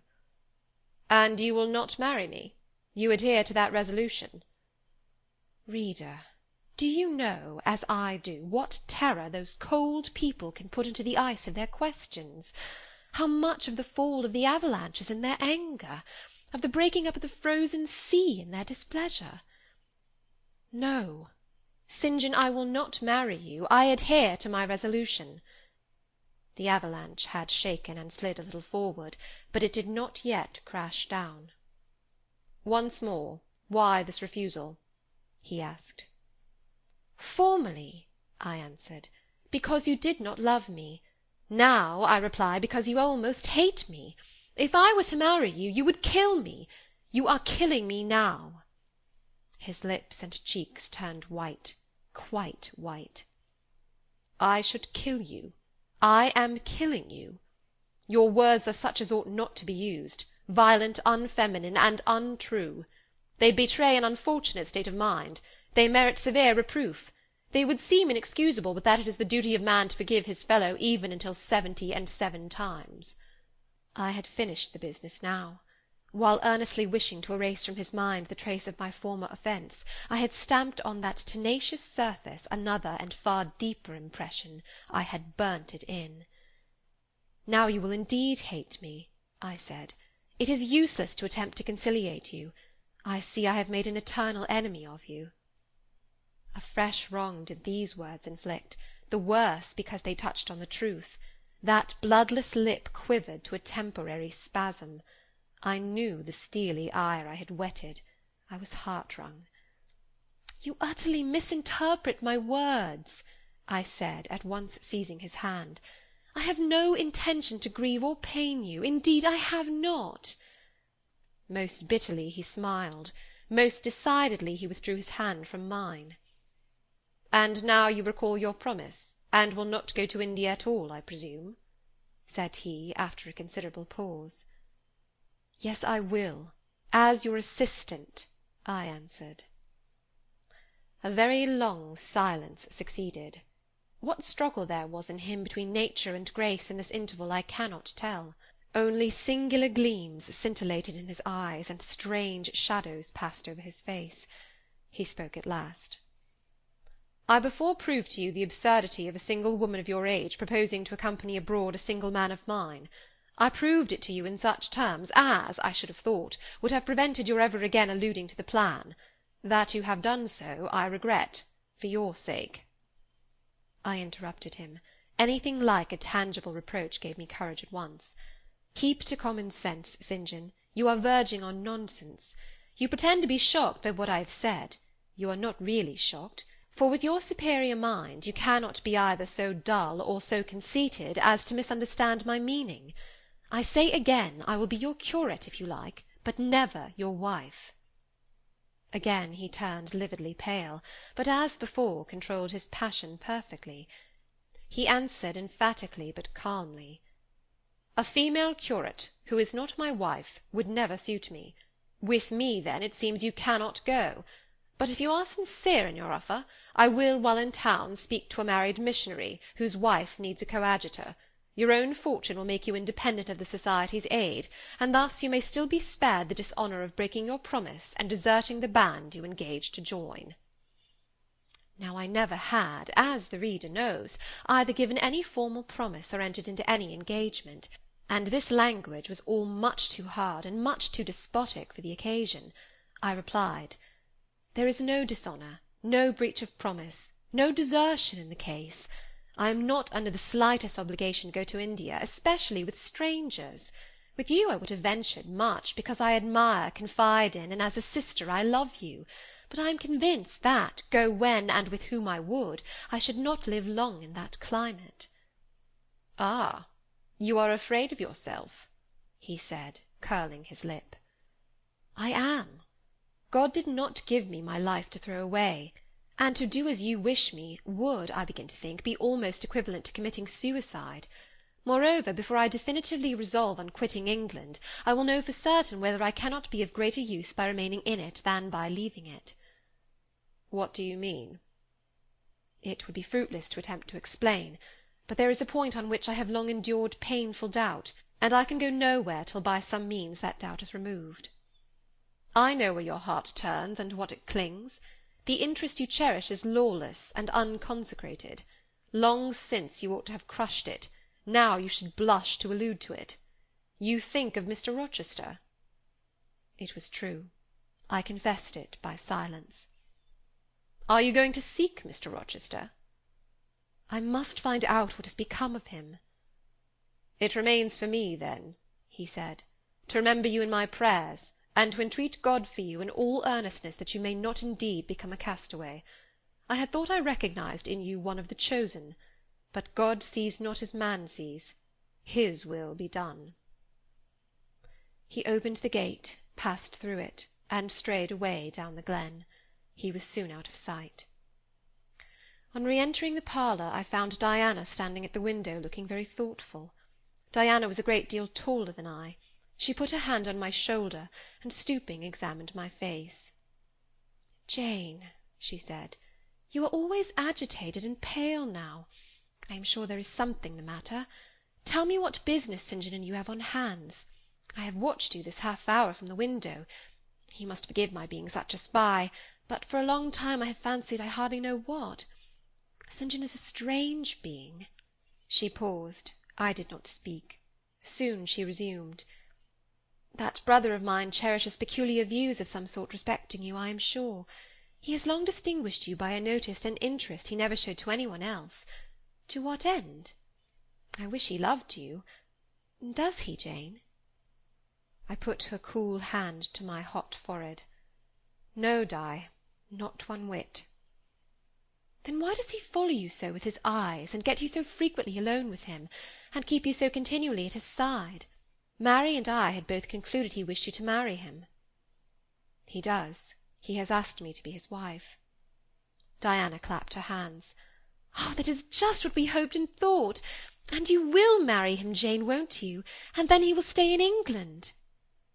"Far from that, Diana. His sole idea in proposing to me is to procure a fitting fellow-labourer in his Indian toils." "What? He wishes you to go to India?" "Yes." "Madness!" she exclaimed. "You would not live 3 months there, I am certain. You never shall go. You have not consented, have you, Jane?" "I have refused to marry him." "And have consequently displeased him?" she suggested. "Deeply. He will never forgive me, I fear. Yet I offered to accompany him as his sister." "It was frantic folly to do so, Jane. Think of the task you undertook, one of incessant fatigue, where fatigue kills even the strong, and you are weak. St. John, you know him, would urge you to impossibilities. With him there would be no permission to rest during the hot hours, and unfortunately I have noticed whatever he exacts you force yourself to perform. I am astonished you found courage to refuse his hand. You do not love him, then, Jane?" "Not as a husband." "Yet he is a handsome fellow."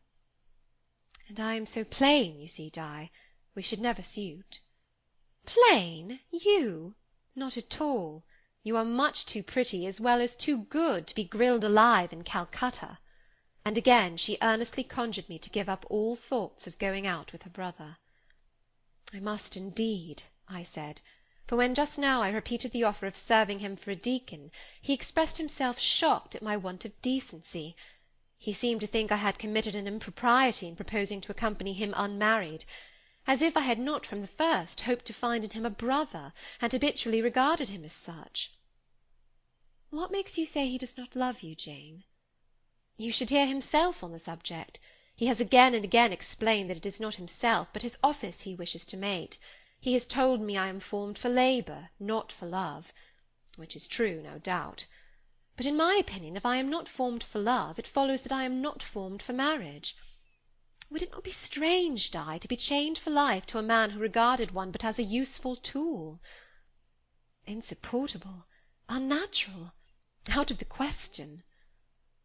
"And then," I continued, "though I have only sisterly affection for him now, yet, if forced to be his wife, I can imagine the possibility of conceiving an inevitable, strange, torturing kind of love for him, because he is so talented, and there is often a certain heroic grandeur in his look, manner, and conversation. In that case my lot would become unspeakably wretched. He would not want me to love him, and if I showed the feeling, he would make me sensible that it was a superfluity, unrequired by him, unbecoming in me. I know he would." "And yet St. John is a good man," said Diana. "He is a good and a great man, but he forgets, pitilessly, the feelings and claims of little people in pursuing his own large views. It is better, therefore, for the insignificant to keep out of his way, lest in his progress he should trample them down. Here he comes. I will leave you, Diana." And I hastened upstairs as I saw him entering the garden. But I was forced to meet him again at supper. During that meal he appeared just as composed as usual. I had thought he would hardly speak to me, and I was certain he had given up the pursuit of his matrimonial scheme. The sequel showed I was mistaken on both points. He addressed me precisely in his ordinary manner, or what had of late been his ordinary manner, one scrupulously polite. No doubt he had invoked the help of the Holy Spirit to subdue the anger I had roused in him, and now believed he had forgiven me once more. For the evening reading before prayers he selected the 21st chapter of Revelation. It was at all times pleasant to listen while from his lips fell the words of the Bible. Never did his fine voice sound at once so sweet and full, never did his manner become so impressive in its noble simplicity, as when he delivered the oracles of God. And to-night that voice took a more solemn tone, that manner a more thrilling meaning, as he sat in the midst of his household circle, the May moon shining in through the uncurtained window, and rendering almost unnecessary the light of the candle on the table. As he sat there, bending over the great old Bible, and described from its page the vision of the new heaven and new earth, told how God would come to dwell with men, how he would wipe away all tears from their eyes, and promised that there should be no more death, neither sorrow nor crying, nor any more pain, because the former things were passed away. The succeeding words thrilled me strangely as he spoke them, especially as I felt, by the slight, indescribable alteration in sound, that in uttering them his eye had turned on me. "He that overcometh shall inherit all things, and I will be his God, and he shall be my son. But," was slowly, distinctly read, "the fearful, the unbelieving, etc., shall have their part in the lake which burneth with fire and brimstone, which is the second death." Henceforward I knew what fate St. John feared for me. A calm, subdued triumph, blent with a longing earnestness, marked his enunciation of the last glorious verses of that chapter. The reader believed his name was already written in the Lamb's book of life, and he yearned after the hour which should admit him to the city to which the kings of the earth bring their glory and honour, which has no need of sun or moon to shine in it, because the glory of God lightens it, and the Lamb is the light thereof. In the prayer following the chapter, all his energy gathered, all his stern zeal woke. He was in deep earnest, wrestling with God, and resolved on a conquest. He supplicated strength for the weak-hearted, guidance for wanderers from the fold, a return, even at the 11th hour, for those whom the temptations of the world and the flesh were luring from the narrow path. He asked, he urged, he claimed the boon of a brand snatched from the burning. Earnestness is ever deeply solemn. First, as I listened to the prayer, I wondered at his. Then, when it continued and rose, I was touched by it, and at last awed. He felt the greatness and goodness of his purpose so sincerely, others who heard him plead for it could not but feel it too. The prayer over, we took leave of him. He was to go at a very early hour in the morning. Diana and Mary, having kissed him, left the room, in compliance, I think, with a whispered hint from him. I tendered my hand and wished him a pleasant journey. "Thank you, Jane. As I said, I shall return from Cambridge in a fortnight. That space, then, is yet left to you for reflection. If I listened to human pride, I should say no more to you of marriage with me. But I listen to my duty, and keep steadily in view my very first aim, to do all things to the glory of God. My master was long-suffering, so will I be. I cannot give you up to perdition as a vessel of wrath. Repent, resolve, while there is yet time. Remember, we are bid to work while it is day, warned that the night cometh when no man shall work. Remember the fate of Dives, who had his good things in this life. God give you strength to choose that better part which shall not be taken from you." He laid his hand on my head as he uttered the last words. He had spoken earnestly, mildly.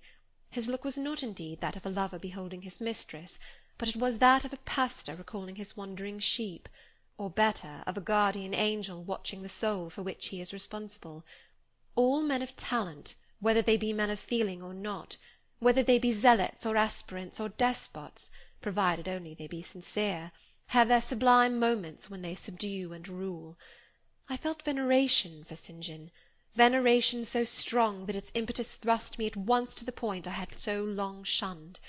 I was tempted to cease struggling with him, to rush down the torrent of his will into the gulf of his existence, and there lose my own. I was almost as hard beset by him now as I had been once before, in a different way, by another. I was a fool both times. To have yielded then would have been an error of principle. To have yielded now would have been an error of judgment. So I think at this hour, when I look back to the crisis through the quiet medium of time, I was unconscious of folly at the instant. I stood motionless under my hierophant's touch. My refusals were forgotten, my fears overcome, my wrestlings paralysed. The impossible, i.e. my marriage with St. John, was fast becoming the possible. All was changing utterly with a sudden sweep. Religion called, angels beckoned, God commanded, life rolled together like a scroll, death's gates opening, showed eternity beyond. It seemed that for safety and bliss there, all here might be sacrificed in a second. The dim room was full of visions. "Could you decide now?" asked the missionary. The inquiry was put in gentle tones. He drew me to him as gently. Oh, that gentleness! How far more potent is it than force! I could resist St. John's wrath. I grew pliant as a reed under his kindness. Yet I knew all the time, if I yielded now, I should not the less be made to repent, some day, of my former rebellion. His nature was not changed by 1 hour of solemn prayer. It was only elevated. "I could decide if I were but certain," I answered. "Were I but convinced that it is God's will I should marry you, I could vow to marry you here and now, come afterwards what would." "My prayers are heard," ejaculated St. John. He pressed his hand firmer on my head, as if he claimed me. He surrounded me with his arm, almost as if he loved me. I say almost, I knew the difference, for I had felt what it was to be loved. But like him, I had now put love out of the question, and thought only of duty. I contended with my inward dimness of vision, before which clouds yet rolled. I sincerely, deeply, fervently longed to do what was right, and only that. Show me the path," I entreated of heaven. I was excited more than I had ever been, and whether what followed was the effect of excitement the reader shall judge. All the house was still, for I believe all except St. John and myself were now retired to rest. The one candle was dying out. The room was full of moonlight. My heart beat fast and thick. I heard its throb. Suddenly it stood still to an inexpressible feeling that thrilled it through, and passed at once to my head and extremities. The feeling was not like an electric shock, but it was quite as sharp, as strange, as startling. It acted on my senses as if their utmost activity hitherto had been but torpor, from which they were now summoned and forced to wake. They rose expectant. Eye and ear waited while the flesh quivered on my bones. "What have you heard? What do you see?" asked St. John. I saw nothing, but I heard a voice somewhere cry, "Jane! Jane! Jane!" Nothing more. "Oh God! What is it?" I gasped. I might have said, "Where is it?" for it did not seem in the room, nor in the house, nor in the garden.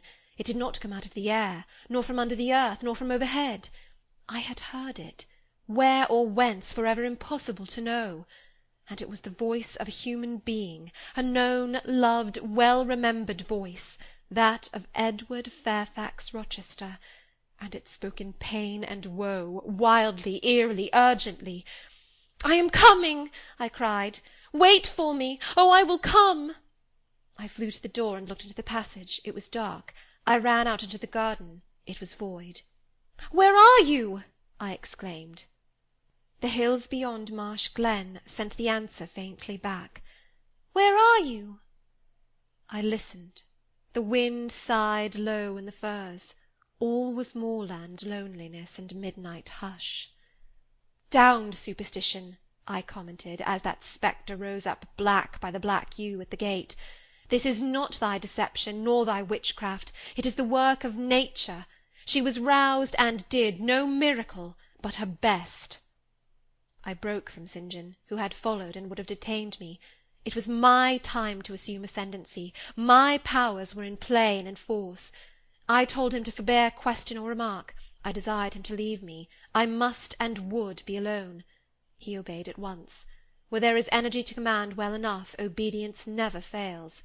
I mounted to my chamber, locked myself in, fell on my knees, and prayed in my way, a different way to St. John's, but effective in its own fashion. I seemed to penetrate very near a mighty spirit, and my soul rushed out in gratitude at his feet.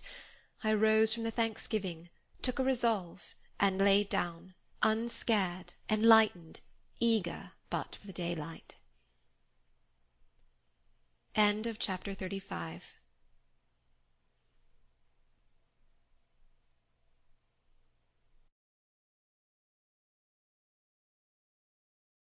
Chapter 36. The daylight came. I rose at dawn. I busied myself for an hour or two with arranging my things in my chamber, drawers, and wardrobe, in the order wherein I should wish to leave them during a brief absence. Meantime I heard St. John quit his room. He stopped at my door. I feared he would knock. No, but a slip of paper was passed under the door. I took it up. It bore these words: "You left me too suddenly last night. Had you stayed but a little longer, you would have laid your hand on the Christian's cross and the angel's crown. I shall expect your clear decision when I return this day fortnight. Meantime, watch and pray that you enter not into temptation. The spirit, I trust, is willing, but the flesh, I see, is weak. I shall pray for you hourly. Yours, St. John."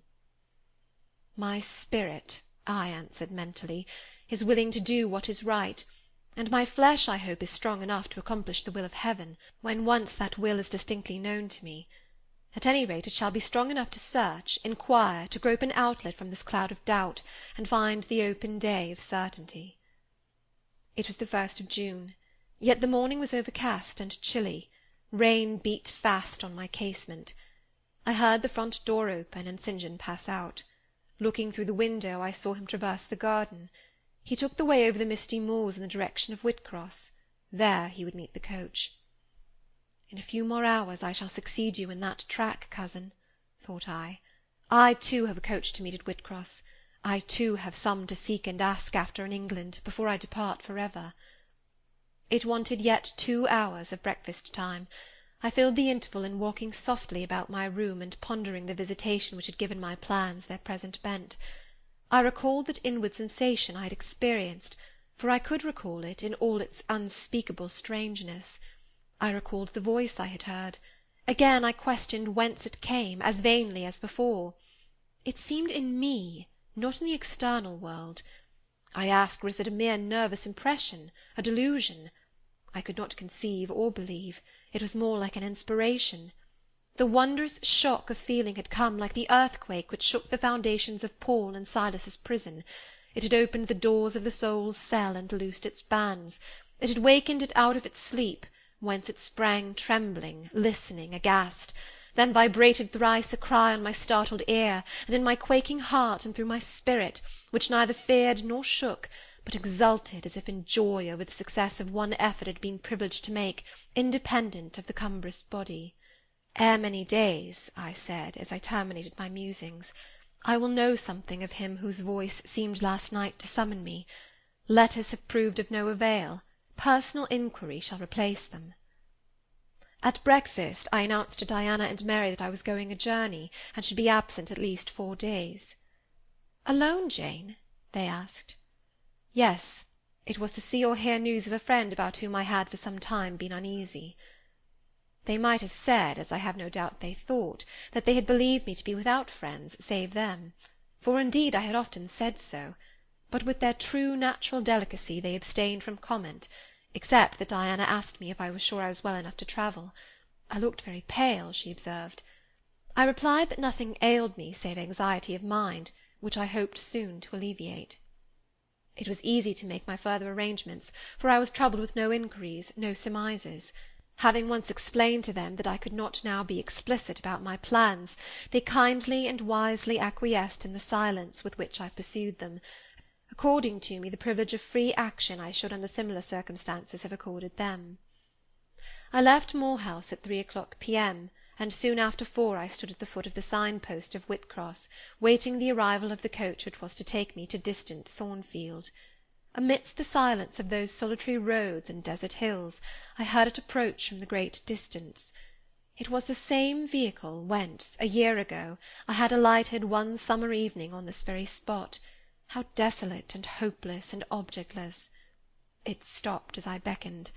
I entered, not now obliged to part with my whole fortune as the price of its accommodation. Once more on the road to Thornfield, I felt like the messenger pigeon flying home. It was a journey of 36 hours.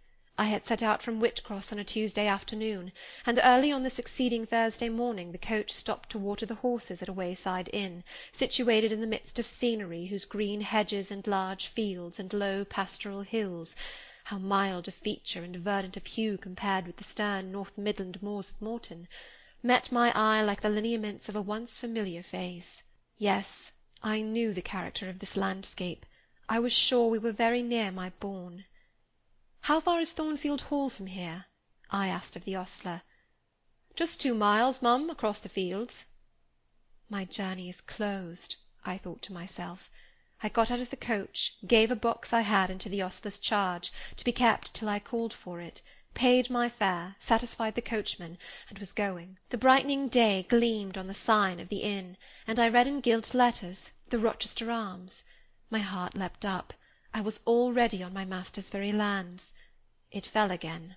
The thought struck it. Your master himself may be beyond the British Channel, for aught you know.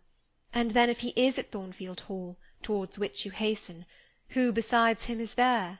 His lunatic wife, and you have nothing to do with him. You dare not speak to him or seek his presence. You have lost your labour. You had better go no further, urged the monitor. Ask information of the people at the inn. They can give you all you seek. They can solve your doubts at once. Go up to that man and inquire if Mr. Rochester be at home. The suggestion was sensible, and yet I could not force myself to act on it. I so dreaded a reply that would crush me with despair. To prolong doubt was to prolong hope. I might yet once more see the Hall under the ray of her star.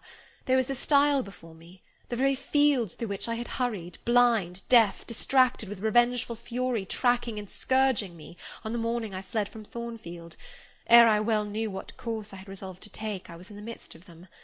How fast I walked, how I ran sometimes, how I looked forward to catch the first view of the well-known woods, with what feelings I welcomed single trees I knew, and familiar glimpses of meadow and hill between them. At last the woods rose, the rookery clustered dark, a loud cawing broke the morning stillness. Strange delight inspired me. On I hastened. Another field crossed, a lane threaded, and there were the courtyard walls, the back offices, the house itself, the rookery still hid. My first view of it shall be in front, I determined, where its bold battlements will strike the eye nobly at once, and where I can single out my master's very window. Perhaps he will be standing at it. He rises early. Perhaps he is now walking in the orchard, or on the pavement in front. Could I but see him, but a moment! Surely in that case I should not be so mad as to run to him. I cannot tell. I am not certain. And if I did, what then? God bless him, what then? Who would be hurt by my once more tasting the life his glance can give me? I rave. Perhaps at this moment he is watching the sunrise over the Pyrenees, or on the tideless sea of the south. I had coasted along the lower wall of the orchard, turned its angle. There was a gate just there, opening into the meadow between 2 stone pillars crowned by stone balls. From behind one pillar I could peep round quietly at the full front of the mansion. I advanced my head with precaution, desirous to ascertain if any bedroom window blinds were yet drawn up. Battlements, windows, long front, all from this sheltered station were at my command. The crows sailing overhead perhaps watched me while I took this survey. I wonder what they thought. They must have considered I was very careful and timid at first, and that gradually I grew very bold and reckless. A peep, and then a long stare, and then a departure from my niche and a straying out into the meadow, and a sudden stop full in front of the great mansion, and a protracted hardy gaze towards it. What affectation of diffidence was this at first? They might have demanded. What stupid regardlessness now? Hear an illustration, reader. A lover finds his mistress asleep on a mossy bank. He wishes to catch a glimpse of her fair face without waking her. He steals softly over the grass, careful to make no sound. He pauses, fancying she has stirred. He withdraws, not for worlds would he be seen. All is still. He again advances, he bends above her, a light veil rests on her features. He lifts it, bends lower. Now his eyes anticipate the vision of beauty, warm and blooming and lovely in rest. How hurried was their first glance! But how they fix! How he starts! How he suddenly and vehemently clasps in both arms the form he dared not a moment since touch with his finger! How he calls aloud a name, and drops his burden, and gazes on it wildly!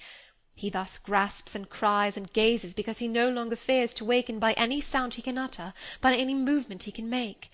He thought his love slept sweetly. He finds she is stone dead.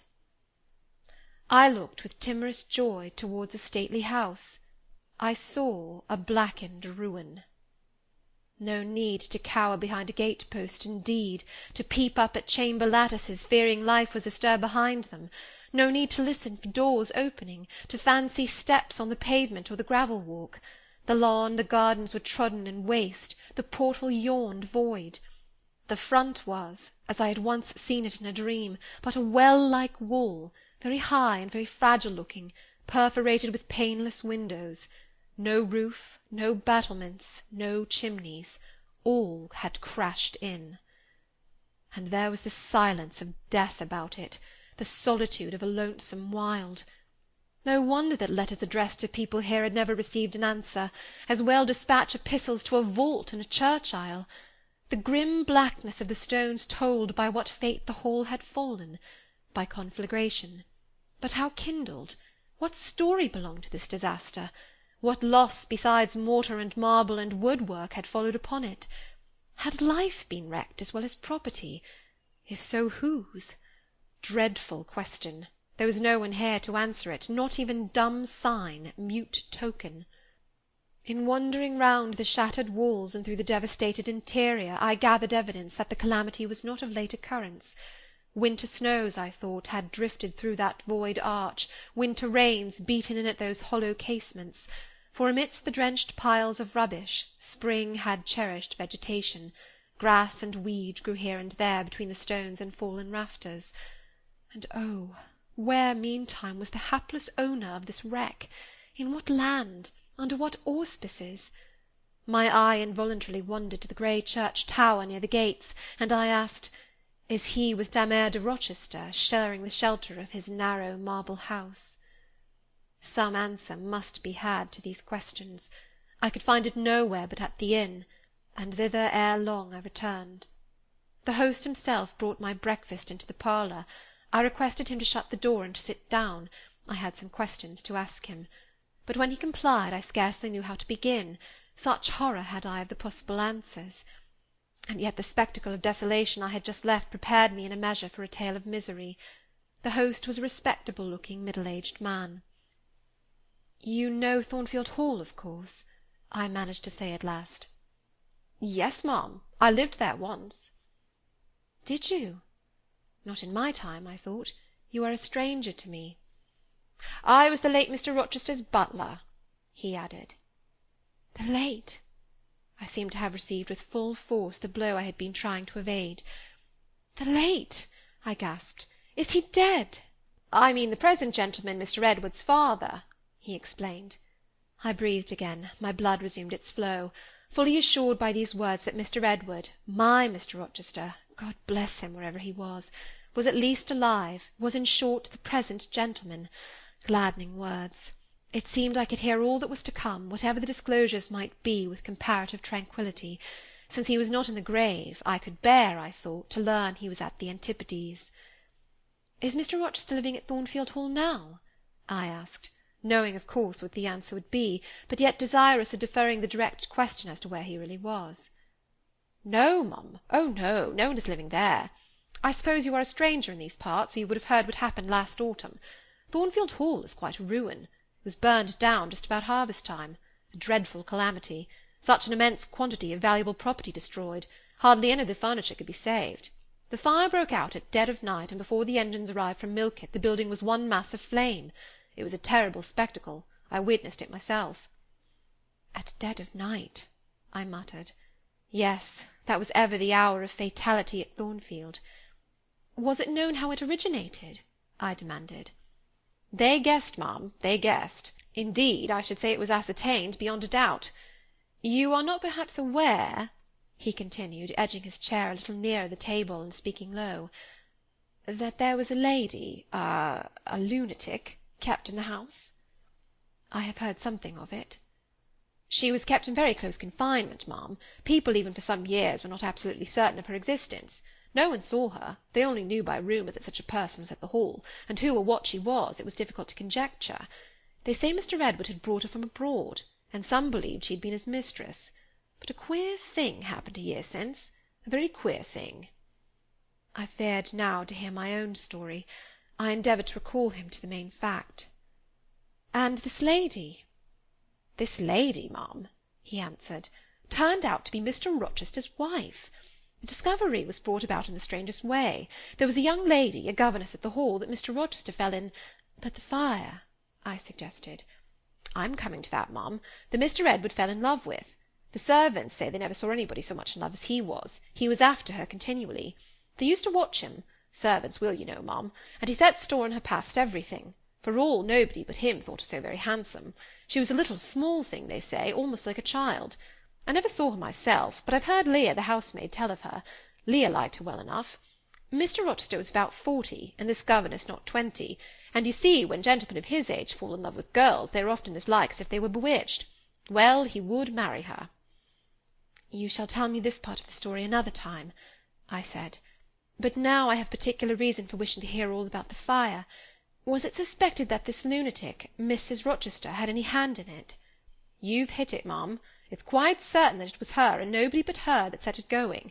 She had a woman to take care of her called Mrs. Poole, an able woman in her line, and very trustworthy, but for one fault, a fault common to a deal of them nurses and matrons. She kept a private bottle of gin by her, and now and then took a drop overmuch. It is excusable, for she had a hard life of it, but still it was dangerous, for when Mrs. Poole was fast asleep after the gin and water, the mad lady, who was as cunning as a witch, would take the keys out of her pocket and let herself out of her chamber, and go roaming about the house, doing any wild mischief that came into her head. They say she had nearly burnt her husband in his bed once, but I don't know about that. However, on this night she set fire first to the hangings of the room next her own, and then she got down to a lower story, and made her way to the chamber that had been the governess's. She was like as if she knew somehow matters had gone on, and had a spite at her, and she kindled the bed there, but there was nobody sleeping in it, fortunately. The governess had run away 2 months before, and for all Mr. Rochester sought her as if she'd been the most precious thing he had in the world, he never could hear a word of her, and he grew savage, quite savage, on his disappointment. He never was a wild man, but he got dangerous after he lost her. He would be alone, too. He sent Mrs. Fairfax, the housekeeper, away to her friends at a distance, but he did it handsomely, for he settled an annuity on her for life, and she deserved it. She was a very good woman. Miss Adele, a ward he had, was put to school. He broke off acquaintance with all the gentry, and shut himself up like a hermit at the Hall." "What? Did he not leave England?" "Leave England? Bless you, no. He would not cross the door-stones of the house, except at night, when he walked just like a ghost about the grounds and in the orchard, as if he had lost his senses, which it is my opinion he had, for a more spirited, bolder, keener gentleman than he was before that midge of a governess crossed him you never saw, ma'am. He was not a man given to wine, or cards, or racing, as some are, and he was not so very handsome, but he had a courage and a will of his own, if ever man had. I knew him from a boy, you see, and for my part I have often wished that Miss Eyre had been sunk in the sea before she came to Thornfield Hall." "Then Mr. Rochester was at home when the fire broke out?" "Yes, indeed was he. And he went up to the attics when all was burning above and below, and got the servants out of their beds and helped them down himself, and went back to get his mad wife out of her cell. And then they called out to him that she was on the roof, and where she was standing, waving her arms above the battlements, and shouting out till they could hear her a mile off. I saw her and heard her with my own eyes. She was a big woman, and had long black hair. We could see it streaming against the flames as she stood. I witnessed, and several more witnessed, Mr. Rochester ascend through the skylight to the roof. We heard him call Bertha. We saw him approach her. And then, ma'am, she yelled and gave a spring, and the next minute she lay smashed on the pavement." "Dead?" Dead, ay, dead as the stones on which her brains and blood were scattered. Good God! You may well say so, ma'am. It was frightful. He shuddered. And afterwards? I urged. Well, ma'am, afterwards the house was burnt to the ground. There are only some bits of walls standing now. Were any other lives lost? No. Perhaps it would have been better if there had. What do you mean? Poor Mr. Edward, he ejaculated. I little thought ever to have seen it. Some say it was a just judgment on him for keeping his first marriage secret, and wanting to take another wife while he had one living. But I pity him for my part. You said he was alive? I exclaimed. Yes, yes, he is alive, but many think he had better be dead. Why? How? My blood was again running cold. Where is he? I demanded. Is he in England? Ay, ay, he's in England. He can't get out of England, I fancy. He's a fixture now. What agony was this? And the man seemed resolved to protract it. He is stone blind, he said at last.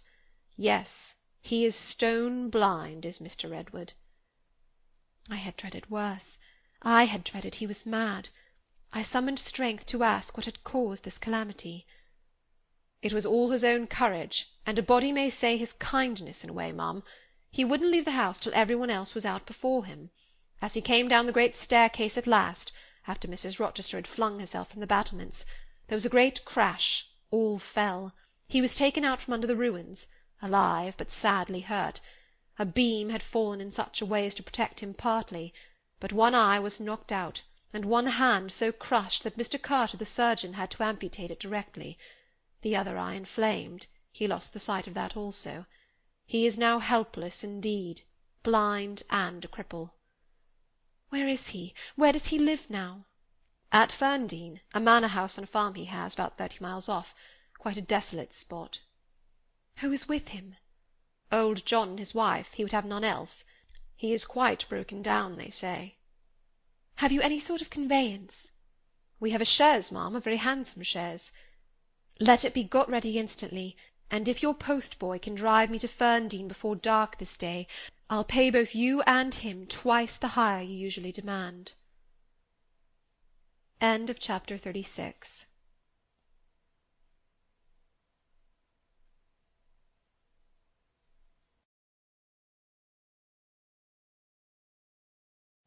Chapter 37. The manor-house of Ferndean was a building of considerable antiquity, moderate size, and no architectural pretensions, deep buried in a wood. I had heard of it before. Mr. Rochester often spoke of it, and sometimes went there. His father had purchased the estate for the sake of the game-covers. He would have let the house, but could find no tenant, in consequence of its ineligible and insalubrious site. Ferndean then remained uninhabited and unfurnished, with the exception of some 2 or 3 rooms fitted up for the accommodation of the squire when he went there in the season to shoot. To this house I came just ere dark on an evening marked by the characteristics of sad sky, cold gale, and continued small penetrating rain. The last mile I performed on foot, having dismissed the chaise and driver with the double remuneration I had promised. Even when within a very short distance of the manor-house you could see nothing of it, so thick and dark grew the timber of the gloomy wood about it. Iron gates between granite pillars showed me where to enter, and passing through them I found myself at once in the twilight of close-ranked trees. There was a grass-grown track descending the forest aisle between hoar and knotty shafts and under-branched arches. I followed it, expecting soon to reach the dwelling, but it stretched on and on, it would far and farther. No sign of habitation or grounds was visible. I thought I had taken a wrong direction and lost my way. The darkness of natural as well as of sylvan dusk gathered over me. I looked round in search of another road. There was none. All was interwoven stem, columnar trunk, dense summer foliage, no opening anywhere. I proceeded. At last my way opened, the trees thinned a little. Presently I beheld a railing. Then the house, scarce, by this dim light, distinguishable from the trees, so dank and green were its decaying walls. Entering a portal, fastened only by a latch, I stood amidst a space of enclosed ground, from which the wood swept away in a semicircle. There were no flowers, no garden beds, only a broad gravel walk girdling a grass plat, and this set in the heavy frame of the forest. The house presented two pointed gables in its front. The windows were latticed and narrow. The front door was narrow too, one step led up to it. The whole looked, as the host of the Rochester Arms had said, quite a desolate spot. It was as still as a church on a week-day. The pattering rain on the forest leaves was the only sound audible in its vicinage. "Can there be life here?" I asked. Yes, life of some kind there was, for I heard a movement. That narrow front door was unclosing, and some shape was about to issue from the grange. It opened slowly.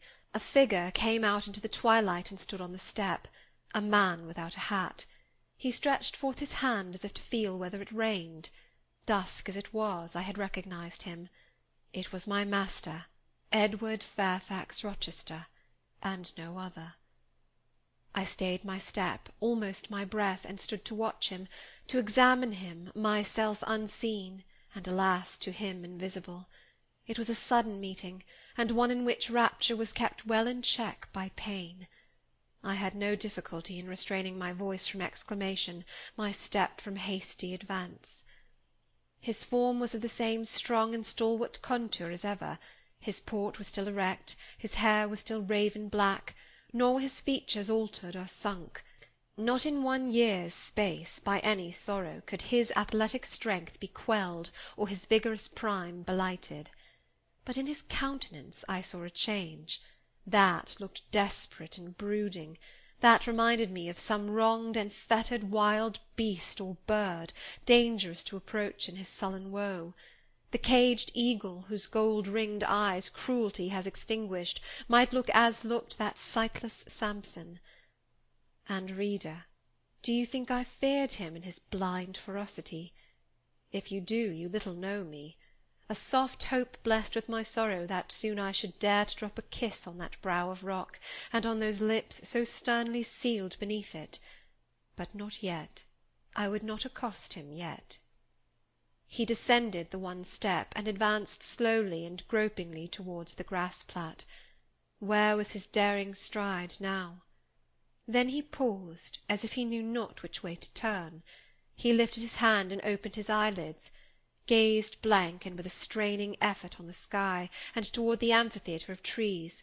One saw that all to him was void darkness. He stretched his right hand. The left arm, the mutilated one, he kept hidden in his bosom. He seemed to wish by touch to gain an idea of what lay around him. He met but vacancy still, for the trees were some yards off from where he stood. He relinquished the endeavour, folded his arms, and stood quiet and mute in the rain, now falling fast on his uncovered head. At this moment John approached him from some quarter. "Will you take my arm, sir?" he said. "There is a heavy shower coming on. Had you not better go in?" "Let me alone," was the answer. John withdrew without having observed me. Mr. Rochester now tried to walk about. Vainly. All was too uncertain. He groped his way back to the house, and re-entering it, closed the door. I now drew near and knocked. John's wife opened for me. "Mary," I said, "how are you?" She started as if she had seen a ghost. I calmed her. To her hurried, "Is it really you, miss, come at this late hour to this lonely place?" I answered by taking her hand, and then I followed her into the kitchen, where John now sat by a good fire. I explained to them in few words that I had heard all which had happened since I left Thornfield, and that I was come to see Mr. Rochester. I asked John to go down to the turnpike house where I had dismissed the chaise, and bring my trunk, which I had left there, and while I removed my bonnet and shawl, I questioned Mary as to whether I could be accommodated at the manor house for the night, and finding that arrangements to that effect, though difficult, would not be impossible, I informed her I should stay. Just at that moment the parlour bell rang. "When you go in," said I, "tell your master that a person wishes to speak to him, but do not give my name." "I don't think he will see you," she answered. "He refuses everybody." When she returned, I inquired what he had said. "You are to send in your name and your business," she replied. She then proceeded to fill a glass with water and place it on a tray, together with candles. "Is that what he rang for?" I asked. "Yes, he always has candles brought in at dark, though he is blind." "Give the tray to me. I will carry it in." I took it from her hand. She pointed me out to the parlour door. The tray shook as I held it. The water spilled from the glass. My heart struck my ribs loud and fast.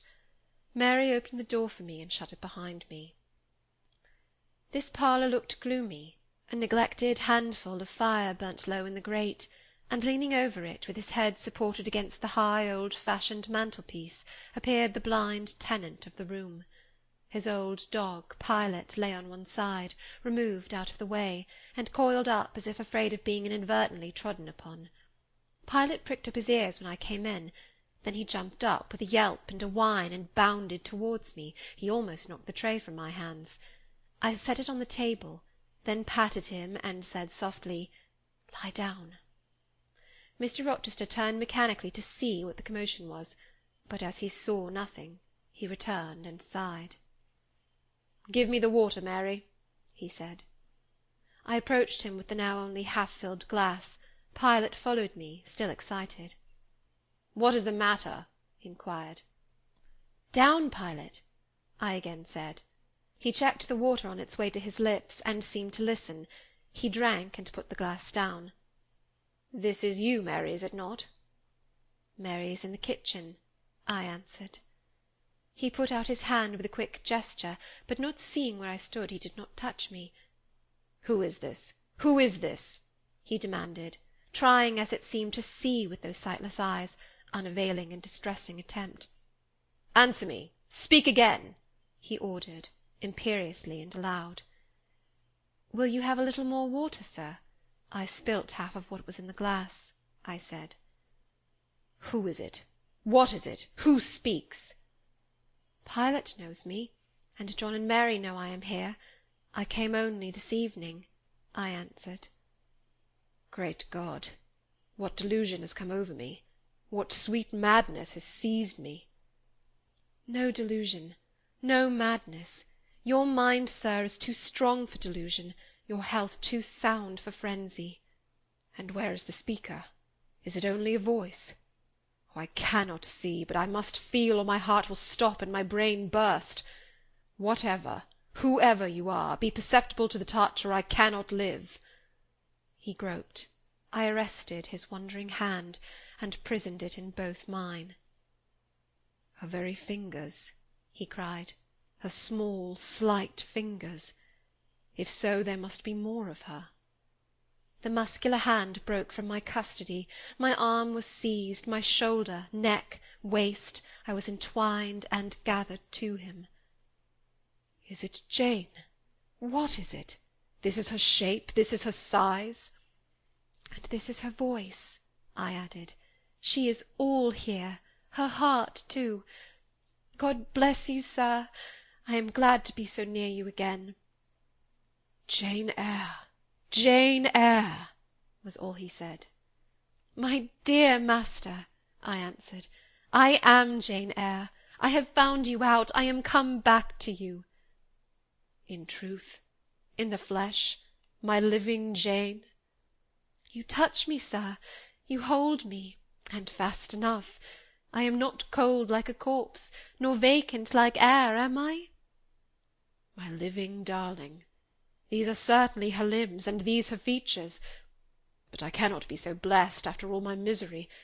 It is a dream, such dreams as I have had at night when I have clasped her once more to my heart, as I do now, and kissed her, as thus, and felt that she loved me, and trusted that she would not leave me. Which I never will, sir, from this day. Never will, says the vision. But I always woke and found it an empty mockery, and I was desolate and abandoned, my life dark, lonely, hopeless, my soul athirst and forbidden to drink, my heart famished and never to be fed. Gentle, soft dream, nestling in my arms now, you will fly too, as your sisters have all fled before you. But kiss me before you go. Embrace me, Jane. There, sir, and there. I pressed my lips to his once brilliant and now rayless eyes. I swept his hair from his brow, and kissed that too. He suddenly seemed to arouse himself. The conviction of the reality of all this seized him. "It is you, is it, Jane? You are come back to me, then?" "I am." "And you do not lie dead in some ditch under some stream, and you are not a pining outcast among strangers?" "No, sir. I am an independent woman now." "Independent? What do you mean, Jane?"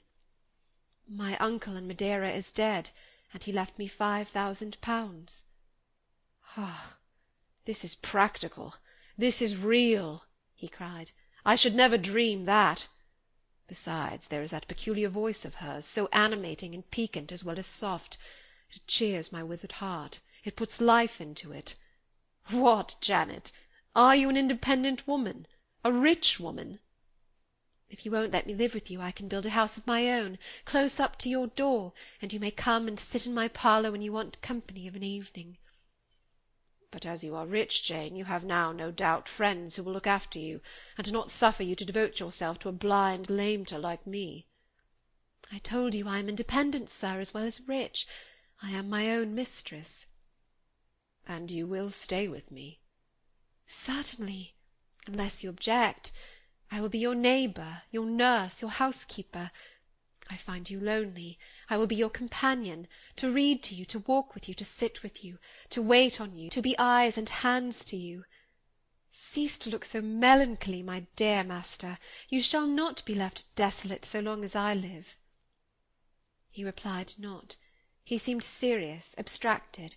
He sighed. He half opened his lips as if to speak. He closed them again. I felt a little embarrassed. Perhaps I had too rashly overleaped conventionalities, and he, like St. John, saw impropriety in my inconsiderateness. I had indeed made my proposal from the idea that he wished and would ask me to be his wife. An expectation, not the less certain because unexpressed, had buoyed me up, that he would claim me at once as his own. But no hint to that effect escaping him, and his countenance becoming more overcast, I suddenly remembered that I might have been all wrong, and was perhaps playing the fool unwittingly, and I began gently to withdraw myself from his arms, but he eagerly snatched me closer. "No, no, Jane, you must not go.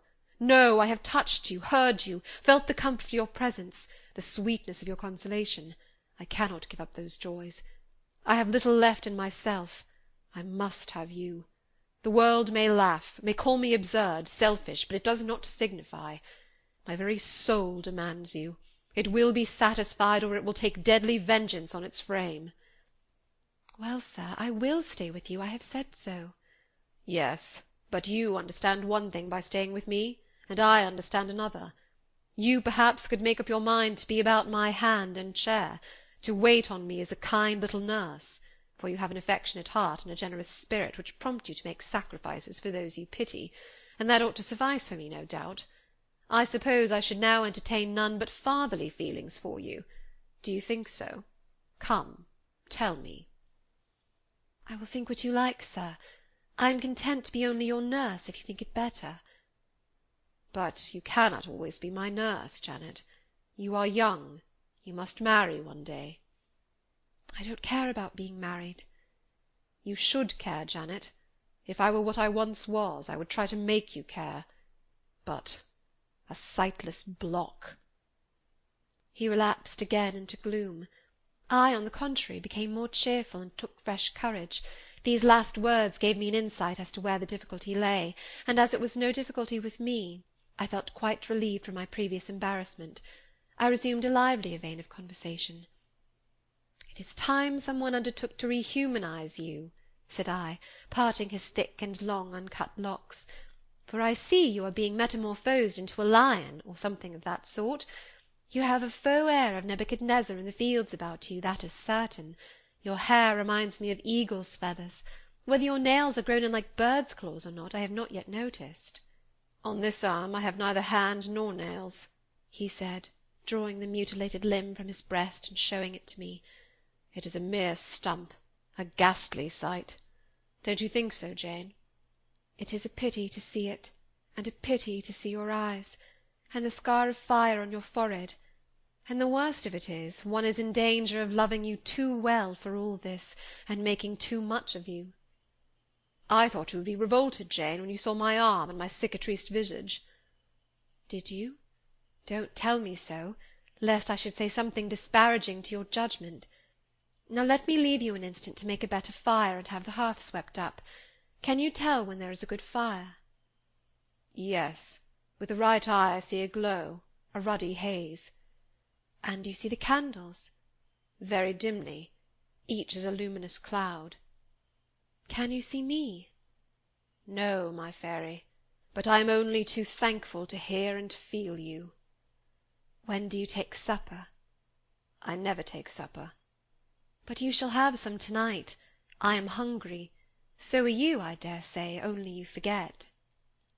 Summoning Mary, I soon had the room in a more cheerful order. I prepared him likewise a comfortable repast. My spirits were excited, and with pleasure and ease I talked to him during supper, and for a long time after. There was no harassing restraint, no repressing of glee and vivacity with him, for with him I was perfectly at ease, because I knew I suited him. All I said or did seemed either to console or revive him. Delightful consciousness! It brought to life and light my whole nature. In his presence I thoroughly lived, and he in mine. Blind as he was, smiles played over his face, joy dawned on his forehead, his lineaments softened and warmed. After supper he began to ask me many questions, of where I had been, what I had been doing, how I had found him out. But I gave him only partial replies. It was too late to enter into particulars that night. Besides, I wished to touch no deep-thrilling chord, to open no fresh well of emotion in his heart. My sole present aim was to cheer him. Cheered, as I have said, he was, and yet but by fits. If a moment's silence broke the conversation, he would turn restless, touch me, then say, "Jane, you are altogether a human being, Jane. You are certain of that?" "I conscientiously believe so, Mr. Rochester." "Yet how on this dark and doleful evening could you so suddenly rise on my lone hearth? I stretched my hand to take a glass of water from a hireling, and it was given me by you. I asked a question, expecting John's wife to answer me, and your voice spoke at my ear." "Because I had come in Mary's stead with the tray." "And there is enchantment in the very hour I am now spending with you. Who can tell what a dark, dreary, hopeless life I have dragged on for months past, doing nothing, expecting nothing, merging night in day, feeling but the sensation of cold when I let the fire go out, of hunger when I forgot to eat, and then a ceaseless sorrow, and at times a very delirium of desire to behold my Jane again. Yes, for her restoration I long, far more than for that of my lost sight. How can it be that Jane is with me and says she loves me? Will she not depart as suddenly as she came? To-morrow I fear I shall find her no more." A commonplace, practical reply, out of the train of his own disturbed ideas, was, I was sure, the best and most reassuring for him in his frame of mind. I passed my finger over his eyebrows, and remarked that they were scorched, and that I would apply something which would make them grow as broad and black as ever. "Where is the use of doing me any good in any way, beneficent spirit, when at some fatal moment you will again desert me, passing like a shadow, whither and how to me unknown, and for me remaining afterwards undiscoverable?" "Have you a pocket-comb about you, sir?" "What for, Jane?" "Just to comb out this shaggy black mane. I find you rather alarming when I examine you close at hand. You talk of me being like a fairy, but I am sure you are more like a brownie." "Am I hideous, Jane?" "Very, sir. You always were, you know." "Humph! The wickedness has not been taken out of you, wherever you have sojourned." "Yet I have been with good people, far better than you, 100 times better people, possessed of ideas and views you never entertained in your life, quite more refined and exalted." "Who the deuce have you been with?" "If you twist in that way, you will make me pull the hair out of your head, and then I think you will cease to entertain doubts of my substantiality." "Who have you been with, Jane?" "You shall not get it out of me tonight, sir. You must wait till tomorrow. To leave my tale half told will, you know, be a sort of security that I shall appear at your breakfast-table to finish it. By the by, I must not mind to rise on your hearth with only a glass of water then. I must bring an egg at the least, to say nothing of fried ham." "You mocking changeling, fairy born and human bred, you make me feel as I have not these 12 months. If Saul could have had you for his David, the evil spirit would have been exorcised without the aid of the harp." "There, sir, you are redd up and made decent. Now I'll leave you. I have been travelling these last 3 days, and I believe I am tired. Good night." "Just one word, Jane. Were there only ladies in the house where you have been?" I laughed and made my escape, still laughing as I ran upstairs. A good idea, I thought with glee. I see I have the means of fretting him out of his melancholy for some time to come. Very early the next morning I heard him up and astir, wandering from one room to another. As soon as Mary came down, I heard the question, "Is Miss Eyre here?" Then, "Which room did you put her into? Was it dry? Is she up? Go and ask if she wants anything, and when she will come down." I came down as soon as I thought there was a prospect of breakfast. Entering the room very softly, I had a view of him before he discovered my presence. It was mournful indeed to witness the subjugation of that vigorous spirit to a corporeal infirmity. He sat in his chair, still, but not at rest, expectant evidently, the lines of now habitual sadness marking his strong features. His countenance reminded one of a lamp quenched, waiting to be relit, and alas! it was not himself that could now kindle the lustre of animated expression. He was dependent on another for that office. I had meant to be gay and careless, but the powerlessness of the strong man touched my heart to the quick. Still I accosted him with what vivacity I could. "It is a bright sunny morning, sir," I said. "The rain is over and gone, and there is a tender shining after it. You shall have a walk soon." I had wakened the glow. His features beamed. "Oh, you are indeed there, my skylark. Come to me. You are not gone, not vanished. I heard one of your kind an hour ago singing high over the wood, but its song had no music for me, any more than the rising sun had rays. All the melody on earth is concentrated in my Jane's tongue to my ear. I am glad it is not naturally a silent one. All the sunshine I can feel is in her presence." The water stood in my eyes to hear this avowal of his dependence, just as if a royal eagle, chained to a perch, should be forced to entreat a sparrow to become its purveyor. But I would not be lachrymose. I dashed off the salt drops and busied myself with preparing breakfast. Most of the morning was spent in the open air. I led him out of the wet and wild wood into some cheerful fields. I described to him how brilliantly green they were, how the flowers and hedges looked refreshed, how sparklingly blue was the sky. I sought a seat for him in a hidden and lovely spot, a dry stump of a tree. Nor did I refuse to let him, when seated, place me on his knee. Why should I, when both he and I were happier near than apart? Pilot lay beside us. All was quiet. He broke out suddenly while clasping me in his arms. "Cruel, cruel deserter! Oh, Jane, what did I feel when I discovered you had fled from Thornfield, and when I could nowhere find you, and after examining your apartment, ascertained that you had taken no money, nor anything which could serve as an equivalent. A pearl necklace I had given you lay untouched in its little casket. Your trunks were left corded and locked as they had been prepared for the bridal tour. What could my darling do, I asked, left destitute and penniless? And what did she do? Let me hear now." Thus urged, I began the narrative of my experience for the last year. I softened considerably what related to the 3 days of wandering and starvation, because to have told him all would have been to inflict unnecessary pain. The little I did say lacerated his faithful heart deeper than I wished. I should not have left him thus, he said, without any means of making my way. I should have told him my intention. I should have confided in him. He would never have forced me to be his mistress. Violent as he had seemed in his despair, he in truth loved me far too well and too tenderly to constitute himself my tyrant. He would have given me half his fortune, without demanding so much as a kiss in return, rather than I should have flung myself friendless on the wide world. I had endured, he was certain, more than I had confessed to him. Well, whatever my sufferings had been, they were very short, I answered. and then I proceeded to tell him how I had been received at Moor House, how I had obtained the office of schoolmistress, etc. The accession of fortune, the discovery of my relations, followed in due order. Of course, St. John Rivers' name came in frequently in the progress of my tale. When I had done, that name was immediately taken up. "This St. John, then, is your cousin?" "Yes." "You have spoken of him often. Do you like him?" "He was a very good man, sir. I could not help liking him." "A good man. Does that mean a respectable, well-conducted man of 50, or what does it mean?" "St. John was only 29, sir." "Jeune encore, as the French say.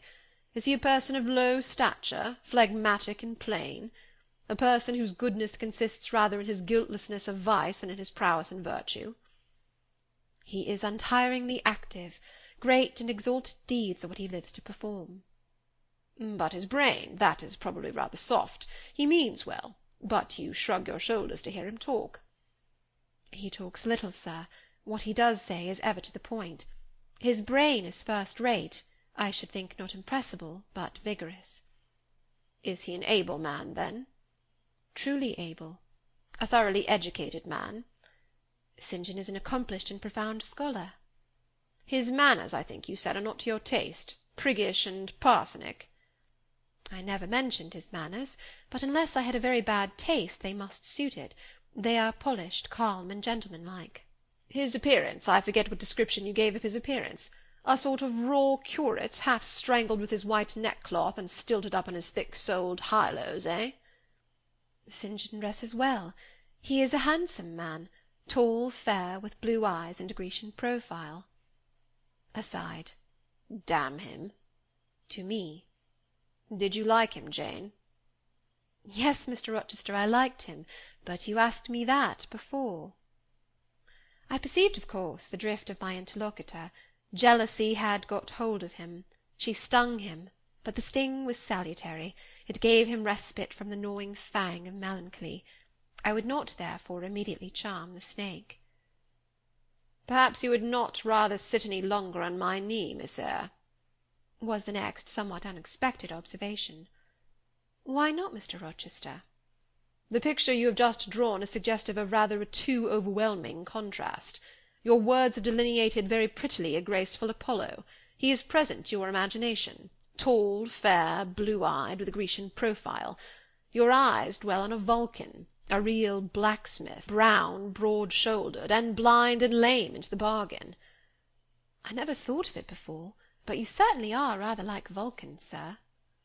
"Well, you can leave me, ma'am, but before you go," and he retained me by a firmer grasp than ever, "you will be pleased just to answer me a question or two." He paused. "What questions, Mr. Rochester?" Then followed this cross-examination. "St. John made you schoolmistress of Morton before he knew you were his cousin?"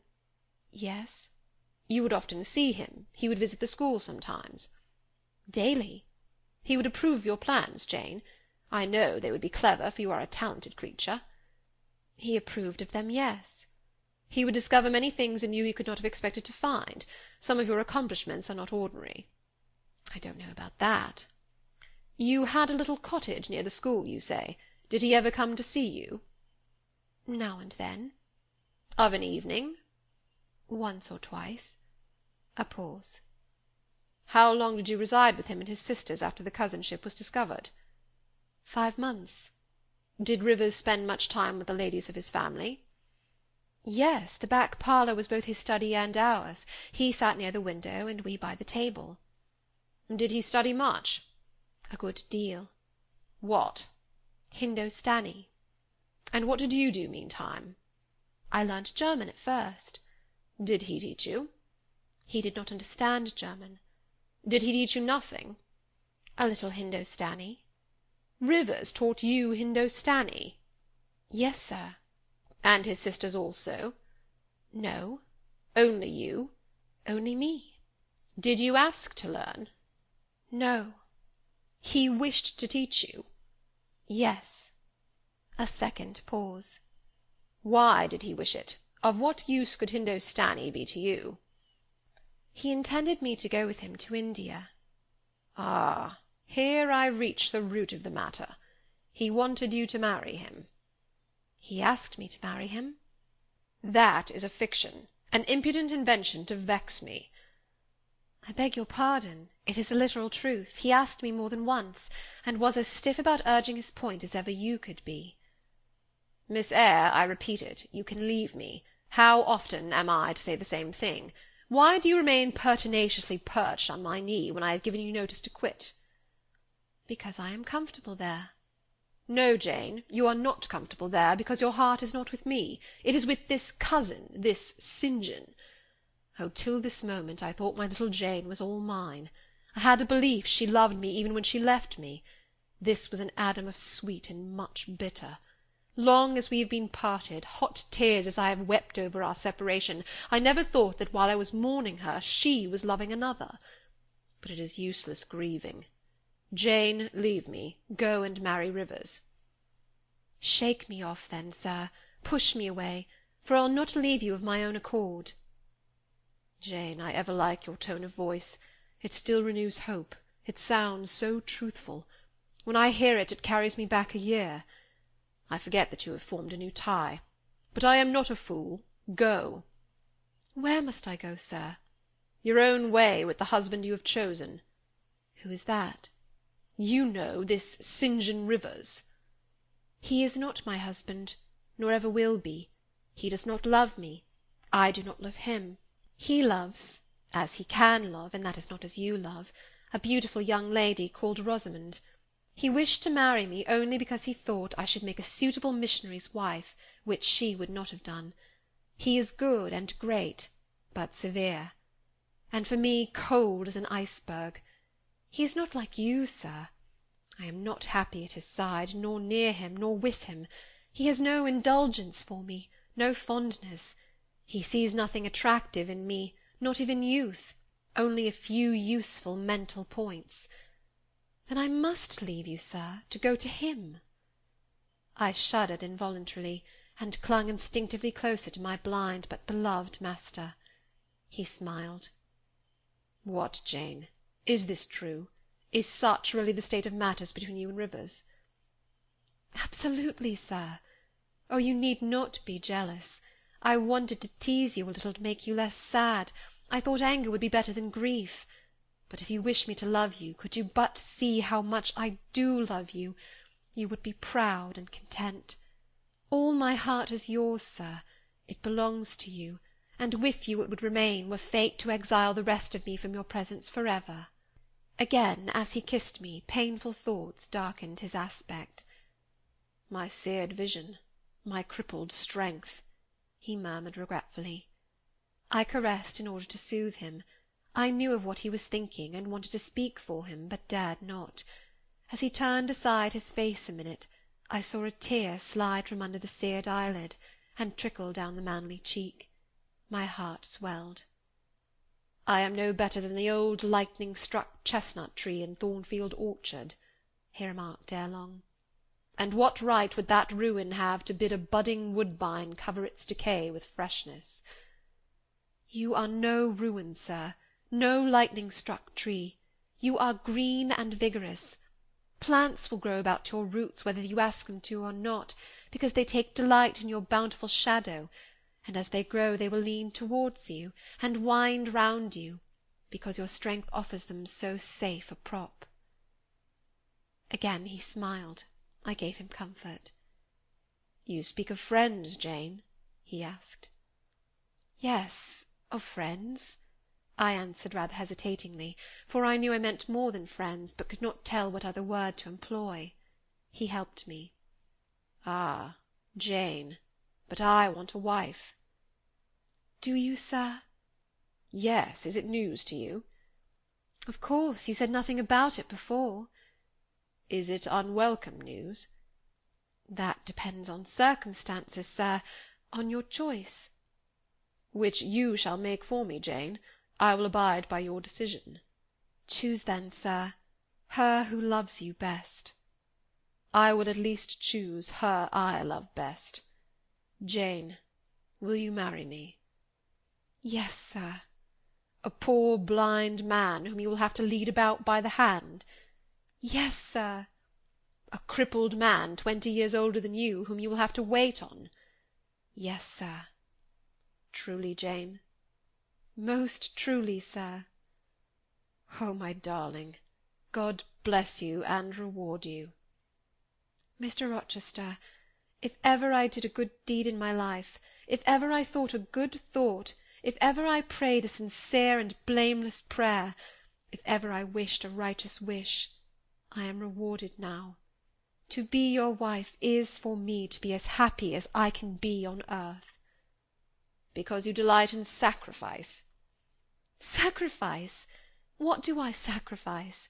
Famine for food, expectation for content, to be privileged to put my arms round what I value, to press my lips to what I love, to repose on what I trust. Is that to make a sacrifice? If so, then certainly I delight in sacrifice. And to bear with my infirmities, Jane, to overlook my deficiencies. Which are none, sir, to me. I love you better now, when I can really be useful to you, than I did in your state of proud independence, when you disdained every part but that of the giver and protector. Hitherto I have hated to be helped, to be led. Henceforth I feel I shall hate it no more. I did not like to put my hand into a hireling's, but it is pleasant to feel it circled by Jane's little fingers. I preferred utter loneliness to the constant attendance of servants, but Jane's soft ministry will be a perpetual joy. Jane suits me. Do I suit her? To the finest fibre of my nature, sir. The case being so, we have nothing in the world to wait for. We must be married instantly. He looked and spoke with eagerness. His old impetuosity was rising. We must become one flesh without any delay, Jane. There is but the licence to get. Then we marry. Mr. Rochester, I have just discovered the sun is far declined from its meridian, and Pilot has actually gone home to his dinner. Let me look at your watch. Fasten it into your girdle, Janet, and keep it henceforward. I have no use for it. It is nearly 4 o'clock in the afternoon, sir. Don't you feel hungry? The 3rd day from this must be our wedding day, Jane. Never mind fine clothes and jewels now. All that is not worth a fillip. The sun has dried up all the raindrops, sir.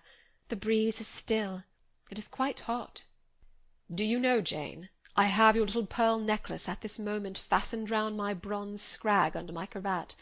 I have worn it since the day I lost my only treasure, as a memento of her. We will go home through the wood. That will be the shadiest way. He pursued his own thoughts without heeding me. Jane, you think me, I dare say, an irreligious dog, but my heart swells with gratitude to the beneficent God of this earth just now. He sees not as man sees, but far clearer, judges not as man judges, but far more wisely. I did wrong. I would have sullied my innocent flower, breathed guilt on its purity. The Omnipotent snatched it from me. I, in my stiff-necked rebellion, almost cursed the dispensation. Instead of bending to the decree, I defied it. Divine justice pursued its course. Disasters came thick on me. I was forced to pass through the valley of the shadow of death. His chastisements are mighty, and one smote me which has humbled me forever. You know I was proud of my strength. But what is it now, when I must give it over to foreign guidance as a child does its weakness? Of late, Jane, only of late, I began to see and acknowledge the hand of God in my doom. I began to experience remorse, repentance, the wish for reconcilement to my Maker. I began sometimes to pray. Very brief prayers they were, but very sincere. Some days since, nay, I can number them, 4, it was last Monday night, a singular mood came over me, one in which grief replaced frenzy, sorrow sullenness. I had long had the impression that since I could nowhere find you, you must be dead. Late that night, perhaps it might be between 11 and 12 o'clock, ere I retired to my dreary rest, I supplicated God, that if it seemed good to him, I might soon be taken from this life, and admitted to that world to come, where there was still hope of rejoining Jane. I was in my own room, and sitting by the window, which was open. It soothed me to feel the balmy night air, though I could see no stars, and only by a vague luminous haze knew the presence of a moon. I longed for thee, Janet. Oh, I longed for thee both with soul and flesh. I asked of God, at once in anguish and humility, if I had not been long enough desolate, afflicted, tormented, and might not soon taste bliss and peace once more. That I merited all I endured, I acknowledged; that I could scarcely endure more, I pleaded; and the alpha and omega of my heart's wishes broke involuntarily from my lips the words, Jane, Jane, Jane. Did you speak those words aloud? I did, Jane. If any listener had heard me, he would have thought me mad. I pronounced them with such frantic energy. And it was last Monday night, somewhere near midnight? Yes, but the time is of no consequence. What followed is the strange point. You will think me superstitious. Some superstition I have in my blood, and always had. Nevertheless, this is true. True at least it is that I heard what I now relate. As I exclaimed, Jane, Jane, Jane, a voice, I cannot tell whence the voice came, but I know whose voice it was, replied, I am coming, wait for me, and a moment after went whispering on the wind the words, Where are you? I'll tell you, if I can, the idea, the picture these words opened to my mind, yet it is difficult to express what I want to express. Ferndean is buried, as you see, in heavy wood, where sound falls dull, and dies unreverberating. Where are you? Seemed spoken amongst mountains, for I heard a hill-sent echo repeat the words. Cooler and fresher at the moment the gale seemed to visit my brow. I could have deemed that in some wild lone scene I and Jane were meeting. In spirit, I believe we must have met. You no doubt were at that hour in unconscious sleep, Jane. Perhaps your soul wandered from its cell to comfort mine, for those were your accents, as certain as I live, they were yours. Reader, it was on Monday night, near midnight, that I too had received the mysterious summons. Those were the very words by which I replied to it. I listened to Mr. Rochester's narrative, but made no disclosure in return. The coincidence struck me as too awful and inexplicable to be communicated or discussed. If I told anything, my tale would be such as must necessarily make a profound impression on the mind of my hearer, and that mind, yet from its sufferings too prone to gloom, needed not the deeper shade of the supernatural. I kept these things then, and pondered them in my heart. You cannot now wonder, continued my master, that when you rose upon me so unexpectedly last night, I had difficulty in believing you any other than a mere voice and vision, something that would melt to silence and annihilation, as the midnight whisper and mountain echo had melted before. Now I thank God. I know it to be otherwise. Yes, I thank God. He put me off his knee, rose, and reverently lifting his hat from his brow, and bending his sightless eyes to the earth, he stood in mute devotion. Only the last words of the worship were audible. I thank my Maker, that in the midst of judgment he has remembered mercy.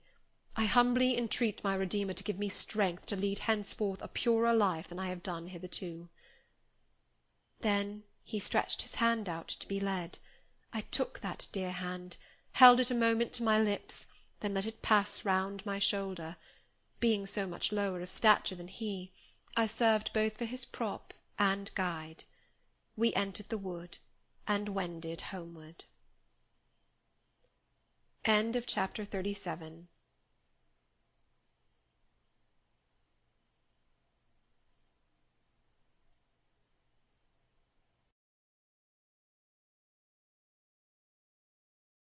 Chapter 38. Conclusion. Reader, I married him. A quiet wedding we had. He and I, the parson and clerk, were alone present. When we got back from church, I went into the kitchen of the manor-house, where Mary was cooking the dinner and John cleaning the knives, and I said, "Mary, I have been married to Mr. Rochester this morning." The housekeeper and her husband were both of that decent, phlegmatic order of people, to whom one may at any time safely communicate a remarkable piece of news without incurring the danger of having one's ears pierced by some shrill ejaculation, and subsequently stunned by a torrent of wordy wonderment. Mary did look up, and she did stare at me, The ladle with which she was basting a pair of chickens roasting at the fire did for some 3 minutes hang suspended in the air, and for the same space of time John's knives also had rest from the polishing process. But Mary, bending again over the roast, said only, "Have you, miss? Well, for sure." A short time after she pursued, "I seed you go out with the master, but I didn't know you were gone to church to be wed," and she basted away. John, when I turned to him, was grinning from ear to ear. "I telled Mary how it would be," he said. "I knew what Mr. Edward—" John was an old servant, and had known his master when he was the cadet of the house, therefore he often gave him his Christian name. "I knew what Mr. Edward would do, and I was sure he would not wait long neither, and he's done right for aught I know. I wish you joy, miss."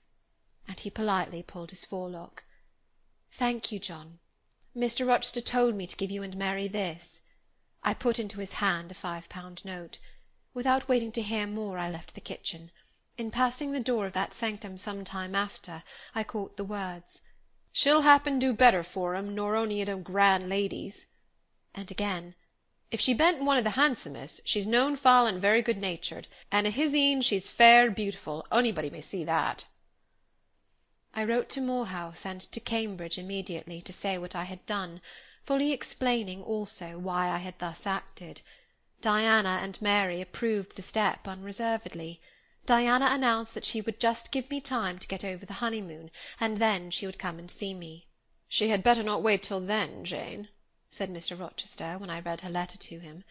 "If she does, she'll be too late, for our honeymoon will shine our life long. Its beams will only fade over your grave or mine." How St. John received the news I don't know. He never answered the letter in which I communicated it. Yet 6 months after he wrote to me, without, however, mentioning Mr. Rochester's name or alluding to my marriage. His letter was then calm, and, though very serious, kind. He has maintained a regular, though not frequent, correspondence ever since. He hopes I am happy, and trusts I am not of those who live without God in the world, and only mind earthly things. You have not quite forgotten little Adele, have you, reader? I had not. I soon asked and obtained leave of Mr. Rochester to go and see her at the school where he had placed her. Her frantic joy at beholding me again moved me much. She looked pale and thin. She said she was not happy. I found the rules of the establishment were too strict, its course of study too severe for a child of her age. I took her home with me. I meant to become her governess once more, but I soon found this impracticable. My time and cares were now required by another. My husband needed them all. So I sought out a school conducted on a more indulgent system, and near enough to permit of my visiting her often, and bringing her home sometimes. I took care she should never want for anything that could contribute to her comfort. She soon settled in her new abode, became very happy there, and made fair progress in her studies. As she grew up, a sound English education corrected in great measure her French defects, and when she left school, I found in her a pleasing and obliging companion, docile, good-tempered, and well-principled. By her grateful attention to me and mine, she has long since well repaid any little kindness I ever had it in my power to offer her. My tale draws to its close. One word respecting my experience of married life, and one brief glance at the fortunes of those whose names have most frequently recurred in this narrative, and I have done. I have now been married 10 years. I know what it is to live entirely for and with what I love best on earth. I hold myself supremely blessed, blessed beyond what language can express, because I am my husband's life as fully as he is mine. No woman was ever nearer to her mate than I am, ever more absolutely bone of his bone and flesh of his flesh. I know no weariness of my Edward's society, he knows none of mine, any more than we do of the pulsation of the heart that beats in our separate bosoms. Consequently, we are ever together. To be together is for us to be at once as free as in solitude, as gay as in company. We talk, I believe, all day long. To talk to each other is but a more animated and an audible thinking. All my confidence is bestowed on him, and all his confidence is devoted to me. We are precisely suited in character. Perfect concord is the result. Mr. Rochester continued blind the first 2 years of our union, Perhaps it was that circumstance that drew us so very near, that knit us so very close, for I was then his vision, as I am still his right hand. Literally, I was, what he often called me, the apple of his eye. He saw nature, he saw books through me, and never did I weary of gazing for his behalf, and of putting into words the effect of field, town, tree, river, cloud, sunbeam, of the landscape before us, of the weather round us, and impressing by sound on his ear what light could no longer stamp on his eye. Never did I weary of reading to him, never did I weary of conducting him where he wished to go, of doing for him what he wished to be done.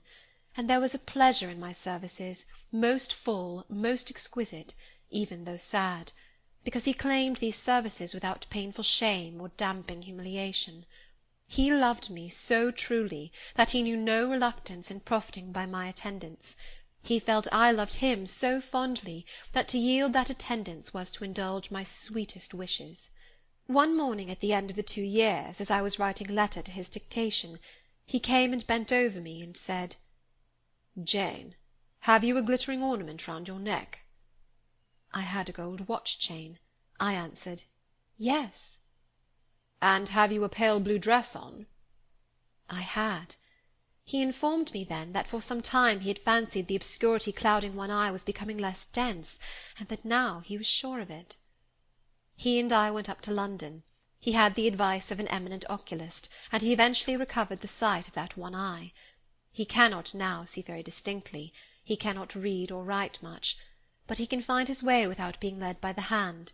The sky is no longer a blank to him, the earth no longer a void. When his first-born was put into his arms, he could see that the boy had inherited his own eyes as they once were, large, brilliant, and black. On that occasion, he again, with a full heart, acknowledged that God had tempered judgment with mercy. My Edward and I, then, are happy, and the more so, because those we most love are happy likewise. Diana and Mary Rivers are both married. Alternately, once every year, they come to see us, and we go to see them. Diana's husband is a captain in the navy, a gallant officer and a good man. Mary's is a clergyman, a college friend of her brother's, and from his attainments and principles, worthy of the connection.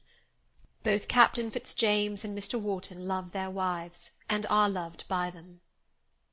As to St. John Rivers, he left England, he went to India. He entered on the path he had marked for himself. He pursues it still. A more resolute, indefatigable pioneer never wrought amidst rocks and dangers. Firm, faithful, and devoted, full of energy and zeal and truth, he labours for his race. He clears their painful way to improvement. He hews down, like a giant, the prejudices of creed and caste that encumber it. He may be stern, he may be exacting, he may be ambitious yet, but his is the sternness of the warrior Greatheart, who guards his pilgrim convoy from the onslaught of Apollyon. His is the exaction of the apostle, who speaks but for Christ, when he says, "Whosoever will come after me, let him deny himself, and take up his cross, and follow me." His is the ambition of the high master spirit, which aims to fill a place in the first rank of those who are redeemed from the earth, who stand without fault before the throne of God, who share the last mighty victories of the Lamb, who are called, and chosen, and faithful. St. John is unmarried. He never will marry now. Himself has hitherto sufficed to the toil, and the toil draws near its close, his glorious sun hastens to its setting. The last letter I received from him drew from my eyes human tears, and yet filled my heart with divine joy. He anticipated his sure reward, his incorruptible crown. I know that a stranger's hand will write to me next, to say that the good and faithful servant has been called at length into the joy of his Lord. And why weep for this? No fear of death will darken St. John's last hour. His mind will be unclouded, his heart will be undaunted, his hope will be sure, his faith steadfast.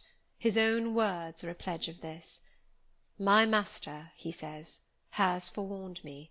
Daily he announces more distinctly, 'Surely I come quickly,' and hourly I more eagerly respond, 'Amen, even so come, Lord Jesus.'" End of Jane Eyre, by Charlotte Brontë.